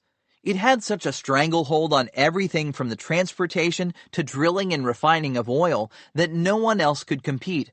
When they moved into a new market, they could literally afford to keep dropping the price until their competitors went out of business. In the end, it was only the U.S. government that curtailed their dominance, breaking up the company through antitrust legislation. Patents. One of the strongest barriers to entry, especially as a company scales up and dominates a market, is its patents. There are constant patent wars between the big guys like Apple, Samsung, Microsoft, Amazon, and Qualcomm. Every major company relies on patents to fend off and hobble its competitors. Relationships. Having relationships with key strategic partners and government officials can give a company a huge competitive advantage. Just look at how much Big Pharma spends on relationship building each year. Not only do they put money in the pockets of politicians, but they also spend enormous amounts of time, resources, and money nurturing relationships with doctors and hospital administrators. Tap a trend. When a company becomes synonymous with an emerging trend, it can ride the wave all the way to the bank. Just look at Lululemon, which built a clothing empire on the back of the yoga craze, or Blue Bottle Coffee, which rode the gourmet coffee trend all the way to a $500 million exit. Government policy. If a business is closely aligned with government policy, it can use this to fend off the competition. Just look at Baidu versus Google in China. Baidu played by the Chinese government's rules and used them to its advantage. Google didn't and got kicked out. Speed to market. If a company is the first to market with new technologies, superior products, or lower prices, it can keep its competitors off balance. Fast movers are the first ones to cut prices, upgrade services, release new models, and employ the latest technologies. By always keeping one step ahead of the competition, they dominate their markets. A great example of this is Samsung Electronics. They are continually pushing to be first with the latest tech. This is part of their core strategy for fending off lower-priced competitors. Brand. Having the best recognized brand in a market can make all the difference. People buy what they know. If they're in a drugstore or supermarket, they're going to feel more comfortable buying from a brand they've seen before rather than a no-name competitor. This is true across all product categories. Once a company has built a dominant brand, it's hard for others to compete on an equal footing. Media attention. Getting press is a significant unfair advantage. If a company is always in the media, it's what people think of. Everything on the web is only one click away, from productivity apps to shaving cream. Whatever name pops into people's heads first is what they type. Amazon may or may not have the lowest prices and best service, but we hear its name so often in the press that it feels like the natural choice for shopping. Amazon Prime Day has even become a special event, equivalent to a summertime Black Friday, thanks in large part to media attention. Celebrity endorsements. Because celebrities have name recognition and fans, a single endorsement can work wonders. Just look at how Nike dominates its market by obtaining exclusive endorsements from top athletes around the world. Domain expertise. Companies that refine a complex process and accumulate more knowledge and expertise about their industry than anyone else can consistently outperform the competition. Just look at how long Intel has maintained its lead in the fiercely competitive world of semiconductors. Trade secrets. Coca-Cola has put up barriers around its business for more than 120 years by keeping its formula secret. What competitors don't know, they cannot copy. Exit traps. Many companies have kept customers locked in by lowering costs up front while charging sizable fees if a customer chooses to leave. Verizon and AT&T did this for years with their cell phone businesses. They offered steep discounts on phones if customers agreed to sign multi-year service contracts. The longer the contracts, the higher the barriers. Partnerships. Having exclusive deals with key partners can block competitors out of key distribution channels. As I write this book, Netflix is offering its video entertainment services bundled with T-Mobile's phone service. In other words, T-Mobile customers get Netflix for free, making it harder to justify signing up and paying for Hulu, Comcast, HBO, or any other competitor. Proprietary consumables. If a company makes both the product and the consumables, it can increase profit margins and outspend the competition on marketing. Just look at Gillette's razors, HP's printers, and Keurig's coffee makers. The majority of consumers will opt for the default, which is to buy consumables that come from the product manufacturer, thereby locking competitors out of the most lucrative part of the market. Learning curve. Some products take a long time to learn, and once people are trained, they don't want to switch. Adobe has made a fortune selling software targeted at graphic artists, video editors, and other creatives. Customers have to invest their time to learn how to use these sophisticated products, and once they do, they are reluctant to switch to a competing solution. Servitization. Companies like Rolls-Royce have transformed the jet engine business into a service, which makes it virtually impossible for competitors to get off the ground. Instead of charging outright for a jet engine, which isn't cheap, they offer it to airlines as part of a service package that includes maintenance and a business model where airlines pay by usage. This allows airlines to better control costs, while Rolls-Royce makes it difficult for competitors to break into the market. It's simply too expensive to replicate this model because of the combination of high upfront costs and long-term service contracts. Ecosystems and platforms. Building an ecosystem is one of the best ways to win. This is often called a platform play. It's when a company creates value by bringing third parties onto their platform to offer an array of additional products and services. Salesforce is a perfect example. It is no longer the best CRM solution. It's expensive, difficult to learn, and hard to implement, but it has a robust ecosystem that no one can match. There are thousands of developers on their platform offering all types of additional products and services that can enhance the value, making it hard to beat and even harder to leave. WeChat is another super ecosystem, complete with everything from voice and messaging to payments, marketing, mini programs, and developer accounts. Every entrepreneur needs to work toward obtaining as many unfair advantages as possible. If your startup doesn't have at least a couple of these, you'll have a tough time building a billion-dollar business. 79. Planning your exit. Many entrepreneurs believe they need to have an exit strategy. They think it's smart to plan the exit from the beginning. This is fine, but don't spend too much time worrying about this early on.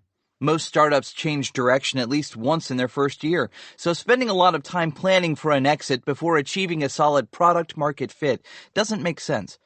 Whatever your idea is when you launch your company, it's probably not what you'll wind up doing. In addition, before you launch your product, it's difficult to know all the players in your industry and understand why they may want to purchase your business. This is something best learned along the way. Only by running your business and understanding the ecosystem can you best figure out who are the most suitable acquirers, what they have to offer you, and what you can offer them. I personally like to work with entrepreneurs who are passionate about building world-changing companies that will last far beyond their tenure as CEO. When they think of an exit strategy, it's a long-term view. To them, an acquisition or IPO is simply a byproduct of their efforts, not the end goal. I found that those entrepreneurs who are simply focused on flipping their companies to the highest bidder at the earliest possible moment don't perform as well. They usually have a quick money mentality. They're looking to cut corners. They tend to ignore their customers, build cheaper products, and prioritize short-term gains over long-term growth. All of this means that if an acquisition doesn't materialize, they aren't in a position to compete and win. They'll just become one of many opportunists who missed the boat. Another red flag is founders who begin scrambling to find an acquirer after their company hits a rough patch. Instead of dealing with the problems, they're looking for a way out. This happens all too often in Silicon Valley. When a startup begins shopping itself around, everyone begins to wonder why. What's wrong with this company? Are they about to go under? Is there a lawsuit? No successful entrepreneur wants to sell a winner that hasn't achieved its full growth potential. That's why the top companies sell at unicorn-like valuations. They're not looking for buyers and will only exit if the offer is too good to refuse. Most people hear about the mega exits. They get all the press, while the smaller ones go virtually unnoticed. However, companies get bought for many reasons, and the outcome for the founders and investors can vary dramatically. Here are 4 types of low-value exits that happen all too often in Silicon Valley. 1. Acqui-hires. The startup is purchased for its team, not its technology, market share, growth potential, technology, or brand. Often, it's big companies like Google, Facebook, Amazon, and Microsoft that will buy these startups because they want the talent. Typically, they shut down the products and services upon acquisition and integrate the team into their current initiatives. The valuations for acqui-hires tend to be sub $20 million. 2. Fire sales. The startup is bought for rock-bottom prices because it's going out of business. Many times, the acquisition is predicated on grabbing the company's domain name, user data, software platform, or other assets. 3. Zombie disposals. The startup is sold or merged with another company simply to remove it from a venture fund's portfolio. Every fund has a lifespan, usually ranging from 6 to 12 years, and if the startup isn't able to exit, it needs to be liquidated. However, some startups refuse to die, and these are called zombies. They continue limping along without any growth potential. If a startup won't go away, it's often folded into one of the fund's more successful ventures, or sold off to a suitable company that has a relationship with the VCs. 4. Tech acquisitions. The startup is purchased for its technology. Depending on the tech, the acquisition values range from very low to extremely high. There are no rules here. It all comes down to the patents and strategic importance of the technology to the acquirer.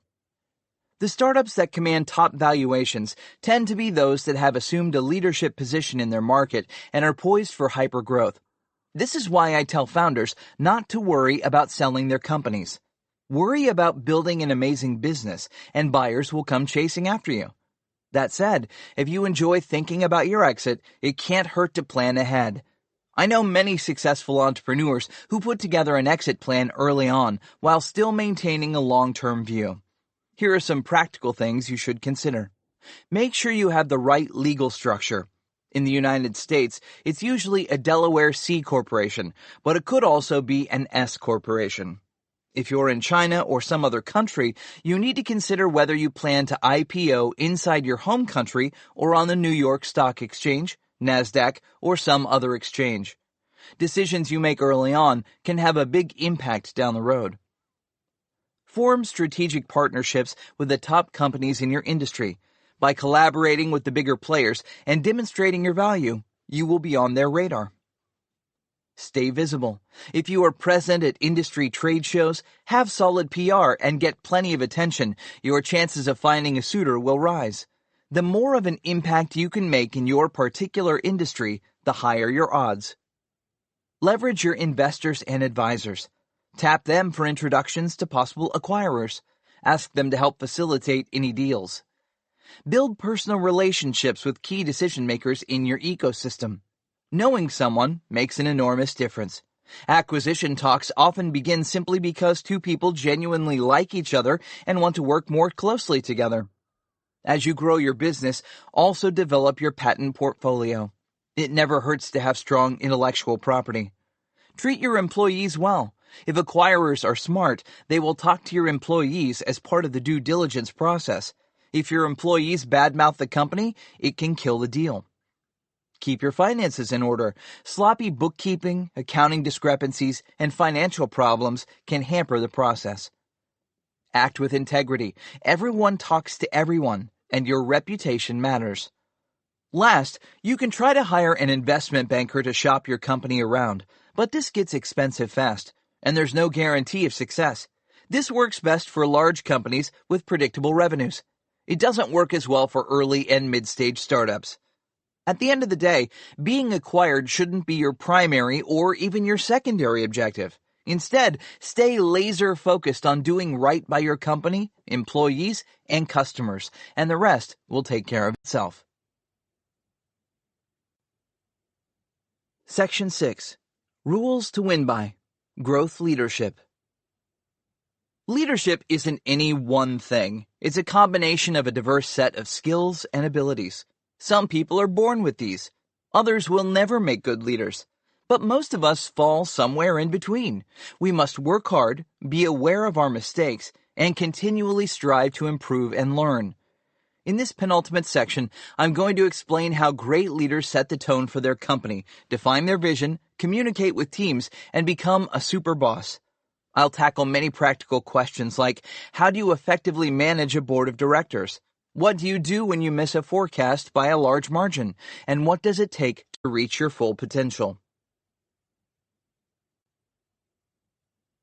80. Leadership Essentials. I was a pretty poor manager when I began. I used to be introverted. I lacked communication skills, and I became anxious when things didn't go according to plan. This was a lot to overcome. It meant that I had to change so many things about myself if I was to have any hope of becoming a successful leader. It was difficult, but it wasn't impossible. Here are some of the most valuable things I learned along the way. Don't ignore hard problems. Only by tackling the company's truly difficult issues can you make progress. Don't count on shortcuts. Anytime you think a shortcut will work, think again. When things go wrong, don't shift the blame. Accept responsibility for any failures, and then work to make sure the same mistakes don't happen again. Give your team something they can believe in. Show them how they can make a difference and achieve something of lasting value. Encourage your team to speak out and express their opinions, even when their ideas conflict with your own. Recognize your team's hard work and reward them for it. Don't play favorites. This will only breed resentment. Surround yourself with A players. Your core management team should be the best of the best. Get to know your team members. Find out what makes them tick. The more you know, the better you'll be able to guide them. Think of your employees' careers, not just their jobs. Help them plan and prepare for a future that goes beyond your company. Focus on results when evaluating performance. Don't be swayed by sweet talk, excuses, or appearances. Match your team members' natural talents with their responsibilities. If a team member can't handle the job, find a new position within your company that matches his or her abilities. If there is no position available, let that employee go. Don't expect people to change. They seldom do. Don't accept the status quo. Encourage your team to experiment and improve every day. Don't use fear to control your team. Fear will cause your employees to cover up the facts and blame others when things go wrong. Don't hoard power. Empower your team and let them own their jobs. Take the time to understand what each of your reports does on the job. You can't effectively manage people if you have no idea what they do. Stay organized. If you aren't the type to plan, surround yourself with others who can do it for you. Always speak the truth. If you try to deceive your team, you will lose their trust. Show your team members that you care. If they're in trouble and need your help, be there for them. Be accessible and available. Don't hide yourself away or put up walls between you and your team. The role of a leader is to be there when your team needs you. Don't just talk. Do what needs to be done. Your actions speak louder than any words. Be direct. Don't ignore problems. Talk to your team in a straightforward manner, even about the most sensitive subjects. Be aware of both your strengths and weaknesses. The better you know yourself, the more effectively you can lead others. Always keep your word. When you promise something, deliver on that promise. Keep calm, even in the most trying circumstances. Never lose your temper. Instead of getting mad, address the problem and move on. Act as a role model. Exemplify the behavior you want to see in others. Don't be pessimistic. Negativity breeds negativity. Have empathy for those around you. No one is perfect. Everyone makes mistakes. 81. Setting the tone. When a leader embraces new ideas, removes barriers, and sets a positive, bold tone that encourages risk-taking and experimentation, it changes how everyone on the team acts. It enables individuals to step out of their traditional roles and try things that were previously deemed beyond their reach. It helps team members to push their limits and overcome mental blocks. And it allows the company to invest in more ambitious, transformative projects that will have a lasting impact. Some Silicon Valley startups eliminate words like can't and impossible because they constrain people's thinking. Even when an idea appears a little outlandish, everyone is told to keep an open mind and not to criticize. This doesn't mean every half-baked concept will gain support within the company, but it does remove the fear factor when employees come forward with ideas that might be considered extreme or unorthodox. Being negative or even hostile to new ideas just closes off possibilities. With ever-advancing technology, much of what we thought was science fiction now appears within reach. Asteroid mining, colonizing other planets, self-aware AI, quantum computing, nanorobotics, internet-connected brains, editing our own DNA, eliminating disease, and extending life indefinitely. In the coming decades, our new inventions will only further astound us. If a company wants to innovate, it has to create an environment where ideas are explored and tested, not just dismissed out of hand because they appear to be unfeasible.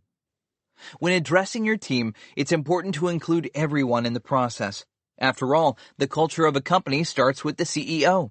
If you want a true meritocracy where the best people and concepts rise to the top, begin by treating everyone as innovators. It's often the introverts and the outsiders who don't speak much who have the most unconventional ideas. They are the ones you need to activate. Giving them the permission and comfort level to participate opens doors to ways of thinking you might otherwise never explore. I admire leaders like Larry Page, Elon Musk, Jack Ma, Jeff Bezos, and Richard Branson who dare to take big risks. They are constantly reinventing their businesses, and they seldom accept anything as unattainable given enough time and resources. They are always asking, how can we do this? Why hasn't anyone tried it yet? What will it take to make it possible? Where can we go next? And who do we need on our team to get there? These are the questions you must pose to your team. You must set the bar higher. As Larry Page likes to say, it's very hard to fail completely if you aim high enough. If you place limits on yourself and your thinking, that mindset will also limit your company's vision. You need to stretch yourself in order to open up new horizons for your company. This is where many traditional companies get stuck. Their leadership can't see beyond what they've done in the past. No matter how successful they are, the future will always be different. That's why it's imperative to wake up each morning and look at the world with fresh eyes, always imagining what could be, not what has been. Setting the right tone doesn't end with words. What you say only goes so far. It's also important to be true to your words. When psychologists studied family dynamics, they found that kids model their behaviors, morals, and values not on what parents say, but on what they do. The parents' actions always trump their words. Parents who say one thing but do another send the wrong message to their children. The same is true in your company. It doesn't matter if you talk about innovation, empowerment, and openness. Those words only mean something if you can back them up with clear actions. You must live your words. If you want to have a culture where people are open to new possibilities, share their ideas freely, and support one another as a cohesive team, you want your actions to reflect this from the get-go. What are you doing to encourage your team to try novel things? How do you receive new ideas, even unwelcome ones? What criteria do you use to judge success and failure? Do you promote unorthodox thinkers? Do you reward team members who question authority? How do you react when people have ideas that contradict the direction you've set? This is a true test of your leadership. As your company grows, you can think of how to manifest these ideas in tangible forms. It helps to set up a process that promotes dissenting ideas, discussion, and debate. It's important to make the process transparent so everyone can see how decisions are made and participate in fine-tuning the system. The only thing that matters is what actually produces results. In the end, you are only a single individual. You cannot do everything yourself.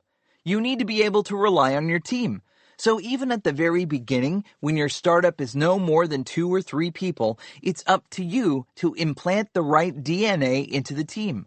It's also up to you to create an environment that fosters creativity, originality, boldness, and reflection. It takes a very special type of leader to build and nurture this type of organization, and it all starts with setting the tone. If you select the right people, provide the inspiration and support they need to do their jobs, and shine a light on the path ahead, they will do the rest. 82. Define your vision. Everyone talks about having a vision, but what does that mean? Mark Benioff, the CEO of Salesforce, was obsessed with this from day one. When he was at Oracle, he struggled with the fact that there was no written business plan or formal communication process during their growth phase. During his new hire orientation, he even asked Larry Ellison, the CEO, what Oracle's 5-year plan was. Ellison replied, We don't have a 5-year plan. We barely have a 6-month plan. What I yearned for at Oracle was clarity on our vision and the goals we wanted to achieve, says Benioff. As I started to manage my own divisions, I found that I personally lacked the tools to spell out what we needed to do and a simple process to communicate it. To address this shortcoming, he sought wisdom from personal development coaches, leadership gurus, and even spiritual mentors. This led to the formulation of his own management process, which he calls V2MOM. It stands for Vision, Values, Methods, Obstacles, and Measures. Benioff scribbled his first V2MOM for Salesforce on a large envelope on April 12, 1999. Here's what it said. Vision. Rapidly create a world-class internet company or site for Salesforce automation. Values. World-class organization. Time to market. Functional. Usability. Amazon quality. Value-added partnerships. Methods. Hire the team. Finalize product specification and technical architecture. Rapidly develop the product specification to beta and production stages. Build partnerships with big e-commerce, content, and hosting companies. Build a launch plan. Develop exit strategy, IPO or acquisition. Obstacles. Developers, product manager or business development person. Measures. Prototype is state-of-the-art. High-quality functional system. Partnerships are online and integrated.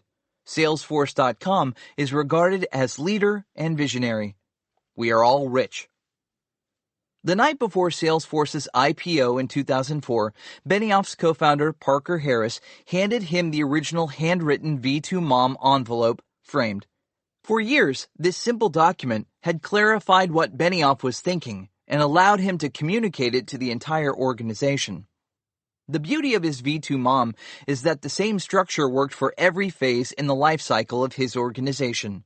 Salesforce has continuously used this as their business plan from the time they were a tiny startup to the present day, with more than 30,000 employees spread across 25 countries. V2MOM gave us a detailed map of where we were going, says Benioff, as well as a compass to direct us there. I'm not saying you should copy V2MOM verbatim. Just use it as a guide to develop your own personal vision statement. You can start by answering these 5 simple questions. 1. What do you want to achieve? This is your vision. 2. What's important about it? These are your values. 3. How do you get it? These are your methods. 4. What might stand in the way? Here are your obstacles. 5. How will you know when you have it? These are your measures.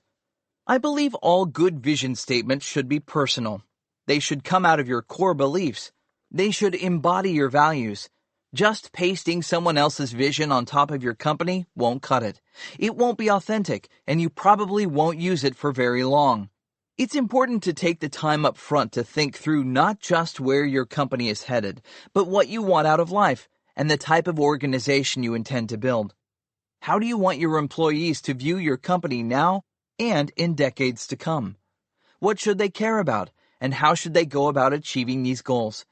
If you can distill this down into an elegant format, as Benioff did, you're off to a good start. 83. Becoming a super boss. Being a leader isn't only about hiring talented people. It's also about getting the people you already have to work more effectively. Having a lot of money and a large team aren't enough. You need to know how to manage your employees in order to take your company to the next level. Have you ever had a boss who felt compelled to control every aspect of the business? It's no fun, to say the least. Bosses like this are classic top-down managers. They love hierarchy. They are the boss, and they want you to do things their way. They are always saying, do this. No, not that. Do it this way. Whenever you make a mistake or fail to meet their expectations, they get upset. In the end, most employees in this situation will either quit or wind up turning into zombies. They literally turn off their decision-making brain and wait for their manager to tell them what to do. It's easier and less risky. They won't get yelled at for making a mistake, and they don't have to take responsibility. Having employees who blindly follow orders is fine if they're working on an assembly line, but not if you need them to think for themselves. In the information age, having an innovative, creative workforce is essential. You need their brains fully engaged if you are going to outperform your competitors. My advice is simple. Ask, don't tell. Every time you want to tell your employees what to do or how to do their job, hold back. Bite your tongue. Instead, you should be asking them, let's imagine you are producing an event. What is the best way to get your team to tackle the job? Tell, we're going to be producing a startup competition. Ask, what type of startup event do you think would work best? Tell, we need seating for 100 people. Ask, how much seating do you think we need? Tell, let's show videos of each presenter to the right of the stage. Ask, should we show videos of the presenters or something else? Tell, everyone will be given 5 minutes to present. Ask, what do you think is the optimal time for the presentations? Tell, here's the plan we used last time. Ask, how can we improve upon the plan we used last time? By asking questions, you are compelling your team members to work out the problems for themselves.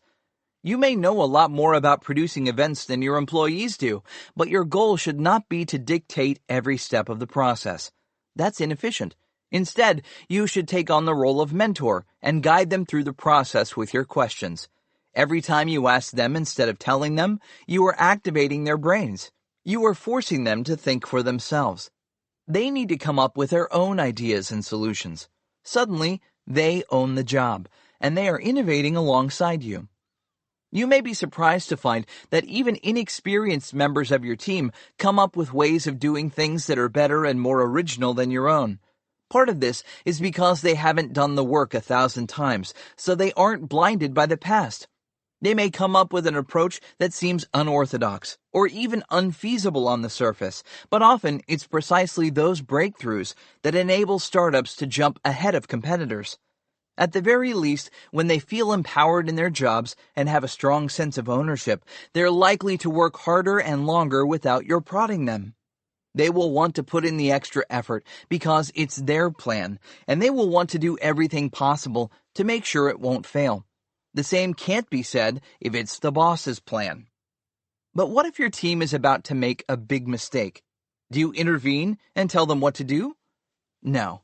It's better to ask more questions. Why did you suggest this plan? Have you considered this possibility? What if this doesn't work? Do you have a backup plan? Can you come up with some viable alternatives? If you probe deeply enough, you will not only better understand your team's thought processes, you will force them to think through the issues and come up with a solution, instead of relying on you to fix their problems. This is what great managers do. They train their team how to think. It's not about getting your team to do the perfect job. It's about getting them to become self-sufficient, and that requires them to understand how to analyze and solve complex problems. If you hired the right people, they will step up to the challenge.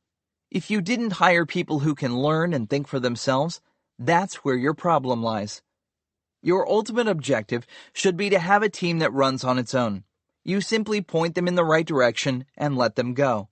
That enables you to step back and focus on other things, which is how you become a super boss. 84. Managing your board. As a company matures, learning how to effectively work with a board of directors can be a challenge for entrepreneurs. Even if the founders retain control over the company, good communication is still essential.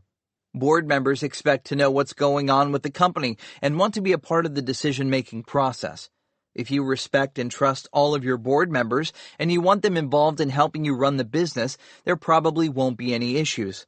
However, some entrepreneurs are used to doing things their own way and dread interference of any kind. This can lead to tensions. Difficulties can crop up when the CEO tries to keep the board at arm's length by not sharing details or discussing the real issues. There can also be problems when board members see things differently or when the company hits a rough patch. Personality and communication styles can also play a big part. These underlying tensions can easily escalate into open hostility. That's why it is crucial for startup founders to adopt a strategy for dealing with their board from day one. Winging it does not work. Without a clearly defined set of principles, it's easy to fall into one of several traps that wind up destroying the relationship. Here are some of the traps I've witnessed over the years. Hype trap. This is when a CEO inflates the achievements of the company to impress the board. Sandbagging trap. This is when a CEO makes goals appear harder than they actually are so as to look good when reaching them. Concealment trap. This is when a CEO deliberately tries to conceal problems with the company from board members. Filtering trap. This is when a CEO filters data so that it fits with the company's version of reality. Defensive trap. This is when a CEO adopts a siege mentality to keep board members at bay. Passive-aggressive trap. This is when the CEO acts nice and friendly, agrees to do whatever the board wants, but then never follows through. Mule trap. This is when the CEO becomes mule-headed and refuses to do what the board wants without providing good reasons. Bully trap. This is when the CEO tries to dominate the board and intimidate members into submission. Political trap. This is when the CEO plays politics with the board, favoring some members over others in order to silence dissenting opinions and manipulate members. I'll walk you through an example of how seemingly innocuous behavior can gradually lead to a dysfunctional board. It can begin with something as simple as a startup founder inflating the company's achievements in an attempt to look good. This is especially true for first-time CEOs who have become used to selling the vision of their startups. By constantly inflating expectations, the CEO can wind up in a precarious position. The problem comes when the company doesn't live up to the hype. At first, investors may be unaware, but they aren't stupid. Over time, they will begin to realize the truth. Even if the CEO never tells flagrant lies or doctors the data, as board members become more conscious of the manipulation, trust will erode. Most of the time, this is swept under the rug, especially if the company is growing fast and times are good. However, as soon as the startup hits a rough patch and the CEO's hype begins to cover up real problems, board members will begin to question the CEO's decisions and ratchet up the pressure. Many entrepreneurs believe that if they can just buy more time, they can fix the issues. So the lies grow in size. But this seldom works. With each lie, the CEO digs a deeper hole until it's impossible to get out. When the board finds out, all trust is lost, and there's no going back. It can quickly devolve into a siege mentality, with the CEO actively battling board members as if they're the enemy. Now, keep in mind, it's not always the CEO's fault. This type of situation can emerge for a variety of reasons. Sometimes one of the board members is simply a jerk. Other times, there's a philosophical difference. Miscommunications and personality differences crop up all the time. In the end, though, the CEO must deal with the underlying problems. It's far better if the CEO never falls into any of the traps I mentioned earlier. That's why I'm going to lay out 15 guiding principles that highly effective CEOs use when dealing with the board. 1. Be honest. Being truthful is the first and foremost principle. Make it a point to never lie. If board members find out you are lying, that only makes things worse. And even if they don't, it's a slippery slope. Board members must know what's going on in the company. It's their fiduciary responsibility, and it's your job as CEO to keep them informed.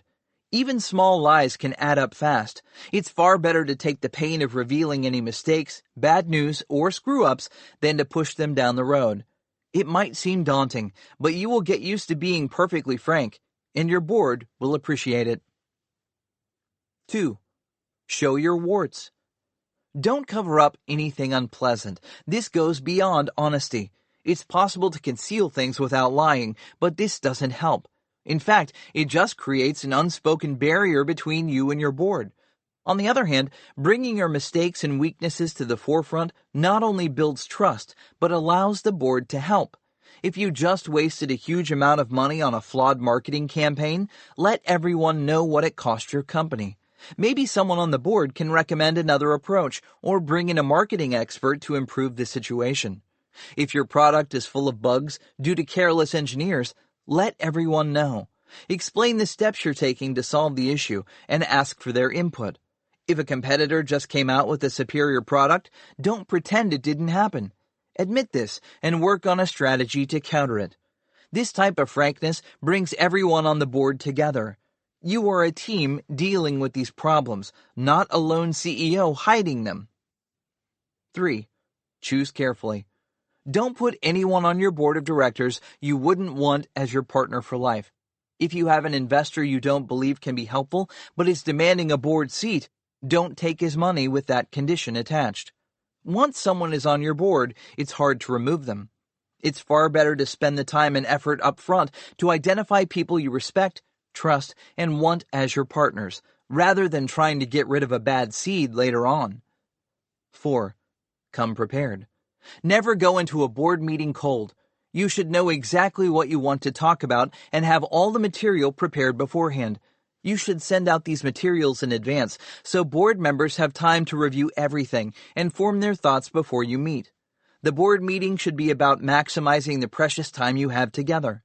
You should speed through the routine approvals up front and then use the bulk of the time discussing real issues, leveraging your members' experience, insights, and relationships, and dealing with the toughest decisions your business faces. 5. Don't sell.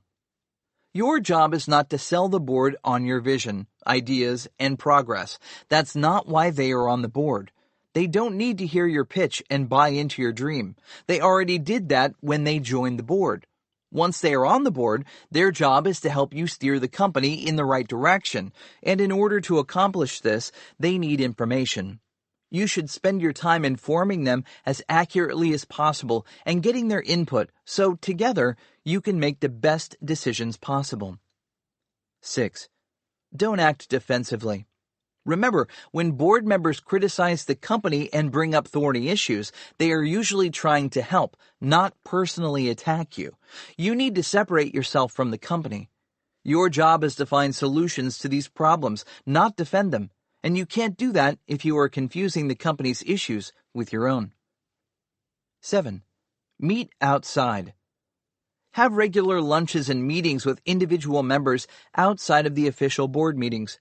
This will help build your relationships and facilitate the exchange of valuable information. If you just meet once a month or once a quarter in a formal setting, you will never really get to know and trust your board members. You need to spend time in a relaxed environment to truly get to know them. The more time you spend together, the better off you will be when things get tough, which will happen at some point. 8. Manage decisions. If you are going to ask the board to make a complicated or controversial decision, you need to prep them in advance. That means meeting with the board members one-on-one, getting their input, and making sure you're all on the same page. You don't ever want to surprise your board. That's a recipe for disaster. You need to connect with each member, educate them on the problem, and understand if they have any objections. Sometimes your interests and the interests of your investors don't align.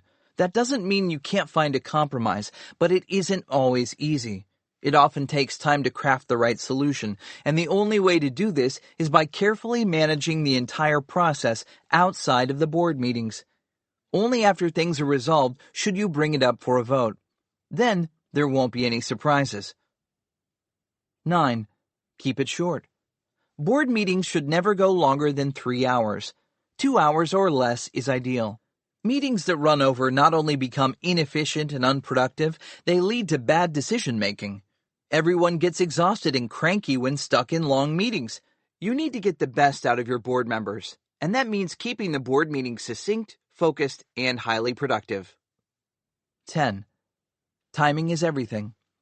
It's best to have your meetings in the morning when everyone is fresh.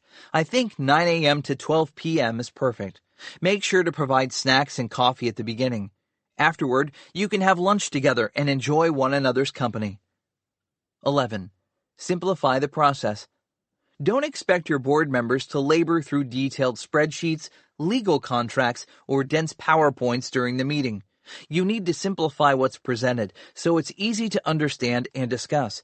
If there are complex legal documents or other materials, they should be sent in advance. During the meeting, you will want to stick to the macro picture. This is a time to make high-level decisions, not get lost in the weeds. 12. Don't do all the talking. You should not be the one doing the talking during the meeting. The meeting should be run more like an open dialogue than a one-way lecture. You shouldn't spend a lot of time presenting. Instead, you should be asking key questions and listening most of the time. Your board members should be your most trusted advisors, and you want to get as much feedback and input as possible during each session. 13. Follow through. It's not okay to promise something and then not deliver. This seems obvious, but some CEOs make commitments during a board meeting but fail to act on them, either intentionally or unintentionally. This is a mistake that breeds frustration and resentment among your board members. If you say you'll do something, make sure to get it done. Follow through is critical if you want to maintain a good relationship. If you can't deliver, you'd better have a good reason. 14. Don't get angry. Anger takes two forms. Either it's a loss of self-control or an attempt to gain control over someone else. When you get upset and lose control of your own emotions, it's a sign of weakness. Strong leaders don't let their emotions overtake them. On the other hand, if you are using anger to bully someone into submission, then it's an attempt to gain control through force, not persuasion or logic. Even if you can browbeat board members into agreeing with you, it's a short-term gain with a long-term price to pay. You haven't changed their minds, and you've probably earned their ire. 15. Own your mistakes. If you or your team screws up, you need to own it. Shifting the blame to your team doesn't help. Everyone can see through this, and in the end, you're the CEO. So, it's still your problem. If you follow these 15 rules, you should be in good shape. You won't always have an easy time, but you should be able to navigate the rough waters without capsizing your ship. As a CEO, that's the best you can do. 85. Nothing is too crazy. Visionary leaders tend to be a crazy lot. Just look at Sir Richard Branson and everything he does. Being dyslexic, like me, he hates numbers. He claims to not even pay attention to the P&L. All he cares about is dreaming up and building new businesses, and he's not afraid to try anything. His company, Virgin Group, has tried everything, from launching punk rock bands like the Sex Pistols to starting airlines, hotels, health clubs, bridal services, rugby teams, banks, film and TV studios, radio stations, magazines, online entertainment, mobile phone services, electric utilities, and space tourism, as well as manufacturing its own brand of condoms, cosmetics, vodka, colas, games, alternative fuels, and the list goes on. And he's done this on a global scale. If this sounds like a lot, it's because, like all great entrepreneurs, Branson is a bit of a madman.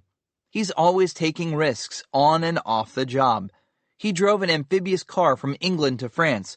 He crossed the Pacific from Japan to Arctic Canada in a hot air balloon. He climbed Mont Blanc, Europe's highest peak. He broke the world record for the fastest Atlantic crossing on a custom-built speedboat. He bungee jumped off the Palms Casino in Las Vegas, hitting the building twice while traveling 100 miles per hour and survived with only ripped trousers. He drove a tank down New York's Fifth Avenue. He kite surfed across the English Channel. He also kite surfed with a naked model clinging to his back, but not across any channels.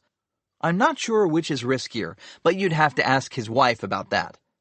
Elon Musk isn't quite the daredevil that Branson is, but he's just as big a risk-taker when it comes to business. He launched several companies at one time, each with an audacious goal. Solar City led the world in solar homes. Tesla paved the way for the electric car revolution that has swept the globe, and SpaceX's ultimate mission is to take humankind to Mars. If this isn't enough for one man, he's gone on to pioneer more mind-blowing projects, including Hyperloop, his vision for the future of high-speed transportation, the Boring Company, which will dig the tunnels for Hyperloop, Neuralink, a startup that hopes to integrate the human brain with artificial intelligence, and OpenAI, which hopes to keep artificial intelligence from destroying humanity. He's also a master at pulling stunts, from selling flamethrowers online to blasting a Tesla car into space. I'm not saying you have to be as outlandish as Branson or Musk to be successful, but going a little gonzo doesn't hurt. Most visionary entrepreneurs push the limits of society and themselves. This is why they're able to see the future and make it happen. They aren't normal. They aren't like everyone else. Even those who seem tame on the outside, like Zuckerberg and Gates, usually have a rebel on the inside, which allows them to defy conventional thinking and chart their own course through life. If you're going to truly test your limits, it often pays to cultivate the nonconformist lurking deep within you. See what your rebellious side has to say. You may be surprised at what you're capable of doing. Just because you followed the rules your entire life doesn't mean you have to continue down that path. Start by breaking a few rules. You can be whatever you imagine yourself to be. There really is no difference between you and Musk or Branson, except that they dared themselves to do it and went through with it. Section 7. Startup Life. Follow your own path. Up until this point, the focus of this book has been about building successful startups. Now it's time to take those ideas and apply them to yourself. I'm a firm believer that great entrepreneurs are both born and made. There are a lot of smart, capable people in the world, but the ones who consistently accomplish outstanding things throughout their lifetimes don't rely solely on their innate abilities. They take an active role in reinventing themselves over and over again as the world changes around them. In the same way, you need to continually iterate and experiment on yourself, your company, and your life, so that you can take on larger challenges, attain better results, and help those around you achieve more. How do you make the hard decisions? What path do you choose in life? If your path turns out to be a dead end, what then? Ultimately, it's not what happens to your company or how wealthy or poor you become. It's how you deal with the problems along the way that will determine your worth as both leader and role model for others to follow. 86. Bouncing back. I'd like to tell you some stories about entrepreneurs who bounced back. These guys got run over by a steamroller, but managed to get back on their feet and keep moving forward. Greg Bonin certainly knows how it feels to be flattened. He had the dream to produce his own TV show about an elite squad of lifeguards on a mission to save the bay. The show was called Baywatch, and when it aired in America, it was a mega flop. The ratings were so dismal that it was canceled after only one season. "It was a crushing defeat for me," says Bonin. "I'd spent years getting the show on air, only to be told one Friday that it was over. A few days later, I was back at the beach working as a lifeguard, feeling sorry for myself." On Father's Day, his father asked him what he was going to do with the show. Bonin said, "Nothing." Since the TV network owned all the rights, he felt like there was nothing he could do. Undeterred, his dad told him to ask for the rights back. Bonin tried to explain that's not how it worked, but his dad made him promise to at least ask. So, on Monday morning, just to honor his Father's Day promise, Bonin called and asked if he could meet with the network executives. To his surprise, they were willing to sell the show back to him, and they only asked $1 because they weren't doing anything with it. "After I got the rights back," says Bonin, "I went to Europe with the show and hustled every network to take the show, leveraging one country's interest against another's, until I began to get traction." He even gave the show away for free in China to build an audience. 2 years later, once it had become a hit, he asked for a licensing fee. China wound up paying more for Baywatch than they'd ever paid for a single TV show. "Finally, Americans began to take notice, but this time it was on my terms," says Bonin. Baywatch went on to become a worldwide phenomenon. Like most successful entrepreneurs, Bonin had learned how to bounce back, and it wouldn't have happened without his father's advice. We can all learn something here. Never let other people and circumstances out of your control defeat you. Just because you think there is no way forward doesn't mean it's so. When Adam Pisoni was just 19 years old, he left college and moved to Los Angeles to launch his first company, a web design firm. He was young, naive, and hopelessly optimistic. It was 1995, and the dot-com boom was underway. Everyone needed a website, and Pisoni was there to capitalize on it. He didn't mind working 100-hour weeks, and soon he had 30 employees. His clients included big names like Honda and Sony, and annual revenue shot up to $2 million. He was on top of the world until he wasn't. Just as he was scaling up, the bubble burst, and his world collapsed. All his big clients canceled projects and slashed spending, while most of his smaller ones went out of business. It was devastating. He had thrown his entire life into this startup, and now there was no way to save it. With no revenue and rising expenses, Pisoni was forced to shut down his company. It felt like the loss of a family member and sent most of us into a depression that took some time to get out of, admits Pisoni. Unable to conceive of doing another business, he moved to the mountains. He chose Mammoth Lakes, a town not far from Yosemite National Park, where he worked at a snowboard shop for 3 years. It would be 11 years before he would get up the courage to launch another startup. He bounced around, working as an engineer and getting back into technology. During that time, he connected with David Sachs, an early PayPal employee and a member of the famed PayPal Mafia. Pisoni joined Genie, a genealogy website that Sachs founded. They collaborated well, and Sachs asked if Pisoni would join him in a new venture. Its goal was to bring social networking to large corporations, and it would be called Yammer. Pisoni signed on as a co-founder and CTO, Chief Technology Officer. He was back in the startup game. It seemed like they were set to catch the wave. It was 2008, and social networking was the craze. Every corporation wanted in on it, and they had the solution. The timing was perfect, but nothing is ever easy when it comes to doing a startup. They quickly found out that they weren't the only ones. Within weeks of launching, 3 new competitors had entered the market. A year later, there were more than 20 competitors. It was brutal, and growth came slowly. They were struggling. Through it all, Pisoni kept calm. He'd done this before. He didn't have any illusions about how hard things could get. He kept his doubts and fears to himself. One of the challenges of leadership in a situation with uncertainty is that there's a set of emotions as a leader that you can't share with people on the team, says Zach Parker, former director of engineering at Yammer. You can never be visibly worried. Adam Pisoni did a phenomenal job of being the anchor around which the positive culture of Yammer could build. Pisoni took the iterative growth mindset approach. Even though he knew the odds were stacked against him, he was determined to keep improving their product and eventually find success. He didn't put blind faith into anything. He viewed each new product feature and sales strategy as an experiment that probably wouldn't work, but could teach them something. He encouraged his team to challenge everything, especially when it came to conventional thinking. In everything we do, says Pisoni, we have to assume we could be wrong. If we jump into things thinking we'll generally be right, we might move forward for too long without changing. This type of approach allowed Yammer to adjust to changes in the market and shift strategies quickly. Yammer wound up moving from Los Angeles to San Francisco, where most of the action was. In the process, they encountered a culture shock. Silicon Valley was filled with rich kids and Ivy League types, while Pisoni and his team were the opposite. Adam Pisoni, Zach Parker, and Chris Gale, vice president of engineering, had all dropped out of high school. In response, they became more determined than ever to succeed. They wanted to prove their team could win.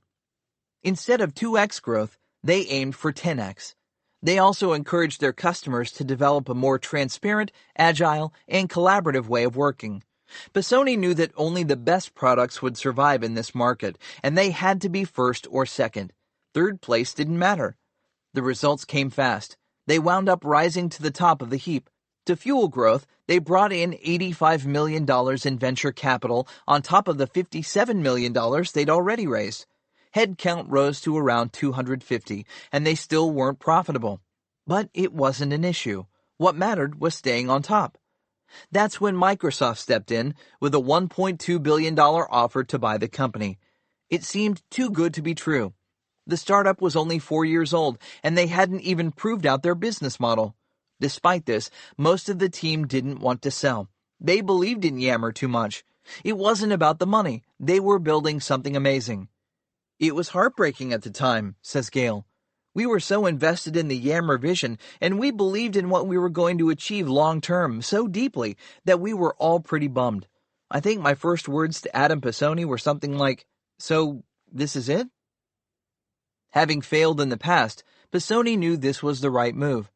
There were still huge challenges ahead of them, and with the backing of Microsoft, they could remove risk from the equation and lead the market. In hindsight, it was the right decision. Yammer added a lot of value to Microsoft, but it never achieved the adoption that everyone expected. Pisoni's struggles had helped him navigate each challenge Yammer faced and end up on top. As I write this, Pisoni is doing another startup because true entrepreneurs never fade away. They just keep bouncing back. This is the essential lesson every founder needs to learn. It's better to be made of rubber than steel. 87. Are you too old? It's common wisdom in Silicon Valley that the best startup founders are in their 20s. After all, Bill Gates, Steve Jobs, and Mark Zuckerberg were just beyond their teens when they started. The stereotype is that only the young can come up with new ideas and master technology. If you're 30 or older, you're over the hill. What people don't realize is that the facts don't support this. The National Bureau of Economic Research conducted a comprehensive investigation of high-growth startups and found that the stereotype of younger entrepreneurs doesn't match the data. It may surprise you, but when it comes to the top 0.1% of highest growth startups, the average founder is 45 years old. That means a good number of these founders are in their 50s and 60s. If you go deeper, the numbers don't change much. For the top 1% of startups, the average age is 44, and for the top 5%, it's 42. The statistics show that younger entrepreneurs, despite having grown up in the digital age, are less successful than their more experienced counterparts. The report concludes that younger founders appear strongly disadvantaged in their tendency to produce the highest growth companies. Despite this, society continues to discriminate against older entrepreneurs. Many investors in Silicon Valley prefer to fund young teams. If someone with gray hair walks in the door, some VCs automatically turn off. Vinod Khosla, one of the Valley's top venture capitalists and co-founder of Sun Microsystems, at age 27, once declared, "People under 35 are the people who make change happen," and "people over 45 basically die in terms of new ideas." This type of flawed thinking is present in many tech companies. If you're over 40, you're sometimes referred to as a graybeard. Most corporations in Silicon Valley put on a youthful facade with activities and benefits that appeal to millennials like rock climbing, kite surfing, beer bashes, foosball tables, and all-night hackathons. Even the biggest corporations fall into the trap of believing youth is equivalent to innovation. A ProPublica investigation, published in 2018, found that IBM cut 20,000 older employees over the past 5 years, while sharply increasing the hiring of people born after 1980. Meanwhile, Google has fought a series of age-related lawsuits. One is a class action lawsuit to which 269 people signed on. Hired, a recruitment platform, conducted a study showing that once tech workers turn 45, they tend to see the number of job offers fall and their salaries plateau. Ironically, this is right at the age when they are most valuable to a company, according to the data.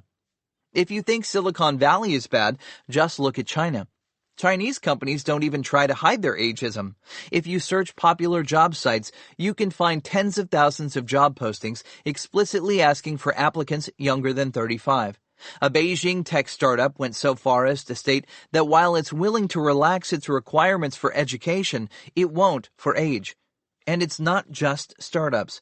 It includes giants like JD.com, Ctrip, and Baidu. Helen He, a tech recruiter in Shanghai, sums up the prevailing attitude when she says, "Most people in their 30s are married and have to take care of their family. They're not able to focus on the high-intensity work. If a 35-year-old candidate isn't seeking to be a manager, a hiring company wouldn't even give the CV a glance." Because of the fierce competition, Chinese tech companies often expect their employees to work a 9-9-6 schedule, 9 a.m. to 9 p.m., 6 days a week. And you can forget about holidays. Working in tech is like being a professional athlete, says Robin Chan, a Chinese angel investor and entrepreneur. You work extremely hard from 20 to 40 years old and hope you hit it big. After that, it's time to move on to something else and let someone younger try their hand. This type of attitude has gained momentum because we see a lot of successful startups founded by entrepreneurs in their 20s. What we don't take into account is that young people are launching startups in larger numbers than ever before. Because of the sheer volume, we are bound to see some successes. What we rarely hear about is the huge number of young people whose startups fail. Another factor in warping our perspective is a youth-obsessed media. We seldom see stories of 50-year-old entrepreneurs hitting it big. But if a teenager launches a mildly successful startup, it's news. Part of the reason for this is that it's impressive when a young person actually does something extraordinary, while it's not so interesting when an experienced business person accomplishes the same thing. Exceptional things make better stories, which leads to misconceptions. So, let me share a few stories of some silver-haired superstars to set the record straight. In the dot-com days, Julie Wainwright joined a small startup called Pets.com. It was just 2 people and a seedling of an idea. As CEO, she took that company all the way to an IPO, only to watch it crash and burn when the bubble popped. The same day she decided to shut down the business, her husband asked for a divorce. If that weren't bad enough, Pets.com wound up becoming the poster child for failed startups in the dot-com era. She was crushed, to say the least. It failed, and I became sort of a pariah, says Wainwright. I was the dumbest person in the valley. It was a little tough. After that, she tried her hand at venture capital, but her true desire was to run another company. The only problem was that no one offered her anything worthwhile. As an older woman, there weren't a lot of options, and her track record didn't help. Man, this could be a really bad second half of my life, Wainwright says. Nobody is going to give me my dream job, so I better figure it out myself. Despite being in her mid-50s, she set out to launch another startup. She drew her inspiration from a shopping-obsessed friend who would search for luxury clothing from the second-hand rack in the back of fancy boutiques. Her friend wanted to make sure the goods weren't counterfeit.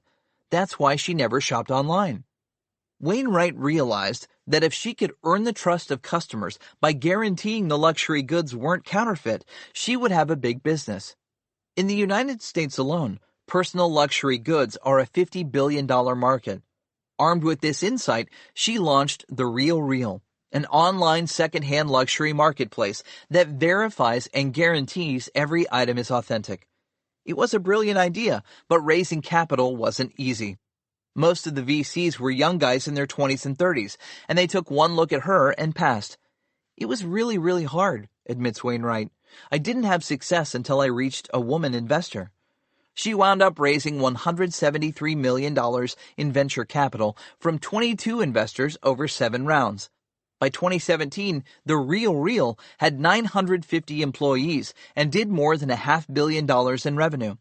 In spite of her highly publicized failure, getting divorced, and turning 60, Wainwright is on her way to another IPO, and none of it would have been possible if she'd told herself that she was too old. Wainwright is far from alone. There are many more like her.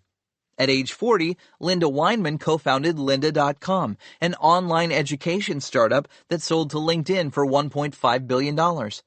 At age 42, Chip Wilson launched Lululemon, a yoga apparel brand, and took it all the way to an IPO. It now has a market cap greater than $13 billion. At age 40, Herbert Boyer co-founded Genentech and sold it to Roche for $46.8 billion. In fact, throughout the history of tech, there were far more founders of successful startups over 30 than under. Charles Flint founded IBM at 61. Robert Noyce was 41 when he co-founded Intel. Bill Porter started E-Trade at 54. Arianna Huffington launched the Huffington Post, now known as HuffPost, at 55. And Evan Williams co-founded Twitter at 34. It's not just successful tech entrepreneurs who tend to be over 30. Asa Candler founded Coca-Cola at 41. Amedeo Giannini conceived a Bank of America at 60. Henry Ford started Ford Motors at 40. Sam Walton founded Walmart at 44. Bernie Marcus opened Home Depot at 50. Martha Stewart was nearly 50 before launching Martha Stewart Living magazine. Vera Wang did not even begin designing clothes professionally until she was 39. In the end, each of us has to be careful not to fall prey to stereotypes. The only way to overcome this problem is to educate ourselves and take action. When bringing on board co-founders and employees, all of us need to be careful not to judge them by their gray hair and wrinkles. What they lack in youthful appearance, they can make up for in experience. It pays to take the time to understand how potential collaborators think and what they truly have to offer. If you're an entrepreneur with gray hair, take heart. There are investors in Silicon Valley who get this. A founder should be the type of person a team can respect and look to for guidance and leadership, and often that requires a certain degree of maturity that comes with experience, says Bob Goodman, general partner of Bessemer Venture Partners. This sentiment is confirmed in a new study by scholars at the Kellogg School, MIT, and the U.S. Census Bureau. They found that 50-year-old entrepreneurs are nearly twice as likely to have a runaway success as 30-year-olds. Clearly, innovation doesn't just happen in your 20s. It's a lifelong pursuit. Anyone at any age can have valuable insights that transform our society and reinvent industries.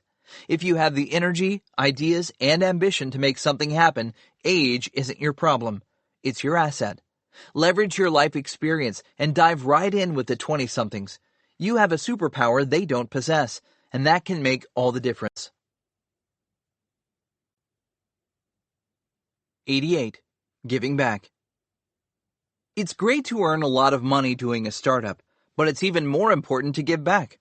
Mark Benioff, the CEO of Salesforce, not only innovated on the job, but also on philanthropy.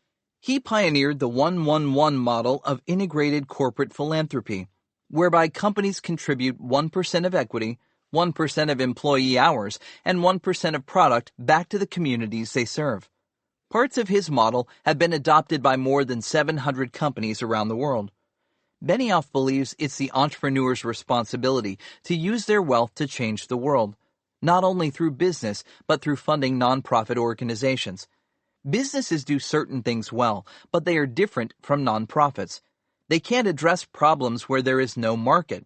Natural disasters, epidemics, mass starvation, war refugees, human trafficking, and a myriad of other problems are often better handled through nonprofits. This is why donating time, money, and resources to charities is essential. In the same spirit as Benioff, Bill Gates has been bringing new ideas to philanthropy for some time. He has shown that it's as important to innovate in the nonprofit sector as it is in the for-profit sector.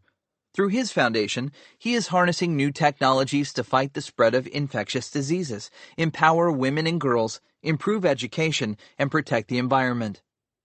Like Gates before him, Jack Ma, the co-founder of China's largest e-commerce firm Alibaba, announced that he would step down as chairman in order to concentrate on philanthropy and education. Ma has a history of giving. In 2014, he and co-founder Joe Tsai established a charitable trust focusing on health and the environment. This was funded by share options they personally owned, which represented about 2% of Alibaba's equity at the time. Ma has also invested 300 million yuan, $45 million, in rural education in China and established a scholarship program in Newcastle, Australia. Carrying on a long tradition of philanthropy in the United States, which includes such towering figures as Andrew Carnegie and John D. Rockefeller, Gates, Buffett, Zuckerberg, and other high-profile billionaires have pledged to give away nearly all of their wealth in support of good causes. In doing so, they have become role models for startup founders around the world. I encourage all of you to aspire to the level of social consciousness. Even if you don't wind up a billionaire, there's a lot you and your startup can do. I met Candace Wang in our Beijing startup program, and when she told me her story, I knew I had to include her in my book. She's a perfect example of a startup founder who combines entrepreneurship with social responsibility and personal passion. After working and studying abroad for 8 years, Candace returned to China and went to work as a volunteer for a nonprofit. A year later, a sudden accident struck her family, setting her on a new path. A contractor was demolishing a building next door to her family's house when one of the workers asked her father to check on something inside. As soon as he stepped into the building, the roof collapsed on him. Nearly crushed to death, he was buried under the rubble for hours. Her father wound up losing one leg, but gradually regained his health. In order to walk again, he needed a prosthetic leg. Candace began doing research and found out the best legs were made in Germany, but they were extremely expensive in China. Her family would either have to spend a small fortune or accept a much lower quality prosthetic. After more research, Candace discovered the same prosthetic leg and treatment were available in Russia at less than half the cost. Arranging it all herself, she took her father to Moscow and gave him the best treatment possible. In the process, she realized that millions of families across China, especially those in less affluent communities, were suffering with substandard treatments due to lack of access to information. Candace couldn't stand the unfairness of this. When she contacted the overseas hospitals directly, she found out they were already paying the medical tourism companies a commission of 10 to 30% for their services, and they felt it was wrong for the brokers to double or triple the price on top of this commission. That's when she decided to launch her startup in order to bring more affordable healthcare to people around the world.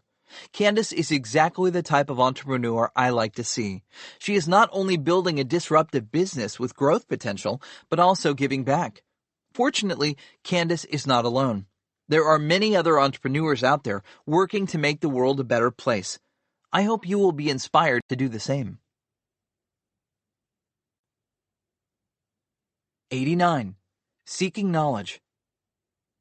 If there's one thing you can do to increase your chances of success, it's to suck up as much knowledge as possible in all its forms.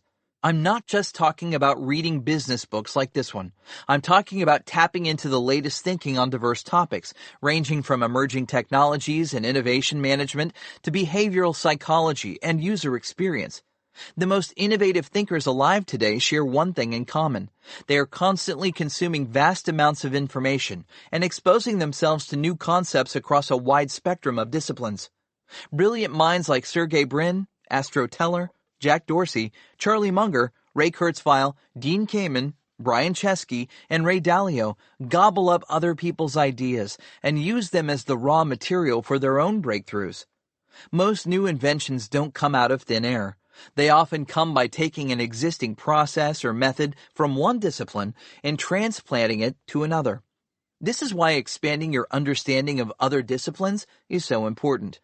Fortunately, we live in a hyper-connected world where information on every topic imaginable is just one click away. But don't just sit at your computer all day. Some things are better experienced in person than online. To truly appreciate art, viewing a work online doesn't compare to being in the room with it. You have to walk around a Rodin sculpture to truly appreciate it. Nothing beats having a seat at the opera, watching Shakespeare performed live, or listening to Neil Young in concert. Don't limit yourself to art and science. Learning a new sport can teach you an incredible amount about teamwork, the human body, physics, and society. Mastering a language is another way to expand your mind. When you learn a new tongue, it not only allows you to better communicate, it also reveals the hidden aspects of the culture, history, and psychology behind the language. Learning comes in so many forms. Try making a point of not filtering. Go to a medieval Gaelic poetry reading, take a class on Kundalini meditation, or download some traditional Malagasy music. New experiences often wind up being the most impactful because you may have had the least exposure to them. The further you venture outside mainstream culture, the more original and unexpected ideas you'll encounter. The beauty of the pursuit of knowledge is that it never ends. The more you learn and understand, the hungrier you'll become to infuse your brain with novel concepts and experiences, while realizing that what you know is such a tiny fraction of what's waiting to be discovered. 90. Surviving a startup. Setbacks happen for everyone. I don't want to call them failures. They only turn into failures when we give up. As long as we can pick ourselves up off the ground and try again, they're just one more hurdle along the obstacle course of life.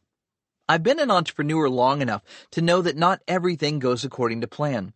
In fact, surprisingly little turns out the way an entrepreneur envisions. Whatever plans you have in your head, be prepared for them to go up in smoke, and you'll be fine. Failing to achieve a goal isn't all bad news. A lot of the time, you stumble upon something better. If you're open to change, you'll find new opportunities along the way that you never could have anticipated. One of those surprises or setbacks is often what leads the way to a new discovery. Most of the greatest breakthroughs in human history were unplanned. Many were complete chance. Take, for example, how Bell Labs discovered proof of the Big Bang theory.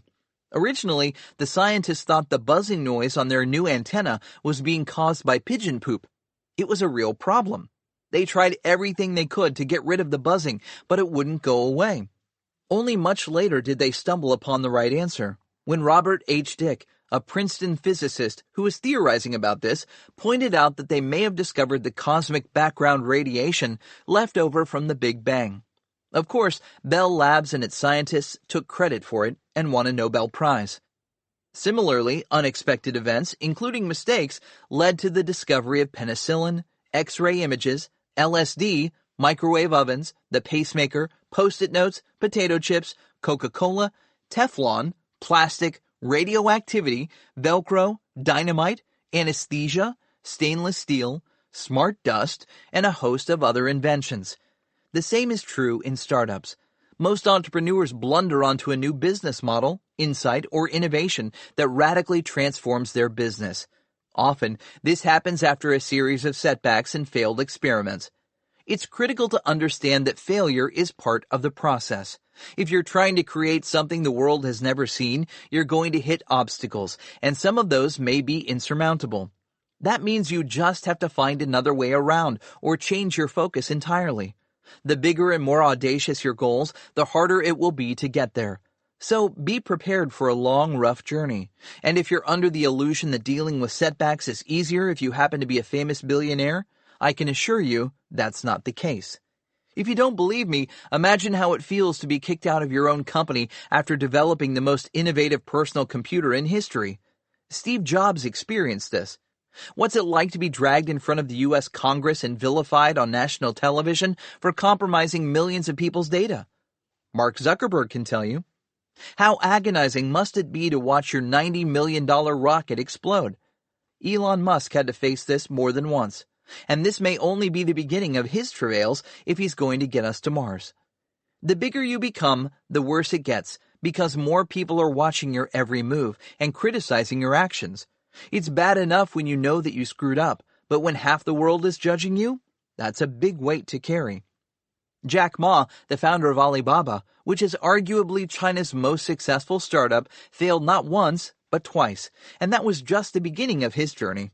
His first company, Hope Translations, never made it off the ground. His second venture, China Pages, was also a dud. On his third try with Alibaba, he ran into more trouble and had to pivot. It's only when he adopted eBay's model and modified it to fit the Chinese market that he began to see some success. And even then, it was an uphill battle until he finally broke through with funding from SoftBank and Yahoo. Even visionaries like Mark Benioff, who had the right idea from the very beginning, have trouble when they are launching their companies. When Benioff first went out to raise capital for Salesforce, he approached every venture capitalist who would listen to him. I had to go hat in hand, says Benioff, like I was a high-tech beggar, down to Silicon Valley to raise some money. And as I go from venture capitalist to venture capitalist to venture capitalist, and a lot of them are my friends, people I've gone to lunch with, and each and every one of them said no. Finally, Benioff quit talking to VCs. He was unable to raise a single dollar from them. But if he'd given in to the negative feedback, Salesforce would never have gotten off the ground, and he wouldn't have pioneered cloud computing. Instead, he looked for alternative funding sources. After a lot of hard work, he managed to raise enough money from angel investors to take Salesforce all the way to an IPO. Today, it's a $160 billion company. Rejection is often more the rule than the exception. Venture capitalists may be smart, but they don't have a crystal ball. They aren't necessarily any better at predicting the future than anyone else. The list of famous entrepreneurs who had to turn to alternative funding sources to get started is a long one. It includes Steve Jobs, who had to take out a $250,000 bank loan, Michael Dell, who worked out of his dorm and had to borrow $1,000 from his family, Bob Hewlett and David Packard, who started out in their Palo Alto garage with just $538 in capital. and Bill Gates and Paul Allen, who bootstrapped Microsoft after dropping out of college. Those are just a few of the big names who had to look for other means of funding their big dreams. It's hard not to doubt yourself when everyone rejects you, but overcoming extreme doubt is the job of a CEO. This is what happens when you're pushing the limits. You can't let them get to you. You can't crumble under the pressure. You mustn't listen to the naysayers. Your job is to push harder when things get tougher. Remember, when other people tell you something won't work, they may not be seeing what you're seeing. Often, the more someone knows about a particular subject, the blinder this person can become to the future possibilities. This is because experts tend to think they know everything about their fields, and if it's something they haven't considered, it's automatically not possible. Experts have another Achilles heel. They have accumulated so much knowledge in a specific area that it's easy to get locked into the past. This is why many VCs pass on excellent ideas. They extrapolate based on their previous experiences, and this can lead them to wrong conclusions.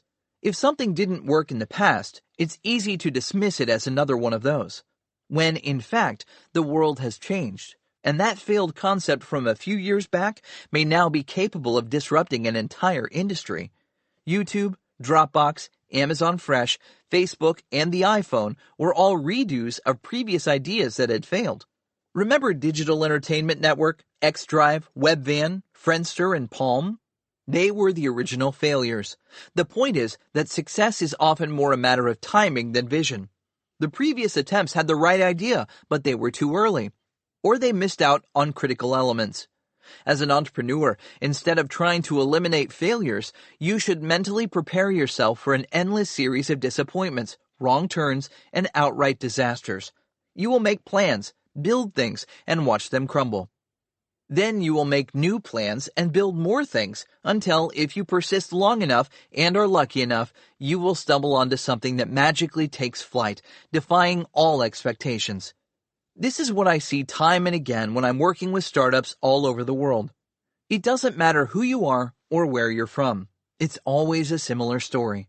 Only you can push through those invisible barriers that are holding you back, attempt to rise above what's possible, avoid making the same mistakes others have made, and go on to make your own blunders as you charge down that chaotic, twisting, bumpy road we call entrepreneurship. That is how you survive a startup.